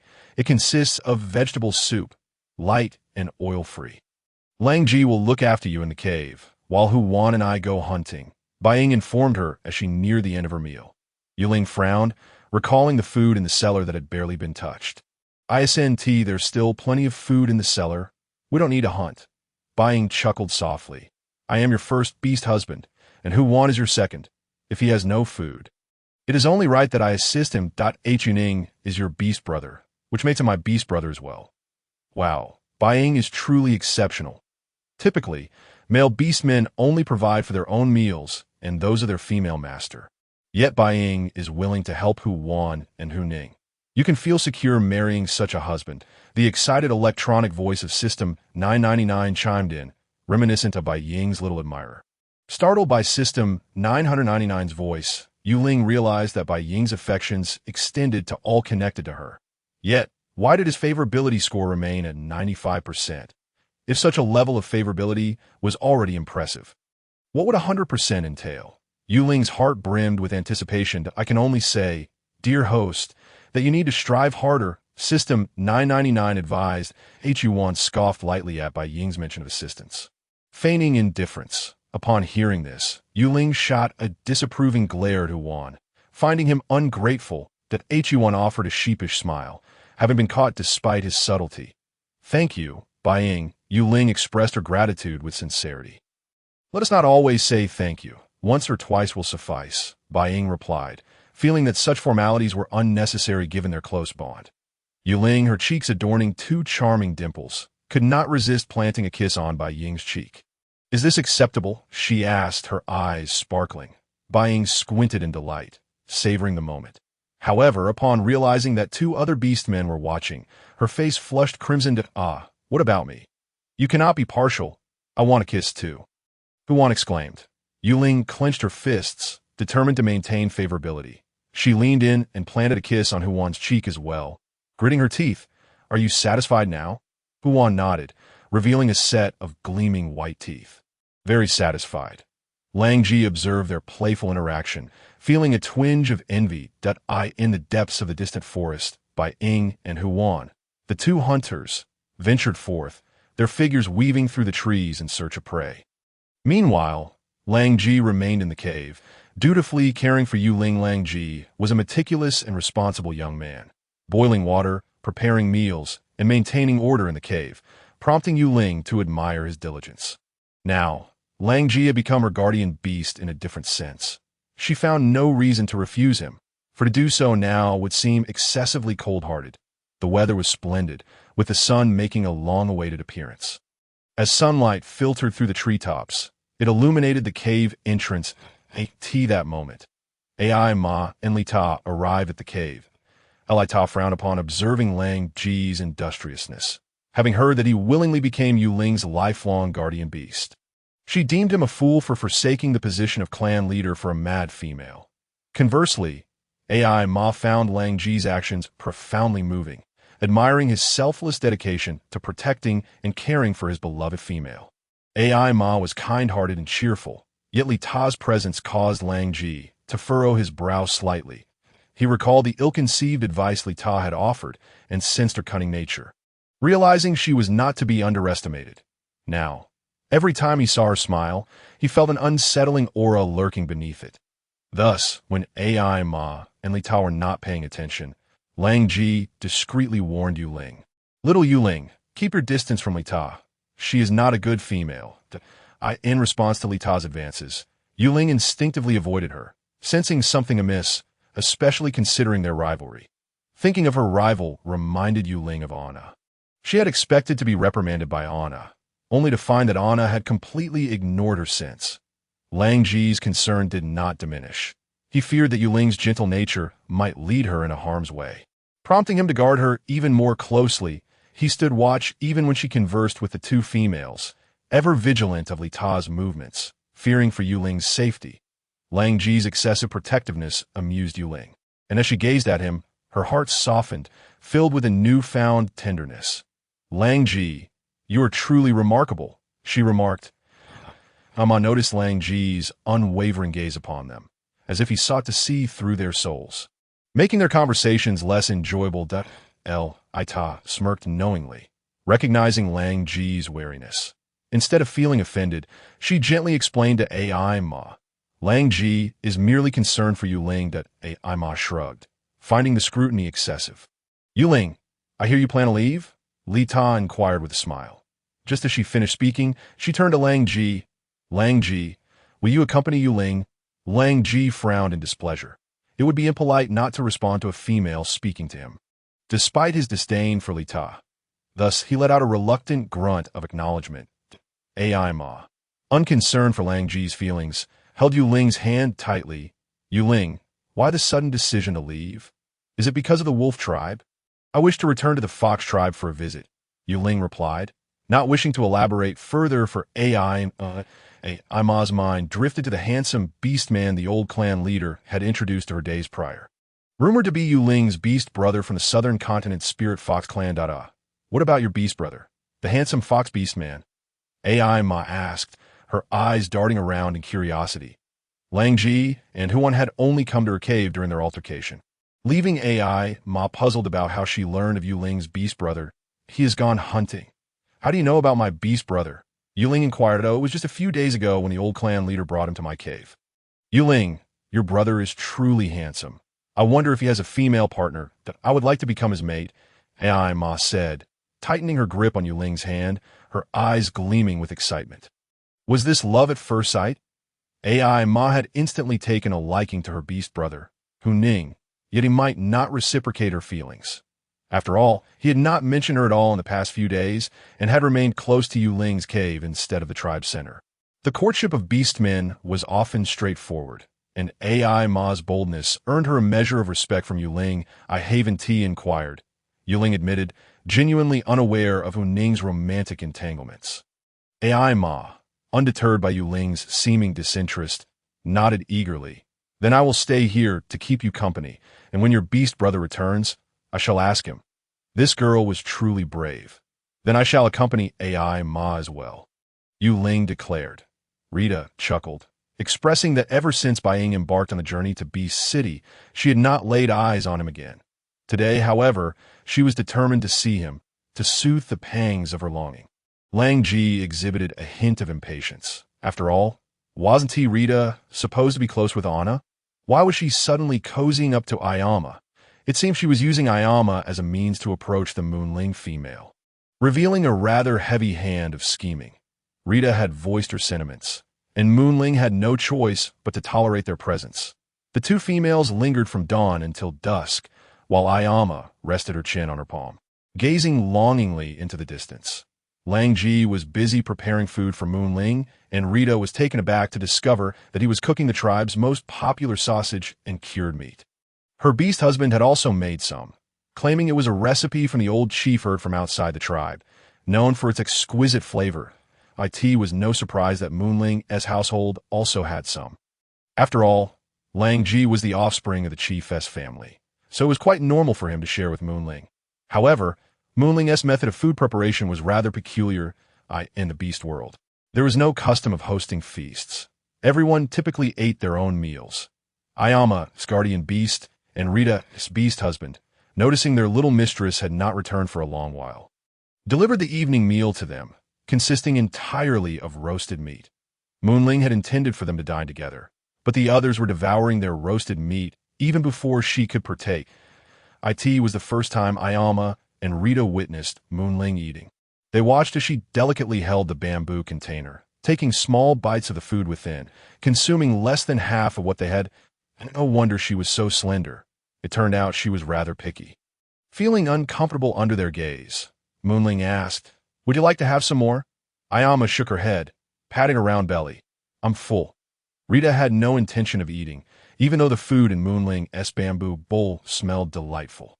Ah, were they? Why haven't they returned yet? As Moonling was nearing the end of her meal, the hunters were still absent.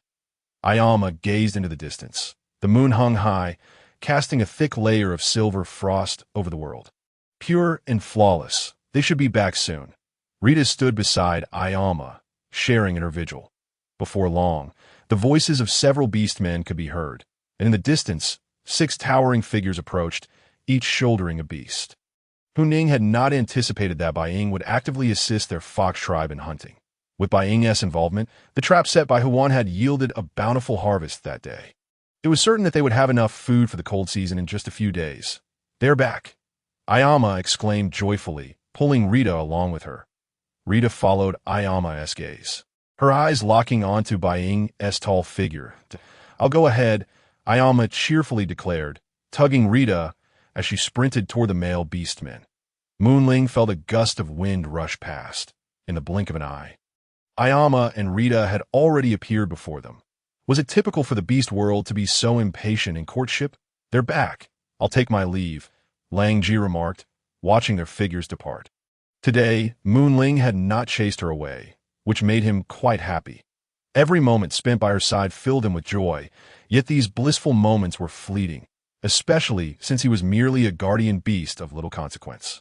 After speaking, Lang Ji exited the cave, and Moonling reached out as if to stop him, but her hand lingered in the air before she silently withdrew it. The distance was too great for her to hear their conversation. Ayama stood before her beast brother for a moment before leading Rita away. Yue Ling, after tossing the prey to the tribe members, eagerly rushed to her side to showcase his presence, demonstrating his brotherly affection. "Sister, have you eaten? These are the fruits we found in the mountains." Yue Ling joyfully pulled out 2 milky white fruits from his animal skin pouch, rubbing them on his own pelt before offering them to her. After the meal, Moonling accepted the fruit he handed her, examining it curiously. "I've eaten, but what kind of fruit is this?" The cellar still contained some wild fruits prepared by Bai Ying for the wet season, but none were as exceptional as this snow-white fruit. "This is a snow fruit, only available during the cold season. Give it a try. It's delicious." Huan entered the cave, setting down a large bag of snow fruits behind him. Upon hearing Moonling's question, he eagerly interjected. Moonling, trusting their intentions and not suspecting any malice, did not consult System 999, but instead, she took a bite of the snow fruit. With the first taste, she was utterly captivated by its extraordinary flavor. The texture was delicate and silky, sweet and fragrant, reminiscent of creamy ice cream without the cold bite. Moonling's beautiful almond eyes widened in surprise, her words slightly muffled. "This is so delicious." Huning, delighted to see his sister enjoying it, felt their extra time spent gathering the snow fruits from the cliffs was worthwhile.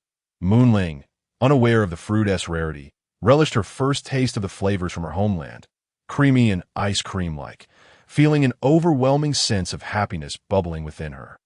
Having just eaten, she could hardly consume more after biting into a snow fruit, letting out a loud, satisfied burp. Looking at the snow fruit in her hand and the pile of them in the corner, she wondered if they'd gone stock up. Bai Ying and Huan had returned with a beeskin bag filled with snow fruits. "Let me digest this before I eat more." It suddenly struck her that she had yet to inquire about something. The gossiping spirit ignited within her. "Beast brother, what did you discuss with Ayama?" Huning smirked, his gaze lingering on Bai Ying for a moment. "That Ayama, she wanted me to be her beast husband, even claiming the title of first beast husband. But I'm not interested in her, so I declined." Hu Ning stated candidly that he was currently a six-pattern beast, easily securing the position of first beast husband. The Linghu tribe was filled with beautiful males and females. Having grown accustomed to their beauty, he felt his standards had risen even further, finding it hard to settle for anyone less than a peacock tribe member. At the very least, in the beast world, where males outnumbered females, it was not surprising that certain fox tribe beastmen had become choosy. Refusing a female openly shouldn't be a big deal. Ayama stormed back to her cave, fuming, while Rita consoled her that Huning is truly ungrateful to turn down a precious female's courtship. Ayama's eyes were red, as her first beast husband still remained elusive. Initially, she had set her sights on Xiang Yuan, only to be rejected and ridiculed. Now, her interest had shifted to Huning, a six-pattern beast, but she never expected to be spurned by him as well. Compared to Xiang Yuan's mocking rejection, Huning's refusal had been rather polite and humble. That it echoed Bai Ying's earlier excuse when he rejected Anna, claiming he was not looking to mate and was focused on strength. Deep down, she knew it was simply that Huning found her unappealing.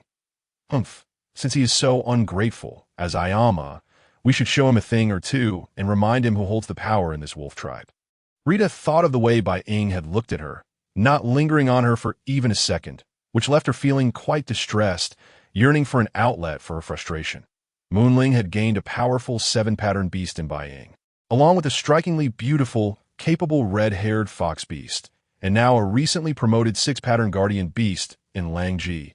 All these excellent beasts were hers. Ayama paused, taken aback by Rita's words, and quickly shook her head. Although she was heartbroken, he was merely a male beast. It was not particularly challenging to find one. Three-legged toads are hard to come by, but two-legged males were abundant, and this Huning was simply a bit more attractive. Rita, seeing Ayama shake her head in rejection, felt a storm brewing within her, nearly spitting blood in frustration. Was she cursed with ill fortune? 1, 2, 3. All of them refused her proposals. Cowards, fools. Never mind, I'm still young. I'll take my time finding my first beast husband. Ayama consoled herself. Rita suppressed her rising anger, managing to muster a forced, gentle smile. You're right.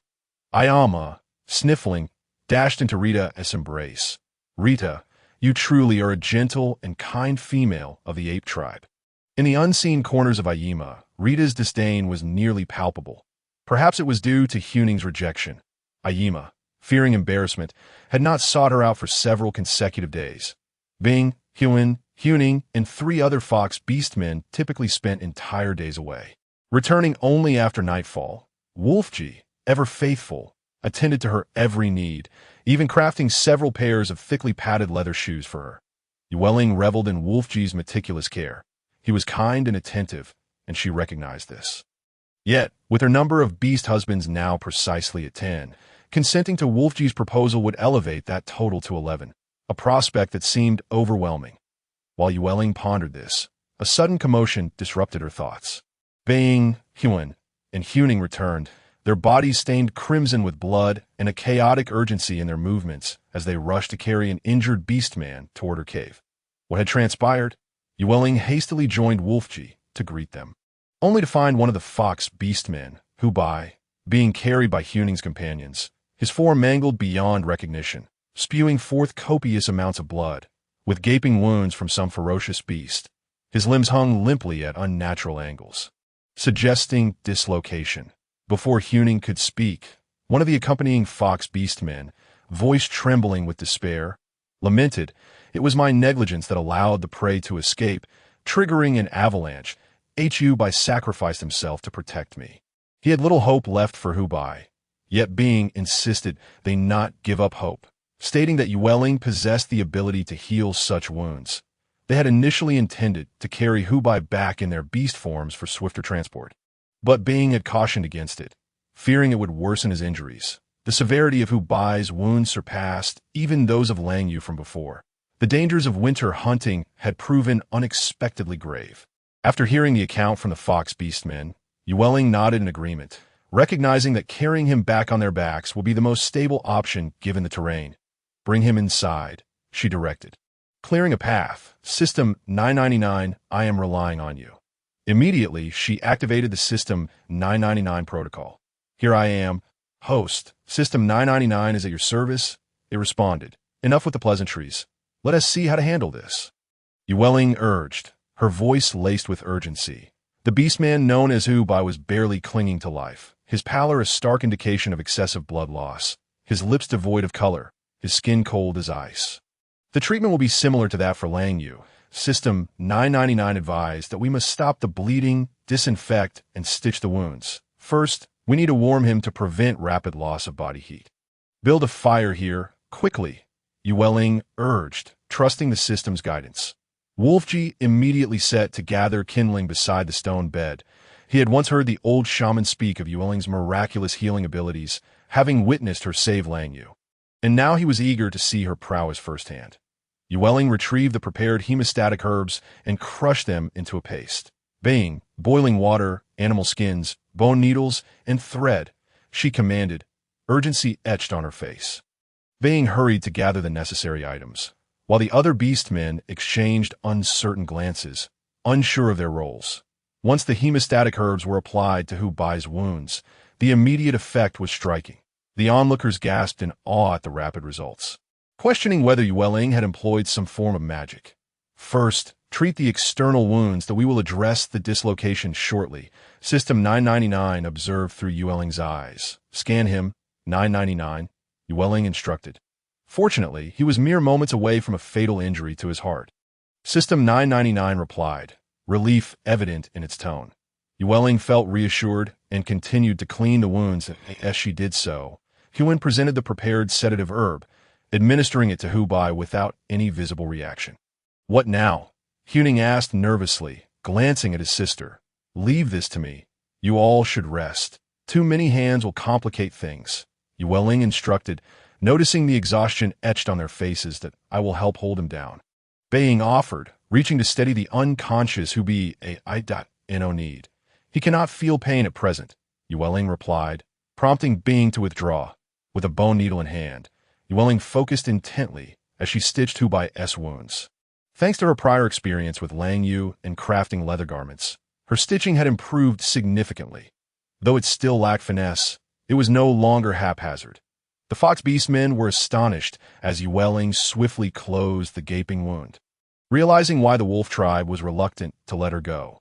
Exhausted, Yue Ling felt her waist ache, and just as she prepared to stretch, Bing gently massaged her back, eliciting a sweet smile from Yue Ling. After applying a generous layer of healing herbs and protecting the wound with cotton and animal skin, she checked Hu Bai's forehead. It was cold, but his breathing had stabilized considerably. System 999. "I cannot reset his bones," she exclaimed. "Do not worry, host, I will assist you.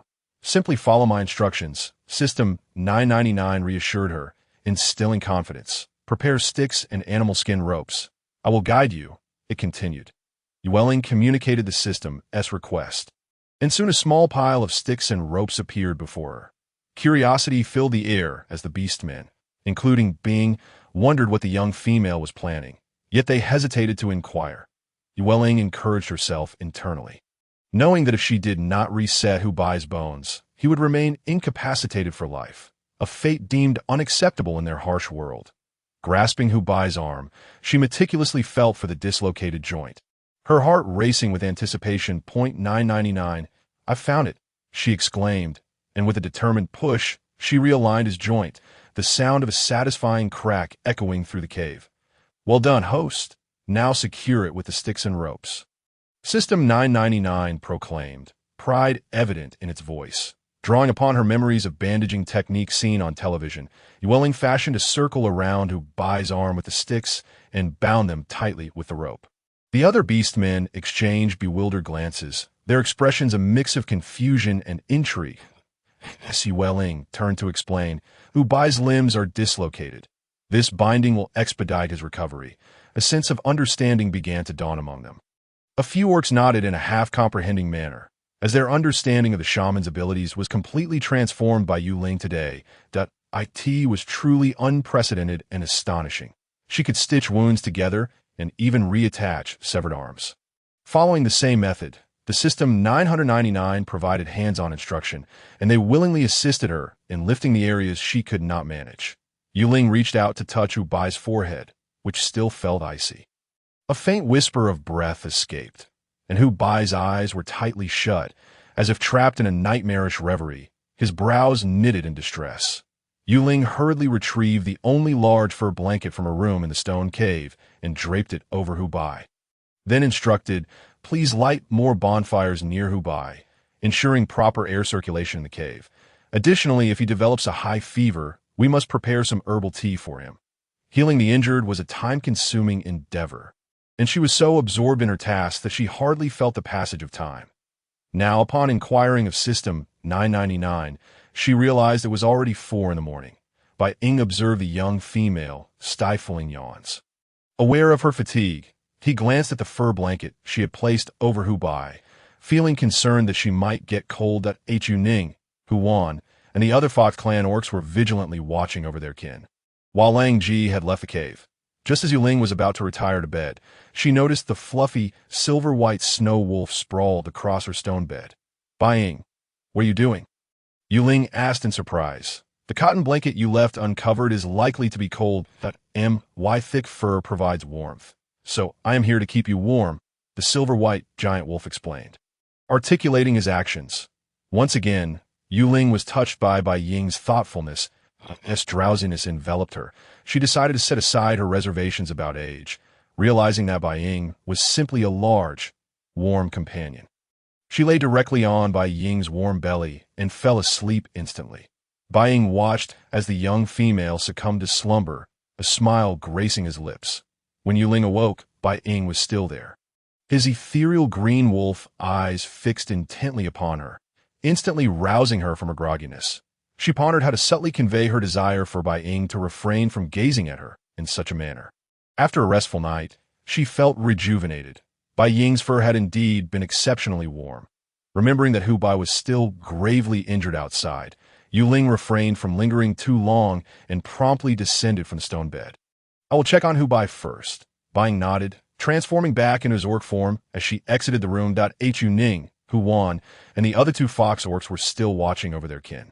Upon seeing Yue Ling rise, Hu Wan smiled and said, Little Yue Ling, you must be hungry?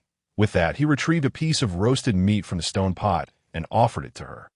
Did Hu Bai have a fever last night? Yue Ling inquired softly. Yue Ning shook his head, a hint of joy illuminating his handsome face. His sister was truly remarkable. She was the most extraordinary shaman he had ever encountered. Hu Bai's complexion had regained some color, and his breathing was steadied. He had even spoken a few words to them earlier. Sister, thank you. Hu Ning could not contain his gratitude and embraced Yue Ling tightly. Yue Ling found it difficult to breathe, and she patted Hu Ning's back, chiding, Brother, you are going to suffocate me. Realizing his overzealousness, Hu Ning released his sister, exclaiming, I was just too excited. Hu Bai is improving bit by bit. Sister, you are indeed the most formidable shaman we have ever known. The other orcs, including Hu Wan and Lang Ji, nodded in agreement. I have no desire to be a shaman. It is utterly exhausting. I wish to be a carefree, salted fish, Yue Ling quipped. What? Sister, You actually want to become a fish beast? Hu Ning's eyes widened in disbelief. His beloved sister did not wish to be a fox beast, but rather a fish beast, which was notorious for its foul odor. Ditto. I was merely using a metaphor. Salted fish refers to someone who does nothing, simply waiting for death while indulging in food. Yue Ling chuckled, quickly clarifying to avoid any misunderstandings. You are a delicate female. You should not have to do anything. Hu Ning insisted. Yue Ling countered, but I stayed up late last night to heal Hu Bai and also treated Lang Yu. What about that? Not wishing to prolong the discussion with her foolish brother, she observed their grimy appearance. Hu Bai's blood had dried and darkened on them, indicating they had kept vigil all night. Brother, you should rest first. The fact that Hu Bai did not develop a fever last night indicates that his condition is improving, and I will continue to care for him. Upon hearing his sister's words, Hu Ning nodded, aware that they were reeking of blood and should not impose upon her. Thank you, Yue Ling, a fox beast who had been a companion to Hu Bai, and who had expressed gratitude for Hu Bai's rescue. Bowed with his left hand over his heart. Yue Ling recognized this gesture as the customary greeting among their kind. Please, go and rest. She smiled gently as the Fox Clan orcs took their leave. Once they departed, Yue Ling turned to Hu Wan. You have also stayed up all night. Go wash up and get some rest. Currently, there were 2 stone beds available. One belonged to Bai Ying, and the other had been occupied by Hu Bai, leaving only Bai Ying's bed for Hu Wan to rest on. Hu Wan nodded obediently, following the gentle command of the young Yue Ling. After Hu Wan finished bathing, Yue Ling also took a hot bath. As she still bore traces of Hu Bai's blood from last night and had not had the energy to cleanse herself, Bai Ying was the last to wash, remarking, the young female is already clean. Typically, Yue Ling's lustrous, dark hair was styled in a braided bun, but now it cascaded freely down her back, accentuating her delicate and charming features, infused with a unique allure characteristic of the Fox Clan. Capturing the attention of the orcs around her, Lang Ji had been closely monitoring Hu Bai, and upon noticing Yue Ling, he could not resist stealing a few glances, a faint blush gracing his handsome face. His gaze wavering between admiration and trepidation. Unaware of Lang Ji's unusual behavior, Yue Ling approached to check Hu Bai's temperature, which was no longer as frigid as the previous day. His warmth had returned to normal, and beads of sweat dotted his forehead. She glanced at the still-burning bonfire nearby and cautioned Lang Ji, there is no need to keep him warm. Extinguish the fire that we wouldn't want him to develop a heat-induced illness. Lang Ji hurriedly scrambled to put out the fire, and Yue Ling examined Hu Bai's wounds, changing the dressings to her visible delight. The sutured areas had begun to heal, the flesh knitting together remarkably well. This rate of recovery was truly astonishing. Indeed, it must be the orcs, Yue Ling mused. If this were in the modern world, it would be a medical miracle. Lang Ji, catching her remark about the orcs, wondered what she meant. Yue Ling, the herb that numbs pain you mentioned yesterday, could you perhaps share it with the old shaman? Each year, many of our kin suffer injuries while hunting, and some orcs succumb to the agony. I wish to. Lang Ji's voice trailed off, his ethereal green wolf eyes cautiously observing Yue Ling's expression, ready to withdraw if he sensed any displeasure. Yue Ling smiled, her enchanting almond eyes fixed on the flustered Lang Ji. She had only found a few of that numbing herb, but if it could save more orcs, there was no reason to refuse. Moreover, they had offered Lang Ji to her. She was not foolish. Lang Ji would be her lifelong guardian beast, a tacit agreement among them, or else they would have sought her trouble long. In less polite terms, Lang Ji was her lifelong bodyguard, and he wasn't even being paid for it. Very well, I will accompany you to the old shaman's cave shortly, Yue Ling replied with a smile. Lang Ji let out a sigh of relief, his face lighting up with a radiant smile. Thank you, Yue Ling. You're truly a good female. This is what they call a good deed card. Yue Ling scratched her head, feeling somewhat unaccustomed to it. The weather had been particularly pleasant these past few days, and under the morning light, Yue Ling and Lang Ji set off towards the old shaman's cave. Not long after exiting the cave, they encountered numerous orcs who gazed at her, whispering among themselves, seemingly discussing something of significance. The male orcs were sharp-eyed, and Lang Ji absorbed their words without faltering, his demeanor composed, unaffected by their murmurs. Yue Ling slowed her pace, eager to discern what the orcs were saying. A group of male orcs had gathered, their gazes directed at Lang Ji, filled with mockery and disdain. Have you heard? That guy Lang Ji actually willingly chose to be Yue Ling's lifelong guardian beast. That means he will never mate with a female. What a joke. He's one of the most powerful wolf males in our tribe. How could he willingly debase himself to serve as a guardian for a female beast? Haha, he must have been captivated by the exquisite beauty of Yue Ling, the female, to make such a decision. Yue Ling possesses remarkable charm, and as our tribe's future shaman, it is indeed perplexing that Lang Ji would choose to be her guardian beast for a lifetime. Such a notion feels exceedingly humble. Those orcs who wish to defend Yue Ling and Lang Ji find themselves a loss for words. After all, Lang Ji is destined to be our tribe's leader. How could he entertain such a thought as to become a mere guardian beast? It is utterly absurd. Lang Ji must have lost his mind.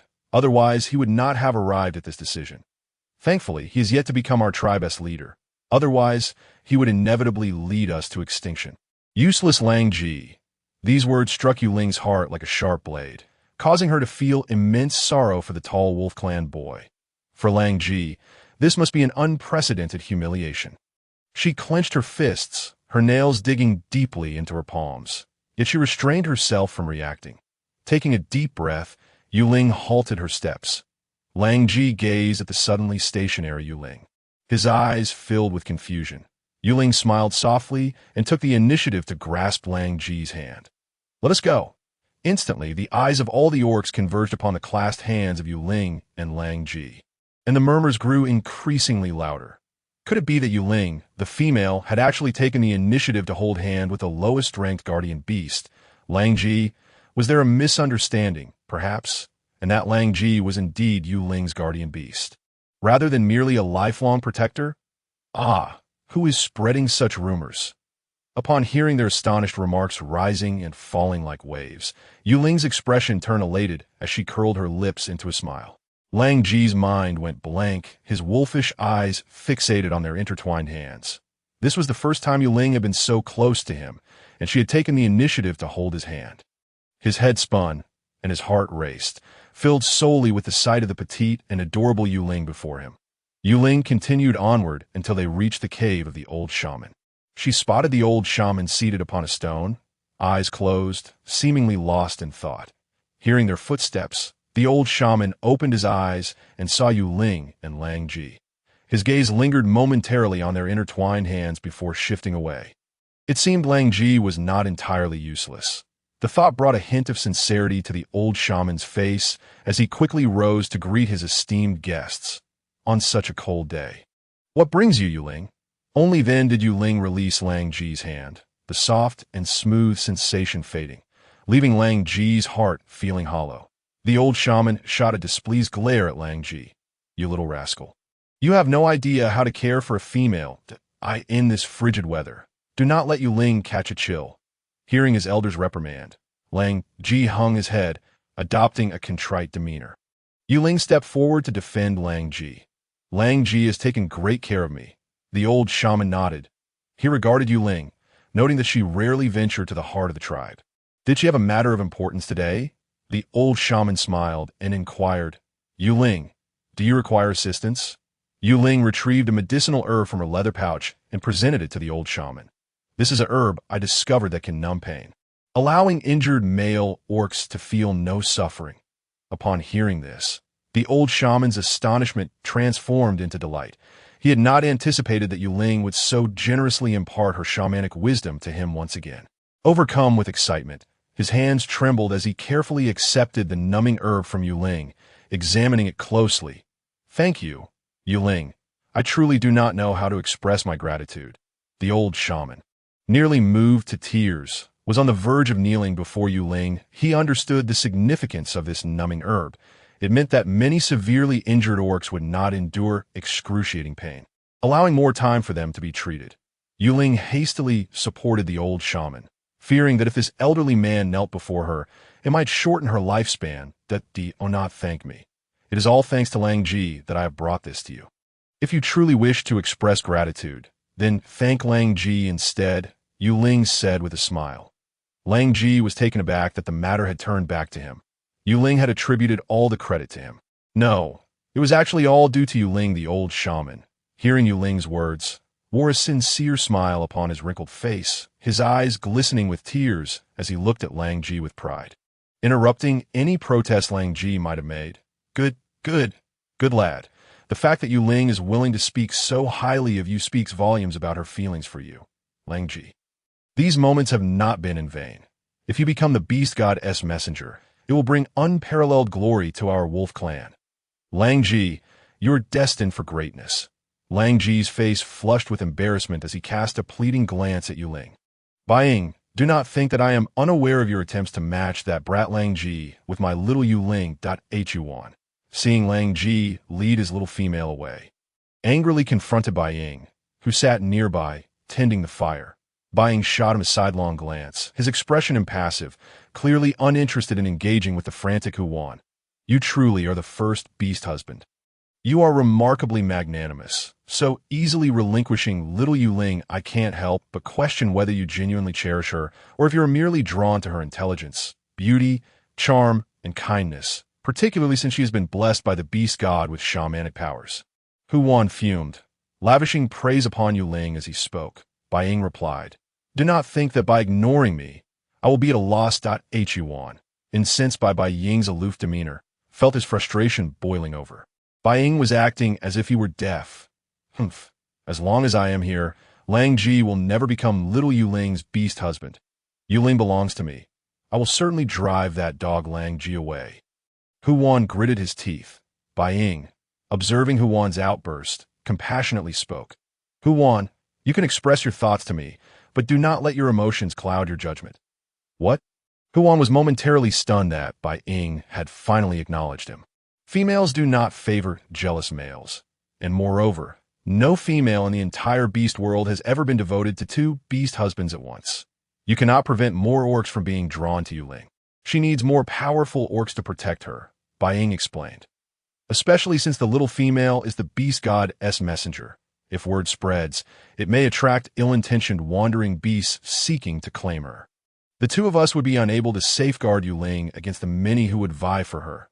Bai Ying's words struck Huan like a powerful blow, shattering his illusions. Bai Ying was far too astute.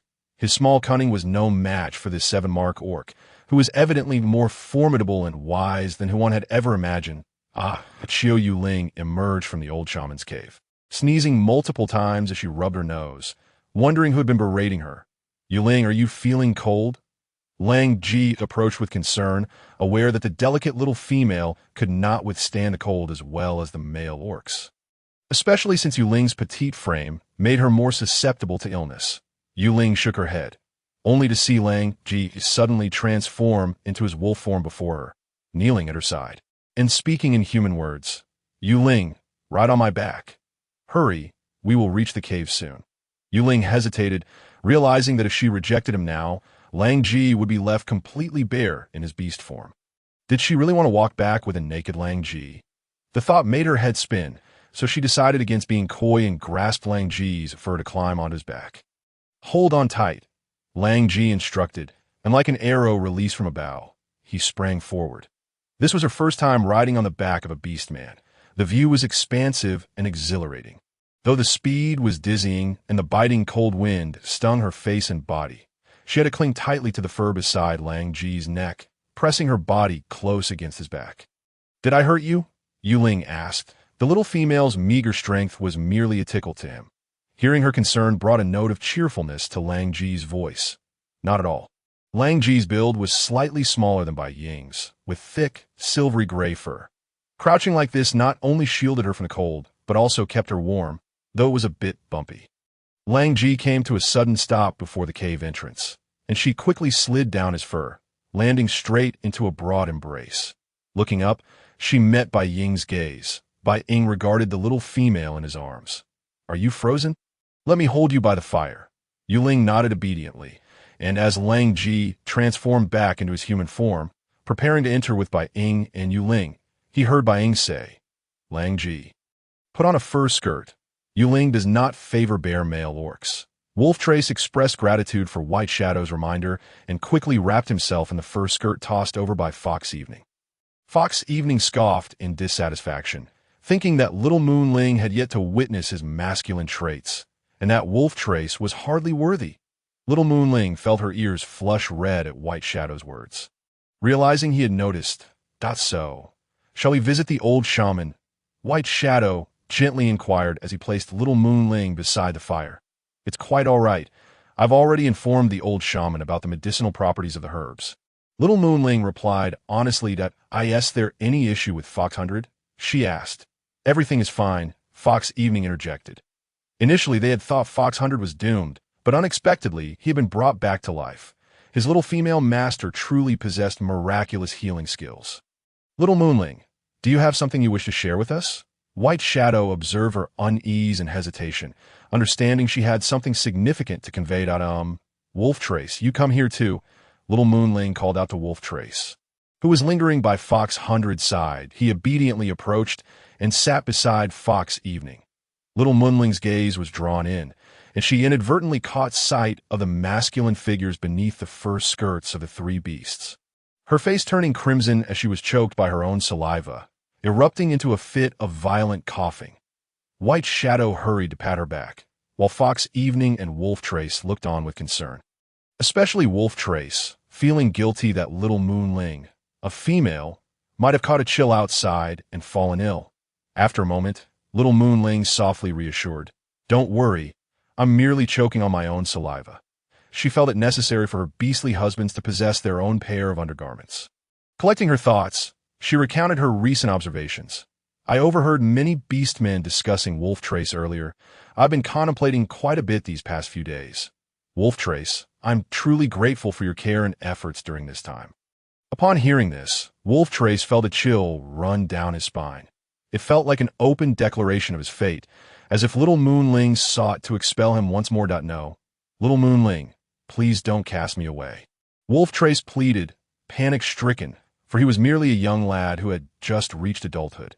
After facing rejection several times, now being openly dismissed, a crystalline tear slipped from his beautiful, elongated wolf eyes, falling down his handsome cheek with a soft splat. The sight of the handsome young man in tears caused Little Moonling's heart to lurch. She could not help but reach out to wipe away the second tear from Wolf Trace's face. Her heart softening. If White Shadow was a large wolf dog, then Wolf Trace was akin to a small puppy. "Please don't cry. I never intended to cast you away," she reassured him repeatedly, and yet Wolf Trace chose to remain by her side, caring for her and pledging his undying devotion, which stirred her heart. She had once firmly believed that having 10 beast husbands was already more than enough, but upon reflection, having an additional Wolf Trace was not necessarily a bad thing. "What I wish to express is, Wolf Trace, would you consider becoming my third beast husband?" Fox Evening's heart finally found peace. Wolf Trace's eyes widened in disbelief. Little Moonling was indeed accepting his courtship and inviting him to become her third husband. The little puppy's eyes sparkled, and several tears that lingered in his eyes fell through her fingers, revealing his warm and unmistakable affection. "I am willing, Little Moonling, I am willing," Wolf Trace exclaimed excitedly. "Then please stop crying," Little Moonling said with an amused smile. Her heart softened to mush. Crying in front of Little Moonling felt utterly embarrassing. Wolf Trace rubbed his eyes and revealed a joyful smile, genuine happiness illuminating his face. This was the happiest moment of his life, for Little Moonling had accepted him as her mate. System 999. The host has made progress, actively accepting a non-designated beast husband. My female master. Wolf Trace knelt on one knee, fervently grasping Little Moonling's hand, showering it with kisses that were both sweet and ticklish. "That's enough. That's enough. You've done quite enough," Fox Evening quickly interjected, pulling Little Moonling's hand away, mindful of Wolf Trace's exuberance. Wolf Trace bore no resentment, standing up and flashing a wide smile, revealing 2 rows of pristine teeth. White Shadow had anticipated this day would come. If not Wolf Trace, it would be another beast man. His handsome face remained mostly expressionless, though a fond smile would inevitably curve his lips whenever he glanced at Little Moonling. Seeing White Shadow's generosity, Little Moonling felt a pang of sympathy and embraced the large wolf dog. Wolf Trace scanned the cave, feeling both excited and joyful. Happiness had arrived too swiftly for him to fully prepare. He had initially thought he would remain a guardian beast for life, but now that little Moon Ling had chosen him. He intended to share this monumental news with his beast mother and father, confident they would rejoice for him.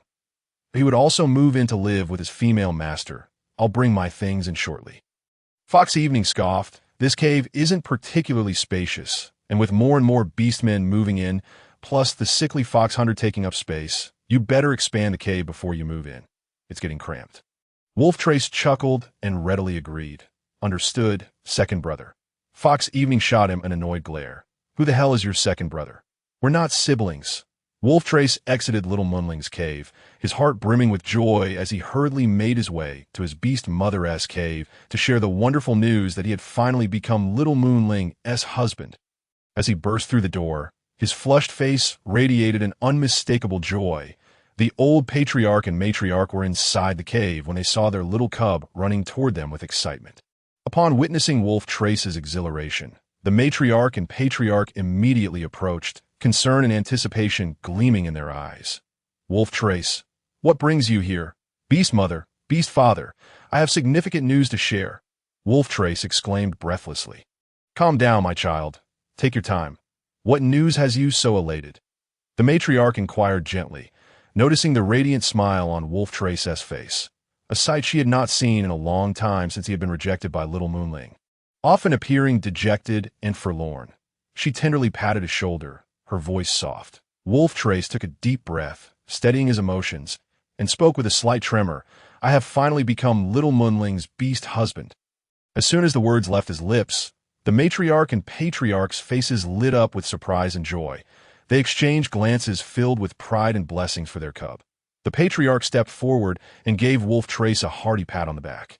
Laughing heartily, haha, my cub, you truly have brought us honor.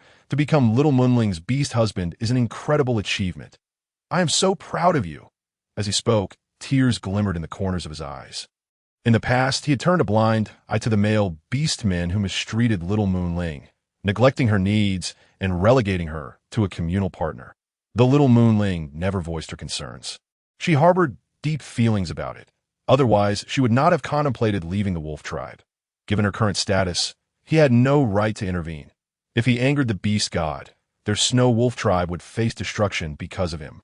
He had been quite displeased with his female master for allowing Wolf Trace to serve as Little Moonling's lifelong guardian, and he was aware that even with good intentions, Little Moonling was unlikely to bond with Wolf Trace. However, he never anticipated that Little Moonling would not only inform them about the herb's uses in food storage, but also accept Wolf Trace, ensuring his future would not be too tragic. Little Moonling's beauty and generosity had deeply moved him. The matriarch firmly grasped her cub's hand, genuinely delighted for Wolf Trace, tears of emotion sparkling in her eyes as she softly said, Good child, this is all the result of your hard work. I believe you and Little Moonling will lead a happy and fulfilling life. Wolf Trace nodded earnestly, his expression serious as he vowed, Little Moonling is exceptional, and I will treat her well, loving her with my life. After sending Wolf Trace off, the matriarch wiped away her tears, realizing her little Wolf Trace would soon be leaving her. The patriarch watched his grieving female mate with a pained heart, drawing her into his embrace. Wolf Trace returned to his cave to tidy up his belongings before heading back to Little Moonling's cave. He hurriedly began to excavate the cave, while White Shadow and Fox Evening sat back, observing with detached amusement that aren't you going to help? Fox Evening chuckled. Ying cast a sidelong glance at Huan, remarking, a male orc who can't even construct a cave is hardly worthy of being paired with Yue Ling. Huan couldn't help but stifle a laugh at Ying's earnest demeanor. In her eyes, Ying had become an overblown wolf beast. Upon hearing Ying's words, Lang Ji became even more fervent. Digging with a spirited vigor, he was determined not to be looked down upon by Yue Ling or by Ying and Huan. Currently, he was the weakest among Yue Ling's 3 beast husbands, and he vowed to strive harder and grow stronger. Yue Ling sighed, allowing them to frolic as they pleased, for her primary concern was the injured Hu Bai. Due to Hu Bai's injuries, they had refrained from hunting in the mountains that day. By noon, Hu Bai had fully regained consciousness. Earlier that morning, he had woken in a daze, fearing he was on the brink of death, perhaps given a chance to bid farewell by the beast god. However, Hu Ning and Huan reassured him that it was Yue Ling who had saved him, and that he was very much alive, As he looked at his body, wrapped in animal skins. With his arms and legs bound, he calmed his mind and felt his wounds healing rapidly. Thank you deeply, Yue Ling. You're the most formidable and remarkable shaman I have ever encountered, Hubai spoke. His voice thick with emotion. He didn't wish to die. His family awaited his return. In the heat of the moment, he had acted without hesitation, pushing his kin aside as snow and ferocious beasts rushed towards him. Yue Ling displayed a gentle smile, having heard from the Hu clan beastman about how Hu Bai had saved him in his time of peril, revealing Hu Bai's kind-hearted nature. Rest well. You shall recover swiftly. Hu Bai nodded, feeling fortunate to have encountered Yue Ling. Surely a blessing from the beast. God's night fell. The stars twinkled like scattered jewels, and a luminous full moon hung high in the sky. On this vast expanse of land, a grand bonfire party was fervently underway. The blazing fire illuminated the surroundings, casting the night in a brightness akin to day. Yue Ling stood quietly before her cave, her heart wavering slightly. Earlier, some beastmen had come to invite them to the Wolf Clan gathering, extending the invitation to Hu Ning, Huan, and others. In truth, she had little desire to attend the soiree, preferring to wait for the cold season to pass before departing. Yet, when she beheld Lang Ji's eyes filled with anticipation, all her refusals clamped tight in her throat. Lang Ji gazed at Yue Ling with unwavering silence, his eyes radiating sincerity and longing that seemed to pierce the very soul. Yue Ling understood that if she were to shake her head now, it would surely sadden Lang Ji. It was evident to anyone the significance of this bonfire celebration. Go ahead, Hu Ning urged, observing his sister's internal conflict at the cave's entrance. That I've never witnessed a gathering of the Wolf Clan. Hu Ning continued, recalling the disdain he had faced since arriving at the Wolf Clan. Where the old chieftain had treated him with utmost caution, he had never expected to be invited one day. I will stay in the cave to care for Hu Bai. The weeping beast man from yesterday was named Hu Yi, who had eagerly volunteered to assist. Go on. It's all right. Bai Ying gently tousled Yue Ling's hair. Huan smirked, dissatisfied. No one cares for my thoughts. Hu Ning noted Huan's petulant demeanor, realizing that affection could indeed render males rather peculiar. Huan, why not share your thoughts? Yue Ling teased, amused by Huan's stinginess. Upon hearing her words, Huan's lips twisted in displeasure, yet he managed to smirk. If you wish to go, then go. If not, then don't. Your statement is equivalent to saying nothing, Yue Ling replied, casting a sidelong glance at Lang Ji, who stood quietly by, his beautiful wolf eyes watching her with careful expectation.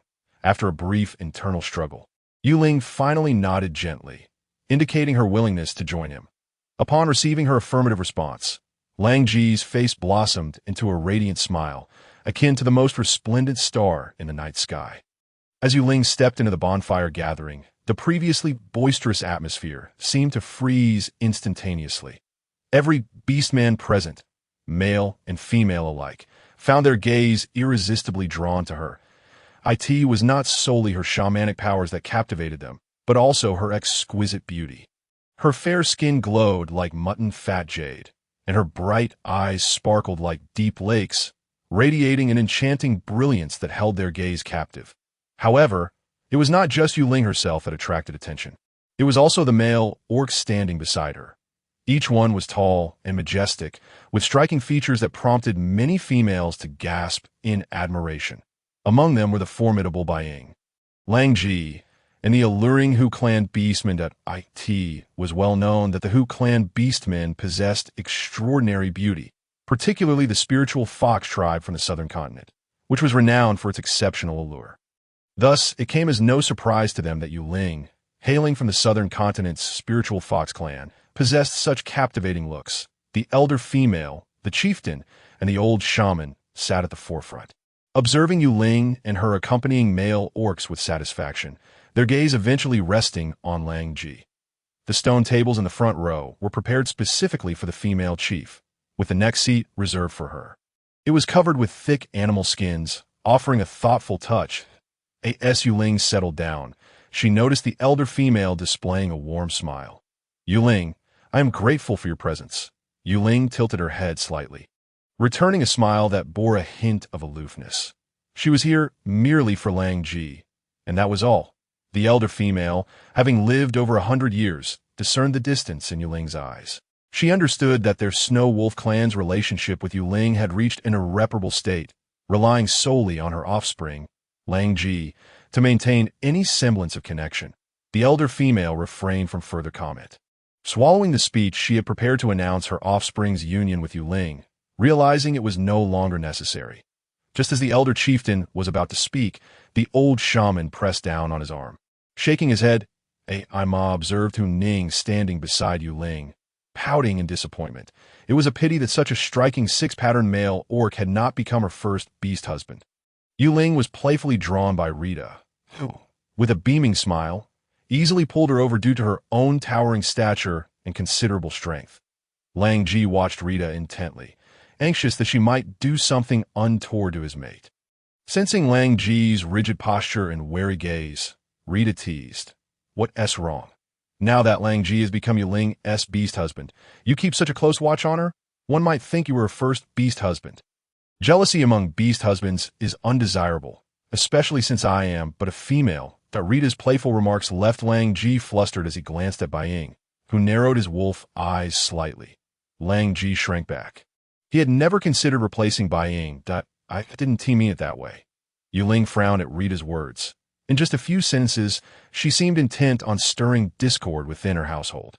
"All right, I was just joking to lighten the mood. Look how tense you are, Lang Ji." Rita chuckled with amusement. "That I asked what you call lightening the mood." Yue Ling's resistance towards Rita intensified.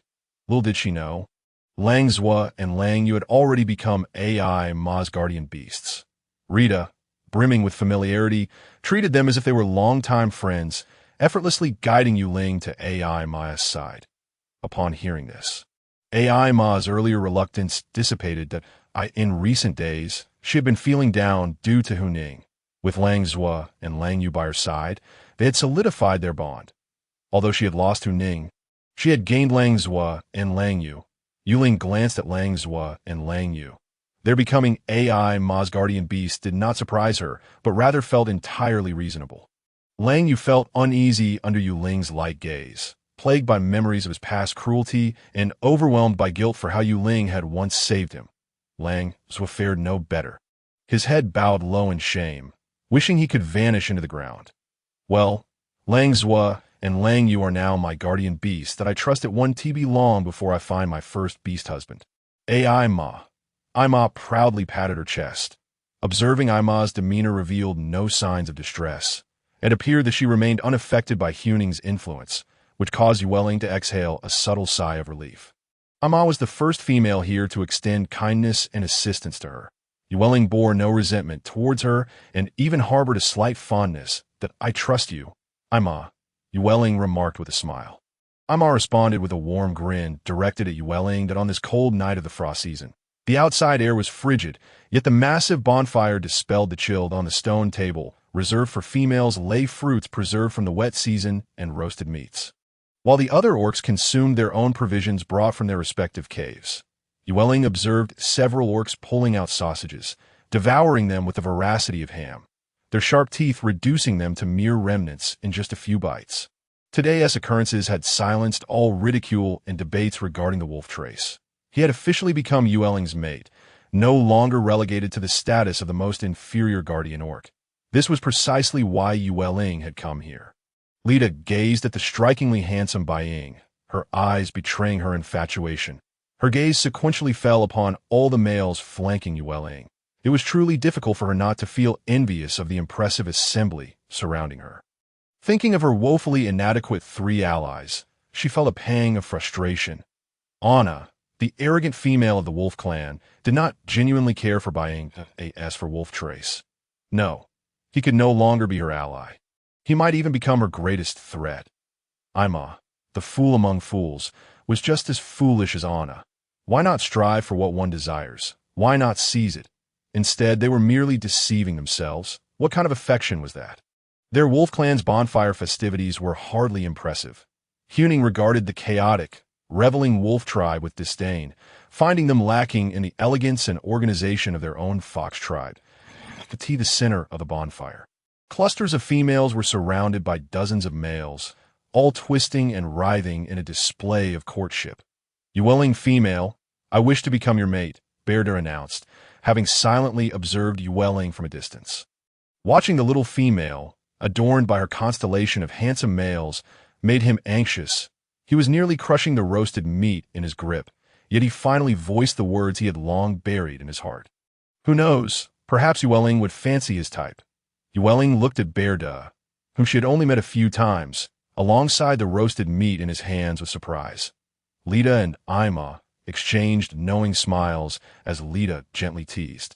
So, Berda, you fancy the Yue Ling female, do you? I wonder what she makes of that. Before Lita could finish her sentence, she leaned closer to Yue Ling and subtly hinted, You should consider Berda. I hear bear males are quite adept in certain matters. Surely he would leave you in ecstasy. Her voice was not loud, yet it reached every ear present that Yue Ling's face flushed crimson.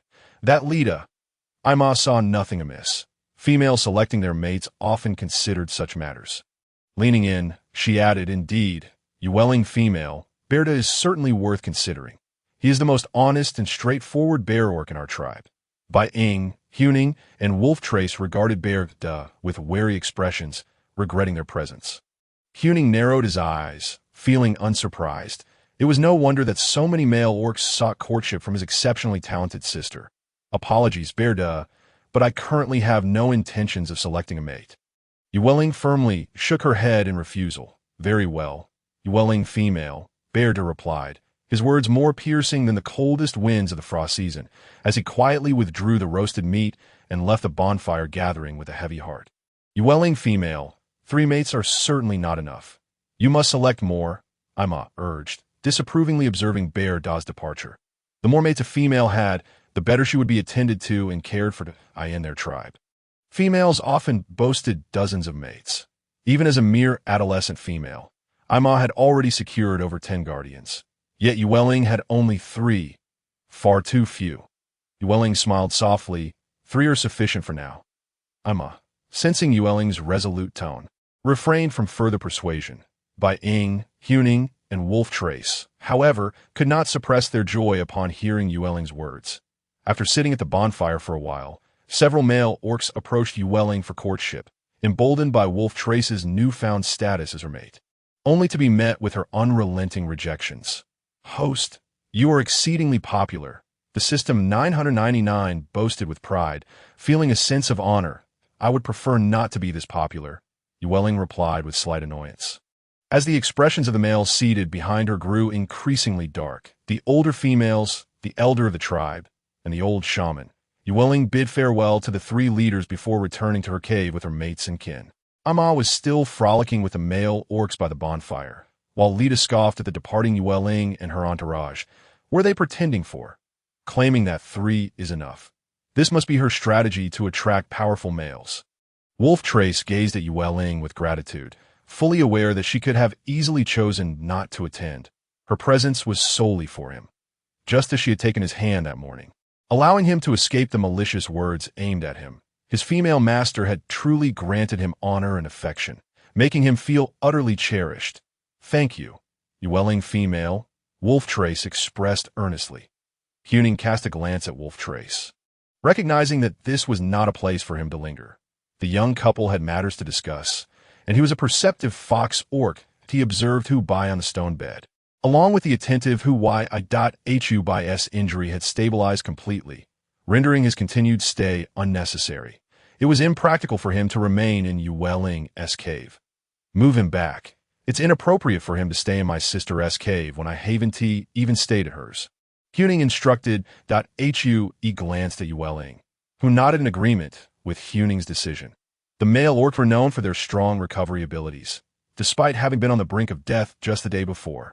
Hu Bai was already much improved. It was far more convenient to take him back where they could care for him. As a few fox orcs lifted Hu Bai, Yue Ling remarked, I will return tomorrow to check on Hu Bai and change his dressings. Huning nodded, smirking as he led his kin away from Yue Ling's cave. Once Huning had walked far enough, Yue Ling turned her attention back to Wolf Trace. Bai Ying and Huning observed the unfolding scene from the stone bed. Wolf Trace, we shall depart from the wolf tribe. I doubt I will participate in such gatherings again. Having faced rejection from Yue Ling multiple times in the past, Wolf Trace understood her dissatisfaction with how their tribe had treated her and recognized that they owed her a debt. Now that she had chosen to overlook past grievances and granted them some divine guidance, healing wounds, providing anesthetics, and methods for storing food, it was already a generous concession on her part. They should not ask for more. However, he was unaware of the events of the evening. His parents were simply overjoyed for him, eager to demonstrate to other orcs that he was no longer the lowest guardian. I apologize, Yue Ling female. It will not happen again, Wolf Trace said, his head bowed in remorse. Seeing Wolf Trace's pitiful demeanor, Yue Ling smiled, understanding the feelings of the elder female and the tribe leader. How they must have wished to vindicate their beloved son, who had become another's guardian. She had indeed consented to this arrangement. It's all right. It's not entirely your fault. Go on. I agreed to it, she reassured him. Upon hearing Yue Ling absolve him, Wolf Trace beamed with a smile of gratitude. Yue Ling felt somewhat conflicted. She had resolved not to entangle herself too deeply with the wolf tribe, yet she had accepted Wolf Trace as her mate and willingly attended this gathering. Now, she felt as though she was reckoning with past decisions, a sensation she found exceedingly unpleasant. She had determined that Wolf Trace was Wolf Trace, and she was herself. She wished to sever ties with his family affairs. Very well, from now on we are all family. You may simply call me Yue Ling when you are with by ing and huning. There is no need to always refer to me as Yue Ling female. It's rather formal. Wolf Trace nodded vigorously, tentatively calling out, Yue Ling. Yue Ling responded with a sweet smile. All right, let us return and rest. The cave was still not fully prepared, and there was no extra space for Wolf Trace to stay. Yue Ling turned. She found Bai Ying and Huning seated on the bed, looking at her like obedient little children, staring intently. What are you staring at? Go wash up and sleep. Bing, Huan, and Huning, along with the remaining members of the Fox clan, once again embarked on a hunting expedition. Wolf Trace was assigned to look after Yue Ling, yet dissatisfaction brewed among everyone regarding Wolf Trace's solitary guardianship of their female leader, leading to a new system of rotation, with 3 beastmen taking turns each day. Simultaneously, Yue Ling's mind was plagued by lingering doubts about Wolf Trace's attitude towards Rita. Logically, male beastmen typically shower their female counterparts with affection and care, rarely engaging in disputes with them. However, Wolf Trace had explicitly warned her to steer clear of Rita, even displaying a level of vigilance that was quite out of character, prompting her to ponder deeply. She surmised that Wolf Trace must have been privy to some crucial information, compelling him to issue such a serious caution. What could possibly prompt Wolf Trace to defy convention? Previously, she had rebuffed Wolf Trace's advances and, at the time of his warning, had not inquired about his reasoning. Now, she felt it was time for a candid conversation, having witnessed the tension between Rita and Wolf Trace the previous night, which suggested secrets lay between them. Wolf Trace, what do you think of that female, Rita? Yue Ling inquired, sitting on a stone bed outside, her legs swinging, her voice sweetly innocent. Wolf Trace paused in his work, his brow furrowed, and replied with conviction, She is not a good female. Do not associate with her. I fear she may harm you. Male beastmen are generally cautious in their evaluations of females, as such judgments can tarnish their image in the eyes of the opposite sex. However, as Yue Ling's 3rd beast husband, he felt no need for secrets with his beloved female. There was nothing he could not divulge. Thus, he recounted in detail how Yue Ling had previously rejected him and how he had encountered Rita along the way. Yue Ling was taken aback and queried System 999. What is a love flower? It is a type of female aphrodisiac in the Beast World continent, akin to modern-day drugs. Some beastmen use it to enhance intimacy. Yue Ling was left speechless. Rita was truly despicable. Thankfully, Wolf Trace had not been easily swayed. Had he been, she would never have accepted him. This method was not only harmful, but also malicious. System 999 continued. Why do you say that? Yue Ling inquired. This love flower enhances desire for adult females, but it can be lethal for underage females. They cannot withstand the possession of adult males and are at high risk of injury and infection. This is why the Beast World continent forbids underage females from forming formal partnerships. The love flower incites uncontrollable desires, leading them to incessantly seek gratification, which can result in fatal consequences, System 999 elucidated. Upon hearing this, Yue Ling felt a chill run down her spine. The thought of such a demise was terrifying. Even if they survived, they would suffer from bleeding disorders after mating. That is utterly horrifying. Very few male beastmen engage in such practices. So many remain oblivious to the consequences of underage females consuming love flowers. Yue Ling's heart raced at the possibility that Rita might be aware of this. This Rita truly harbors malice, System 999 remarked, unable to contain its emotions. Beastmen on the continent are generally straightforward and kind-hearted, yet there are indeed some wicked ones. Seeing Yue Ling's complexion turn pale, Wolf Trace hastily dropped what he was doing and looked at her with concern. Yue Ling, are you unwell? Why is your face so pale? I shall take you to the old shaman immediately. With that, he scooped her up, ready to carry her to the old shaman for a checkup. Yue Ling quickly patted his shoulder. Put me down. Do not forget my medical skills surpass even those of the old shaman. Realizing his oversight, Wolf Trace released her, having forgotten that Yue Ling was the most formidable healer he had ever encountered. Yue Ling, observing Wolf Trace's worried expression, forced a smile. It's nothing. I was merely startled by what you said. Upon hearing this, Wolf Trace understood it was due to Rita's actions. He frowned, relieved that he had not been easily led astray by Rita's words, which could have harmed Yue Ling. I would never force you into a partnership. If I did, you would be within your rights to kill me. Yue Ling was deeply shocked, then nodded. Let us keep our distance from that, Rita. The love flower is not a good thing. Indeed, Wolf Trace affirmed, trusting Yue Ling's words. Forcing a female's affection through a love flower was beneath any beastman. Yue Ling contemplated whether she should also maintain some distance from Aiyima, but then recalled Aiyima was Being's sister. Perhaps it would be best to wait for Being's return before discussing the matter further, to see how he would decide. During the day, she visited Hu Bai, whose wounds were healing remarkably well. He would soon be able to walk again. By nightfall, when Being and the others returned, Yue Ling relayed to Being everything that Wolf Trace had told her, including her observations regarding Rita's intentions towards him and her attempts to manipulate Wolf Trace. Likely due to Being's influence, surely Aiyima would not fall for her tricks? Yue Ling worriedly pondered. She genuinely liked Aiyima and feared that if Aiyima heeded Rita's words, she could be exploited. Being had not anticipated that these troubles stemmed from him, nor had he realized that Rita harbored feelings for him. Hearing his little female's concerns, he chuckled softly. Do not worry, Aiyima is not so clever. Rita miscalculated if she thought she could use Aiyima to harm you. Is there such talk about other females, even one's own sister? Yue Ling replied. Unintelligent Aiyima had sneezed several times. Males could not harm females without incurring the wrath of the beast god. She herself was not subject to such punishment. But her beast husbands were. Yue Ling stated, I will keep my distance from Rita in the future, avoiding any tribal bonfire gatherings that, if she seeks me out, I shall not go out, nor will I accept anything she offers. Being nodded, his heart aching as he gently stroked Yue Ling's hair. Yue Ling, you need not be so cautious. You have the power to expel her from the tribe. Yue Ling was taken aback. Aren't females the most precious beings in every tribe? Being paused. It was undeniable that females were their most treasured gems. Based on my reasoning, if Wolf Trace lacks evidence, expelling a female would not sit well with them. Even if I possess medical skills, Yue Ling chuckled, having first-hand experience of the value of female resources, should she attempt to use her supposed abilities as a shaman of the wolf tribe to expel a female. It would complicate her desire to leave. As long as Rita ceases to harm me, we can coexist peacefully. Once the cold season passes, we will depart from here, Yue Ling declared. She preferred to avoid conflict. Yet if Rita were to threaten her again, she would ensure that Rita understood she was not to be trifled with.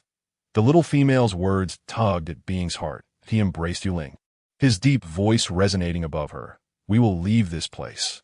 Yue Ling nodded, eager to depart immediately. Aiyima had sought Yue Ling several times with Rita, but she managed to deflect each encounter, turning down all invitations to the tribal bonfire gatherings. The group settled comfortably in their cave, and with sufficient supplies, they refrained from venturing back into the mountains that Hu Bai had returned to normalcy. Eventually, Rita ceased to appear, with only Aiyima occasionally visiting for a chat. Without Rita around, Yue Ling welcomed Aiyima's company. Snowfruit, Aiyima exclaimed, looking at the snowfruit in her hand with delight. Yue Ling furrowed her brow, surprised by her excitement. Aima gazed at Yue Ling enviously. You have no idea how fortunate you are. This snow fruit is rare, growing only on steep cliffs, making it difficult to harvest. I've only had 2 this cold season. Yue Ling was speechless, realizing the snow fruit's true value, that my beast brother and my beast husband picked these. She adored the taste and texture of the snow fruit, and assumed it was abundant during the cold season. Akati seems they truly cherish you. Yue Ling, you are very fortunate. Aima expressed her envy. Yet Yue Ling was not surprised. After all, her beast husband and brother were formidable 6 and 7 patterned individuals. Yue Ling smiled. Indeed. Why isn't Rita with you? It had been some time since Yue Ling last saw Rita, which struck her as odd. Had Rita given up on baying? Aima, upon hearing Yue Ling's question, smirked and leaned closer, eager to gossip. Oh, you have no idea. Rita is truly something else. She clings to her beast husband every day. The other day, I saw her beast husband, Niu Wu. He looked utterly drained. Rita is simply too much, Yue Ling exclaimed, her eyes widening in disbelief. Every day, Yue Ling seemed to have lost her senses, hence her absence in recent days was merely a product of her muddled mind. Can she cope? Aima pondered, nodding thoughtfully. Indeed, she must be hoping to conceive a litter during this cold season. Yue Ling nodded with contemplation. In the Lita cave, Lita dragged her battered body, covered in a multitude of dark purple bruises. As she prepared to don her animal skin skirt, an overwhelming sensation of emptiness surged through her senses once more, causing her to moan involuntarily as she pulled her beastly mate closer, sinking into despair again. Damn it! She was bewildered by her insatiable hunger. Her first beast mate, Niu Ming, gazed at Lita, who writhed seductively against him. Having been bonded for 3 years, he noted her constant refusals to bear offspring. And now it was time for her to present him with a healthy brood of calves. But a smile played on his lips, his eyes gleaming with satisfaction. Indeed, the love flower proved to be the most effective, making this cold season quite agreeable. Just a week prior, Bai Ying had approached him, offering a love flower, a substance that heightened intimacy without endangering the female, especially since his mate was an adult female capable of enduring it. Lita, dissatisfied with Niu Ming's pause, wrapped her arms around his neck, her voice dripping with allure. Niu Ming, why are you dawdling? Hurry up! Typically aloof towards them, Lita transformed into a passionate and fiery creature under the influence of the love flower. Almost as if she yearned to perish with them upon the stone bed, Niu Ming reveled in this sensation. The love flower was indeed a marvelous thing, ensuring that whenever he desired, Lita would remain tender and compliant. Yue Ling remained blissfully unaware of Bai Ying's actions, enjoying her leisure. When she next encountered Lita, the latter had noticeably lost weight, her eyes sunken and her appearance deteriorated. Lita was indeed expecting that Aima was taken aback. Realizing that Lita's condition was due to pregnancy, those unaware might presume she had been mistreated. Lita managed a bitter smile. Even she, in her ignorance, sensed something was amiss, an uncontrollable force. She could only endure until she bore her offspring, at which point this absurd existence would finally conclude. Yue Ling, are you satisfied? Lita's words dripped with sarcasm. Yue Ling frowned in confusion. What madness was Lita spouting? What satisfaction could she derive from this? Aima, equally perplexed, interjected, Lita, why are you speaking so oddly about Yue Ling? With a cold scoff, Lita retorted, since learning that Anna had abandoned Bai Ying, she had intended to keep her first litter for him. Believing it sufficient to simply seize Bai Ying, she was aware. Lita had turned on her heel and departed, muttering to herself about the absurdity of bearing offspring, making one seem remarkable. Aima regarded Lita with disdain. Her incessant ramblings about having a litter felt like an unwarranted burden. Lita cast a sidelong glance at Aima, questioning her own choice in selecting such a simpleton. Aima, hearing Lita's insults, found no trace of the gentle sister she once knew. Instead, a harsh countenance had taken its place. Aima faltered slightly, casting a sidelong glance at Yue Ling, the coldness and resentment in her eyes prompting Yue Ling to take a step back. He was indeed a venomous wolf beastman. Yue Ling furrowed her brow at Lita's words. Who was she referring to? Once Lita had departed, Aima comforted her. Ignore her. Who knows what has gotten in her? Yue Ling nodded, resolving not to let Lita's antics affect her. As the cold season drew to a close, they began packing the remaining food from the cave, preparing for their journey to the southern continent.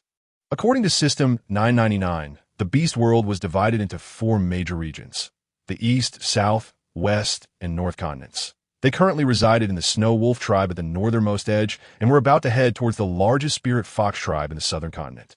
A journey that would take several months. It's truly inconvenient without an airplane, Yue Ling sighed.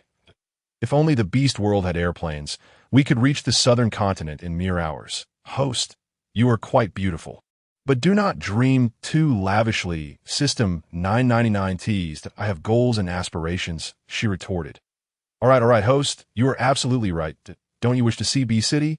We will conveniently pass through it this time. Bai Ying looked at Yue Ling with affectionate eyes, wrapping their belongings in animal skins. Finally, they could leave the wolf tribe and explore the outside world, having spent several months confined to the wolf tribe.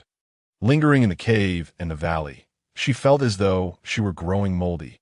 The prospect of witnessing Beast City made her eyes sparkle with excitement. Foxhuan couldn't help but smile at Yue Ling's exuberance.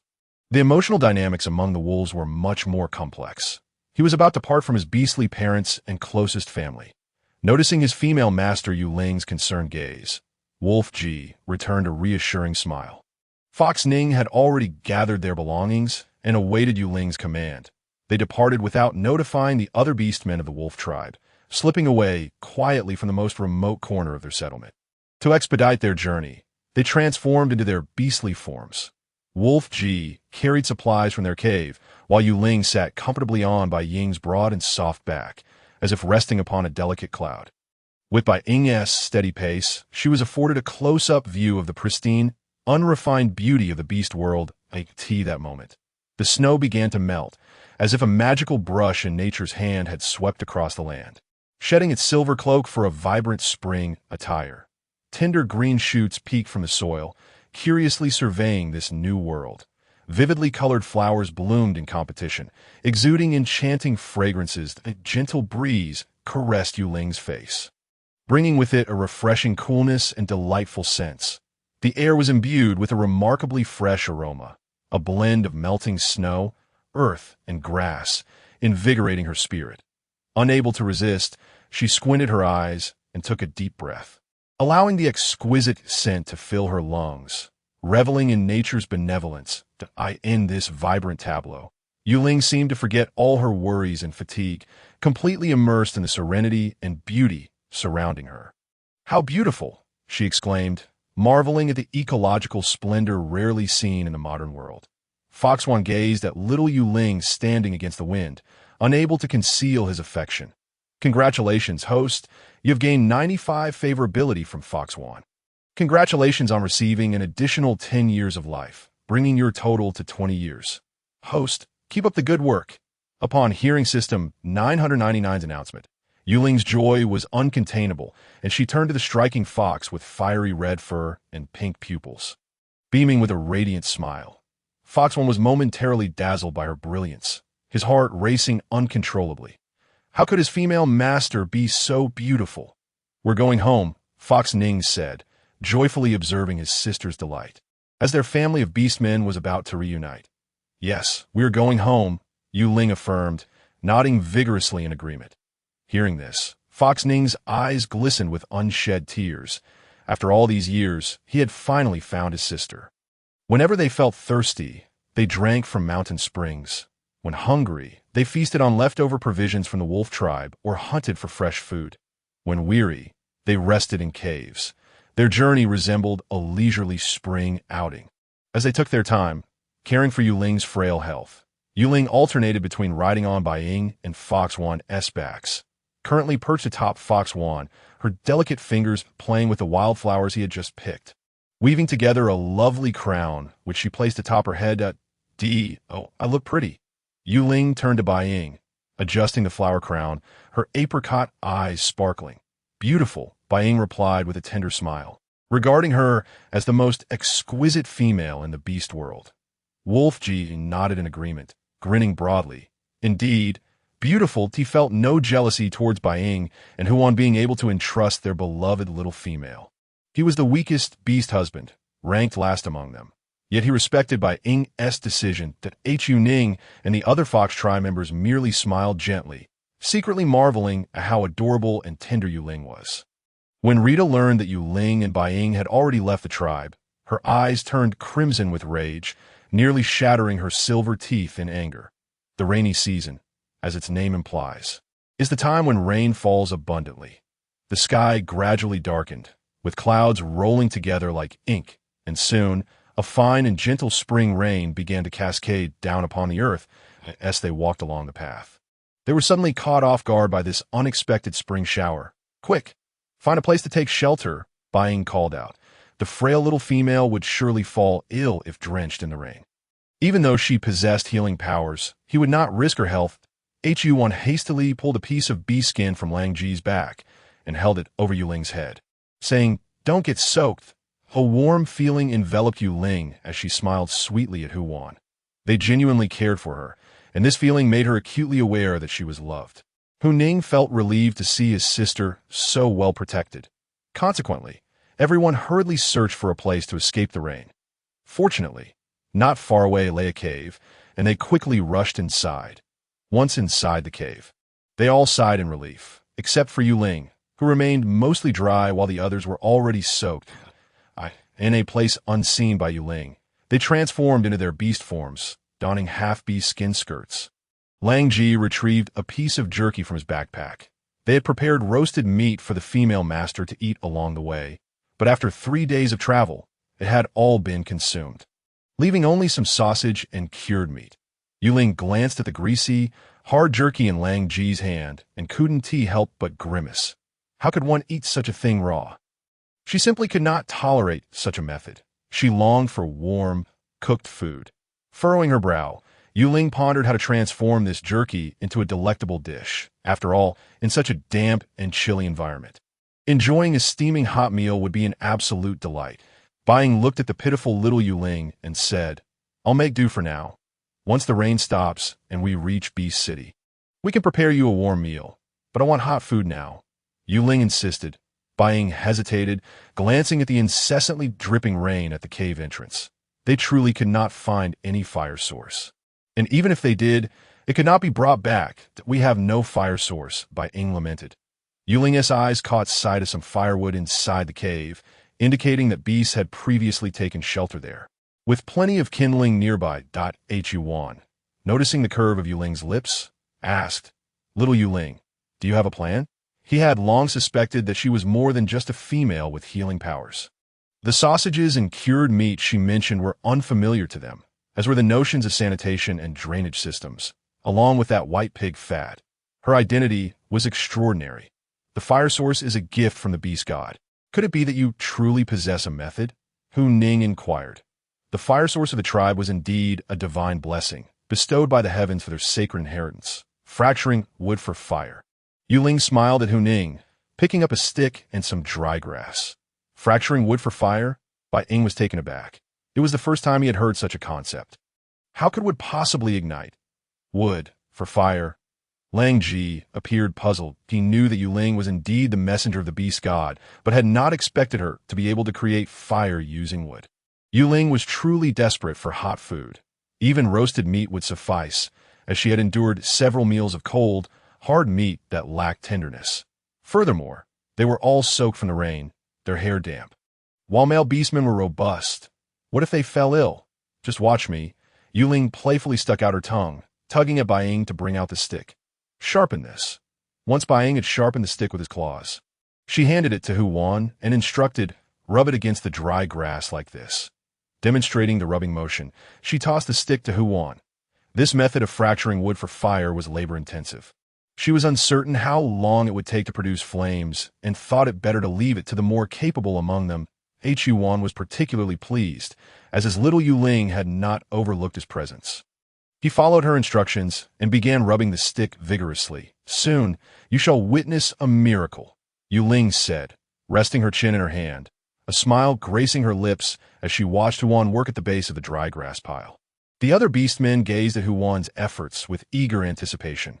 They were all curious and began to believe in Yue Ling's words. eager to witness her claim of creating fire by fracturing wood. Huan worked swiftly, and after a few minutes, a wisp of white smoke began to rise from the dry grass. They watched even more intently. Yue Ling felt excitement building.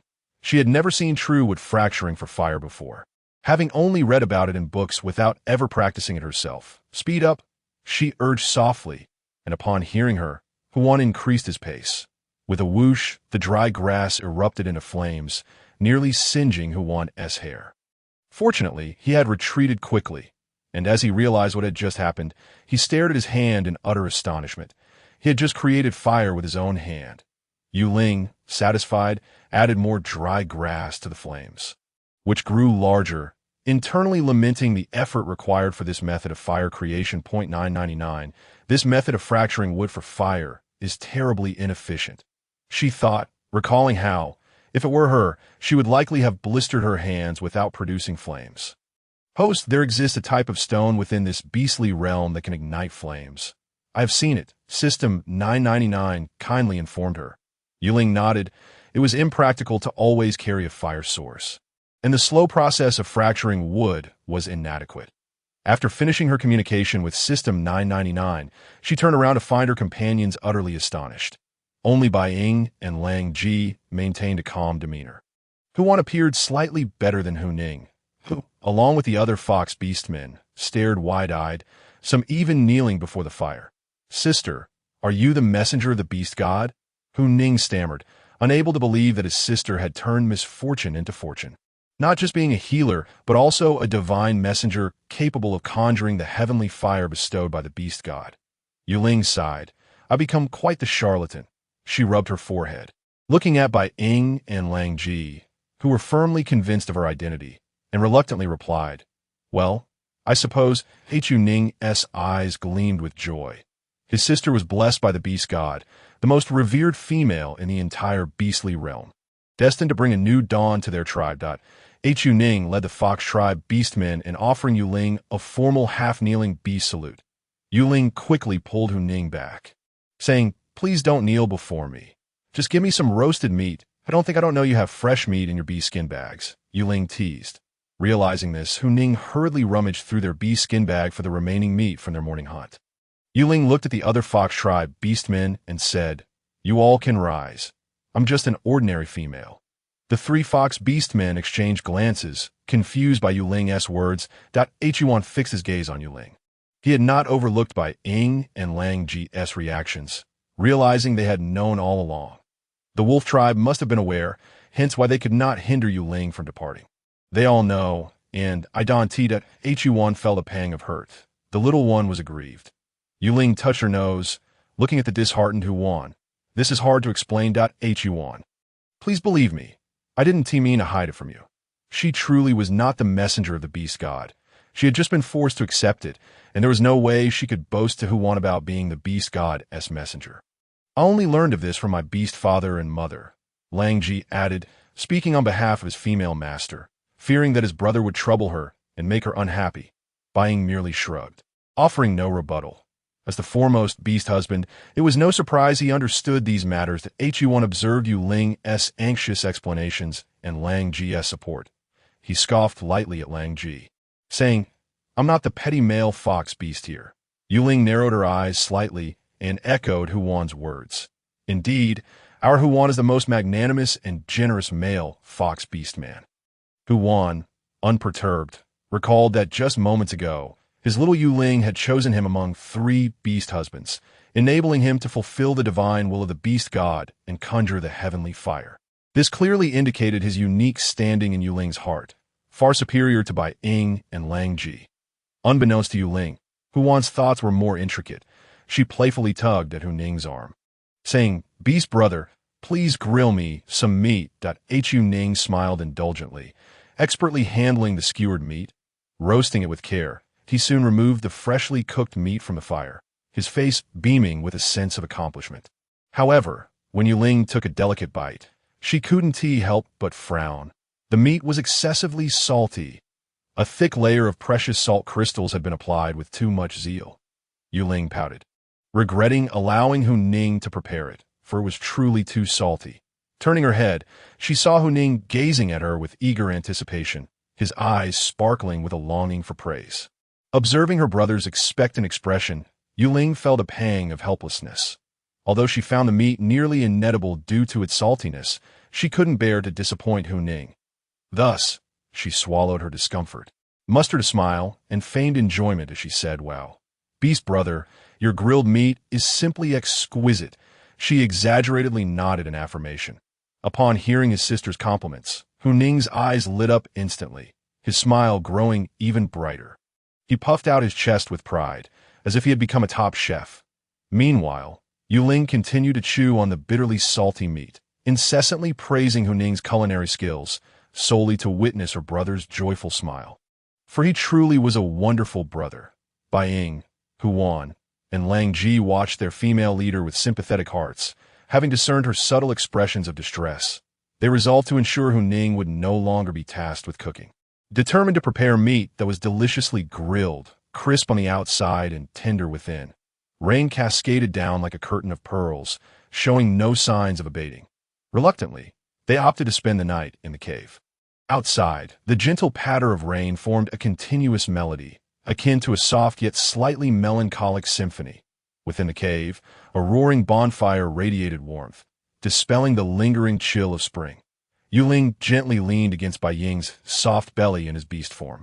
Feeling his warmth and rhythmic breathing, she closed her eyes slightly, listening to the crackling of the burning wood and the occasional plink of water droplets falling from the cave ceiling, hitting the ground with a clear sound. Gradually, these sounds intertwined, lulling Yue Ling into a sweet slumber.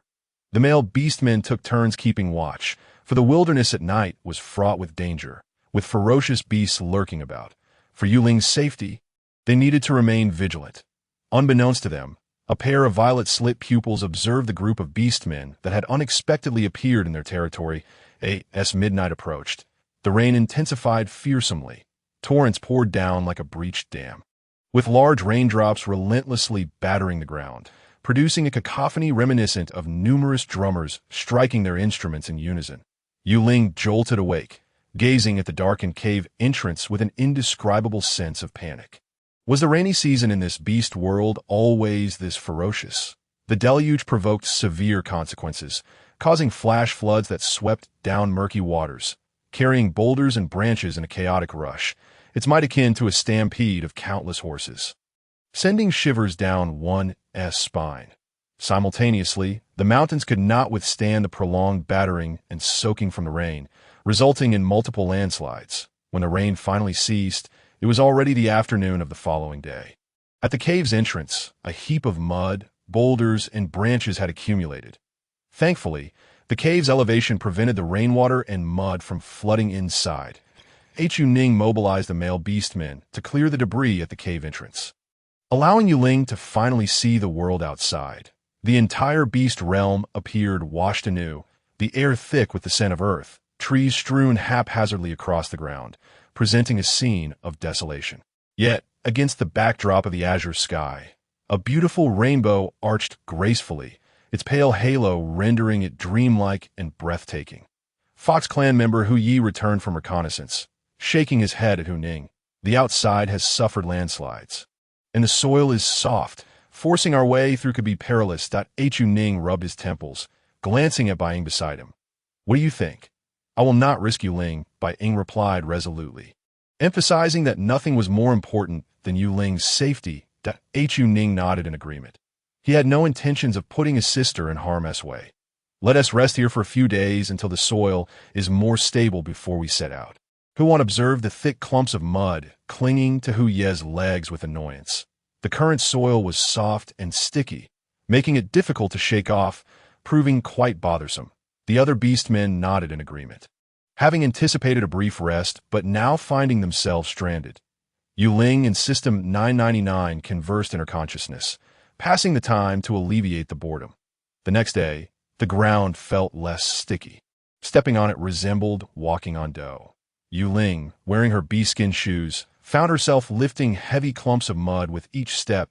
I want to go outside and take a look, she pouted, feeling rather claustrophobic in the cave, which was scarcely 20 square meters in size. Bai Ying had even set up a designated area for her needs, making the space even smaller for all 8 of them. Bai Ying bent down to remove Yue Ling's mud-caked shoes. Setting her atop Hu Wan's shoulder, go ahead that Hu Wan was taken aback. He hadn't expected Bai Ying to hand over little Yue Ling to him so readily.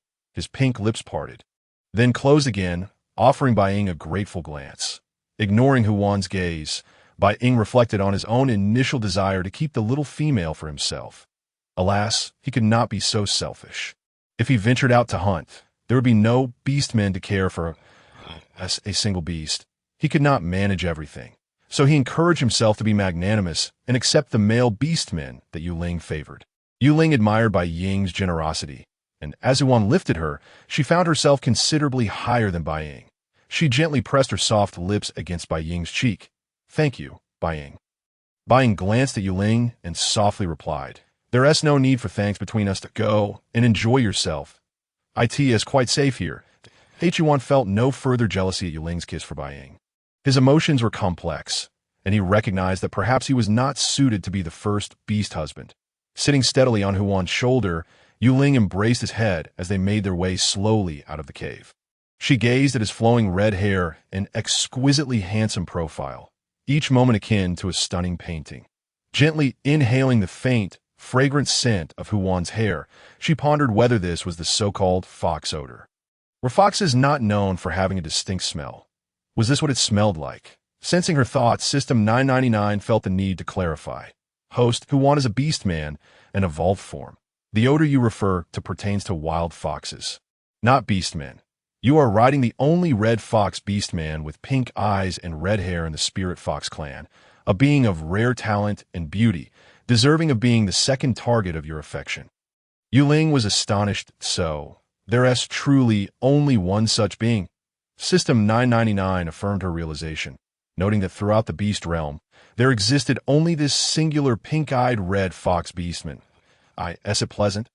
Hu Wan teased, amused by the little female's gentle breaths as she inhaled the scent of his hair, his tone playful. Yue Ling pouted and huffed, pushing Hu Wan's head away. "Not pleasant at all. It stinks. You should wash your hair."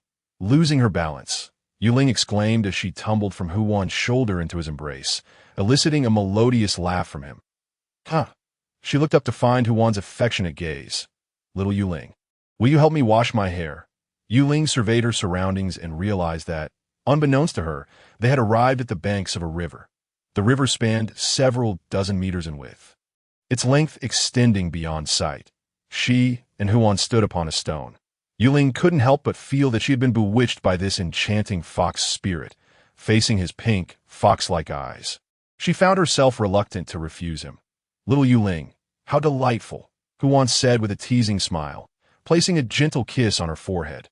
Before Yue Ling could fully process the moment, she saw Hu Wan crouching by the water's edge, the river's currents dampening his crimson hair as he gazed at her with anticipation. "Little Yue Ling, won't you join me?" Yue Ling inwardly cursed the fox spirit and stepped into the water. Approaching Hu Wan, her fingers weaving through his hair, she pouted in dissatisfaction. "Humph. Now it's my turn to take care of you." Hu Wan chuckled softly, shaking his head in disagreement. "This isn't care.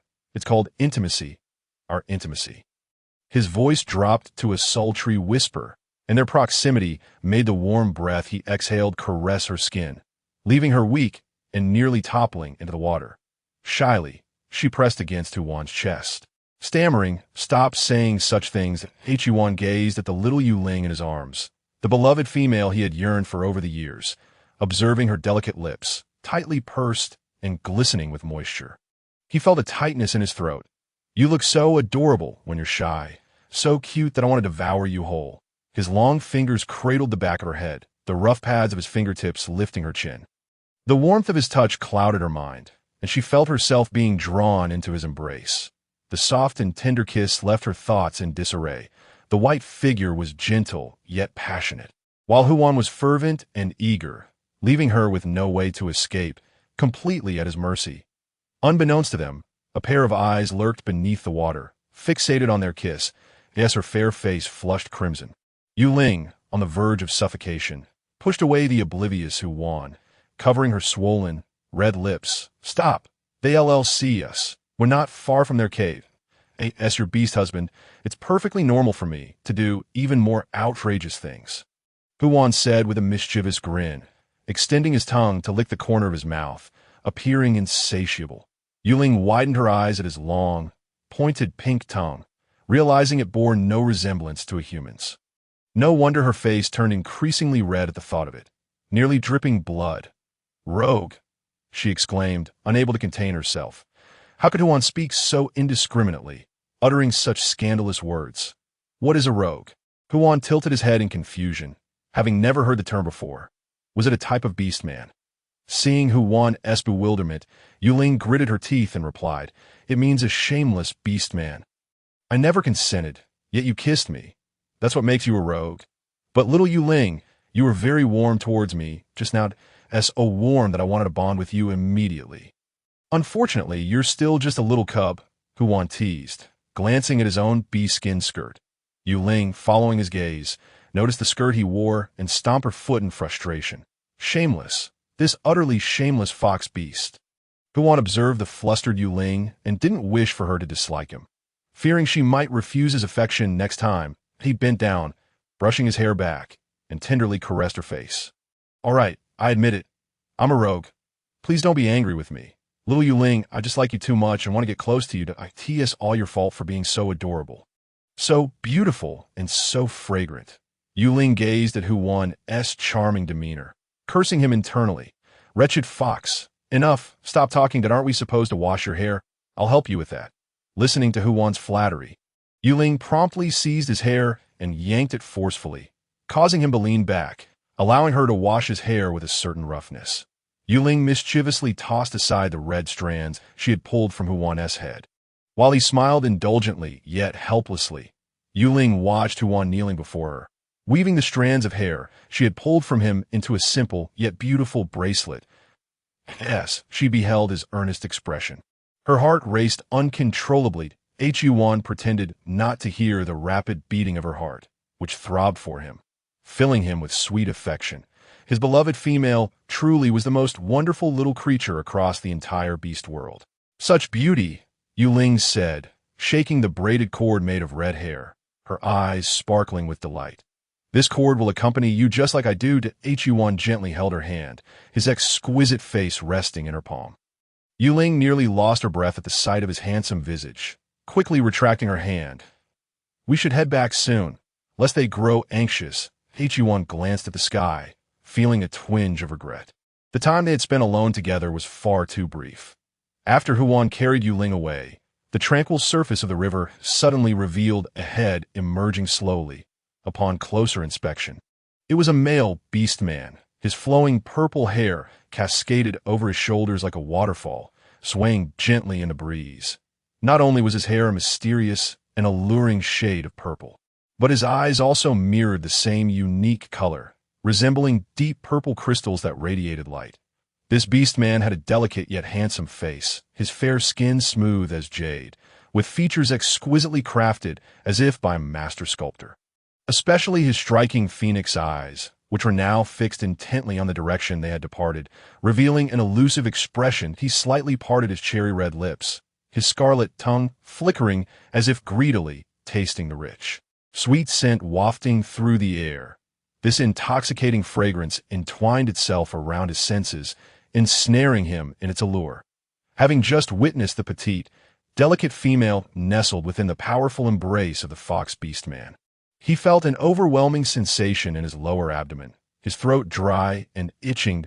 He took a deep breath, submerging his head once more in the river to maintain his composure. Huan sensed a scrutinizing gaze upon them and cautiously scanned the surroundings. Yet everything appeared calm and serene. "What is the matter?" Huan's tense demeanor affected Yue Ling, who peeked over his shoulder. The tranquil water surface displayed a fleeting purple ripple that vanished in the blink of an eye, leading her to believe she had imagined it. "Nothing," Huan replied, unaware of any anomaly, tightening his embrace around Yue Ling as they hurriedly departed the riverbank. Bai Ying and Hu Ning had gone hunting, leaving only Lang Ji to guard the cave. His gaze fell upon Yue Ling's swollen, red lips, and he swallowed hard, turning away to avoid looking at them. Their interactions had only reached the extent of gentle embraces thus far. Yue Ling, barefoot, nestled comfortably in Huwan's arms, allowed him to retrieve a new pair of beast skin shoes from the bag. Don't wander off. We'll set out once the ground dries. Yue Ling nodded obediently. Reflecting on how caring her husbands were, when Hu Ning and Bai Ying returned, they were caked in mud, looking rather disheveled, dragging a small deer-like beast behind them. Bai Ying produced 2 freshly laid bird eggs, offering them to Lang Ji, who softly inquired of Yue Ling, "How would you like to eat these?" His little female had quite the culinary imagination. Yue Ling's eyes sparkled with delight at the sight of the 2 fist-sized eggs in Lang Ji's hands. Throughout the cold season, their food had consisted solely of fruits, roasted meat, and sausages. They had exhausted their supply of radishes and wild vegetables within the first month, and the dried mushrooms had vanished by the second month. Leaving only the snow fruit to enhance their meals. Boil them. Let us use a stone pot to cook them, Yue Ling suggested eagerly. Hearing his beloved female speak, Lang Ji immediately sought a stone to scrape into a pot, preparing to make boiled eggs for her, while Hu Ning and Bai Ying went to the river to clean themselves and the deceased prey. Before long, the stone pot was ready, set over a makeshift fire, and the eggs were cooking within. Yue Ling watched with wide, glistening eyes, licking her lips in anticipation as she gazed at the food in the pot. Carefully, she cradled one of the already shelled bird eggs, gently bringing it to her mouth, and, without hesitation, taking a bite. In an instant, a rich and savory flavor enveloped her palate. The delicate and tender texture compelled her to involuntarily squint her eyes, her face radiating an unparalleled smile of bliss and contentment. She let out an earnest exclamation. "This is truly the most delectable egg I have ever tasted in my life. To savor a bird's egg in the beast realm is an unimaginable delight." Bai Ying was amused by Yue Ling's expression. Could it really be that delicious? This bird's egg had a particularly strong fishy aroma, which the males generally shunned, with only a few females daring to consume it. Typically raw, considering that his little female had a discerning palate for food, he had brought back 2, not anticipating that he would witness such an adorable sight of her. Meanwhile, he felt a twinge of guilt. Their little female seemed too easily satisfied, indicating that their efforts had perhaps been insufficient. Is it really that delicious? Yue Ling nodded vigorously. "Indeed, it is exquisite. You should try it." She offered the remaining half of the egg to Bai Ying, who shook his head in refusal. "I do not fancy this." "You enjoy it." She then sequentially inquired with Hu Wan and Lang Ji, receiving the same response from both. She turned her gaze to Hu Ning, who smiled lightly. "I do not enjoy it either." Yue Ling pouted, feeling they lacked appreciation for the egg's exquisite taste, which was rich in protein and nutrients. "If you like it, I shall bring you more tomorrow," Bai Ying said affectionately. Yue Ling nodded. "Let us cook it. We can take it with us on our journey." Very well. They remained quietly in the cave, patiently awaiting the complete drying of the earth before setting off. In order to avert the unknown dangers posed by roads inundated with floodwaters, the weather gradually warmed, no longer bearing the previous bone-chilling cold. The river, once icy to the core, had shed its chill, the water temperature rising to a more tolerable degree. However, for Yue Ling, the past few days had been quite distressing, as she had been unable to wash her hair or bathe for several days. The prolonged neglect of her hygiene left her feeling as though an unpleasant odor emanated from her, as if she had become quite filthy. On this day, Bai Ying and Hu Ning announced their final hunt in this locale before they would set off again. After her repeated pleas, Hu Wan and Lang Ji finally consented to allow her to wash by the riverbank. A large, smooth stone by the shore provided a perfect support. She cautiously approached the stone, gently seated herself, and dipped her feet into the crystal-clear river, relishing the refreshing sensation of the water gliding over her skin.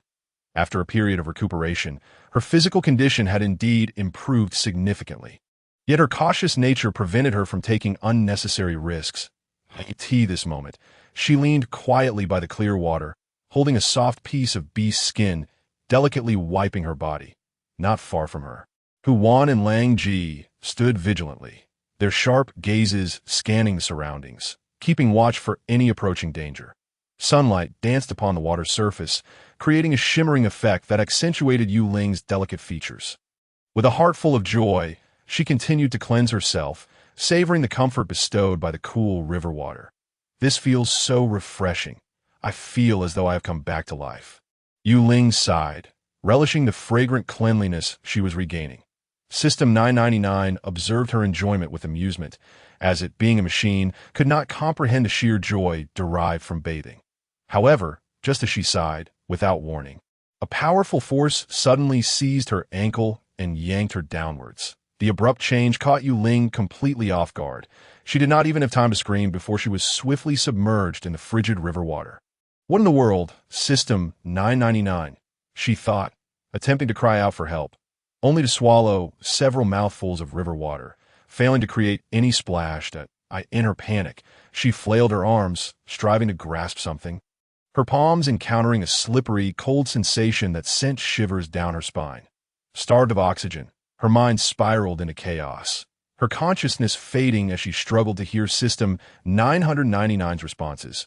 This was the second time she found herself so close to death. In the final moments before losing consciousness, she managed to open her eyes just enough to meet a pair of football-sized, purple vertical pupils. It was a massive purple python, eyeing her with predatory intent, its crimson tongue flicking out as if ready to swallow her whole. I'm doomed, she thought, realizing the snake must see her as prey. Even submerged, its vibrant colors remained striking, indicating it was likely a highly venomous creature. Fear gripped her heart as she worried about what would happen to her companions if she perished. When she slowly regained consciousness, her head felt exceedingly heavy, as if burdened by a 1,000-pound weight. Gradually opening her eyes, she found herself in an entirely unfamiliar cave. This cave appeared rather sinister, the air thick with an uncomfortable dampness, and the ground was wet, with droplets of water occasionally dripping from the walls. Even though it was early spring, there was no trace of warmth or vitality here. Instead, a chilling dampness seeped into her bones. Hadn't she been dragged into the river by that purple giant python?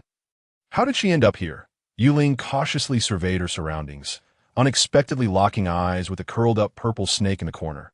Indeed, it was the giant python, its colors striking and intimidating. Was this beast simply keeping her as a reserve food source? Yue Ling instinctively shrank back, pressing against the hard stone wall, as the purple snake regarded her with the same purple vertical pupil she had seen in the water, scrutinizing her intently. She swallowed hard, hoping to curry favor with the serpent, offering it a disarming smile. Oh, great serpent, I assure you, I am not a tasty morsel. I am quite thin and bony. Please spare me. The serpent seemed puzzled, as if it thought she believed it intended to eat her. Carefully observing the purple python's response, she noted it remained perfectly still, its curious, probing gaze fixed upon her, revealing a hint of intelligence. The purple scales glimmered with an eerie glow, sending chills down her spine. And she clenched her fists, taking a deep breath. She was approximately 10 meters from the cave entrance. If she could dash out, there might be a glimmer of hope. Remaining in the snake's lair would undoubtedly lead to her demise. And she wondered if Huan and Lang Ji had noticed her absence. Regretting her earlier decision, she realized that if it came to a choice between life and cleanliness, she would undoubtedly choose life. Taking a deep breath, Yue Ling suddenly bolted toward the cave entrance. The purple snake merely watched the fleeing female with cold indifference.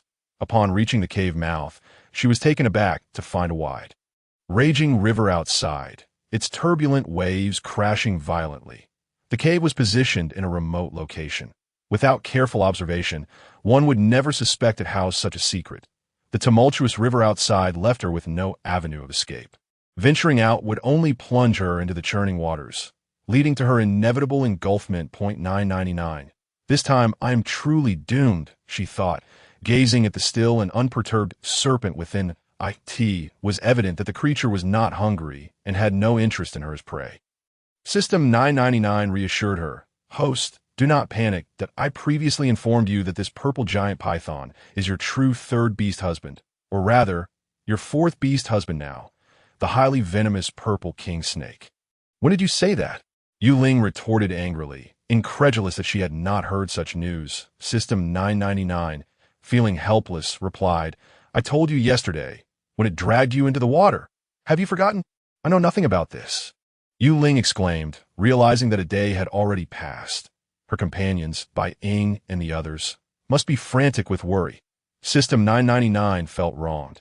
It had promptly informed her of the creature's identity upon detection. Yet she refused to acknowledge it. But I truly did inform you. It insisted. Now is not the time to dwell on that. Yue Ling, feeling somewhat agitated, recognized that there was no point in nitpicking over trivial matters. Finding Bai Ying and the others was of utmost importance. The entity she shared the cave with was not merely a wild beast, but a highly toxic snake. A beastman, and also her third target of conquest. 999. What is the current favorability rating of target 3 towards me? System 999 replied weakly. 10%. Yue Ling's almond-shaped eyes fluttered slightly, for this was her first encounter with a target of such low affection. A mere 10%. Surely, it could not solely be attributed to her being a female with allocated attributes. Host, the system interjected, the low affection level may stem from the fact that snake beastmen are cold-blooded, resulting in a rather meager level of goodwill. System 999, wary of this scant affection possibly bruising the host's pride, hastily added an explanation. Yue Ling forced a smile. This 10% was lower than the previous 2 she had encountered, and her path was indeed fraught with challenges. Before her stood a particularly difficult snake beastman to deal with.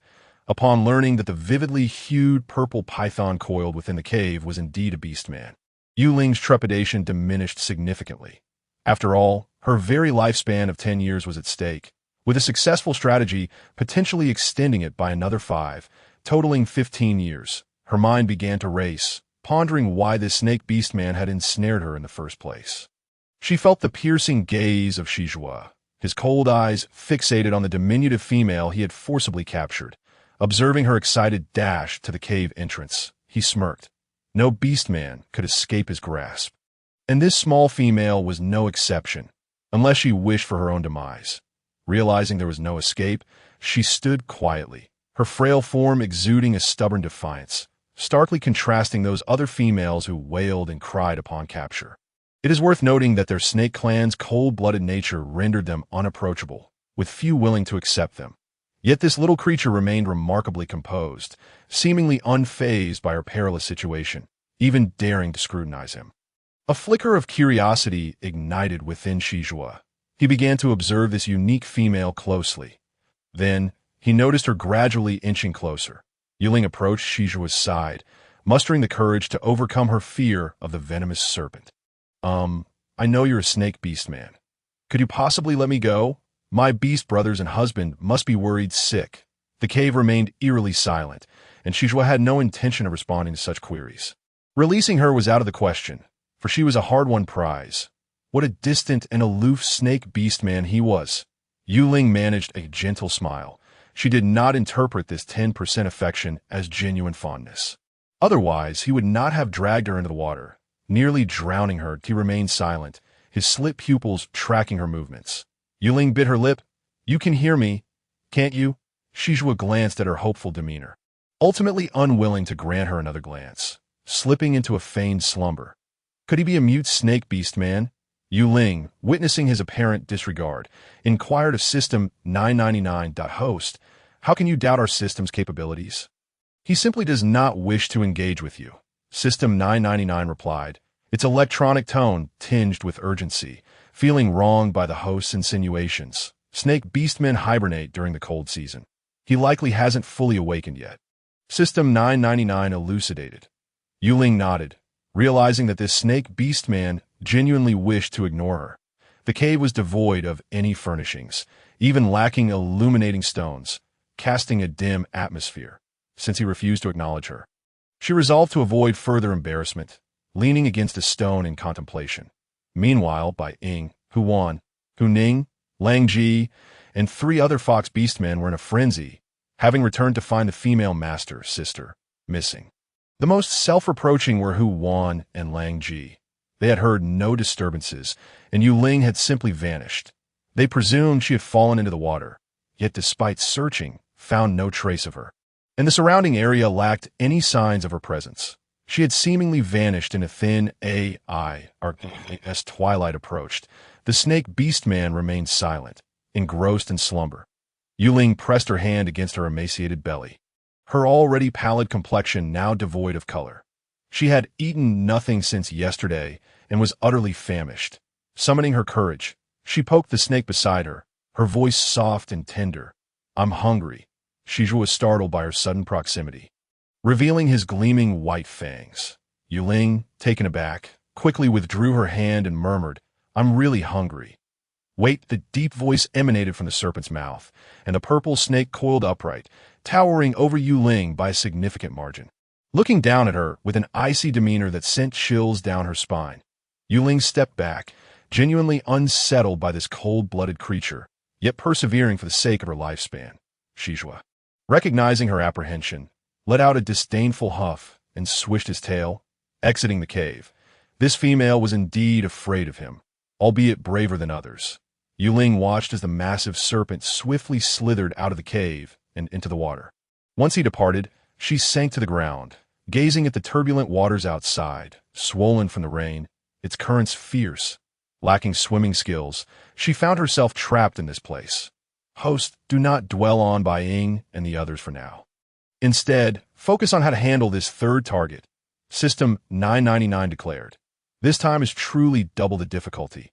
As of now, his affection for you remains as steadfast as a rock, showing no signs of increasing. I almost suspect he might be a genuine automaton. Yue Ling propped her chin on her hand, acutely aware of the third target's excessive indifference. Why had he captured her with such a meager 10% affection? You certainly spend ample time online. You even know what is steadfast as a rock means, Yue Ling teased. As a system, we must keep pace with the times. A lagging system would be scorned by the main system. System 999 responded with a hint of embarrassment in its electronic voice. Yue Ling was taken aback to hear the system emit laughter. Perhaps it had spent too much time with her. She chose not to dwell on the slightly grating sound of System 999's laughter. As it had stated, the priority was to garner this snake beastman's 95% affection. Before long, the purple python returned. This time with a bloodied, lifeless animal clamped in its jaws. Shiju dropped the prey beside her, eyeing her pallid visage. His chilling voice rang out once more. "Eat." Yue Ling grimaced at the sight of the bloody carcass on the ground. The unfortunate deer had met a brutal end at his hands. She swallowed hard, aghast at the prospect of consuming it raw. Observing her frozen in place, Shiju noted her beautiful eyes gazing longingly at the prey, clearly wanting to eat but not making a move.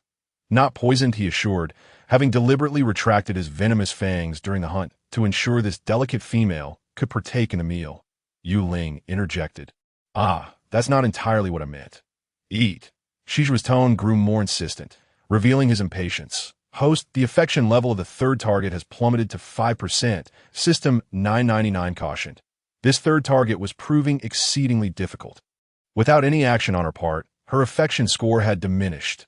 Host, how pitiable you are. May fortune smile upon you, it lamented. Yue Ling's expression turned to one of astonishment. Originally at a mere 10%, it had now dropped to 5%. She gazed pleadingly at the colossal serpent, unwilling to acquiesce to eating raw meat, as doing so would surely drive her to madness. "I want cooked meat. I cannot eat raw meat," she asserted, explaining her predicament. Having fallen into the water the previous night, her bee-skin dress was still damp and clinging to her skin. The cave was cold and damp, and she required warm food to stave off the chill. Even without any seasoning, Shiju's purple head displayed further impatience. Eat or don't. With that, he dismissed her request and retreated to his corner, curling up. Host, the affection level has reset to 0, System 999 exclaimed. Astonished, this was a first for it. Yue Ling buried her face in her hands, vigorously slapping her forehead. This capricious snake beastman had reduced her affection score to 0. She had merely made a modest request. It was hardly a monumental issue. 999. Are you certain this petty snake beastman is a local male? Yue Ling questioned, genuinely skeptical. Typically, male beastmen were quite considerate toward females, even if they were not fond of a particular female. They would not exhibit such callousness. This snake beastman was exceedingly abnormal. Yes, indeed, System 999 affirmed. Yue Ling, I wish to request a change of targets. Yue Ling no longer wished to pursue her target. It was simply too challenging. That is not permissible, host. The targets here have been meticulously selected and accurately locked by the main system, and I have no authority in the matter, System 999 explained. In order to avoid being obliterated by the main system, it too desired to rid itself of this troublesome Target 3, but alas, it lacked the necessary permissions to do so. Yue Ling remarked. Why don't you put in more effort to overthrow the main system? She felt wronged, convinced that her own system was woefully inadequate. System 999 replied, Host, you must not indulge in such fanciful thoughts. It would be prudent for you to focus on winning the favor of this Target 3. Her temperament is exceedingly peculiar, and you know very little about her. 999. Enlighten me about this Target 3. Yue Ling inquired, intrigued by the nature of this elusive character.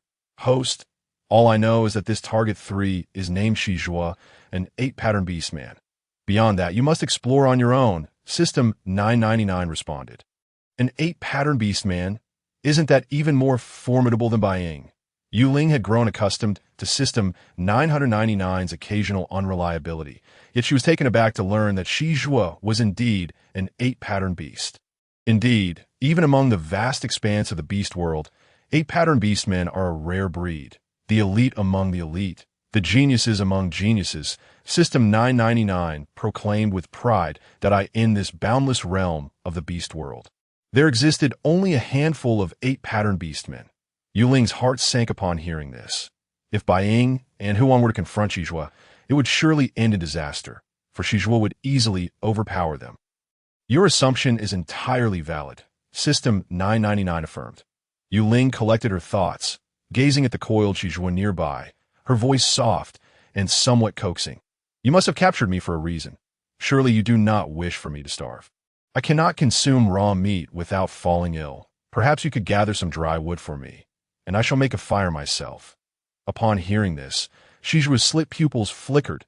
The female before him was the most exquisite he had ever encountered, and also the smallest. He had observed her conversing with a fox beast man, and she had inspired the fox to conjure heavenly flames, a testament to her exceptional nature. This group of beastmen had intruded upon his territory and occupied his cave. Had they not brought along a female, he would have undoubtedly taken action against them. Initially, he had no intention of entangling himself with these beastmen, but upon witnessing this female sharing an intimate moment with the fox beastman, her bashful demeanor and unique scent had deeply enchanted him. This female was unlike any he had ever known. In that moment, he pondered whether it was time for him to take a mate. This female, with her appealing scent and appearance, seemed a suitable choice. Yet after capturing her, he felt a twinge of regret. After years of living as a rugged beast, he now found himself responsible for the whims and needs of this delicate female, which was exceedingly vexing. Suddenly, he reconsidered the merits of remaining single. However, casting her away would surely lead to her demise. Being so small, she would undoubtedly be torn apart by the wild beasts of the deep mountains. The thought of returning her filled him with an inexplicable discomfort, for she was a prize he had labored to secure. In his inner turmoil, Shizhua recalled his deceased beast father and his heartless beast mother, leading him to an unsettling realization. He had nearly succumbed to the desire for companionship, finding this venomous female strangely endearing. Yue Ling remained blissfully unaware of Shijua's internal conflict, her smile unwavering as she gazed at him with hopeful anticipation. Yet the frigid intensity in Shijua's eyes felt almost palpable, as if it could pierce through her very being. 999.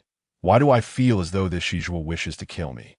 Yue Ling maintained her smile, yet her heart was in turmoil. This snake beast man was truly terrifying. Host, he likely isn't that foolish, System 999 replied uncertainly, having detected that Target 3's favor for the host had plummeted into negative territory. It refrained from revealing this to the host, fearing it would frighten her. Suddenly, an unusual slick sensation rapidly spread from her calf. Yue Ling gasped, instinctively glancing down to see a thick purple snake tail tightly coiling around her slender leg. The tail moved with astonishing speed, climbing up her leg. In the blink of an eye, she found herself completely enveloped by Shijua's massive serpentine body, lifted high into the air, suspended without support. At this moment, Shizhua stood tall, his colossal serpent form casting a cold gaze upon Yue Ling. His eyes betrayed a chilling indifference and ruthlessness, as if she were not but an insignificant insect. Yue Ling felt the constriction of his body tightening around her, a fierce pressure rendering her breathless. Each inhalation became a struggle, as if the very air was being forcefully expelled from her lungs. Her throat, constricted, emitted desperate gasps, and her once pale complexion flushed crimson from the strain. Why? What have I done wrong? Fear and confusion consumed Yue Ling. She could not fathom why this so-called Target 3 would treat her with such cruelty when she had done nothing to provoke him. Breathing became increasingly laborious, and finally, in a state of extreme oxygen deprivation, she could no longer suppress her body's instinctive reaction, tears streaming down her cheeks like a torrential flood. Her voice, small and childlike, quivered as she questioned Shizhua. Why? In that moment, Shizhua coldly regarded this seemingly fragile female that to him. All females were venomous and self-serving beings. Memories of his own tragic childhood haunted him, entwining around his mind like a nightmare, instinctively filling him with profound disdain for females. Why had he brought her back? Why did he entertain the thought of taking her as a mate? He must have been bewitched. If she were to perish, he would be liberated from these irrational thoughts and avoid meeting the same grim fate as his beast father. Thus, as he watched Yue Ling struggling in his grasp, he felt no trace of pity. Instead, he instinctively tightened his grip. He was convinced that with just a little more force, he could easily sever this detestable female in two, venting his pent-up rage. Yet, at that moment, a single glistening tear, warm and translucent, unexpectedly splashed onto his frigid serpentine body. This droplet was like a shooting star piercing through the dark night sky, shattering the stillness within Shijua's heart. He suddenly snapped back to reality, awakening to the horrifying nature of his actions. Acting on instinctual panic, Shizhua swiftly released his grip, casting the nearly asphyxiated Yue Ling aside, as if she were freed from his constraints. She tumbled to the ground, rolling twice before collapsing heavily. Gasping for air, Yue Ling coughed violently, her tears flowing uncontrollably like a dam bursting. She appeared utterly helpless and pitiable. Shizhua observed this pitiful sight and realized he must have been in a trance, contemplating the unthinkable act of ending the life of this female before him. You captured me just to kill me? Yue Ling, in a fit of despair, rasped, to hell with Target 3. This is far too complicated. I have no desire to enact a love-hate drama with you. Shizhua wished to explain, but found himself at a loss for words. Eat. Yue Ling chuckled lightly, gesturing toward the lifeless deer beast on the ground. Is this why you sought to kill me? Because I refuse to consume this raw flesh? I no longer desire to pursue this target. I will not eat. She stubbornly shook her head. Shizhua advanced toward her. Icy disdain etched across his face. I loathe you pampered, venomous females. Yue Ling could not help but retort, then why did you capture me? Was it merely to torment me? Shizhua regarded the petite female before him, whose eyes betrayed her fear even as she tried to hold her head high. Should you kill me, you will incur the wrath of the beast god. Surely, you do not wish for your own demise? Return me, and we shall coexist peacefully, she implored, yearning to leave this place and longing for Bai Ying and the others. Dream on. In an astonishing turn of events, Shijua's upright serpent form metamorphosed, transforming into a towering male beastman, nearly 2 meters tall. His long, purple hair cascaded like a waterfall, swaying gracefully in the wind, shimmering with an enigmatic and alluring sheen. Those deep, lavender-hued phoenix eyes glimmered with a chilling light, as if capable of penetrating the very fabric of reality. His skin bore an almost icy pallor, smooth and delicate as mutton-fat jade. Upon closer inspection, the orc's features were strikingly and unnaturally beautiful, resembling a finely crafted work of art. Yet, amidst this ethereal charm, there lingered an unsettling aura that sent shivers down one's spine. His large, well-defined hands bore sharp, pointed nails, which at that moment cruelly gripped the chin of Yue Ling. A sudden wave of excruciating pain surged through her, forcing her head upward against her will. Thus, she found herself locked in a gaze with the exquisitely handsome male orc. Time seemed to freeze in that instant, the air around them thickening with tension. Her face was firmly held by his grip, her pink lips swollen from the pressure. The sharp, serpent-like pupils of Shizhua flickered with a strange light.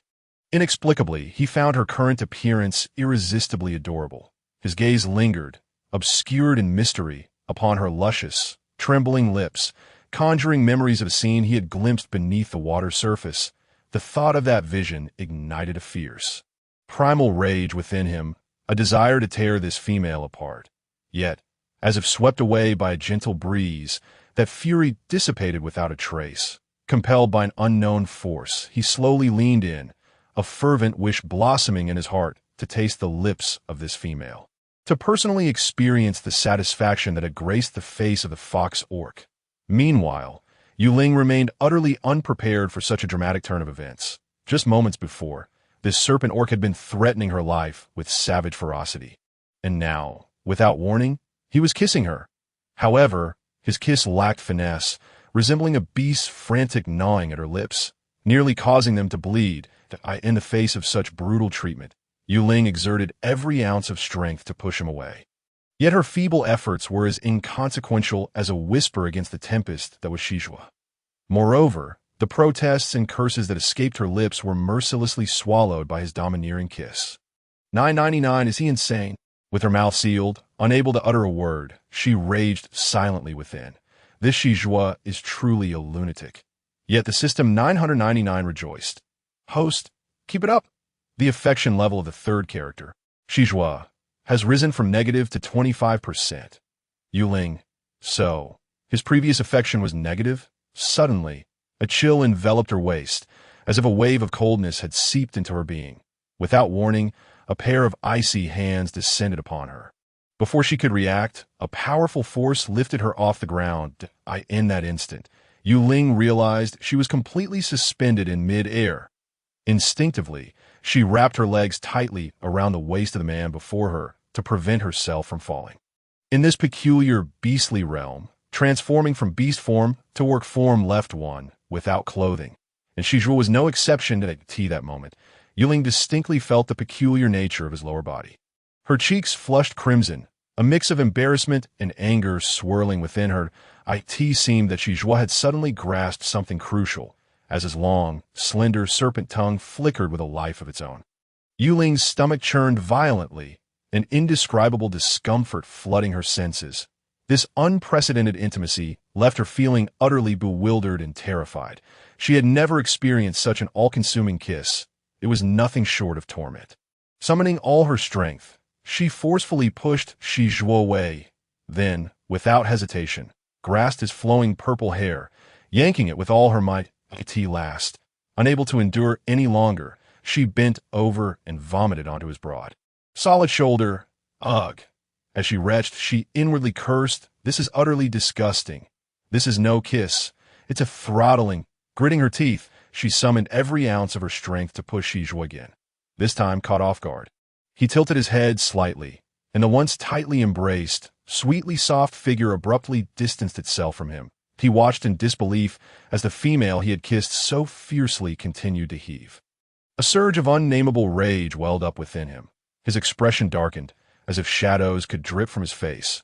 Those narrow, deep-set eyes bore into Yue Ling, coldly questioning, "Is my kiss truly so repugnant to you?" Her stomach was already empty, and all that emerged was bile. Hearing Shijua's inquiry, she feared his sudden madness, but such a kiss was lethal. Who could withstand it? Her eyes, reddened from violent retching, glistened with tears. Host, your affection value has begun to fluctuate again, the system 999 urged. Yue Ling managed a strained smile, her expression devoid of warmth as she gazed at the furious Shizhua, who would thrust their tongue down another's throat. One might think you were trying to induce vomiting. System 999. Host, this is your first time. Why are you being so tough? Upon hearing this, Shijua's expression softened considerably, his voice stiff. I wouldn't know. You'll have to teach me in the future. Yue Ling. In the future? Don't think I didn't see what happened between you and that fox orc. Shizhua huffed in annoyance before transforming back into his serpent form. So he referred to the fox, one who had kissed her. Was he there too?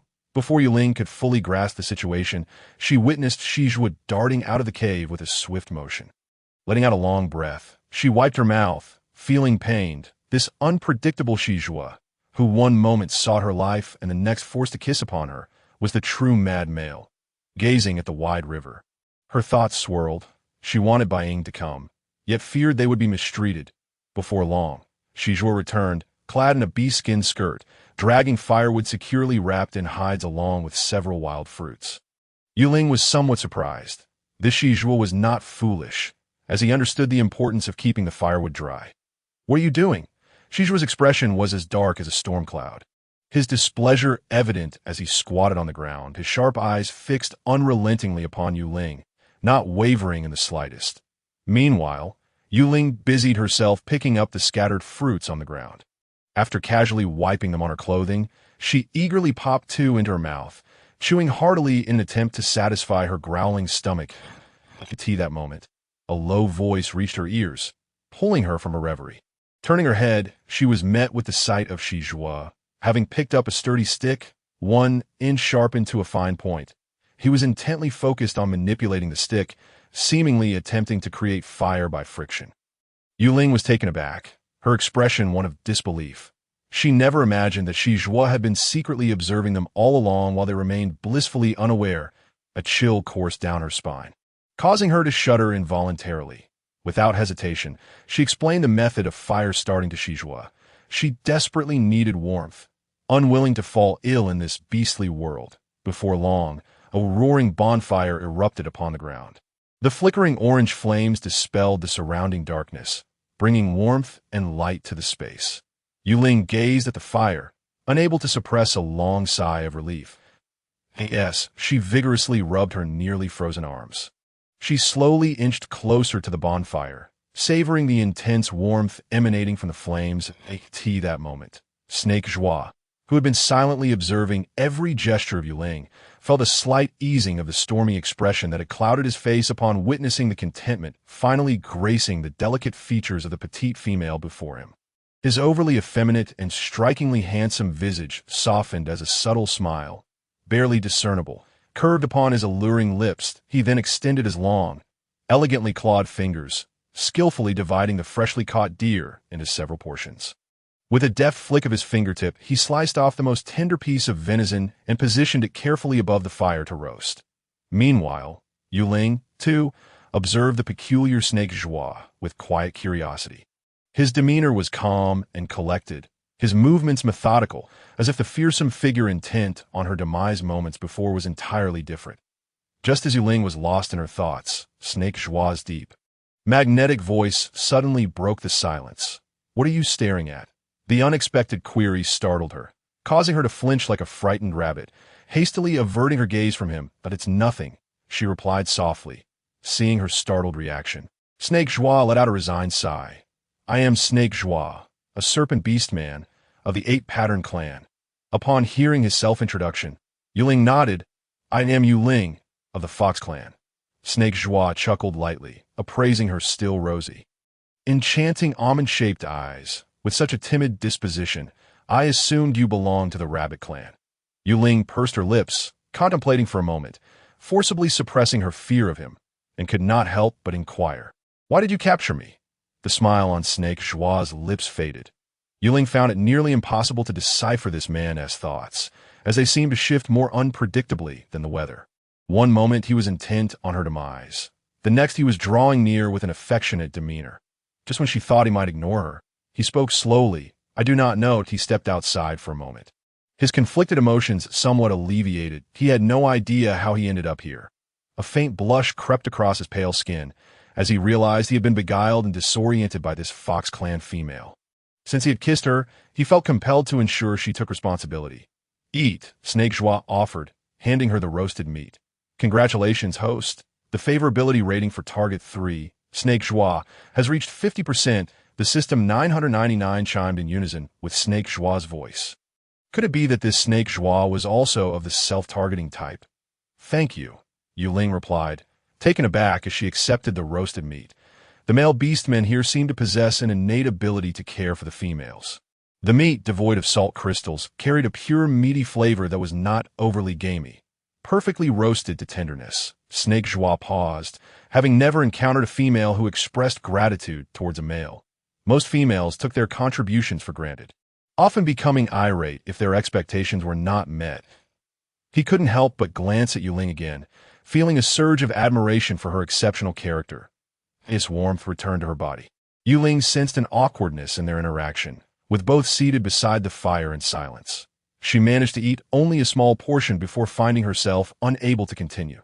The meat, though flavorful, became somewhat rich after a few bites. "I can't eat anymore," she explained, shrinking her neck in apprehension. Snake Joie regarded the small piece of meat she had consumed and inquired, "Is that all you will eat?"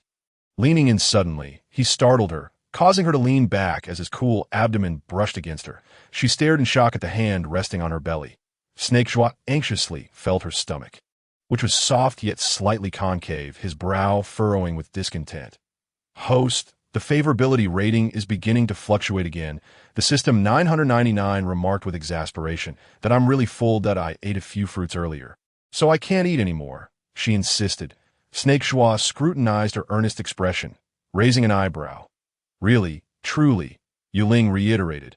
Without further ado, Snake Joie took the remaining roasted meat from her and began eating it himself.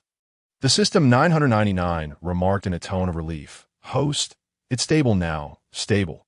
Yue Ling sighed, feeling a sense of frustration. As she awaited Snake Joie to finish his meal, she tentatively asked, "Are you interested in forming a pair bond with me?" Otherwise, she could not comprehend his intimate gestures toward her. Snake Joie was momentarily taken aback, then nodded solemnly. "You kissed me. You must take responsibility. I am now your beast husband." Though he despised delicate females and had no fondness for them, he realized that their earlier encounter had irrevocably altered his state of purity, tainted by her. If she were to turn out to be a malicious female, he would not hesitate to take revenge even if they were bonded.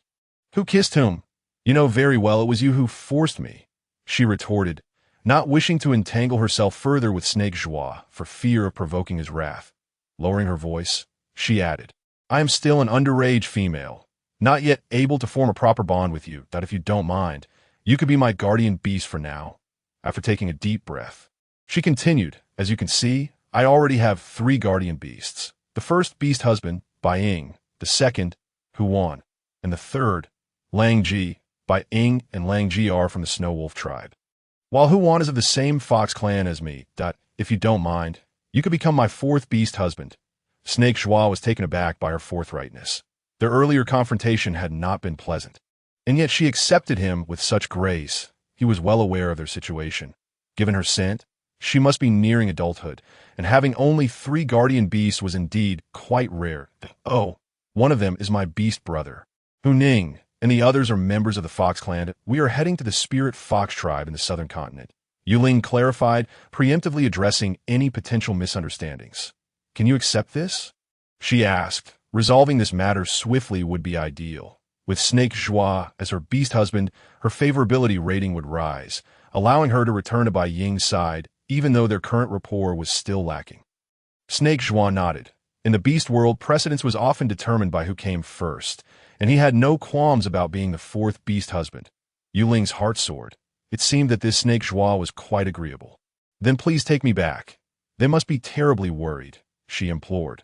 Snake Joie shook his head, feeling that he needed more time to understand her. He had gone to great lengths to capture her and was disinclined to let her return so swiftly. Unaware of Snake Joie's true intentions, Yue Ling sensed his resolute demeanor and decided not to rush things. Perhaps she could further endear herself to him and elevate her favorability. "Could you at least let them know I'm safe? I fear they might worry," she suggested. This female truly possessed a considerate nature. Had it been any other female taken captive, they would have blamed and punished the beastman caring for them, or even chosen to abandon him, leaving him a wandering beastman without a master. Snake Joie nodded slightly in agreement, though internally he mused, "Humph, I want to do as you wish." He intended to let those foolish beastmen fret, for they were utterly incompetent, incapable of protecting even a fragile female, allowing him to abduct her right from under their noses. Truly a bunch of useless wretches. With that thought, a smirk of disdain curled at the corners of his mouth. Meanwhile, upon seeing Snake Joie nod, Yue Ling's smile brightened even further. Her captivating, enchanting eyes were fixed on him, and she couldn't help but think, indeed, the creations of the system are of the finest quality. Just look at the beauty of these beast husbands. Each appears to be exquisitely crafted, perfectly aligned with her heart's desires. As for Snake Joie, if one could overlook his earlier murderous intent, His visage alone was undeniably breathtaking. Yue Ling released a silent sigh of relief, pondering. Now that their relationship had been established, surely this snake Joie would not easily entertain thoughts of killing her again in the days to come. I hope for a life filled with tranquility and the successful navigation of this challenge, thereby securing longevity. Snake Zhuang gazed upon the female before him, captivated by her exquisitely sweet smile, feeling as if he were momentarily blinded by her brilliance. Entirely immersed in the resplendence akin to the blossoming of spring flowers that moment, he found himself unable to divert his gaze from her enchanting visage. This Fox Clan female truly possessed the art of beguilement. Once he observed that she had sufficiently satisfied her hunger and thirst, Snake Zhuang could no longer contain his inner impulse, and spoke. "Surely now you can teach me how to kiss you." As he uttered these words, his eyes brimmed with anticipation and yearning, indicating his earnestness in this learning endeavor. Upon hearing his request, Yue Ling was momentarily taken aback, and his earnest demeanor, seeking guidance, elicited both amusement and irritation within her, leaving her feeling utterly exasperated. I haven't rinsed my mouth," she stammered, covering her lips, still acutely aware of the lingering pain from their previous encounter, particularly that painful grip on her throat. Noticing Yue Ling's reluctance, Snake Zhuang's gaze turned slightly frigid, and his tone grew more severe as he questioned, "Are you refusing me?" Yue Ling sensed the impending storm of his wrath. Ultimately, after much hesitation, she resolutely pushed aside the hand obstructing her lips. For the sake of a decade of life, she was determined to proceed. With a firm resolve, she bit her lip, closed her eyes, and leaned closer to Snake Zhuang. He narrowed his eyes, watching as she approached. And just as their lips were about to meet, she lightly brushed against his like a dragonfly skimming the surface of water, intending to withdraw immediately. However, at that moment, she felt a powerful hand firmly grasp the back of her neck. Before she could react, Snake Zhuang's fervent and impassioned kiss overwhelmed her with a force akin to a tempest. This unexpected assault left Yue Ling in a state of complete disarray, her body instinctively yielding to him. Gradually, she sank into Snake Zhuang's cool embrace, surrendering to his desires, as Snake Zhuang prepared to deepen their kiss, his overwhelming passion threatening to suffocate her. Yue Ling swiftly guided him, resisting his domineering advance. Subsequently, she began to take the lead in this fervent kiss, attempting to reclaim some semblance of control. Fox Ning, filled with rage, watched as his chest heaved violently, a tempest of uncontrolled fury surging within him. Suddenly, he raised his right hand, forming a fist, and with all his might, he struck the sturdy tree beside him, which stood as robust as his waist. A sharp crack echoed as the seemingly indomitable trunk splintered like a mere dry twig. The tree then tilted, crashing heavily to the ground and sending dust swirling into the that moment. Fox Ning's eyes had already turned a blood-red hue, nearly bulging from their sockets, with cracks appearing at the corners from the strain of his wrath. His once handsome features twisted into a grotesque mask of fury, rendering him terrifying. The sister he had only just managed to find had inexplicably vanished right before his eyes. This thought pierced his heart like a dagger. Leaving him in unbearable anguish beside him, Fox Wan and Wolf Ji hung their heads in shame. They had just engaged in a fierce brawl, their bodies now adorned with bruises and wounds, presenting a pitiful sight. What if the female, Yue Ling, has been taken by a rogue beast? Foxby expressed his concern. They had scoured the area to no avail. It was evident that a rogue beast had seized the opportunity to abduct their young female. White Shadow, accompanied by Fox Yi and Fox Geo, the Fox Clan beastmen. Fox Wan, Fox Ning, Foxby, Fox Yi, Fox Geo had ventured to a nearby tribe in search of the young female, yet they had yet to return. Upon hearing Foxby's words, Fox Wan's pink eyes gleamed with a fierce intensity. After successfully bonding with a female, they could sense her location, but as Yue Ling was still an underage female, they had not formally bonded with her, thus unable to pinpoint her whereabouts. Wolf Ji felt no differently. He was tormented each moment, knowing that Yue Ling had been taken from him. The pain coursing through Fox Wan's body brought clarity. His alluringly beautiful face now bore a hint of malice, but he could not help but wonder how his little Yue Ling was faring. Was she cold, hungry, or being mistreated? We must follow the water source. They must have concealed Yue Ling's scent using it. Fox 1 coldly regarded the clear surface of the river. We must search both upstream and downstream. They had ventured far downstream without success, suggesting they might not have gone downstream at all, but rather upstream. Those vile rogue beasts, I will tear them apart, Fox Ning declared with fierce determination. Yue Ling had been residing in the cave for nearly a week, and the dwelling had accumulated various supplies, including a fur bed. This snake Zhuang had a peculiar fondness for kissing. Her lips were swollen from his relentless affection, yet her fondness for him remained steadfast at 50%. Unwavering like a resolute dog, in recent days, Snake Zhuang had not erupted in wrath, threatening her life. As he stepped into the cave, he swiftly appeared behind the young female like a specter. His powerful hand suddenly reached out, deftly encircling her delicate waist, and with a slight exertion, he drew her tightly into his expansive embrace. A chilling aura emanated from Snake Zhuang, akin to the cold winds of winter, enveloping Yue Ling's back. Being a cold-blooded creature, his body was naturally cool. However, the young female did not shiver from the chill. Instead, she felt a warmth of embarrassment as her once alabaster skin gradually flushed with a rosy hue, reminiscent of peach blossoms blooming in spring, tender and inviting. Snake Zhuang's eyes, typically imbued with a cool luminescence, softened upon witnessing her in such a state. He subtly curved his lips into a barely perceptible smile, thoroughly pleased with the sight of the young female before him. Subsequently, he extended his other hand, gently grasping her petite chin, leaning in closer, poised to kiss her cherry-red, adorable lips. This young female was not only beautiful, but also possessed a gentle and soft demeanor. Her sweet fragrance continually teased Snake Zhuang's senses, ensnaring him in a delightful trance. For him, such a young female was a rare treasure, entirely distinct from any he had encountered before. Once filled with disdain for females, he now found himself experiencing unprecedented, exquisite sensations, beginning to comprehend the sacrifices his beast father had made for his beast mother. Yet, for a female like her, he felt unworthy of such devotion. If he were to kiss her, it would be an endless affair. Snake Zhuang was a veritable kiss fanatic, capable of kissing her throughout the night while feigning a demeanor of earnest learning. She hastily turned her head, attempting to evade the impending kiss he was about to bestow. Alas, her efforts were in vain. Snake Zhuang's icy lips ultimately found their way to her slender neck. In that instant, an unfamiliar sensation surged within her, causing Yue Ling to involuntarily tremble.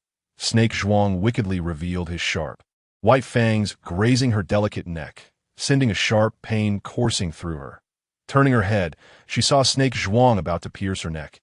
Terrified, she quickly pointed to her swollen lips and explained, "Look, my lips are swollen from your kisses. It hurts." The serpent's gaze fell upon the delicate cherry blossom lips of Yue Ling, shimmering with an ethereal glow, tinged with a hint of obscurity. Each kiss was a torment for him, for she was but an underage fox cub, an object of longing he could only admire from afar. Suddenly, the sharp sting that had initially radiated from his neck transformed into a gentle caress, a delightful licking that sent shivers coursing through Yue Ling's body, awakening an unusual sensation of tingling and itchiness at her nape. Her gaze unwittingly drifted to the serpent before her, where the elongated pupils sparkled with an ambiguous light, hinting at boundless desire. That moment, the agile tongue of the serpent playfully traced her skin, causing her cheeks to flush a deep crimson. Once, Yue Ling had deemed Wan to be the epitome of charm and allure, yet in comparison to the serpent before her, she seemed but a fledgling. Little did she imagine that this seemingly cold-blooded serpent possessed such a wild and uninhibited side, even bolder than who this juncture. The phrase "the serpent's nature" is inherently echoed persistently in her mind, affirming the truth behind the rumors. Sensing the little female's trepidation, the serpent withdrew his tongue and, with a possessive embrace, murmured in a chilling tone laced with accusation, "Then I shall refrain from kissing you. Let me hold you instead." Yue Ling exhaled in relief, surrendering herself to the serpent's embrace, yet her gaze lingered on the red cord woven from Huan's hair that adorned her wrist, stirring a wave of bittersweet longing within her. She missed them dearly. Whenever she closed her eyes, their faces filled her mind. The serpent, oblivious to her distracted heart, wore a sinister smile on his alluring features. A chilling grin that seemed to emanate from the depths of the underworld, imbued with an aura of coldness and menace that instilled fear. His narrow eyes narrowed slightly, glinting with a frosty light. Akin to a viper poised to strike T-long last, it was approaching. The loss of a precious female could very well be the work of a rogue beast. Bai Ying had returned, bringing with him robust young male beastmen from nearby tribes. Sealing off the sprawling expanse of land, Yuan surmised that this rogue beast had abducted their female leader, undoubtedly hiding within these deep mountains. The male beastmen from other tribes, brimming with vigor, were eager to locate this reckless rogue, knowing that failing to address the threat would place their own females in jeopardy. The chieftain of the goat tribe directed the strongest males of his tribe to encircle the forest. "Chieftain, it is not our female that has been lost," one male beastman, standing beside the chieftain, remarked softly. The chieftain, a middle-aged beastman with a prominent mustache, shot a glare at him. "This is a female. Can you bear to simply watch as a rogue beast captures her?" The beastman faltered, pouting, "I am merely concerned for our tribe. These mountains are the hibernation grounds of the Purple King Serpent clan. You know as well as I do that they are venomous serpentine beastmen. Furthermore, it is rumored that someone from their tribe may also be present here. How can our goat tribe possibly match the ferocity of flesh-eating beastmen?" Upon hearing this, the chieftain's expression darkened. "How can you be so disheartened, undermining our own strength? Females are of utmost value. If the Purple King Serpent clan learns of this, they will surely support us. After all, it is the rogue beast that has dared to intrude upon their hibernation grounds." The chieftain struggled to retort, for the young male's words were irrefutably sensible. If they were to encounter the Purple King Serpent clan, they would stand no chance, especially with the emergence of a prodigy among them, a young 8-pattern beastman, a rarity across the beastman continent.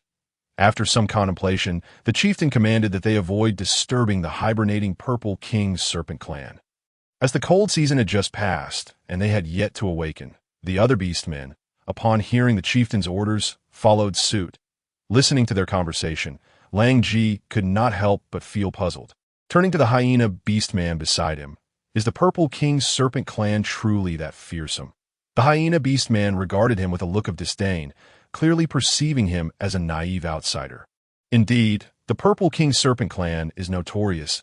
And no matter how powerful a beastman may be, they must yield before them," Hu elaborated. They had traversed far and wide in search of Yue Ling, gathering tales along the way. The Purple King Serpent clan was indeed a name that resonated widely. Its members were scattered, predominantly mixed serpents, yet those with pure bloodlines possessed terrifying venom. Much like Bai Ying of the Snow Wolf tribe, who, at merely 21, had already achieved the status of a 7-pattern beastman due to his impeccable lineage, though he would still be at a disadvantage against the Purple King Serpent clan, who possessed both talent and venom. The hyena beastman nodded at Hu Jio's words, recognizing the wisdom of the Southern Continent's Spirit Fox clan, significantly more knowledgeable than the isolated Snow Wolf tribe. They had not intended to come. However, Bai Ying frequently conducted trade for the Snow Wolf tribe in Bee City and shared a bond with their chieftain. Upon hearing that his female was missing, they came to lend a hand. Curious about the nature of Bai Ying's female who could captivate such a young 7-pattern beastman. "Let us avoid provoking them," Hu Jio cautioned. Though they bore no fear of the Purple King Serpent clan, they wished to avoid unnecessary trouble, particularly as they stood within the territory of their hibernation. Lang Ji nodded, realizing his own ignorance. The world was vast, and there were beings far beyond Bai Ying's remarkable talent. Meanwhile, Bai Ying, alongside the hyena tribe's beastmen, conducted a thorough search. Sleepless for days, his eyes bloodshot, the dark circles beneath his striking gaze telling tales of exhaustion. The mere thought of his little female suffering in captivity shattered his heart. Hu Wan and Hu Ning remained together, their own anguish palpable, as no beastman could empathize with the torment of losing Yue Ling more than they. The rare treasure they had finally recovered had been snatched away due to their negligence. Hu Wan felt a deep sense of guilt and worry.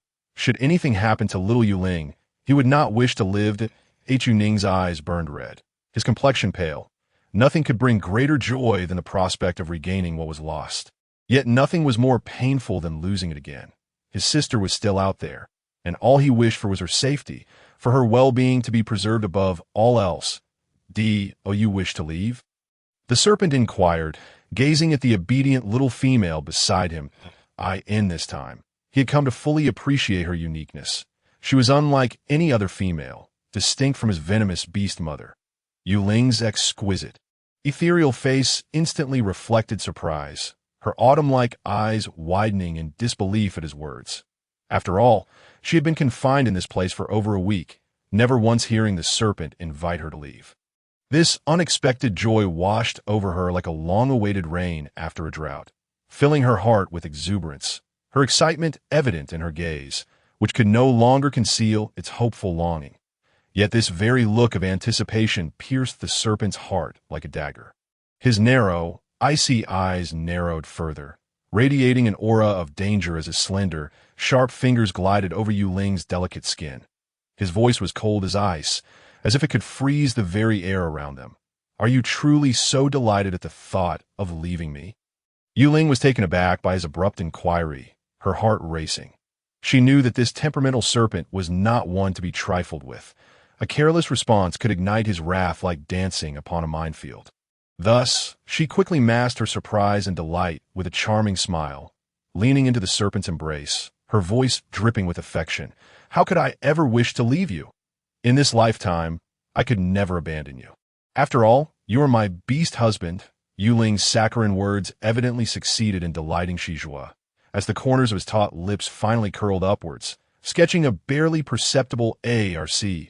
It must be conceded that this little female's mouth was indeed sweeter than the most delectable honey. However, he was acutely aware that her thoughts had been fixated on her ineffectual beast husbands and beast brothers during this time. Unable to resist, Shizhua pressed a gentle kiss against Yue Ling's lips. Merely a fleeting brush. Let us depart. Yue Ling perched atop Shijua's serpentine head, emerging from the cave to gaze upon the expansive river, which resembled more of a lake. The sunlight was just right. And for a moment, she felt a sense of disorientation, the warm rays cascading over her. She inhaled deeply the fresh air outside the cave, unable to suppress a sigh. This was the essence of freedom. Shijua's beastly form was akin to a small automobile, spacious and flat, though slightly cool to the touch that a rich, sweet aroma wafted from beneath the little female's beast skin skirt, invading Shijua's nostrils. Invoking thoughts of something indescribable, the lavender scales of Shizhui shimmered faintly with a blush. These past few days had been limited to mere kisses and embraces, in the instant they reached the shore. The once colossal python form began to undergo a dramatic transformation. In the blink of an eye, the giant serpent morphed into a tall serpent beastman. Long, cascading violet hair fell gracefully over broad shoulders. Swaying gently in the breeze, his deep violet pupils resembled two mysterious gems, shimmering brilliantly beneath the radiant sunlight, delivering a striking visual impact. His skin bore an almost translucent cool white hue, seemingly allowing one to glimpse the flowing blood within. Under the sun, this cool white skin appeared even more crystalline, exuding an ethereal beauty that captivated all who beheld it. Yue Ling was nearly immune to the sight of a male beastman in his transformed state. She diverted her gaze from Shizhua, attempting to overlook the inappropriate imagery, pondering the peculiar anatomy of serpents. Most notably, he possessed two, and she wondered if this meant danger should they bond in the future. Rest assured, host, your body is a pure beastman. After your coming-of-age ceremony, you'll be able to endure the nuances of these beastmen. Her thoughts were momentarily distracted when System 999 interjected with suggestive remarks. Startling her, Shizhua caught her as she wobbled, his cold voice tinged with a subtle concern. What troubles you? Yue Ling smiled at Shizhua, her ears flushed crimson. Nothing, just hurry and put on your beast skin skirt. Shizhua understood that this little female was prone to shyness. The sight of his masculine form pleased him. In a husky voice, he inquired, Are you satisfied with my masculine traits? Yue Ling. Her face instantly blushed, and she pushed Shizhua away, only to choke on her own words. Cough, cough, cough. Such brazen language. It's truly lethal. Shizhua softened his touch, gently patting her back. This little female truly lacked a sense of humor. Yue Ling felt as if a gust of wind had swept through, and the Shizhua who had just comforted her had transformed back into a massive python, whisking her away from their original spot. In an instant, they were dozens of meters from ashore, and looking up, she beheld hundreds of male beastmen standing not far away, with Bai Ying and her beast brother at the forefront. Her heart leapt with joy, but then she heard Shijua's cold voice. "Are you pleased to see them?" Yue Ling, "Of course I am. I'm happy when I am with you." Her will to survive was palpable. Little liar. Shizhua was well aware that this little creature was deceiving him. She was clearly frightened when with him. "Sister," a male beastman exclaimed in surprise, recognizing the presence of a purple king serpent beastman, particularly one of a lighter lavender hue, which indicated considerable strength. They had not anticipated that the one who had abducted the female was of the purple king serpent clan, but it made sense. Considering this was their territory for winter slumber, few wandering beastmen dared to provoke them. Even during their hibernation, travelers heading to Beast City would avoid any confrontation, merely passing through. Bai Ying had not anticipated that the one who had taken his precious female was from the Purple King Serpent clan. He had come to Beast City multiple times for trade on behalf of his tribe, and had never encountered a purple serpent here. He had mistakenly believed they were merely a myth. "Return my sister to me," Hu Ning bellowed furiously, transforming in an instant into a formidable black fox, his fur bristling with rage. His once lively eyes now burned with fierce anger, fixed intently on Shizhua. To him, anyone who dared to harm his sister, even the mightiest of beings, would not be spared. His agile form darted forward like a streak of lightning, lunging at Shizhua, standing nearby. One attempted to intervene, but it was too late. Hu Ning leaped high, akin to a cannonball. Yet before he could reach Shizhua, a powerful serpentine tail swept towards him with blinding speed. With a resounding crash, Hu Ning was flung away, crashing heavily onto the ground with a painful whimper. Yue Ling, a stunned observer, was taken aback by the rapid turn of events. The sequence unfolded too swiftly for her to react. Just moments ago, she had seen her beloved beast brother charging at them with fervor, and the next, he was akin to a helpless leaf, easily blown away by the tempest. Yue Ling felt a surge of anger, particularly at Shijua's merciless strike. She vented her frustration. "He is my brother. How can you harm him?" As Shizhua reached out, Yue Ling ruthlessly pushed him away and dashed towards the fallen Hu Ning. Hu Ning winced in pain at his side, astonished by the strength of the Purple King Serpent clan. A single blow had severely injured him, a six-pattern beastman. The familiar scent reached him, and he looked up to see his sister at his side. Her eyes brimming with tears, her voice choked with concern as her delicate hands gently touched his fox back and abdomen. "Beast brother, how are you? I won't die." "Are you all right, sister?" Hu Ning reassured her, noting that his sister seemed unharmed. Yue Ling shook her head, her gaze falling on the blood trickling from Hu Ning's fox head. Truly, Shizhua was ruthless. Her eyes narrowed in anger, and she turned to see several beastmen grappling in a fierce struggle nearby. A silver figure darted like a specter. It was Bai Ying, simultaneously, who gracefully joined the fray, her delicate form resembling a dancer in battle. Meanwhile, Lang Ji charged forward with fierce agility, engaging in a fierce confrontation with Shizhua, who coiled his formidable body for combat at that moment. The remaining beastmen cast their gazes upon the fierce struggle between her and the four combatants, their eyes reflecting an unsettling greed, as if she were a succulent morsel. Mingled with awe, it made her uncomfortable. "Little female, are you all right?" A somewhat sharp male voice pierced the air, causing Yue Ling to lift her gaze, only to find a yellow-haired male beastman standing beside her, exuding a strong odor of flesh. His eyes roamed over her, filled with an unmistakable possessiveness. As he feigned gentle concern, Hu Ning cast a disapproving glance at the hyena beastman. He and his sister had finally secured a moment of solitude, only to be interrupted by this wretched spoilsport. Yue Ling chose to ignore him, her attention firmly fixed on Hu Ning as he transformed back into his beast form. Hu Ning slowly rose from the ground after sticking out his tongue, aware that his sister disliked the sight of naked beastmen. His leather skirt had been torn, and with a malicious grin, he forcefully yanked the hyena beastman's skirt, wrapping it around himself. the hyena beastman. Unfazed, displayed his masculine traits to the young female as a means of courtship, believing this display would surely captivate her.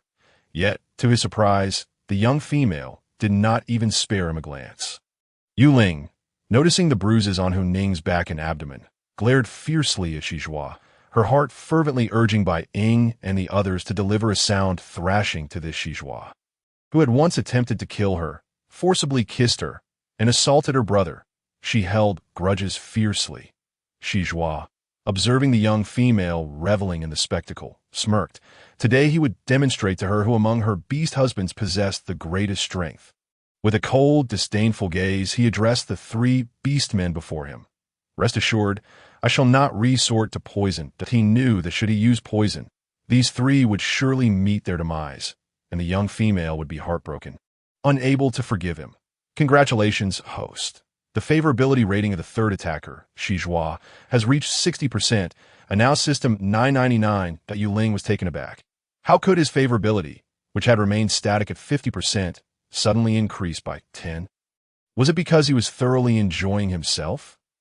Unbeknownst to Shizhua, who was reveling in the thrill of battle, the trio of beastmen before him, possessing only 7 and 6 markings, fought valiantly. The disparity between one marking and another was akin to an insurmountable chasm. Yet at this moment, the 3 beastmen united seamlessly, showcasing a formidable combat prowess that nearly matched his own as an 8-mark beastman. Shizhua bore several deep gashes from their razor-sharp claws, blood gushing forth and staining his once resplendent scales a deep crimson. Meanwhile, Bai Ying, Hu Wan, and Lang Ji were no better off, their beast forms appearing utterly battered. Each bore numerous wounds, their flesh a gruesome sight, blood flowing like a fountain, saturating the ground in a vivid scarlet hue. The air was thick with the acrid scent of blood, foreshadowing the imminent climax of this fierce battle. Yue Ling shifted from spectator to worry. How had she forgotten that Shizhua was an 8-mark beastman? While they only had Bai Ying at 7 markings, and the others were merely 6, Lang Ji had only recently ascended from 5 to 6 markings. Truly, as System 999 had said, Shizhua was toying with them. Though he too had suffered considerable injuries, the other beastmen merely observed, hesitant to intervene. It was not worth risking their lives for a female from another tribe. Shizhua, stop!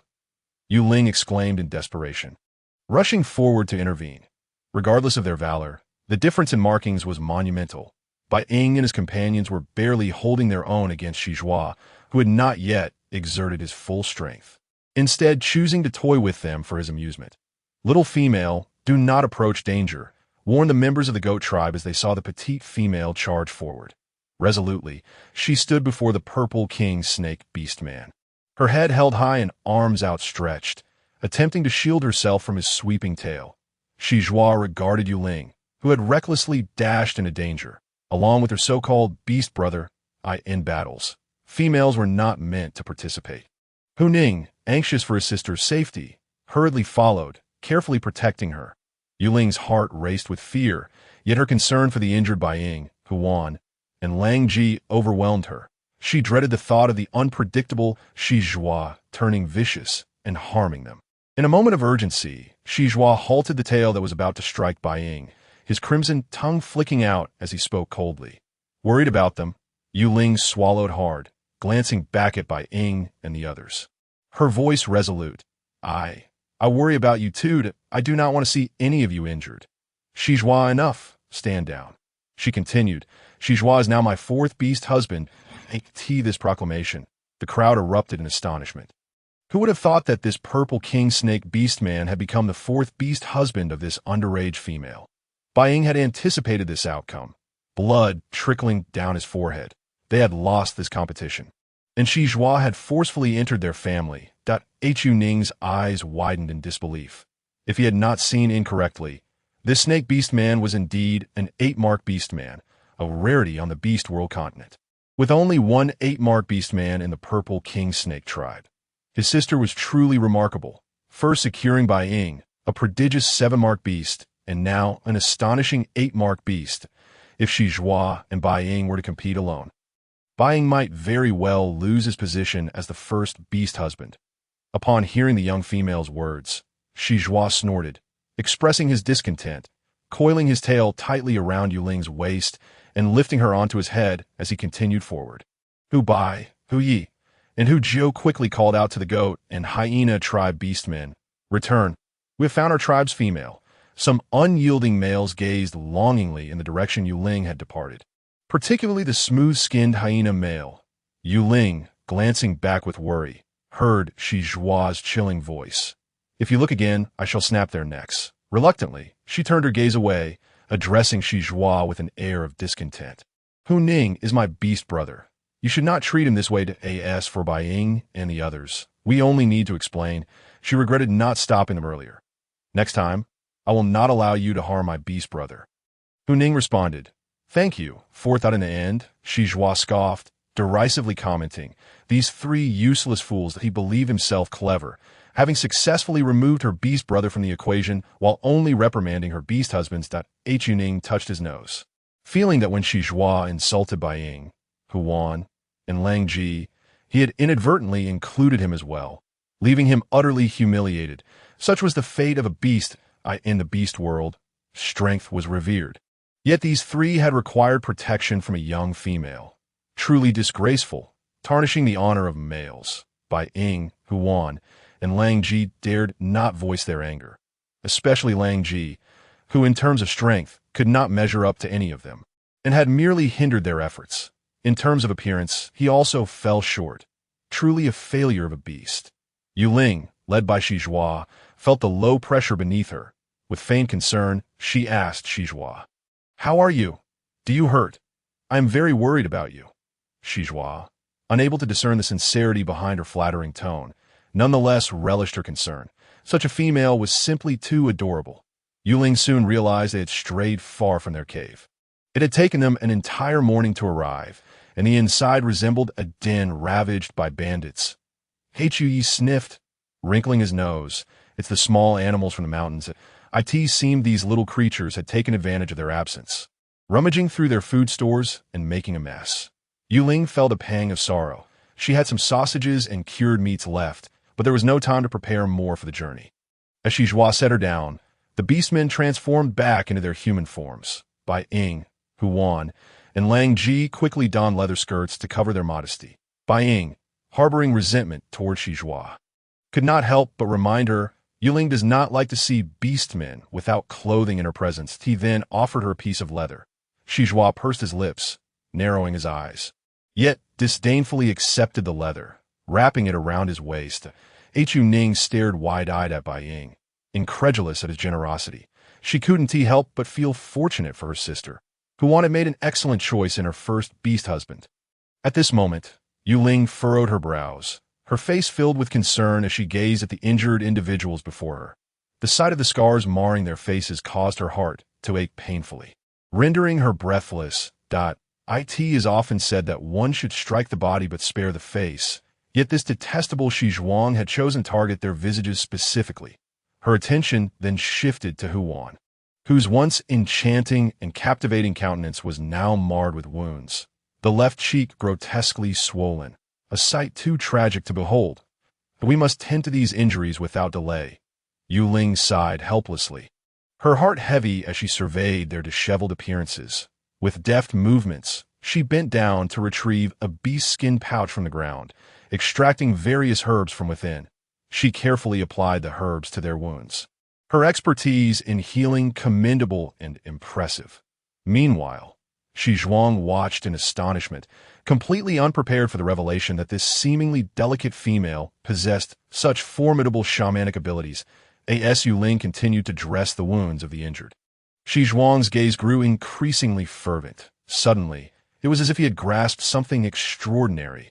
His pupils widened in realization. Females capable of conjuring heavenly fire were exceedingly rare, and one like Yue Ling, who was not only adept at igniting flames but also skilled in medicine, seemed to possess the capabilities of a legendary beast deity's emissary. The reactions of the group of beastmen indicated they had already discerned her true identity. "What are you dawdling for?" Yue Ling spoke gently, unable to suppress a smile at the sight of the dazed Shi Zhuang. He was momentarily taken aback, feeling a gentle warmth radiating from his waist, akin to a tender spring breeze. Looking down, he was met with a pair of delicate, jade-like hands, soft and warm, carefully resting upon his waist. These hands moved with caution, their motions light and meticulous, as they applied a fragrant herb to the myriad of scars left by the skirmish. The cool, soothing sensation made him involuntarily shiver. In this merciless world, it was typically only the strong who garnered respect and care. For the wounded males, they often had to lick their own wounds in solitude, enduring pain and loneliness. Never had a female willingly extended a helping hand to care for them.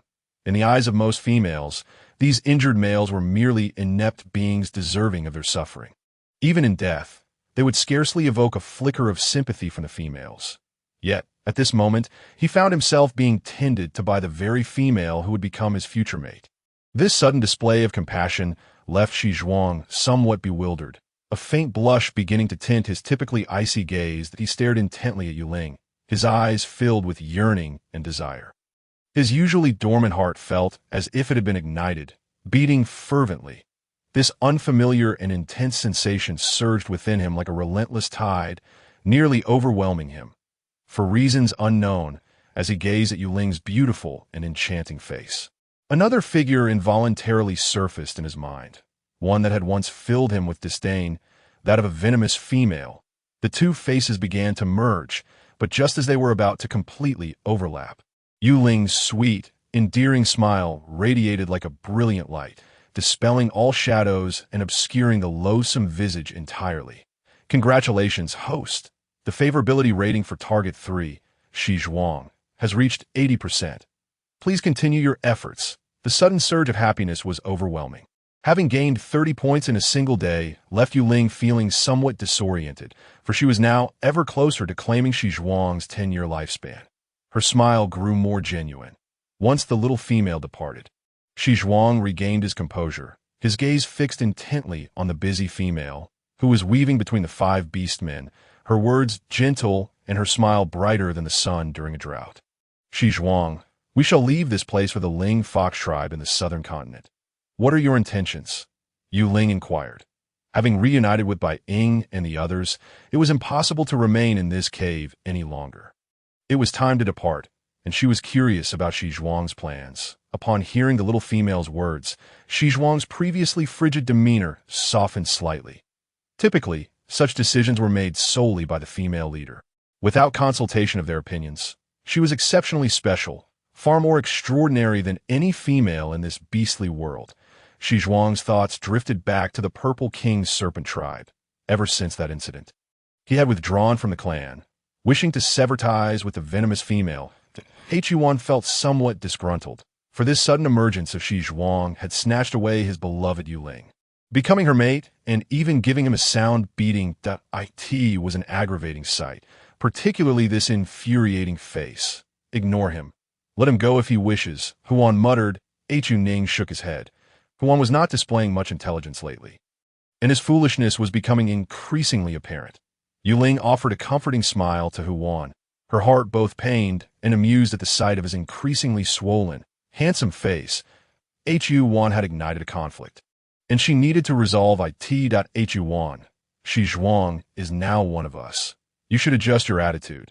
With Shi Zhuang's favorability rating at 80%, she had gained considerable courage, turning to Shi Zhuang and stating, Shi Zhuang, you are now my 4th mate. I hope you can coexist harmoniously with my beast brothers. Please apologize to them. Shi Zhuang replied, it is my first time being asked to apologize by a female. But since this is your beast brother, I shall reluctantly comply. I apologize. Shi Zhuang spoke in a low, icy tone. Yue Ning waved his hand dismissively. This Shi Zhuang was rather ominous, and an 8-pattern beast was not to be trifled with. And to Bai Ying, Huan, and Lang Ji, you should apologize to them as well. Yue Ling observed Shi Zhuang's unwilling apology, which at least was an acknowledgement. Shi Zhuang's expression darkened further as he turned his head away. Unwilling to apologize to the 3 of them, feeling somewhat aggrieved. I was not the one to strike first. If you hadn't stolen away little Yue Ling, we wouldn't have had to confront you. Huan retorted. Lang Ji, having no ground to speak, directed his gaze towards Bai Ying. Bai Ying's handsome face bore the marks of battle, looking far better than Huan and Lang Ji, who were both bruised and battered. He gazed at his beloved little female, understanding that their quarrels would only cause her distress. Let this matter rest. We cannot afford to be so careless in the future that we must protect Yue Ling. Bai Ying stated. Despite Shi Zhuang's significant faults, their failure to protect her and their inability to subdue him were equally culpable, causing the little female worry that Hu Wan and Lang Ji, having been called out by Bai Ying, bit their lips in frustration, with Hu Wan gritting his teeth in indignation. Shi Zhuang cast another glance at the silver-haired wolf tribe beastman, surprised by his considerable influence in keeping the others in line. Yue Ling cast a grateful glance at Bai Ying. He was indeed the true master of maintaining harmony. Sister, I am overjoyed to return home, especially with an 8-pattern beastman accompanying us. I am even happier than I was a few days ago. Hu Ning remarked cheerfully. Shi Zhuang, please share your thoughts, Yue Ling prompted. Throughout, Shi Zhuang had yet to express whether he intended to stay or leave. Having achieved an 80% favorability rating, she was hopeful that it would not take long to secure his decision. Wishing for him to accompany her for both the sake of conquest and safety, Shi Zhuang beheld the anticipation in Yue Ling's eyes. He felt the long-sealed cracks in his heart begin to widen. She genuinely desired for him to be with her, rather than merely deceiving him. There is no need to say more. I will follow my sister. She has yet to reach maturity, and if you do not accompany her, I fear you may lose your position as the 4th mate, especially with so many talented youths in the Ling Fox tribe. Hu Ning said, his tone devoid of malice, smiling. Yue Ling glanced at Hu Ning, grateful for his support, then turned to Shi Zhuang. What do you think? Shi Zhuang looked at Hu Ning, his words displeasing him. No male would be entirely at ease with the idea of a female taking a mate. However, under the gaze of the little female's hopeful eyes, he reluctantly nodded in agreement. Hu observed the transformed Shi Zhuang. You've truly become audacious. Should we inform your family first? Yue Ling suggested, recognizing the significance of such a large beastman following her. It was only fitting to notify his family. Host, what have you done? The favorability rating for Target 3, Shi Zhuang, has decreased by 5 points, currently at 75%. The system promptly alerted that I merely asked him to discuss this with his family. I couldn't possibly just run off with him, she exclaimed, feeling utterly disheartened by the sudden drop. It appears that Target 3, Shi Zhuang, may indeed have family issues. Please refrain from mentioning his family in the future. It seems that family is a sensitive topic for him. Shizhua appears somewhat sullen and unpredictable. It is evident that the issue likely pertains to familial matters. The atmosphere around Shizhua abruptly shifts, and he coldly states, I have no family. Yue Ling awkwardly chuckles. Very well. Let us rest for the night, and we shall set off tomorrow. Though they bear injuries that may seem alarming, they are not as severe as they appear. The male orcs possess remarkable recuperative abilities, and a night's rest should suffice for their recovery. The supplies in the cave have become inedible, and for lunch and dinner, they feasted on the game hunted by Hubba and his companions, with Huan kindling the fire. Fortunately, the salt crystals remain largely intact, enhancing the flavor of their meal. Huan gazes at Yue Ling, who is perched upon Shizhua's shoulder, feeling a surge of frustration, given Shizhua's considerable size in beast form. Their group has reverted to their orcish forms for travel. The male orcs from both the hyena and goat tribes, captivated by Yue Ling's beauty, find themselves unable to contain their inner turmoil, returning time and again. They harbor hopes of winning the favor of the petite and charming female through charm or cunning. However, upon their eager arrival, they are met with a desolate scene. The enchanting female they anticipated is nowhere to be found. The cave is enveloped in silence, now deserted, leaving only the male orcs standing in astonishment and disappointment. As for Yue Ling, since being confined in the cave by Shizhua, she has remained coiled within, reluctant to venture outside. Now, having escaped that cramped space, she yearns to revel in the liberating embrace of fresh air. Thus, she strides joyfully through the forest, allowing the gentle breeze to caress her cheeks, relishing the beauty of nature. Bai Ying, observing the joyous Yue Ling, cannot conceal the delight in his eyes, utterly captivated by the adorable female before him. All the orcs' gazes are fixated on Yue Ling, filled with admiration, reverence, and gratitude. Sunlight filters through the lush canopy, casting dappled patterns upon the ground. This moment, Yue Ling tightly grips Bing's side, laboriously lifting her round little head to gaze intently at the branches overhead. There, she spots clusters of ripe black-red fruits, swaying gently in the breeze like exquisite jewels. Each fruit is the size of a ping-pong ball, plump and vividly colored, exuding an irresistible sheen. Unable to resist, Yue Ling extends her tiny tongue to lick her lips, exclaiming, "Wow, they are big cherries." She marvels at the wonders of this beastly world, where the cherries not only grow to an impressive size, but also appear to possess exceptional quality, so juicy that a mere touch might release their nectar. The cherries before her are astonishingly large. Yue Ling estimates that even with both her hands, she could scarcely encompass them. With this thought, her eyes sparkle with excitement and anticipation, eager to savor the delicious fruits of this extraordinary realm. Bang, witnessing Yue Ling's little greedy demeanor, finds a smile deepening. He plucks a cluster of cherries for her and calls out to Hyun and the others, who promptly retrieve their leather bags, ready to gather more fruits for their beloved female. Holding the hefty cherries, Yue Ling beams with delight. These cherries are heavy and appear to be exceptionally juicy. She wipes the surface and bites into one, savoring its delightful sweetness. With her eyes sparkling, she looks at the busy orc males, saying, "This is truly sweet and delicious." The rosy juice stains her lips, and Bing, Hyun, and Langji turn to see the lovely hue of her lips, finding her even more enchanting. In their astonishment, they witness Shizhua, with his violet hair, leaning down to kiss Yue Ling. Her breath catches as she gazes at the handsome face that suddenly draws near, and before she can react, the fruit in her mouth is taken away by Shizhua. He wipes the rosy juice from the corner of his mouth, his cold, serpent-like eyes narrowing slightly. Indeed, it is quite sweet. The other three orc males exclaim in disbelief, "Damn it, that despicable snake orc, taking advantage of us to steal a kiss from our little female." Yue Ling's face flushes crimson, and in a huff, she turns and dashes away, with Hyunin, Hubba, and Being watching. Shizhua seems oblivious to the shame of his actions. He follows Yue Ling's footsteps, leaving the others in a state of bewildered silence. "That cunning Shizhua," Hyun exclaims in frustration. Langji glances at the fuming Hyun and quips, "Isn't cunning the domain of foxes? How could Hyun be outmaneuvered by Shizhua?" A smile graces his face. As long as he can remain by Yue Ling's side to protect her, he is content. Amused, Shizhua trails behind Yue Ling, his eyes narrowing. Since joining them, the little female has shown little inclination to be close to him. Had he known, he would have preferred to remain in the cave. Hyun, feeling increasingly unsettled, abandons his task, declaring, "I will check on little Yue Ling, lest that wicked snake orc bully her." With that, he jogs off, following closely behind Yue Ling and Shizhua. Shizhua's displeasure is palpable as he frowns at Hyun, who has pushed him aside, that he recalls that Hyun is responsible for many of his injuries. This fox possesses an allure that he has never encountered before. Langji's curious eyes shine like bright beams, scrutinizing Bing. He is bewildered by Being's demeanor. The latter shows neither concern nor jealousy towards Yue Ling's orcish mates, appearing remarkably composed and unperturbed. Langji observes Bing.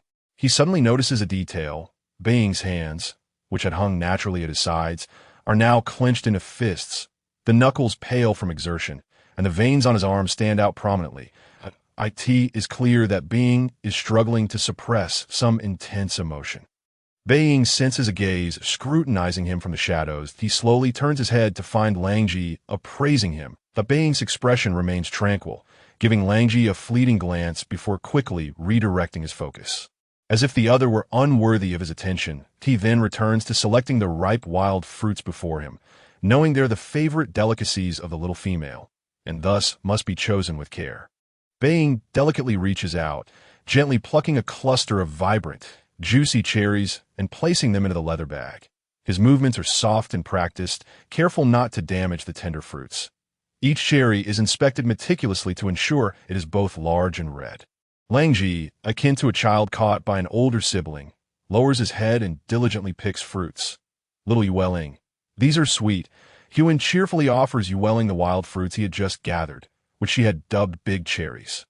Yue Ling smiles at Hyun, accepting the fruits and taking a hearty bite, exclaiming, "So sweet." "Old four, go fetch some game for little Yue Ling," Yuen suggests, his beautiful face lighting up with a broad smile as he sees Yue Ling enjoying the fruits. Shizhua casts a deep, penetrating glance at Yuen. You wish to starve little Yue Ling. You are the strongest among us. Can you not provide food for the female? Yuen's words flow forth as he expresses his frustration with Shizhua, who clings to little Yue Ling, leaving him no chance to cultivate a bond with her. Shizhua's demeanor darkens further, his expression growing increasingly sour as he regards Yuen with an intense glare. Yue Ling's eyes widen in alarm as she watches the impending conflict between the two immature orcs. She knows that should a true confrontation arise, Yuen would undoubtedly come off worse. Although Yuen is a formidable six-pattern orc, he pales in comparison to Shizhua, who is 2 levels above him. Should Yuen sustain new injuries, it would be a sight Yue Ling wishes to avoid. Aware that she has indeed neglected the 3 of them due to Shizhua, Yue Ling smiles sweetly, adopting a slightly playful tone. Shizhua, would you hunt for me? I would love to taste the game you catch. The cold gaze of Shizhua shifted to Yue Ling, and after a brief moment of hesitation, he curled his thin lips. In the cave. I hunt for you every day. Are you attempting to dismiss me with such words? His tone grew increasingly frigid as he questioned Yue Ling. A jolt of anxiety coursed through her. Shizhua was defying logic. If she merely adopted a coquetry tone with Bai Ying and the others, they would have scampered off eagerly. Yet, he was different, piercing through her thoughts with unerring precision, leaving her sweet smile frozen in place. Creating an awkward atmosphere, did Yuan observe the budding affection between Xiao Yue Ling and Shizhua with a deepening smile, indicating that Xiao Yue Ling favored him more. However, upon hearing Shizhua's words, he could not help but frown. This fellow could not be driven away, and the game he played of providing prey for Xiao Yue Ling was infuriating. Were it not for his abduction of Xiao Yue Ling, they might have already reached the southern continent. Yue Ling offered a dry smile, feeling somewhat daunted by Shizhua's icy stare. She nervously lowered her head. Why would you think that? I truly want to eat the prey you hunt. I long for the venison. Shizhua's eyes fixed on her as she fidgeted with the hem of her dress, clearly doubting her sincerity. Was it not a good thing? Yue Ling genuinely felt guilty, as if Shizhua had seen through her. She dared not lift her gaze or meet his eyes. Shizhua fell into an unusual silence, merely observing her. Suddenly, Yue Ling felt an overwhelming and piercing sense of scrutiny, akin to countless icy, penetrating stares stabbing at her back, causing her to shiver involuntarily, her skin prickling with goosebumps. The intensity of his gaze was undeniably intimidating. At long last, after an extended silence, Shizhua seemed to arrive at a difficult decision and spoke slowly. Wait for me here. His voice was low and frigid, devoid of any emotional fluctuation, as if merely stating an undeniable fact. After uttering this, his gaze shifted to Huan, icy like millennia-old frost, sending chills down one's spine. He cast a cold glance at Huan, warning in an unyielding tone, "Protect Yue Ling, or I shall not hesitate to tear you apart." Upon hearing this, Huan flared up like a cat whose tail had been stepped on. His face contorted with fury as he glared at Shizhua, his heart brimming with anger and indignation. The opportunity that allowed Shizhua to encroach was entirely due to his momentary negligence, and he had been self-reproaching for a long while. Despite this, Huan swallowed his anger and retorted, "Humph! Do not revel in your arrogance. Do you think you are the only one who cares for Xiao Yue Ling? Allow me to inform you. I cherish her more than any beast." He vowed never to allow Xiao Yue Ling to leave his sight for even a moment, nor to grant any ill-intentioned beings the chance to approach her. Shizhua narrowed his eyes slightly, emitting a faint, cold snore from his nostrils. His gaze swept over the nearby beastmen busily foraging for wild fruits, before he turned away without hesitation. In that instant, his figure vanished like a wraith, leaving only a faint shadow behind. She watched his silhouette recede until it disappeared completely. Yue Ling finally felt a bit of tension ease from her heart. She exhaled a long breath, lifting a hand to gently pat her chest, as if attempting to calm her racing heart. "Phew," she murmured to herself. "Shizhua's low pressure is truly terrifying.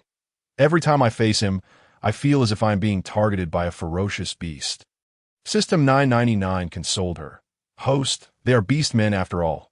Moreover, Shizhua, at such a young age, is an 8-mark beastman, having endured unimaginable harsh competition, compounded by his cold-blooded nature, making him even more ruthless. Whenever she mentioned his family, his feelings would fluctuate. Reflecting on this, Yue Ling felt a twinge of sympathy. It must be a painful memory that Yuan, seeing Shizhua depart, wore a look of regret and self-reproach on his beautiful face. He finally had the chance to express his feelings. Yue Ling, has that guy bullied you during this time? It's all my fault. My carelessness allowed him to abduct you and force you into a bond. Yue Ling shook her head, explaining that while Shizhua had restricted her freedom and sought to harm her, he had changed after that forceful kiss. Though his demeanor was chilly, he had shown care. He was her target of affection, and even if Shizhua did not bond with her, she would have taken the initiative. It was far from the coercion Huan described. I do not blame you. And Shizhua did not force me. I am here willingly, Yue Ling clarified. She needed to alter their perceptions of Shizhua to avoid perpetual conflict. Yuan paused, surprised that Yue Ling would actively defend the serpent beastman, despite her evident fear of him. Actually, Shizhua is quite good. Huan, please do not harbor such strong opinions about him. We will be a family in the future, Yue Ling said softly. He's the beastman who abducted you. I simply cannot tolerate him, Huan replied, unable to suppress his disdain for Shizhua. Yue Ling, seeing Huan's face flush with anger, affectionately grasped his hand. All right, let's take our time. It seemed that there was no need to rush. Time would gradually heal everything. With her small hand holding his, Huan's anger dissipated, and he smiled gently at Yue Ling, unable to resist embracing the petite female before him. Yue Ling, I truly missed you. Before finding her, he thought he could manage, but now, a day without her felt unbearable. He realized that Yue Ling possessed a charm that captivated him. Yue Ling felt the warmth radiating from Huan's skin. A stark contrast to Shizhua's coldness. She inhaled the familiar scent deeply. I missed you too. Upon hearing her words, Huan's heart swelled with sweetness. Before they could exchange more heartfelt sentiments, Bai Ying returned with Hu Ning and Lang Ji. Huan pouted in dissatisfaction, reluctantly releasing Yue Ling from his embrace. Yue Ling glanced at Bai Ying, who had remained silent, and took the initiative to hug him. Bai Ying felt the warmth and sweetness emanating from the petite female, soothing his sour mood, and Yue Ling playfully winked at him. After embracing Bai Ying, she offered Hu Ning a hug, which he received joyfully, wrapping his arms tightly around his sister. Finally, her gaze fell upon Lang Ji, who had kept his distance ever since becoming her guardian beast. Their interactions were rare, even hugs being infrequent. She sighed softly and took the initiative to wrap her arms around Lang Ji's lean and powerful waist. Feeling his chest rise and fall, along with his rigidity, she squinted. He was 18, the age of innocent youth. Lang Ji was taken aback, having no time to respond to Yue Ling's embrace before she released him. I apologize for causing you all concern, Yue Ling stated, knowing that they must have been worried sick due to Shizhua's sudden abduction. Thankfully, this ordeal had been without serious danger. It could have been worse had it been a rogue beastman. Hu Ning declared, from now on, I will closely follow my sister. His heart trembled, for the sudden disappearance of his sister had plunged him into profound fear. Every passing moment felt like a torment. Yue Ling silently observed the beastmen before her, a warm tide swelling in her heart. She understood that this incident had truly frightened them, especially Hu Ning and Huan, whose worry and unease were palpable. At that moment, her previously resolute heart softened unexpectedly. Recalling the modern world of the 21st century, where a family had gradually departed one by one, she felt a pang of nostalgia. The once warm smiles and tender care had faded with time, leaving her to wander alone in a cold world. Yet now, here, were so many individuals genuinely concerned for her, especially a brother who cherished her wholeheartedly. The sensation of being adored and treasured was precious and beautiful for someone who had long been devoid of familial warmth. The crescent moonlight illuminated the delicate features of Yue Ling as she affectionately gazed at Hu Ning. Upon hearing her sister's response, Hu Ning's smile deepened, pondering how her sister could possess such a charming and endearing disposition. Reflecting on her brothers from the Fox clan, Hu Ning silently mused, Brothers, do not blame me for not mentioning you to my sister. Allow me this moment to relish in her affection. Unbeknownst to Yue Ling, Hu Ning was not her only brother. Upon arriving at the Spirit Fox clan in the southern continent, she was taken aback to see a line of handsome beastmen claiming to be her brothers. What a most inopportune time for my return, she thought that moment. A deep, oppressive voice, imbued with an aura of unending gloom, suddenly resonated. Yue Ling's heart tightened, and instinctively, she turned toward the source of the sound. There, not far off, the imposing figure of Shi Zhao approached with a recently captured deer beast dragging behind him, still writhing in futile struggle against his formidable grip. His elongated, cold eyes fixated on the scene of joy and laughter ahead, revealing a complex blend of emotions, longing and jealousy, reminiscent of a lurking observer hidden in the shadows. Yue Ling's smile faltered at the sight of this formidable father figure donning such an expression. How could it be? Shi Zhao, your timing is impeccable. I am quite hungry. Please prepare something delicious for me. With a playful twinkle in her eye, she stepped forward and affectionately linked her arm with his. The oppressive atmosphere around them lightened considerably as Yue Ling took a deep breath. Shi Zhao, now fully adept at the art of fire starting, exhibited a proficiency even surpassing that of Huan. His expression remained impassive as he skillfully skinned and deboned the prey, blood staining his pale, slender fingers. With a deft flick of his sharp nails, he sliced away the most tender morsels of meat. Bai Ying attempted to take the meat from Shi Zhao's hands, only to receive a dismissive glance, as Shi Zhao continued to roast the meat for himself. Yue Ling smiled at Bai Ying, realizing that Shi Zhao was intent on preparing his own catch. Shi Zhao, you must share, Bai Ying insisted, shaking his head as he offered Shi Zhao a packet of salt crystals and 2 red fruits. Use these. Yue Ling enjoys red fruits. After a moment's hesitation, Shi Zhao accepted the offerings, feeling a pang of regret for neglecting to provide Yue Ling with food seasoned with salt for several days. Thankfully, she had remained healthy. He awkwardly sprinkled a bit of salt and rubbed the meat with the juice from the red fruits. Sitting beside the fire, Yue Ling inhaled the enticing aroma of the spicy, roasted meat, unable to suppress a swallow. After an extended period of bland food, the promise of life-sustaining nourishment had finally arrived. The male beastmen typically disliked cooked meals, opting instead to hunt and eat raw meat, thus only preparing a single portion for her. Eagerly, she took a bite of the roasted meat, the flavorful spiciness exploding on her palate, and she exhaled, so hot, Bai Ying chuckled at her enthusiasm. Take your time. Wolf Trace extended a bamboo water container towards Yue Ling gratefully. She accepted it, drinking deeply to soothe her fiery mouth. Delicious, she exclaimed, wary of inciting Shi Zhao's ire with her exuberance.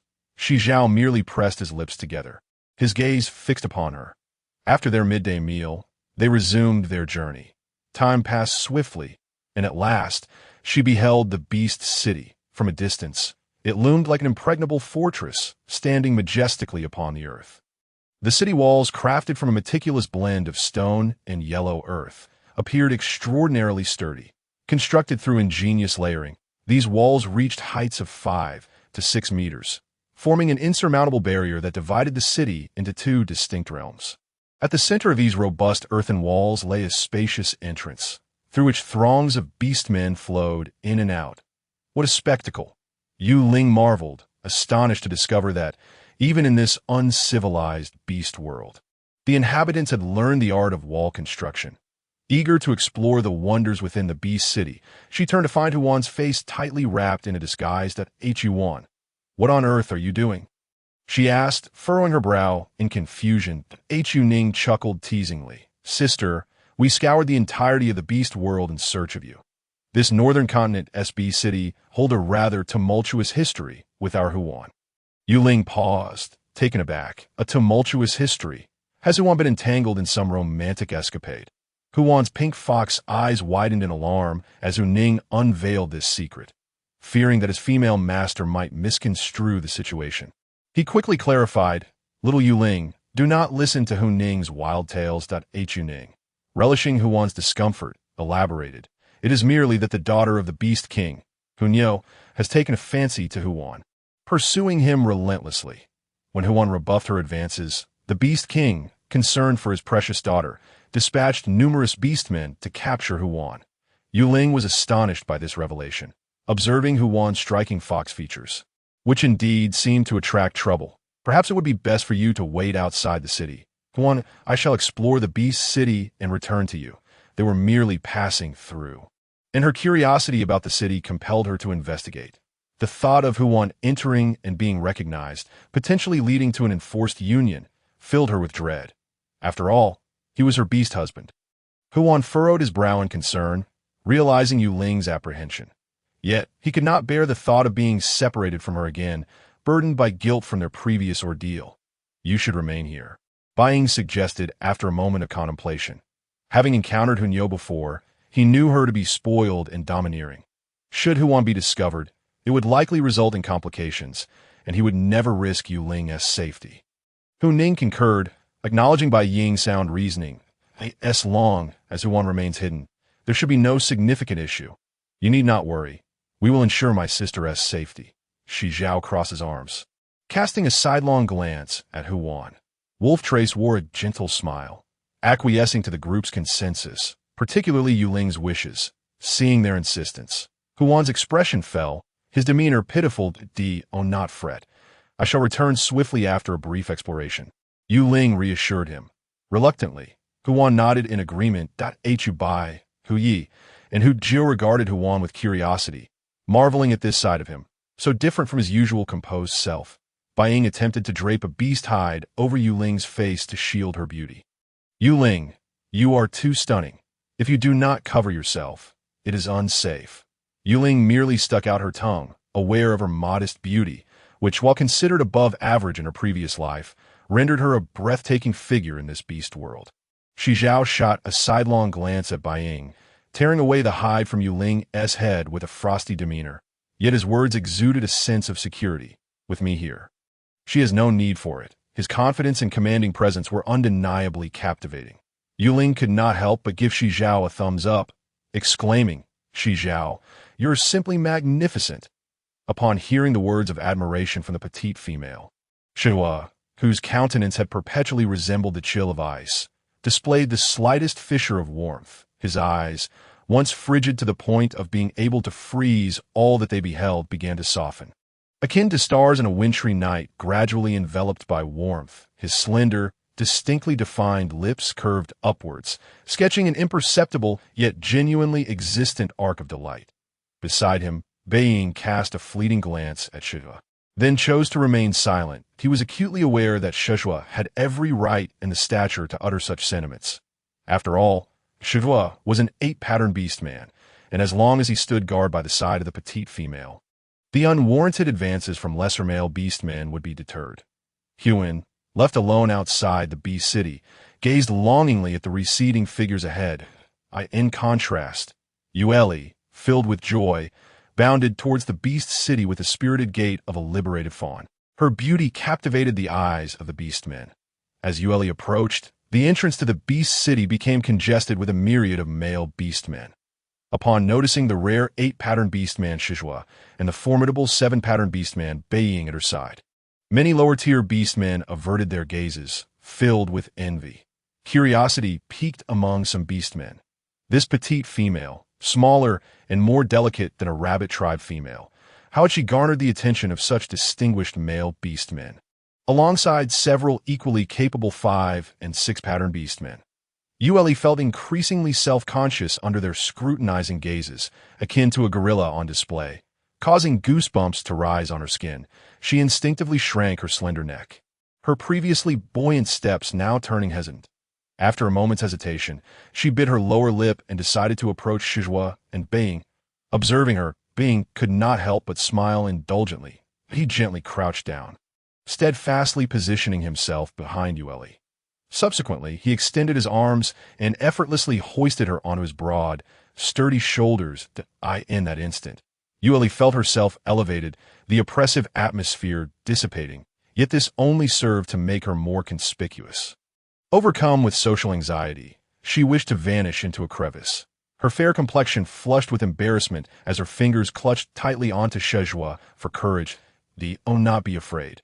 Bai Ying reassured her softly. Yue Ling responded with a heavy nasal tone. She was not afraid, merely overwhelmed with embarrassment, akin to Tang Sung wandering into a realm of daughters. They could not fathom the anxiety of social phobia. With countless towering male beastmen fixated upon her, scrutinizing her every move, who could truly understand? At that moment, a distinguished middle-aged male beastman, tall and commanding, strode forth from the throng, his demeanor respectful and humble.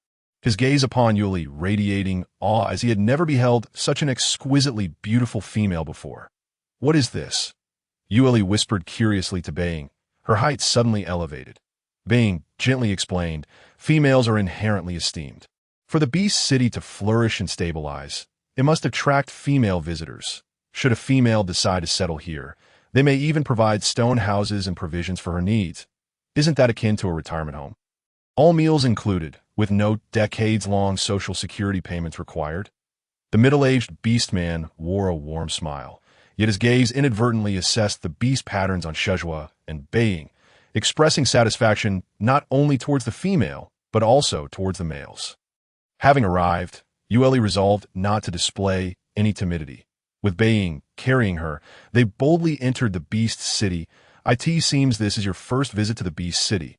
Allow me to arrange accommodations for you." The middle-aged beastman offered courteously, leading the way. Being believed Yue Ling, having endured hardships, deserved to rest for a day or two before embarking on her journey anew. Yue Ling, wishing merely to explore, intended to decline the offer when a raucous commotion caught her attention. From her vantage on Being's shoulders, she spotted a circle of beastmen, among them a male beastman shouting boisterously, "Only 3 beast skins, and this rabbit tribe brat becomes your slave." Yue Ling's heart sank. This world of beastmen had slavery.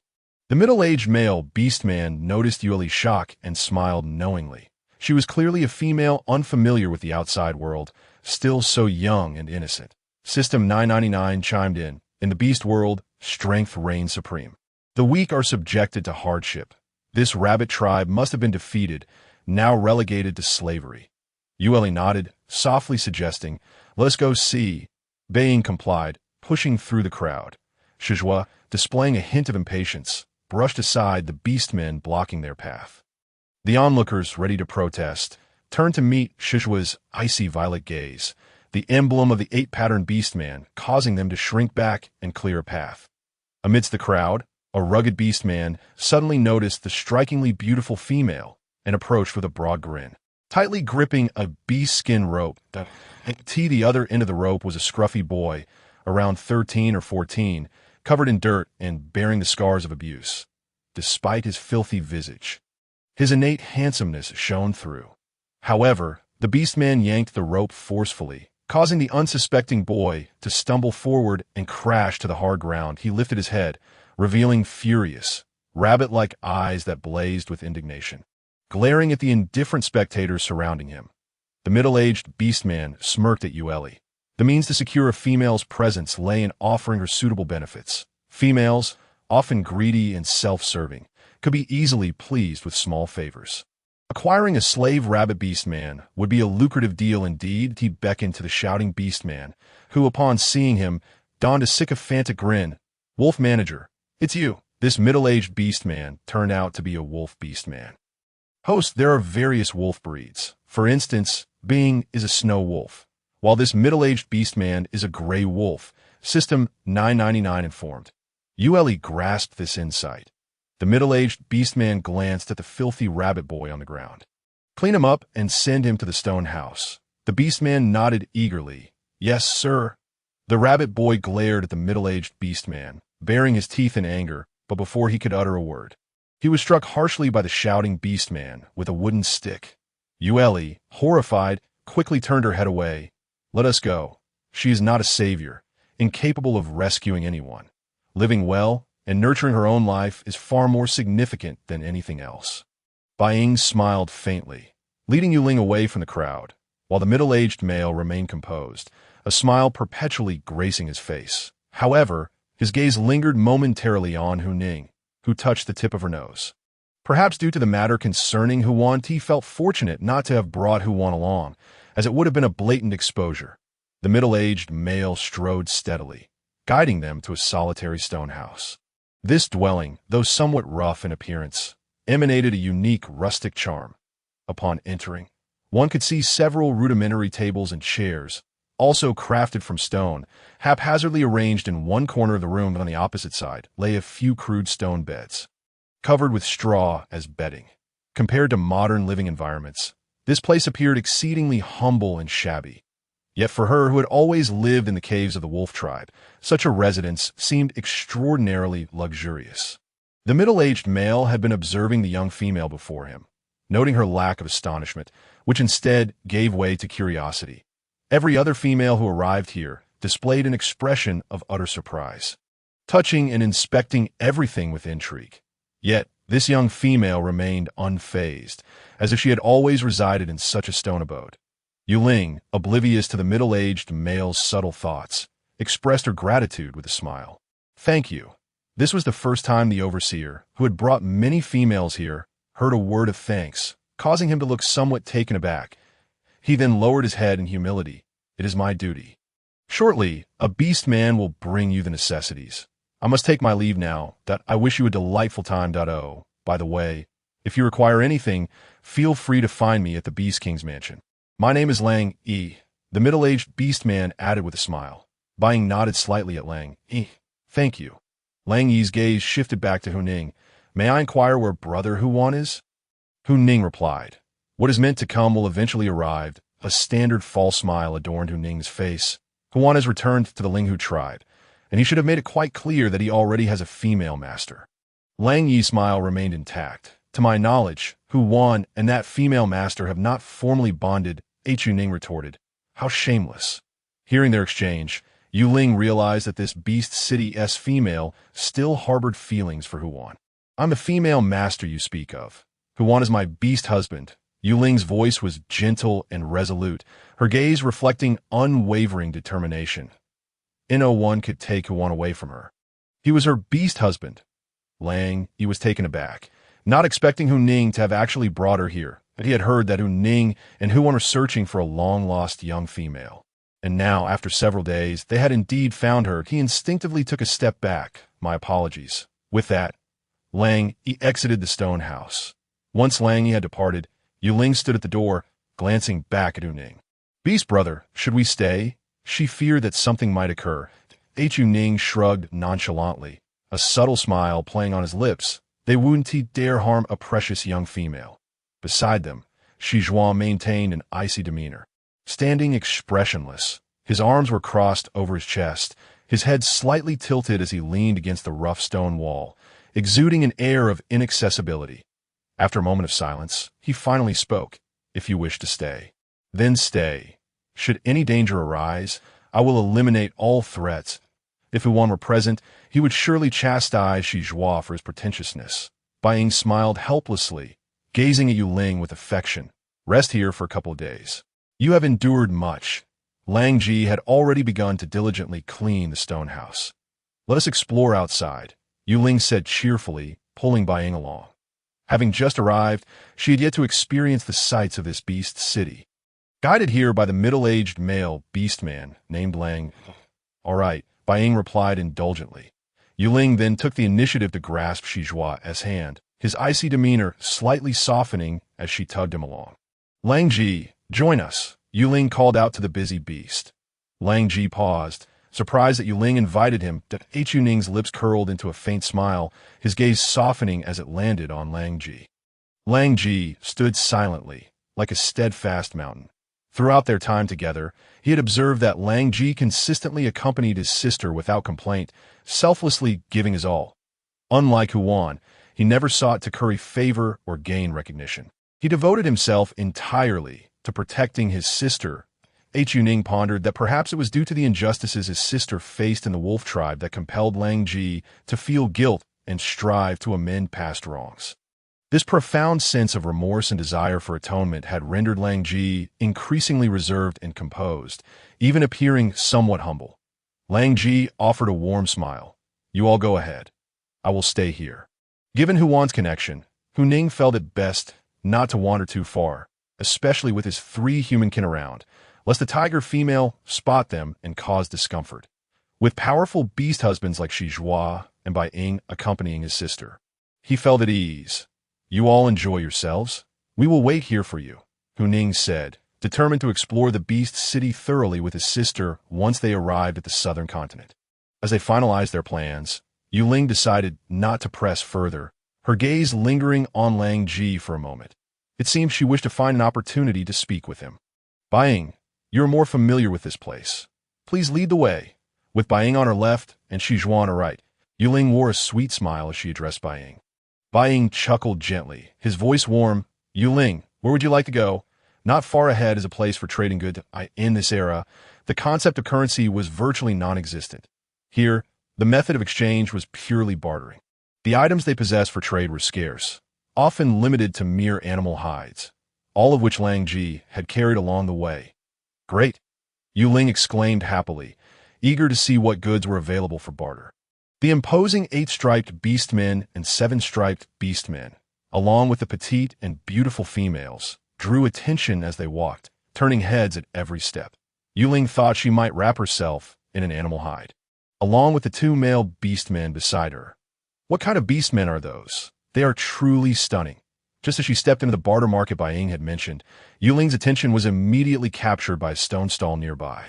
Standing at that stall were several tall and slender beastmen, their hair a captivating light blue, flowing in soft curls reminiscent of ocean waves. Their skin was pale as snow, seemingly sculpted with care.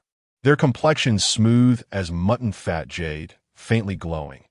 Yet, the most striking feature was their exquisitely beautiful faces, each detail perfectly crafted, leaving one utterly captivated.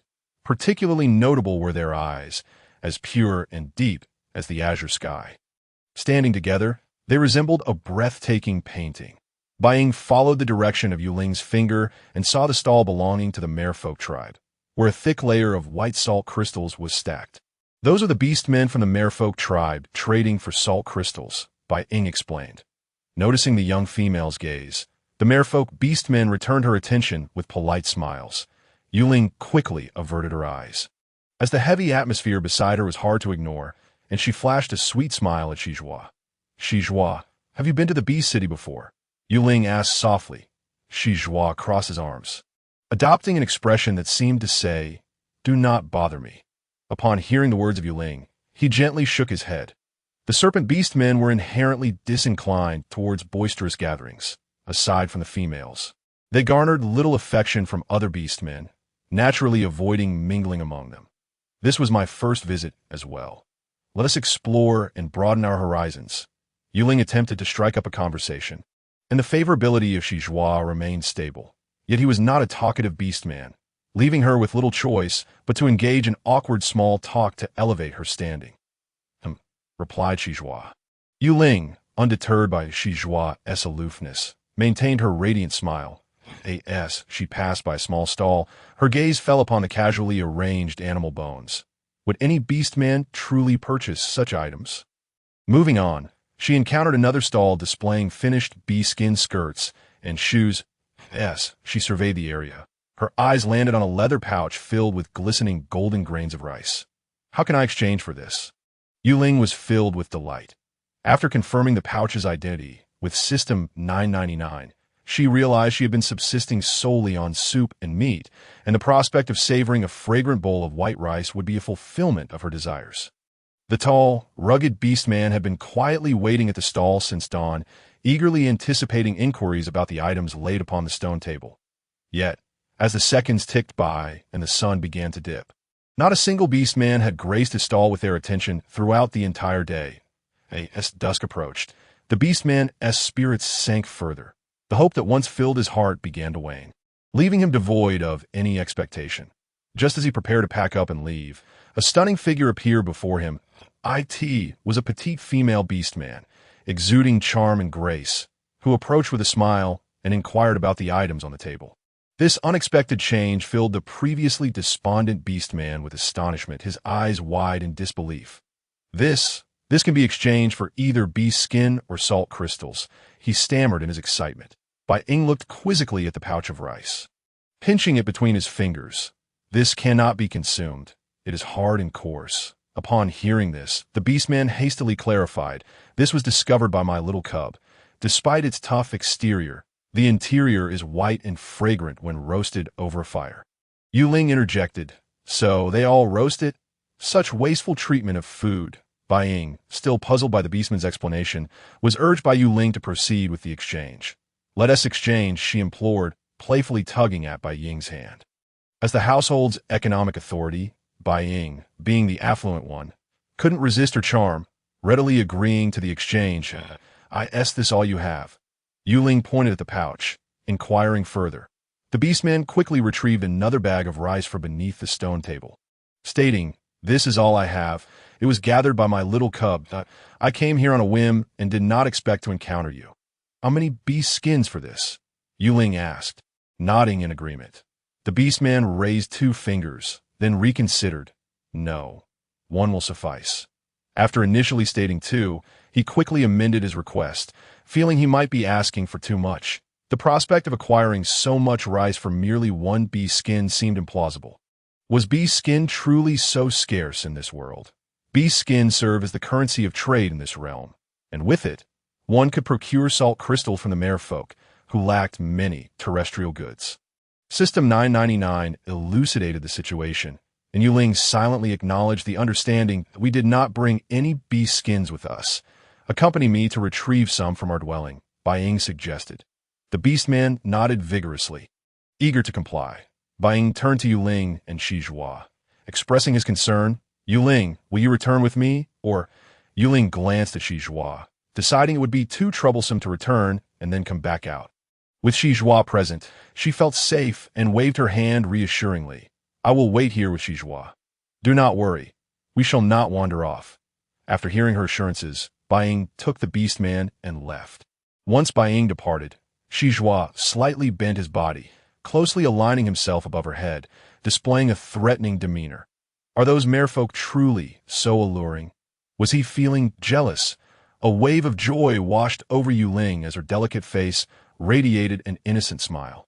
Her large, watery eyes blinking playfully, she affectionately reached out to grasp Shi Zhuo's robust arm, gently resting her petite head against his solid bicep. Her movements soft and natural, akin to a gentle, affectionate kitten nestled beside its owner. At that moment, Yue Ling exuded an aura of endearing vulnerability, evoking a protective instinct in those around her. Even the usually stoic Shi Zhuo felt his heart soften, contemplating that this petite and adorable female would one day be his mate. "They are not as captivating as you, little liar." Shi Zhuo recognized Yue Ling's attempts to flatter him, yet he could not summon any irritation. Rather, he felt an overwhelming sweetness, more delightful than honey. "Shi Zhuo." A piercing, harsh female voice shattered the atmosphere surrounding them. The voice surged forth with a wave of fury and authority. Upon hearing it, Shi Zhuo instinctively shuddered, his body going rigid as if paralyzed by an unseen spell. Yue Ling instinctively turned towards the source of the voice, observing a figure approaching from the distance. As the figure drew closer, she recognized her as a middle-aged female. Accompanying her were a dozen tall and formidable male beastmen. Upon closer inspection, Yue Ling discerned a resemblance between the middle-aged female and Shi Zhuo. However, unlike him, her eyes glinted with a chilling coldness, scrutinizing Yue Ling with an unabashed intensity, as if attempting to see through her very soul. This gaze made Yue Ling feel utterly uncomfortable, like a thorn in her back. It was even more intimidating than Shi Zhuo's first look upon her. "Shi Zhuo, why does your beast mother regard you with such disdain?" The middle-aged female's lips curled into a faint smirk, yet her elongated eyes betrayed no hint of warmth, harboring instead a depth of icy dread. Merely locking eyes with her felt like an invisible pressure, deterring anyone from approaching. Yue Ling was momentarily taken aback. She anticipated that this middle-aged female was Shi Zhuo's mother. As she pondered whether to greet her, she was met with a string of scathing remarks. "Have you taken a mate? Is this the female you chose? You find this diminutive creature appealing? Can she even bear healthy offspring? Is this the extent of your discernment?" The middle-aged female's tone dripped with sarcasm. Her contemptuous gaze directed at Yue Ling, as if she were the most worthless of beings. This was the first time since entering the beast realm that Yue Ling had felt such intense disdain. Do not heed her words. Shi Zhuo's complexion darkened. His aura intensified as he firmly grasped her hand, shielding her behind him. He straightened his posture, gazing down at his beast mother with mockery. Instead of focusing on birthing your own female cubs, you have time to come out here. Is your health failing? Shizhua, how dare you speak to your beast mother in such a manner? A beast man standing beside the middle-aged female reprimanded him. With a sharp crack, Yue Ling heard a crisp sound as Shijua's mother glared at him with disdain. You are just like your beast father. And you make me sick. That a red mark appeared on Shijua's handsome face as he wiped the blood from the corner of his mouth, confronting his mother with an expression of defiance and indifference. The middle-aged female snickered coldly, cursing him. You, a male beast man, are undeserving of a female's affection. She then tilted her head, casting a sinister smile at Yue Ling. Little female, Shizhua is a venomous serpent beast man. You should drive him away or even eliminate him. Yue Ling was taken aback, astonished to discover that Shizhua's mother was such a person. Who could possibly curse their own child and incite their daughter-in-law to kill their son? Her heart ached for Shizhua, realizing that this was the family he was reluctant to mention. He must have been too afraid to tell you. After all, he personally killed. Enough. Shizhua's expression darkened as he glared fiercely at the middle-aged female, attempting to halt the words about to escape her lips. Sensing Shizhua's anxiety, the middle-aged female's eyes glinted with deeper amusement. He killed his own beast father. Would you dare accept such a heartless and ungrateful beast? Yue Ling was momentarily stunned, not expecting this revelation. Shizhua was inherently cold, having even acted against her in the past. However, as time passed, she began to perceive him as somewhat peculiar and solitary, yet not truly malevolent. Moreover, with the system screening, individuals with such a tainted history would not become her ideal target for conquest. There must be a reason behind it all. Shizhua stiffened, his eyes blazing crimson. A flicker of panic crossing his usually indifferent face. "It's not like that," he said, gripping Yue Ling's arm tightly, struggling to find the words to explain, but unsure where to begin. The middle-aged female noticed his distress and smirked slyly. You two have a day of fear. Shizhua, shut your mouth. Don't think I want to kill you. Shizhua shot a fierce glare at the middle-aged female, his eyes ablaze with murderous intent. In that instant, as his aura of violence surged, his beast mother had already retreated into the midst of a dozen other beastmen, her smile undiminished, taunting. Shizhua, the consequences of harming a female are beyond your capacity to bear, even if you are an 8-pattern beast. Little female, you must have seen it. Shizhua not only killed his beast father, but also wishes to kill me. His beast mother, he is nothing but a savage. Shizhua, I should have crushed your serpent egg the moment you were born. If it weren't for you, my beast husband would still be alive. The middle-aged female's agitation escalated with each word, her body trembling violently from the intensity of her emotions. Shizhua's face turned ashen upon hearing her words, ready to charge forward, but was halted by Yue Ling's firm grip. She shook her head at him. He attempted to explain, "It's not like that," but she offered him a reassuring smile, her gaze fixed on the middle-aged female. What kind of beast mother speaks of her own offspring in such a manner? Shizhua is already my beast husband. According to the laws of the beast world, offspring without a female belong to the beast mother, while those with a female belong to the female. Shizhua is no longer under your authority. Thus he belongs to me now. You should speak more politely. The words of the beast mother were utterly harsh and cutting, each one a dagger to the heart. How deeply must Shizhua be wounded by her words? She reiterated what the system 999 had conveyed to her. Although she was unaware of their past, she trusted the system's judgment and believed that Shizhua was not truly as vicious as portrayed. The middle-aged female chuckled softly, underestimating this seemingly fragile female. You truly are not afraid of him. One day, you might find yourself harmed by him. Yue Ling's demeanor turned icy as she grasped Shizhua's hand tightly. Gazing unflinchingly at the middle-aged female, the latter scoffed. Little female, you may come to regret this. Yue Ling mirrored her cold smile. Female lord, what shall we do now? Inquired one of the beastmen beside the middle-aged female. She shot a cold glance at her beast husband. Let us go. I have no desire to let these two oblivious creatures ruin my good mood. Emerging from hibernation, she had finally come to the beast city to explore, only to encounter Shizhua and this audacious little female. Truly unfortunate. Once they departed, Yue Ling shrugged her shoulders, then turned to find a pair of chilling amethyst serpent eyes, Shijua's gaze was profound, filled with deep confusion. Why did this little female steadfastly believe in him and defend him despite his beast mother's words? Aside from his beast father, this was the first time he felt the firm choice of someone, a preference emanating from her. Why? Because you are my beast husband. Of course I believe in you. Yue Ling playfully stuck out her tongue, shaking her head in an effort to cast off the unpleasantness of the recent encounter. Could it be that her belief in him stemmed solely from his status as her beast husband? Doubts stirred within Shijua's heart, his elongated, deep-set eyes narrowing slightly, his previously relaxed brow furrowing involuntarily. If you are willing and don't mind, would you tell me about your past? This way, I can understand you better, and I believe you are not as your beast mother describes. Yue Ling's bright, animated eyes sparkled with anticipation as she gazed at Shijua, unabashedly expressing her curiosity regarding his past experiences. Unable to resist, Shijua embraced the enchanting female before him, lowering his body to rest his head on Yue Ling's shoulder, greedily inhaling her sweet fragrance. How could such a gentle and caring female exist in this world? She must be a divine gift from the beast god, sent to grace his side. Yue Ling reciprocated by wrapping her arms around his lean waist, gently patting his back to soothe him with utmost care. I will always be by your side. The surrounding male beastmen bore expressions of astonishment, taken aback by the existence of such a tender and considerate female. In a world where survival of the fittest prevailed, where the strong thrived, the murder of kin was deemed despicable. No beast could accept such a brutal and heartless creature, and no female would willingly bond with them.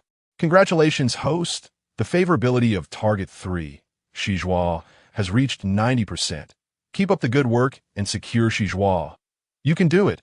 Upon returning, Baiying found them in an embrace, separated from the rest of the world. Leaving only the two of them in existence, he felt a twinge of bitterness in his heart. Yet his face bore the same gentle smile as always. Observing the peculiar atmosphere, he softly inquired, "What happened?"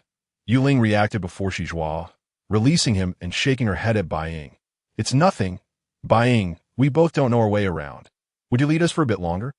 Baiying smiled. Sure, as twilight approached, Yue Ling deliberately steered clear of the direction the beast mother had taken, ensuring they would not encounter them again. Earlier, when Baiying had gone out, he brought back beast hides, and they managed to exchange some edible vegetables with the herbivorous beastmen. Today, they even procured rice, perfect for preparing a steaming bowl of white rice. Upon stepping into the stone house, she was greeted by an unfamiliar, yet youthful face, the rabbit boy from the defeated tribe. Now turned slave, he was impeccably clean, displaying a remarkably handsome visage, busily following behind Lang Ji. Yue Ling scrutinized the rabbit boy several times, questioning, "What is he doing here?" A sweet voice rang out, and the rabbit boy beamed widely, performing the customary greeting of their world toward Yue Ling's sister. "You're back." Yue Ling was taken aback. Earlier, when she first encountered this rabbit boy, his face had been etched with a profound bitterness, his eyes blazing with fury, seemingly ready to unleash violence upon them all. Yet now, he presented a stark contrast, radiating warmth and enthusiasm. What had transpired? Had he been possessed? Lang Ji, noticing Yue Ling's return, wore a brilliant smile. "This is the boy brought by the wolf steward, saying he is here to take care of the female lord." Not long ago, the gray wolf steward had returned, bringing along this boy, insisting that they use him as a servant. Lang Ji had contemplated refusing, but felt he lacked the authority to make such a decision.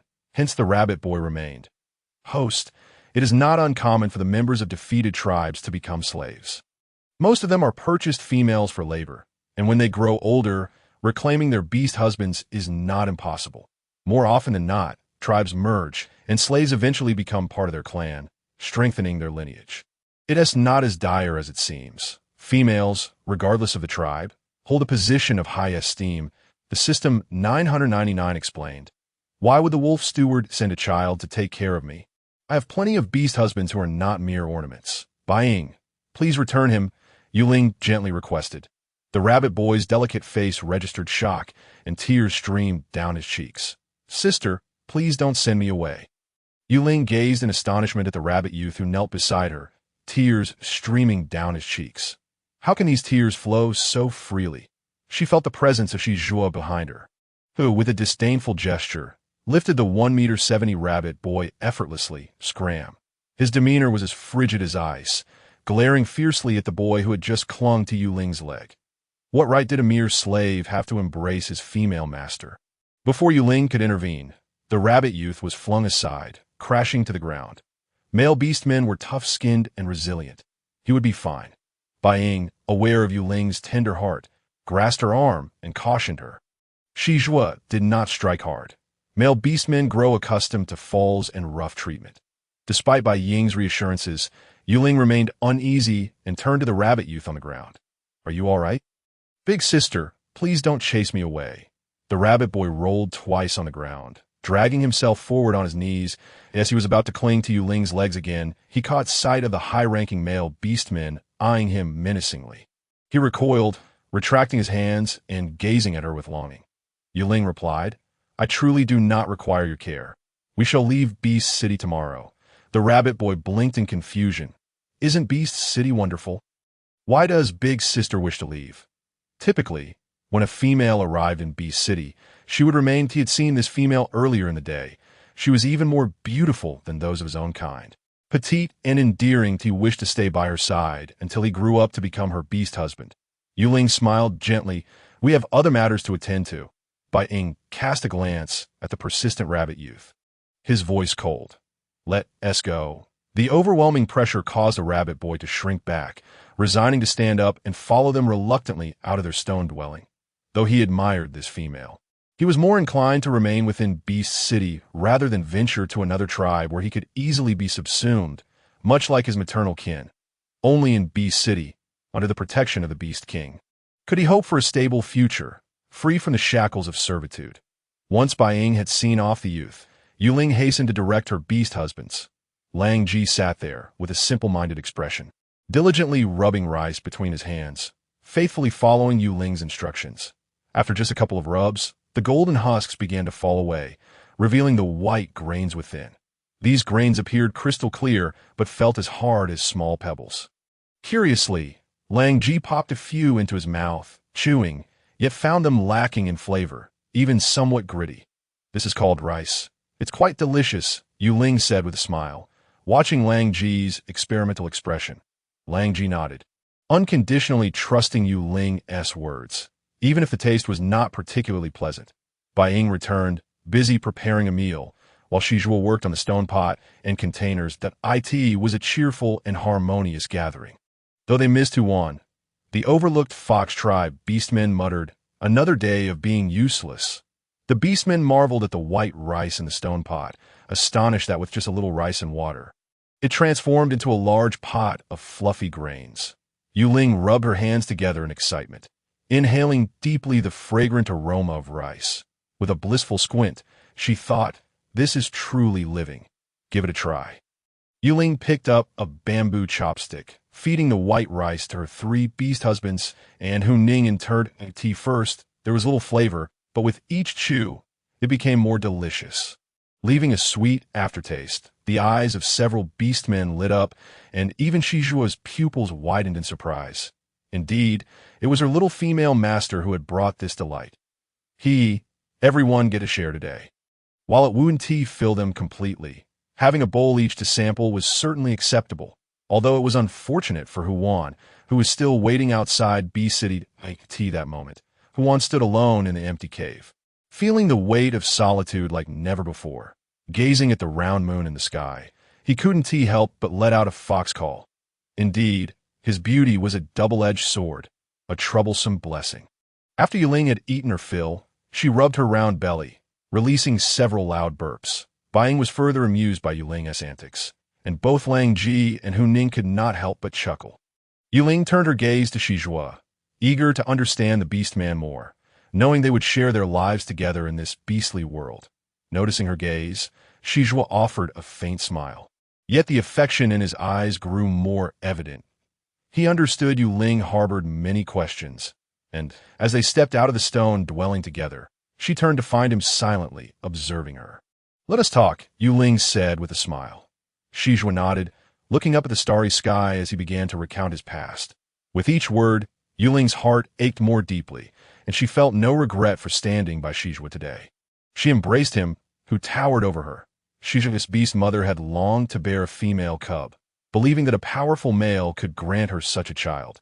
She pursued a bond with a leopard tribe male, demanding Shijue's father hunt beast crystals to elevate the leopard status. Their mother neglected their well-being, while their father struggled to provide for both the cubs and hunt. Over time, his once robust body succumbed to exhaustion, and one by one, his brothers perished. When faced with a formidable beast, their father was gravely injured, returned barely clinging to life. The beast mother abandoned Shijue's father, allowing him to fend for himself. Though he survived the most perilous times, he ultimately succumbed to infection from his wounds, pleading for a merciful end from 10-year-old Shijue.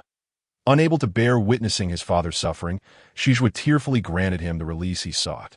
This act earned him a notorious reputation among the Purple King's serpent tribe, where he was scorned by his kin, even bullied by half-brothers, until he awakened as a 7-pattern beastman at 18. Becoming a legendary figure feared by all. Now that you've spoken of it, does it feel any better? A heart burdened for so long must be heavy. Upon hearing Shijue's story, Yue Ling felt only compassion. He truly embodied the tragic yet strong archetype. Shijue felt a sense of relief. Having never shared these thoughts with another beastman, to Yue Ling's words, he paused in surprise, seeing his bewildered expression. She leaned in and kissed his cheek. Shijue, I will never abandon you. We will be together from now on. A whirlwind of emotions surged within him, as if a bottle of mixed flavors had been overturned. He stared at the earnest expression of this petite female before him, his heart swelling with complex and deep feelings. Her beauty resembled flowers blooming in spring, vibrant and captivating, her eyes sparkling with sincerity and hope. Drawing him into a trance, in that moment, time seemed to freeze, leaving only the two of them in the world.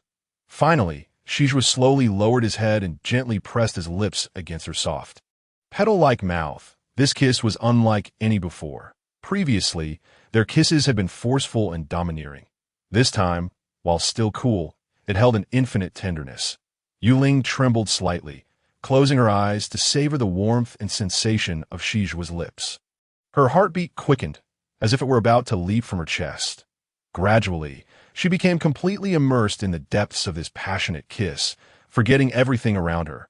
The breaths of the two intertwined in a tender embrace, as if all the world's matters faded into insignificance, leaving only their existence as the eternal truth.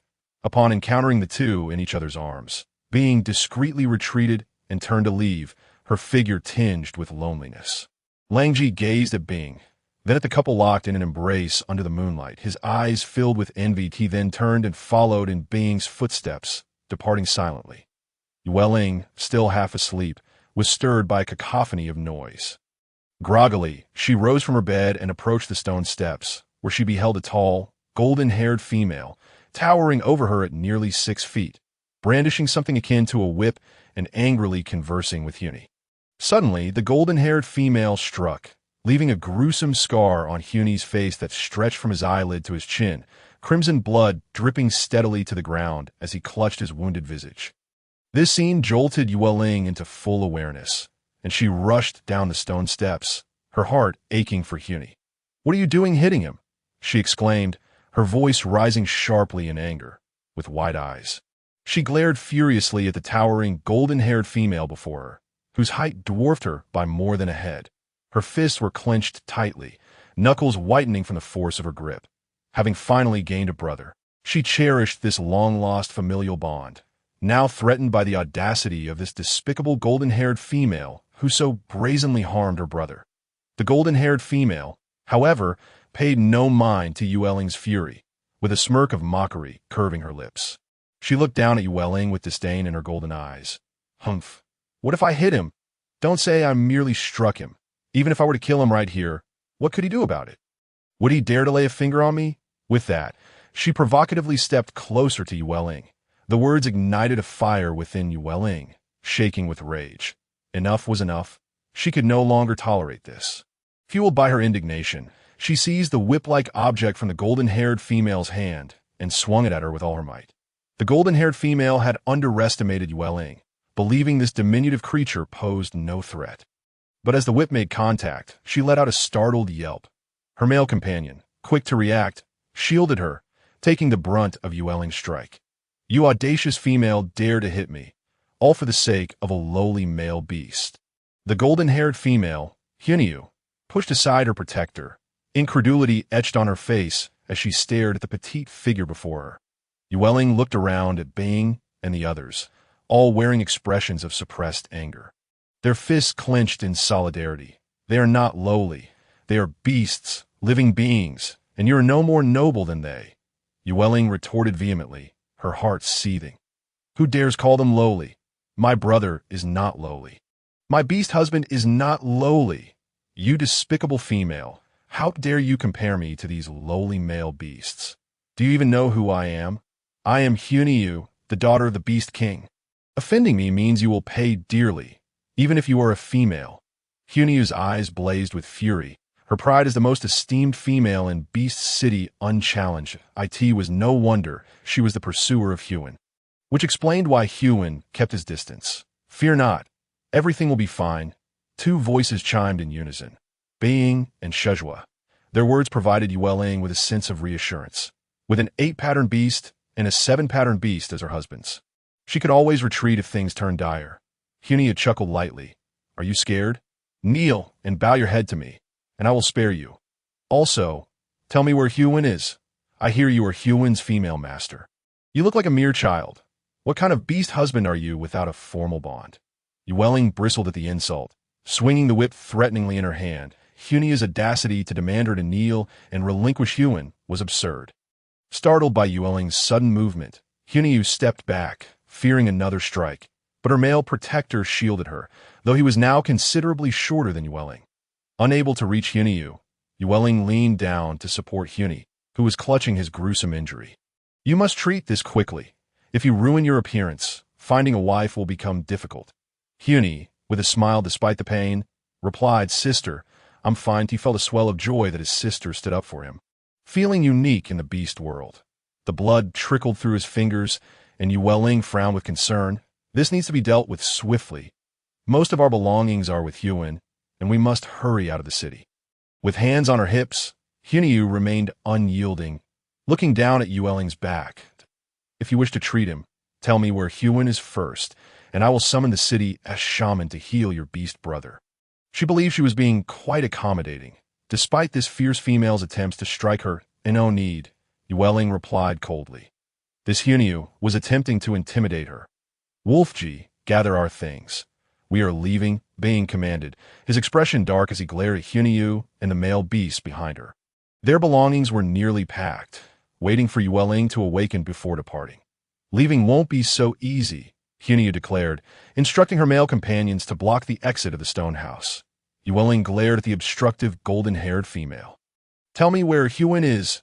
He is the beast husband I have chosen, and I will not be denied." Hunyu, undeterred, continued, "I heard about Hunyu entering the city last night, and when I arrived this morning, this Hunyu claimed not to know where Huan was, urging me to abandon my foolish dream of him being my partner, that I simply taught him a lesson." Her domineering tone left Yue Ling speechless. Rolling her eyes, Yue Ling replied, "You will be disappointed. Huan is mine." "Then you won't leave," Hunyu retorted fiercely. "We will fight our way out." Yue Ling assessed the situation, noting that she had 7 and 8-pattern beasts while her opponents had only 4 and 5-pattern beasts. With but 2 6-patterns, repeating her resolve. If they couldn't fight, they would flee. Hunyu had long heard from Wolfji about Yue Ling's formidable guardians, and now she witnessed the truth. Should a conflict arise, they could very well suffer the consequences. "I challenge you to a female contest. No weapons allowed," Hunyu proposed, glancing at Yue Ling's diminutive form. She felt no fear of Yue Ling. Rather, she doubted the little female could pose any real threat at a female contest. 999. Yue Ling sought the aid of System 999 that host male beasts will compete for the favor of the female, just as females may contest for male beasts. Based on my observations, you are unlikely to prevail against this one. She is a powerful female from the Tiger Clan, tall and strong. System 999 warned, envisioning a myriad of scenarios where Yue Ling faced defeat. Without needing System 999's counsel, Yue Ling was acutely aware that she stood no chance against Hunyu. Rather than endure a beating and lose Yuen, her companions looked on anxiously, knowing the petite female was ill-equipped to match Hunyu's might. Bing and Langji exchanged glances, resolute in their decision to charge through.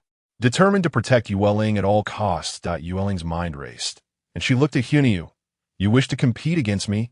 Indeed, Hunyu nodded, her gaze earnest and stubborn. Huan was the first male beastman she had set her sights on. His crimson hair and rosy eyes made him incredibly handsome. Ever since Huan departed, she had been unable to forget him. Her affection for this fox beastman was truly profound. That's fine, but allow me to pose a few questions, Yue Ling interjected. Upon hearing the first part of her statement, by Ying, Langji, Shizhua, and Hu Ning furrowed their brows. If a fight were to ensue, they as males were not permitted to interfere, and it would ultimately be Yue Ling who suffered. Hunyu was taken aback, not expecting Yue Ling to agree so quickly. Upon hearing the latter part of her statement about fighting and asking questions, she inquired, "What questions?" Yue Ling smiled. "How old are you?"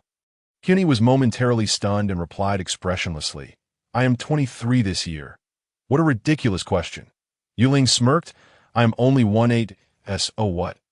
Hunyu retorted, annoyed. "You are older than me, taller, and heavier. This is inherently an unfair contest. I suspect you merely wish to take advantage of me and lure Huan away." Yue Ling expressed her dissatisfaction. Hunyu, upon hearing Yue Ling's words, felt exasperated. "Who is taking advantage of whom? Do you think I, the daughter of the Beast King, need to deceive you?" However, it seemed there was some truth to this. She was indeed younger, shorter, and quite frail. Yue Ling noticed Hunyu lost in thought. Many of the beastmen here were relatively naive and easily swayed. And Yue Ling felt a flicker of cleverness spark within her own not-so-bright mind. "Thus, this contest is indeed unfair, that I will not compete with you unless you are of the same age, height, and weight as I am," Yue Ling declared. Hunyu wanted to counter, yet found herself at a loss for words. It seemed this female had a point. The facts were as they were, and she could not change to be like her. Then, it doesn't matter. Huan is the one I have set my heart on. You must yield him to me, Hunyu insisted stubbornly.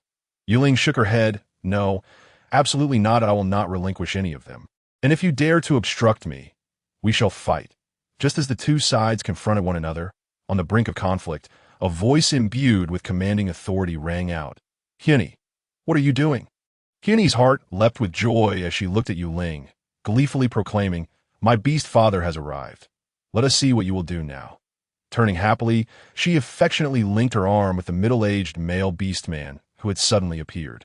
The Beast King strolled in, the crowd parting to grant him passage. With golden hair and striking features, though he had aged somewhat, time had only added a subtle charm to his visage, leaving traces that imparted an aura of maturity and steadiness rather than frailty. The Beast King surveyed them with a gaze both authoritative and profound, ultimately resting on her with an inquisitive look. Yue Ling's heart quivered. She never anticipated their actions would draw the attention of the Beast King. It was said that this king doted on Hunyu, and now that he had personally appeared, Hunyu would undoubtedly become more emboldened in her pursuit, making it increasingly difficult for Yue Ling to leave. Had she known, she would not have engaged in this commotion, nor have come to this beast city. "Beast father, they are bullying me. You must avenge me. Look, this is the short female who struck my beast brother," Hunyu said, clinging to the Beast King's arm and pointing at the beast man who had taken a lash for her, then gesturing toward Yue Ling in indignation. The Beast King glanced over the injured male beast man, then turned to Hunyu with a tender smile, gently tapping her nose. "Who dares to bully you? Clearly, it was your Hunyu who first laid hands on my beast brother." Yue Ling found it amusing, noting how Hunyu had assaulted her brother and now sought to blame her. Yue Ling had merely retaliated and hit another male beast man in the process. With this in mind, Yue Ling decided to boldly confront the situation, adopting a tone tinged with sarcasm. "Beast King, are you here to seek justice?" The Beast King paused, his smile deepening, and looked at Yue Ling with no trace of anger. Instead, there was a hint of approval and nostalgia. "Your temper is quite reminiscent of your beast mother." Yue Ling was taken aback. She had not expected the Beast King to make such a remark. "Beast mother? You know my beast mother?" she asked incredulously. Having initially thought the Beast King had come to reprimand her, only to find him avoiding Hunie's complaints in favor of reminiscing about the original owner's pitiful beast mother. Hunie was also taken aback. She had assumed her beast father would harshly reprimand this audacious female. Yet instead, he spoke with nostalgia about knowing this short female's beast mother. In fact, the Beast King teased, I was once a suitor of your beast mother. But alas, she did not favor me. Hunie. Yue Ling. I am equally taken aback. The Beast King's gaze shifted to Yue Ling, who stood beside Yue Ling, his tone calm. This must be your beast brother. Let me take you to the shaman.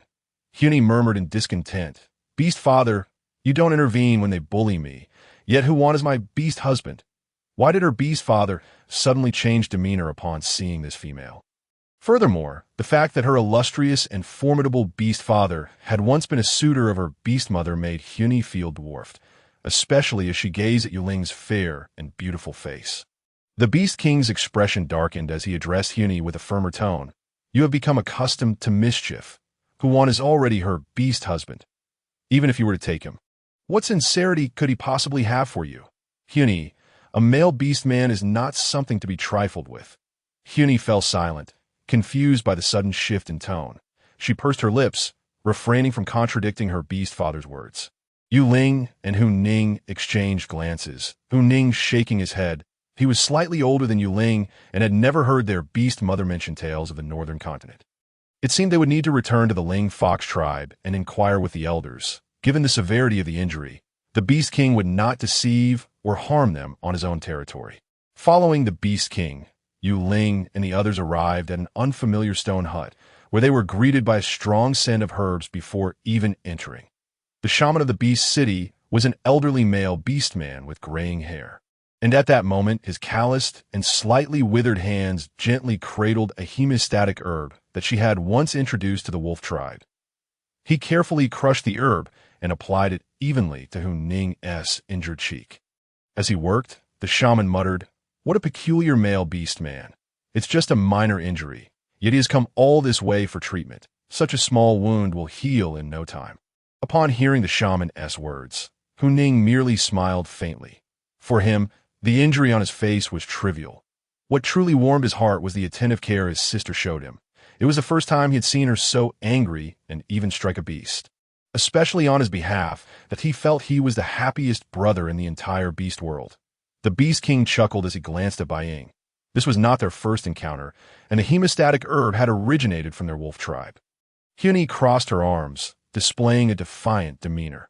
The Beast King smiled indulgently, yet helplessly, realizing this child had indeed been spoiled by him. Once Yue Ning had his medicine applied, Yue Ling expressed her gratitude to the Beast King. Thank you, Beast King. If there is nothing else, we shall take our leave.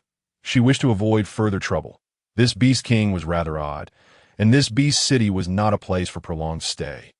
The Beast King merely smiled, offering no objection, and followed them, watching them depart. Hunie remained sulky, having finally developed feelings for a male beast man. Just a short while ago, her beast father had helped her capture him. Yet now he was lecturing her. She felt a swell of frustration.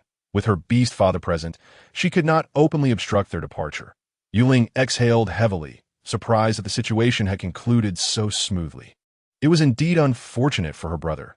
She could hardly expect the Beast King to punish his daughter on their behalf, especially since she was a precious female in this beast world, a rare commodity. Once again, she felt the weight of gender disparity in the beast realm as the Beast King saw them out of the city. His gaze fell upon Hunie, and he reached out to pat her head, saying, Let us find one with greater strength. As for Huan, let it be. Hunie could only swallow her indignation, the words she wished to say trapped in her throat. Beast father, are you truly serious? After a considerable pause, Hunie could no longer restrain herself from uttering the question. Was her beast father truly a suitor of that female beast mother? In truth, the Beast King was not her biological father. He was the brother of her actual beast father. When her beast mother fell ill and passed away, her biological father and other beast mothers perished as a consequence of the beast god's retribution, leaving her a solitary female cub, all alone. The Beast King, moved by her plight, chose to adopt her, and thus she became the most cherished little female in Beast City, with him assuming the role of her beast father. The Beast King's gaze grew profound, as if he were ensnared in reminiscence, hearkening back to his youthful days, recalling that petite, stubborn female. Regrettably, upon reaching this reflection, he closed his eyes, a muffled sound emanating from his chest. Let us return. Upon exiting Beast City, Yue Ling was enveloped by an overwhelming sense of having narrowly escaped calamity. They had nearly been trapped there, yet fortunately, this Beast King proved to be reasonably understanding and genuinely allowed them to depart. As soon as they arrived at the cave where Huan resided, a gust of cool, fragrant wind swept past, and she was lifted into Huan's embrace, spinning excitedly in place several times. Huan bent low, resting his head on Yue Ling's shoulder, relaying his feelings of longing with a tone steeped in grievance, lamenting that although only a day had passed, it felt as though a lifetime had elapsed. Why did you take so long? I was terribly worried. Nothing happened, did it? Upon hearing this, Hu Ning, that fellow devoid of opposite-sex companionship, pointed angrily at his own face and leaned closer. He had fought valiantly for his brother, enduring a lash from Huni. Look, this injury is all due to you. Huan observed the herbal poultice still adorning Hu Ning's face and frowned slightly. Hu Ning, seeing this, replied, it was that little beast. Huni, who struck me. He scrutinized Yue Ling closely, ensuring that the person in his arms was unharmed. Did that Huni trouble you? Hu Ning retorted, are you speaking nonsense? Look at what I've endured, and my sister is heartbroken. Yue Ling nodded, and Hu Ning continued, it's all because of you. We almost didn't make it out. Huan, you owe me compensation. You must help me hunt this winter. Huan was amused by Hu Ning's shamelessness. Remarking that the injury wouldn't be fatal, that he raised an eyebrow. You were impulsive in offending other beastmen. How many beatings have we taken because of you? And now you wish to haggle. Hu Ning, do you have no shame? Feeling guilty, Hu Ning rubbed the tip of his nose, wondering if he truly had acted that way. He glanced at Hu Bai, Hu Yi, and Hu Jiao, who nodded vigorously at Huan's words. At that time, Hu Ning had been anxious about finding Yue Ling, acting recklessly and offending many beastmen. Had it not been for their support, he might well have been killed. Huan was correct. Because of him, they had endured disdain and beatings from other beastmen. Hu Jiao concurred. Hu Ning shrank his neck, recalling that his earlier impulsiveness stemmed from worry over his sister. But now that she had been found, he was no longer so rash. Now, he felt as though he were lifting a stone only to crush his own foot, and with his past exposed, he wondered if he would have any remaining shame. Huan regarded Hu Ning, who resembled a cat whose tail had been stepped on, finding it quite amusing. Hu Ning waved his hand dismissively. Forget it, I don't need your compensation. Now, let us hurry. If we delay further, who knows when we will reach the southern continent. Hu Ning believed himself clever for redirecting the conversation. Huan effortlessly lifted Yue Ling onto his shoulder and cheerfully declared, little Yue Ling, you shall ride on me. Yue Ling nodded, finding this fox quite clingy. Thus, the group resumed their journey toward the southern continent.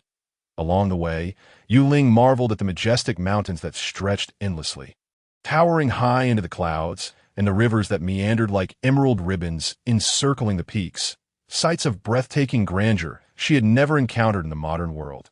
Days passed in unwavering persistence.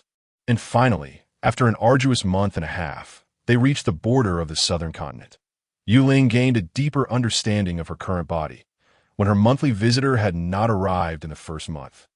She learned from System 999 that the females here experience menstruation only once a year, and that immature females did not have a menstrual cycle, since she had not yet turned 18.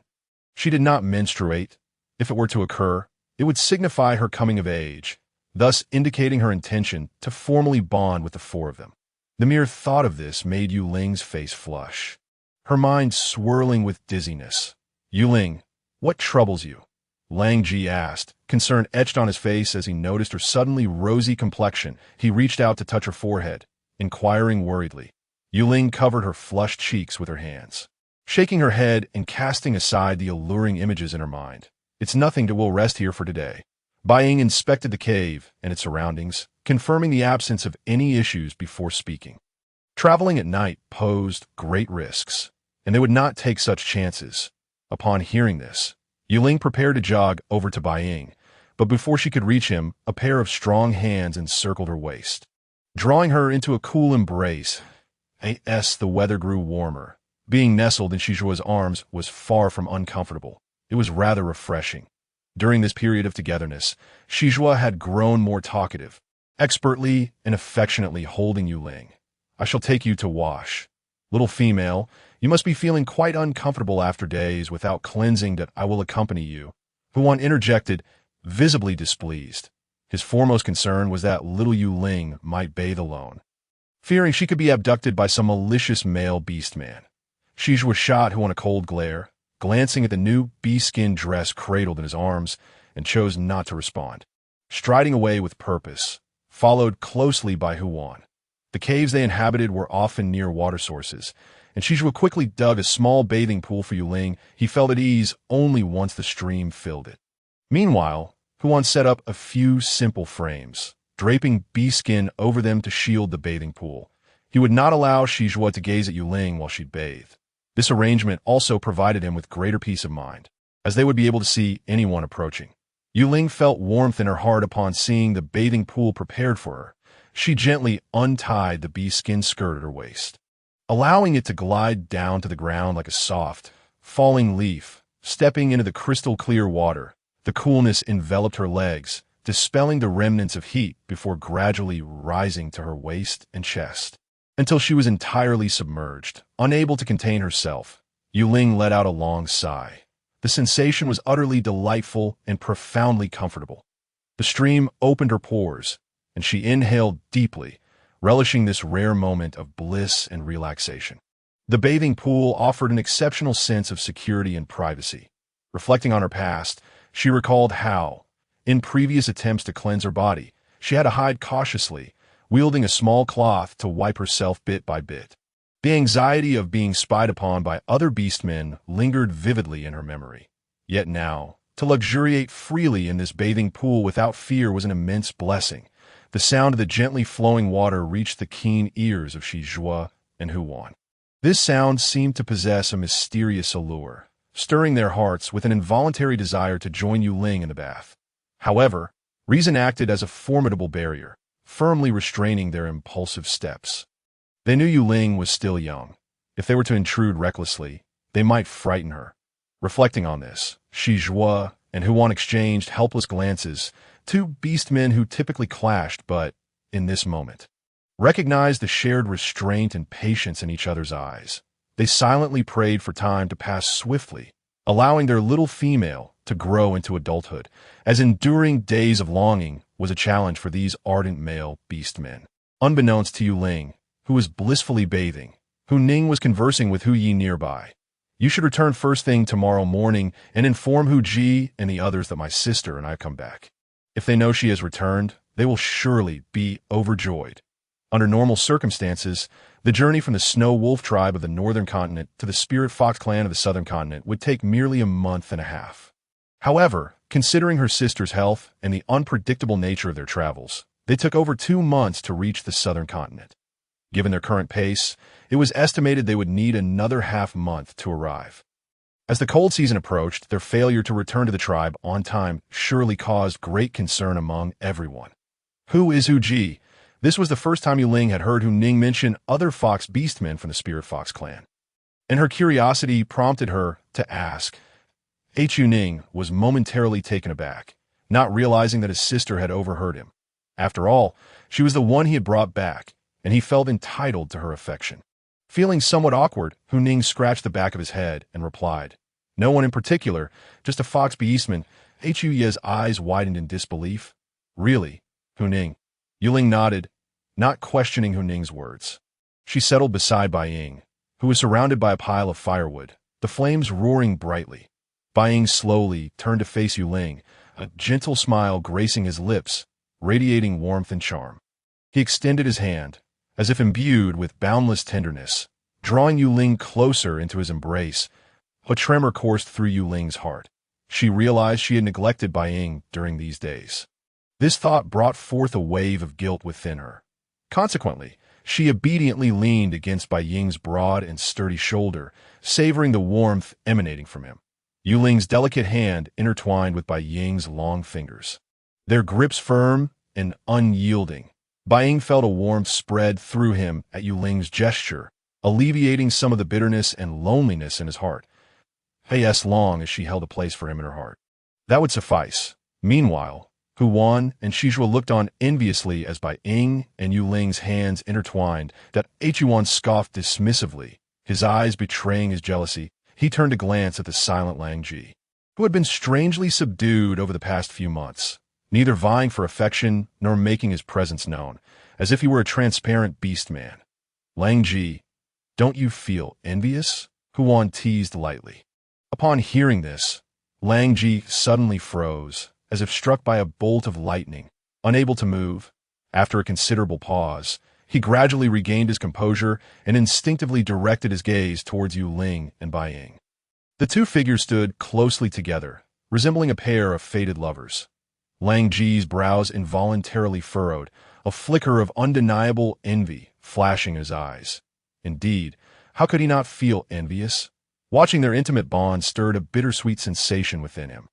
Yet, Lang Ji reflected on his own circumstances and understood that such envy must remain buried deep within. After all, it was he and the beast mother who had forced that gentle and fragile little female to relent and accept him.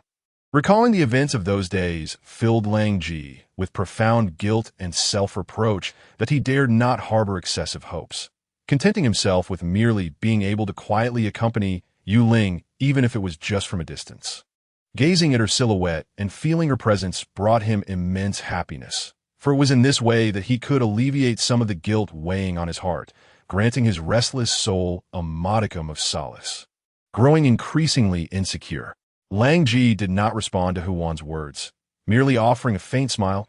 Huan found Lang Ji to be rather dull, shifting his gaze to the perpetually sulky Shizhua instead.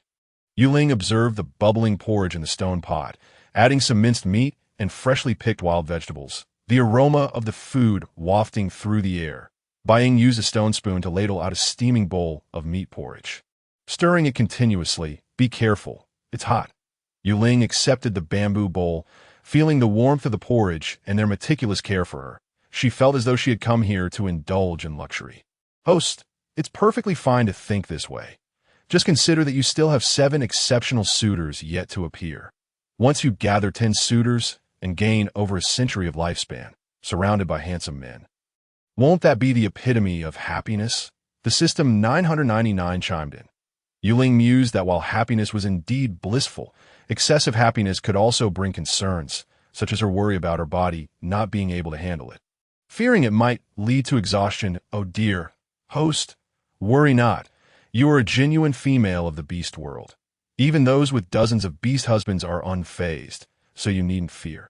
Even if you were to accept a dozen more beast husbands, it would be perfectly acceptable, the system 999 reassured Yue Ling. But after a hearty meal, Yue Ling lay on the beast-skin bed they had prepared, gazing at the cave's stone walls. The arduous journey had taken its toll on her, and though they had taken breaks along the way, it still felt exhausting. During this time, she had witnessed a myriad of wild animals, some displaying fierce aggression that instilled fear, while others appeared gentle and harmless. The branches were laden with edible wild fruits, exuding delightful fragrances, while other vividly colored fruits concealed toxic properties, prompting caution. Various wild vegetables and colorful mushrooms flourished along the roadside, some delectable delicacies, while others were poisonous weeds to be avoided. All of this fascinated her, leaving her in awe and opening her eyes to the wonders of the world. Lang Ji's belongings had unknowingly accumulated, filled with various items she had collected along the journey. Observing the bulging backpack, she couldn't help but shake her head in exasperation, reaching up to gently rub her forehead. Unbeknownst to her, her eyes gradually began to close, her consciousness fading, and her body instinctively relaxed as she succumbed to a deep slumber. A faint smile lingering on her lips, Lang Ji quietly watched over the sleeping Yue Ling, his gaze tender, filled with an indescribable sense of fulfillment. The following day, as dawn broke, Hui set off early towards the spirit fox tribe. After Yue Ling had breakfast, they resumed their journey, but it wasn't long before a light drizzle began to fall. Yue Ling, feeling vexed, grasped her hair tightly with her hands, inwardly lamenting the annoyance of this rainy season. Once it began to rain, the once relatively smooth path turned into a muddy quagmire, puddles forming in the depressions, splashing murky water with every step, making it feel as if she were trudging through a swamp. "Let's find a place to wait for the rain to pass before setting off," Bai Ying suggested, noticing Yue Ling's predicament, unable to suppress a smile as he shielded her from the raindrops.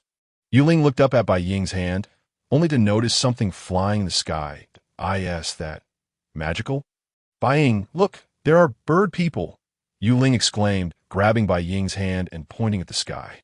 Behind the bird person were enormous wings, resembling splendid feather fans, each feather shimmering with a dazzling array of colors. Despite possessing such astonishing wings, the figure's body bore no significant differences from theirs. With long limbs, a robust physique, and an exquisite face, Bai Ying, upon hearing this, widened his eyes in confusion. Bird people? "Host, that's not a bird person. That's a bird clan beastman," the System 999 reluctantly clarified, feeling compelled to correct her. Noting her rather rustic phrasing, Bai Ying followed Yue Ling's gaze, and the other beastmen were also drawn in by her mention of bird people. Looking up at the sky, "Sister, that is not a bird person. That is a bird clan beastman," Hu Ning explained, shaking his head in exasperation. "It seems to be Song Jiao of the Eagle clan," Huan remarked, observing the beastman in the sky. "You know him?" Yue Ling inquired. "Indeed, a bird clan beastman. One capable of flight. I encountered a few in the beast city of the southern continent, and later came across them again while searching for you," Huan explained. The flying beastman had also noticed the group on the ground. He slowed his descent, landing gracefully before them. Yue Ning, Huan, have you found your sister? Song Jiao, having observed from above, inquired as he spotted a petite and adorable female among the beastmen. Hu Ning looked at Yue Ling, a tender smile gracing his face. "Yes, here she is, my sister Yue Ling." Yue Ling watched in astonishment as the Eagle Clan beastman, Song Jiao, suddenly descended from the sky, his massive wings folding away seamlessly, vanishing without a trace. Yue Ling gasped, covering her mouth in surprise, her eyes wide as she examined Song Jiao's back, unblemished and devoid of any signs of contraction, as if those wings had been effortlessly retracted into his body. "Host, bird clan beastmen can retract their wings at will," the System 999 informed. "Yue Ling, I'm not blind. I already noticed." System 999. Song Jiao furrowed his brow in suspicion, gazing at the peculiar petite female before him. Her beautiful almond-shaped eyes were scrutinizing him intently, causing a faint blush to creep across his handsome face. Could it be that she had taken a liking to him? Yue Ling flashed a smile at Song Jiao, then pressed closely against Shi Zhuo and the others. Thinking that this was an ideal opportunity for a ride, she wondered if she could borrow the Eagle Clan's assistance to transport them back to the Spirit Fox tribe, thus alleviating the fatigue of their journey. Wouldn't that be a most efficient solution? With this thought in mind, she hurriedly leaned closer to Huan, sharing her idea. Huan cast an odd look at her little mistress. It was indeed a good idea, yet not entirely so. "You want to take Song Jiao as a beast husband?" Huan inquired, her brow knitted. Although her voice was not loud, the keen ears of the beastmen had already caught wind of their conversation. Upon hearing this, Song Jiao's face turned crimson, and he nervously glanced at Yue Ling, astonished that he had attracted the attention of such a beautiful female from the Fox tribe during his patrol. No, I didn't mean that," Yue Ling exclaimed in a fluster, waving her hands. She merely wished for a ride. How could it be misconstrued as seeking a beast husband? "Host, the backs of male beast bodies are exclusive to their female lords. They do not allow other females to ride on them casually. By suggesting to ride on someone else's back so suddenly implies a desire to bond with them," System 999 remarked. Yue Ling felt vexed. Was this really a thing? She quickly whispered to Huan, "I didn't know that male beast bodies cannot casually accommodate other females. I was just thinking of getting to the Spirit Fox tribe faster. I meant no offense." Huan's anxious heart finally settled, relieved that her little Yue Ling held no such intentions. Otherwise, she would have another rival. Song Jiao, upon realizing this, felt a sense of misunderstanding wash over him. "We should find a place to take shelter from the rain," Shi Zhuo said, pulling a hide from his wolf form to cover Yue Ling's head, while glancing disapprovingly at the beastmen who were reminiscing. Yue Ning slapped his forehead in frustration. chiding himself for being careless. His sister must not be exposed to the rain. What if she fell ill? Songjiu observed Shizhua, and, in that moment, both recognized their enmity. This beast man belonged to the Snake Clan. Their natural rivalry made Songjiu's gaze towards Shizhua rather unkind. Ahead lies the Eagle Clan settlement. You may take shelter from the rain there, he stated, directing his attention to Yue Ling. That Yue Ling surveyed the surroundings. The terrain was flat, and finding a suitable place to avoid the rain would take some time. With the rain intensifying, he worried they might encounter another torrential downpour, leading to mudslides, unlike the previous occasion when they had found a good cave to shield them from the earth and winds. Very well, Hu Ning deliberated, acknowledging that this was indeed a suitable choice. That he felt reassured, having had previous encounters with the Eagle Clan. Buying also understood that Hu Ning's decision was sound. The unpredictability of the rainy season could lead to dire situations, and Yue Ling's safety was paramount. Yuan and Lang Ji had no objections, though Shizhua harbored a dislike for the Eagle Clan and their scent. He was willing to endure it for the sake of the petite female not getting wet. Following Songjiu's lead, the group hurried towards the Eagle Clan settlement, with Yue Ling perched on by Ying's back. Her eyes widened in wonder as she beheld the unique treehouse perched atop a century-old tree. The structure appeared to be firmly rooted in the thick trunk, merging seamlessly with the tree, giving an impression of being a part of nature itself. It seemed remarkably sturdy, reflecting on the beast cities of the northern continent, where massive stone walls stood as impregnable fortifications alongside various stone houses. She was now amazed by the presence of such an extraordinary treehouse. Each of these structures showcased the extraordinary wisdom and creativity of the beastmen, filling her with admiration for this enigmatic beast world and its inhabitants. Who could say that beastmen were not intelligent? Indeed, they were quite clever. Observing the astonished expression of the petite female, Songjiu's smile deepened. Songjiu, how did you return so quickly? A handsome youth emerged from the treehouse, addressing Songjiu while his gaze roamed over Yue Ling and the others. Upon locking eyes with Yue Ling, his eyes widened, a blush creeping across his face as he hastily averted his gaze, only to steal another cautious glance at her. Songjiu replied heartily, "This is Hu Ning and Huan from the Spirit Fox tribe, along with their sister. It's raining, so I brought them here for shelter." The youth lowered his head slightly, then suddenly soared from the treehouse, glancing up at the falling rain. "That I will notify the clan leader at once." With that, the Eagle Clan youth took off into the sky. "Let us head up," Songjiu said, gesturing towards the treehouse. Yue Ling looked up at the towering 10-meter-high structure. How was she to ascend? She leaned over to Huan and whispered, "It's so high. I can't possibly get up there." They wouldn't allow her to be carried, would they? Huan smiled reassuringly at Yue Ling. "Don't worry, they will help you up at but I don't want to be bonded with them." Yue Ling pouted. The notion of being paired with someone just to enter a treehouse seemed excessive. Huan's smile widened, finding Yue Ling's demeanor exceptionally charming.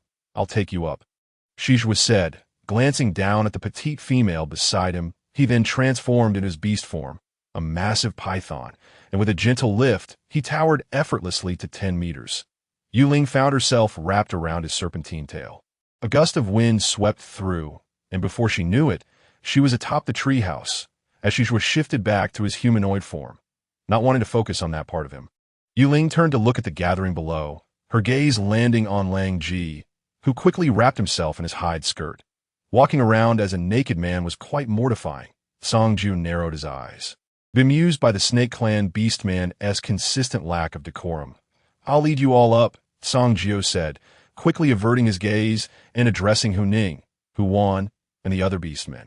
Yue Ling then watched as immense eagle wings extended from Songjiu's back, his slender hands transforming into sharp claws.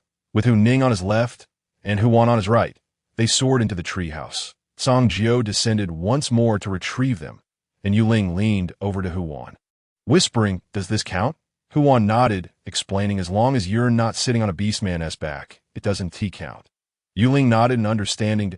In no time, they were all squeezed into the cozy wooden abode. Yue Ling began to examine the exquisite treehouse in detail. The entire structure was modestly sized, no more than a dozen square meters. Its overall design was ingeniously woven from branches, resembling modern wooden houses, but imbued with a natural, rustic charm. Upon entering, Yue Ling noticed that aside from a slightly simple wooden bed in the corner, there were no other furnishings. The interior was strikingly minimalistic, bordering on monotonous, devoid of any decorations or embellishments. Emphasizing simplicity and cleanliness, Song Jiu smiled at Yue Ling's curious expression and gently said, "This is our tribe's temporary resting place during patrols. You can rest here for a while." Yue Ling nodded. As the sound of rain tapping against the parasol tree grew louder, the downpour intensified, and she extended her finger outside, feeling the crystalline raindrops strike her fingertips, sending a chill through her. Thankfully, they had sought refuge in the Eagle clan. Otherwise, they would surely be drenched. "Thank you, Song Jiu," Hu Ning expressed gratefully. Song Jiu smiled, his gaze resting on Yue Ling. Shizhua discreetly obstructed Song Jiu's gaze, and Yue Ling, unaware, smiled at Shizhua. Sitting idly here was quite dull. And as her consciousness began to blur, she leaned against Bai Ying and fell into a deep slumber.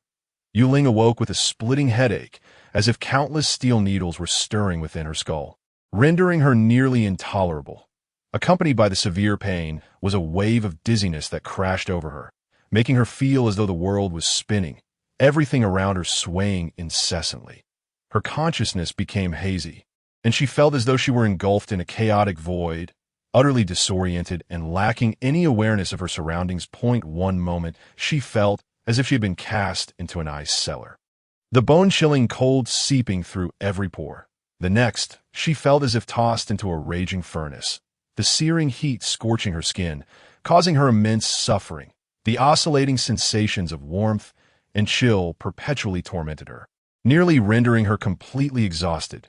Song Zhe gazed at the petite female sleeping upon the stone bed, his expression as tranquil as still water. His slender fingers rested gently on Yue Ling's forehead. Feeling the diminished warmth of her body, a hint of a smile curling upon his lips. The fever has abated. Song Zhe surveyed the several Orcish figures standing beside him, members of a different tribe. This little female's health is quite precarious. She should remain in the Eagle tribe for recuperation, and only set forth once she is fully recovered. How could such a frail creature, so small and delicate, withstand the rigors of this journey? Her prior immunity to illness was merely a stroke of luck. Now, a mere rainstorm nearly cost her life. Had they not arrived at their tribe in time, she likely would have perished outside.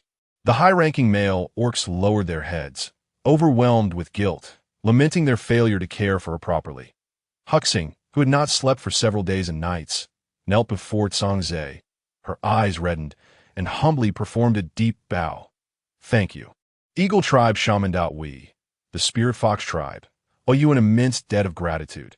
Please take good care of her." Song Zhe nodded, offering no further delay, and turned to depart from their tree dwelling.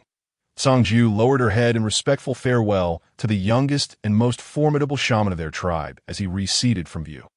The illness ebbed away like threads unraveling, and when she finally regained consciousness, she realized she had been in the Eagle tribe for several days. She never imagined that a mere drizzle could bring her to such a state. As Yue Ling languidly awakened, she beheld an extraordinarily handsome orc kneeling beside her bed. His face was exquisitely sculpted, his features elegant and frosty, resembling a celestial being descended from the heavens. His chill was unlike the inherent coldness of a serpent. It emanated an ethereal quality, a coldness of demeanor rather than nature, in contrast to the inherent cruelty of the serpent. With brows like swords and eyes sparkling like stars, his straight nose and thin lips bore a captivating curve. His long, silver hair cascaded like a waterfall, swaying gently in the breeze, shimmering with a mysterious silver light, akin to the resplendent Milky Way in the night sky. Each of his features was as meticulously crafted as a work of art, every contour perfectly refined and flawless. Such a transcendent appearance suggested he was not of this world, but rather a being from a dreamlike paradise. He is excessively ascetic and ethereal, Yue Ling mused inwardly. "Host, you have finally awakened. Chimed System 999 that this is your fourth target, Song Zhe, the shaman of the Eagle tribe." Yue Ling was taken aback. Such a celestial male orc was to be her target. Surely, she felt as though she were sullying his purity. "Host, do not lose your composure. This fourth target finds the third, Shizhua, challenging as well. His regard for you is merely 1%. System 999 quipped. What? So low, she was astonished to learn of Song Zai's scant regard for her. Observing his celestial and frigid demeanor, she had not anticipated such a cold heart. The difficulty level had seemingly doubled, and she felt engulfed in darkness, her future dimmed. System 999 had not expected that the main system would deliberately select such challenging targets for them. Was this 1% of goodwill merely a recognition of her as an orc? Song Zai watched as Yue Ling stirred awake, contemplating that if she did not awaken soon, awakening is sufficient. Drink this, he stated softly, presenting a stone bowl filled with a dark, viscous concoction. The cave was suffused with the pungent aroma of traditional Chinese medicine. Yue Ling covered her mouth and nose, her brow furrowed in distaste. The scent of herbs was overwhelmingly unpleasant, causing her to recoil. Buying stepped into the cave. He noticed Yue Ling sitting up. He rushed in with eager strides, excitement gleaming in his eyes, and enveloped her in a warm embrace. Yue Ling, you have finally awakened. Feeling Bai Ying's warmth, Yue Ling's heart softened, and she patted his back reassuringly. I'm sorry for worrying you. Song Zai observed Bai Ying's entrance, passing the stone bowl to him. Have her drink this. With that, Song Zai departed. Bai Ying took the bowl, releasing Yue Ling from his embrace. Be good, drink this, and recover swiftly. Yue Ling's brow furrowed even deeper at the sight of the dark, viscous brew. The mere sight of it made her stomach churn. She shook her head vigorously, hands waving in protest. No. I feel much better now. I don't need to drink this. This is medicine prepared by the Eagle Tribe shaman. It will help you recover. Bai Ying observed her resistance with a mix of affection and helplessness. Yue Ling crossed her arms defiantly, hands on her hips. Do not forget that I am also skilled in witchcraft. I know my own body. With that, she attempted to rise and demonstrate her recovery, but before she could steady herself, a wave of dizziness overwhelmed her, and she collapsed back onto the stone bed. How embarrassing! Bai Ying sighed in resignation. Look at you. You are still not well. Quickly drink this. Yue Ling pouted, meeting Bai Ying's determined gaze, and reluctantly decided to give it a try. The moment she swallowed a mouthful of the concoction, her face turned green. It was overwhelmingly bitter, its foul odor nauseating. She struggled to swallow it down, her stomach rebelling audibly. You, Bai Ying gently patted her back, his eyes filled with concern. This will make the bitterness vanish. Just then, Lang Ji entered, holding a bamboo tube filled with honey, his face marked with numerous bee stings. Yue Ling gazed at Lang Ji's handsome face, now marred by the stings, and felt a surge of conflicting emotions. Since becoming partners with him and leaving the wolf tribe, his transformation had been significant. 8 times, she felt he resembled more of a caretaker than her mate. Reflecting on this, a wave of compassion and pity surged within her for Lang Ji. She had long wished to speak with him, yet the opportunity had eluded her. As she observed the golden honey within the bamboo tube, the bitterness in her mouth dissipated entirely, rendering the medicine not bitter at all. Just as she thought the concoction was no longer bitter, the second mouthful brought her back to the grim reality. It was in fact excruciatingly bitter. Lang Ji gazed at Yue Ling with gentle eyes. Watching as she relished the honey in her hands, in that moment, he felt that the pain from his own stings was somehow more bearable. Seeing Yue Ling refuse to drink the medicine due to her fainting spell, murmuring about its bitterness, Lang Ji's heart twisted painfully. He racked his brain for a solution, hoping to alleviate her suffering. Ultimately, he thought of honey, something sweet and delightful, which might counteract her aversion to bitterness. Observing Yue Ling's brow no longer furrowed in distress, he realized that all his efforts were worthwhile. What about the others? Yue Ling finally finished the medicine and surveyed her surroundings, realizing she was no longer in the original tree dwelling, but in a cave. Now, only Bai Ying and Lang Ji were by her side. Where are Huxing, Shizhua, and the others? They have gone to hunt for the Eagle Tribe, Bai Ying replied, recounting the entire sequence of events to alleviate Yue Ling's worry. What had begun as a simple refuge from the rain turned into several days of stay due to Yue Ling's illness. According to the customs of the Eagle Tribe, outsiders wishing to reside within must offer a certain amount of game as a fee for lodging. Moreover, they were required to procure their own daily sustenance. As the tribe had no surplus provisions for outsiders, The obligation to heal a sick female rested upon the shoulders of every tribe shaman. Thus, they had essentially received treatment without charge. Yue Ling sighed in relief, leaning against the stone bed, her thoughts consumed by Tsongze's austere, divine visage that it seemed they would not be departing from the Eagle tribe anytime soon. As Tsongze proved to be rather difficult. Shijua's peculiar and cold demeanor stemmed from familial issues, and upon familiarity, one might discover his slightly proud yet love-starved nature. But what, Yue Ling pondered, could be the reason behind Tsongze's character? She realized that Tsongze only appeared in the cave when it was time for her medication, presenting the dark concoction and departing without a moment's hesitation. Yue Ling felt utterly exasperated. His aloof demeanor drove her to frustration, making him exceedingly challenging to approach. For the next 3 days, the situation remained unchanged. That meager 1% of goodwill never wavered, and his gaze upon her lacked any semblance of warmth, leaving her feeling defeated for the first time. Host, do not be disheartened. I have faith in you, System 999 reassured, though it too felt helpless. The fourth target clearly perceived his indifference and difficulty, and for the host, who was considered a rare beauty in this beastly world, to receive such an unfeeling gaze left it feeling cold. Yue Ling had grown weary of this litany. Standing at the entrance of the cave, they found themselves on the brink of the central area of the Eagle tribe. In this place, there are not only the Eagle clan orcs, but also various other forms of orcs. The caves they currently inhabit are merely unoccupied caverns, primarily relocated to care for the ailing Yue Ling standing there. Yue Ling attracted the gaze of many passing orcs. Do not linger here. Tsongze meticulously surveyed his surroundings, noting the unpaired male orcs within the tribe. His expression remained calm, devoid of joy or sorrow, as he strode in with measured steps. As he passed Yue Ling, he spoke in a low tone, addressed directly. Yue Ling recoiled slightly, glancing at the medicinal concoction in Tsongze's stone bowl, her delicate face scrunching in discontent. Tsongze, I am already well. The soft, gentle voice of the little female resonated, causing Tsongze to pause momentarily before setting the stone bowl aside, that if you do not wish to drink, then pour it out. With that, he turned to leave the cave. Yue Ling flashed a sweet smile at Tsongze's retreating form, attempting to detain him by reaching out to grasp his strong arm.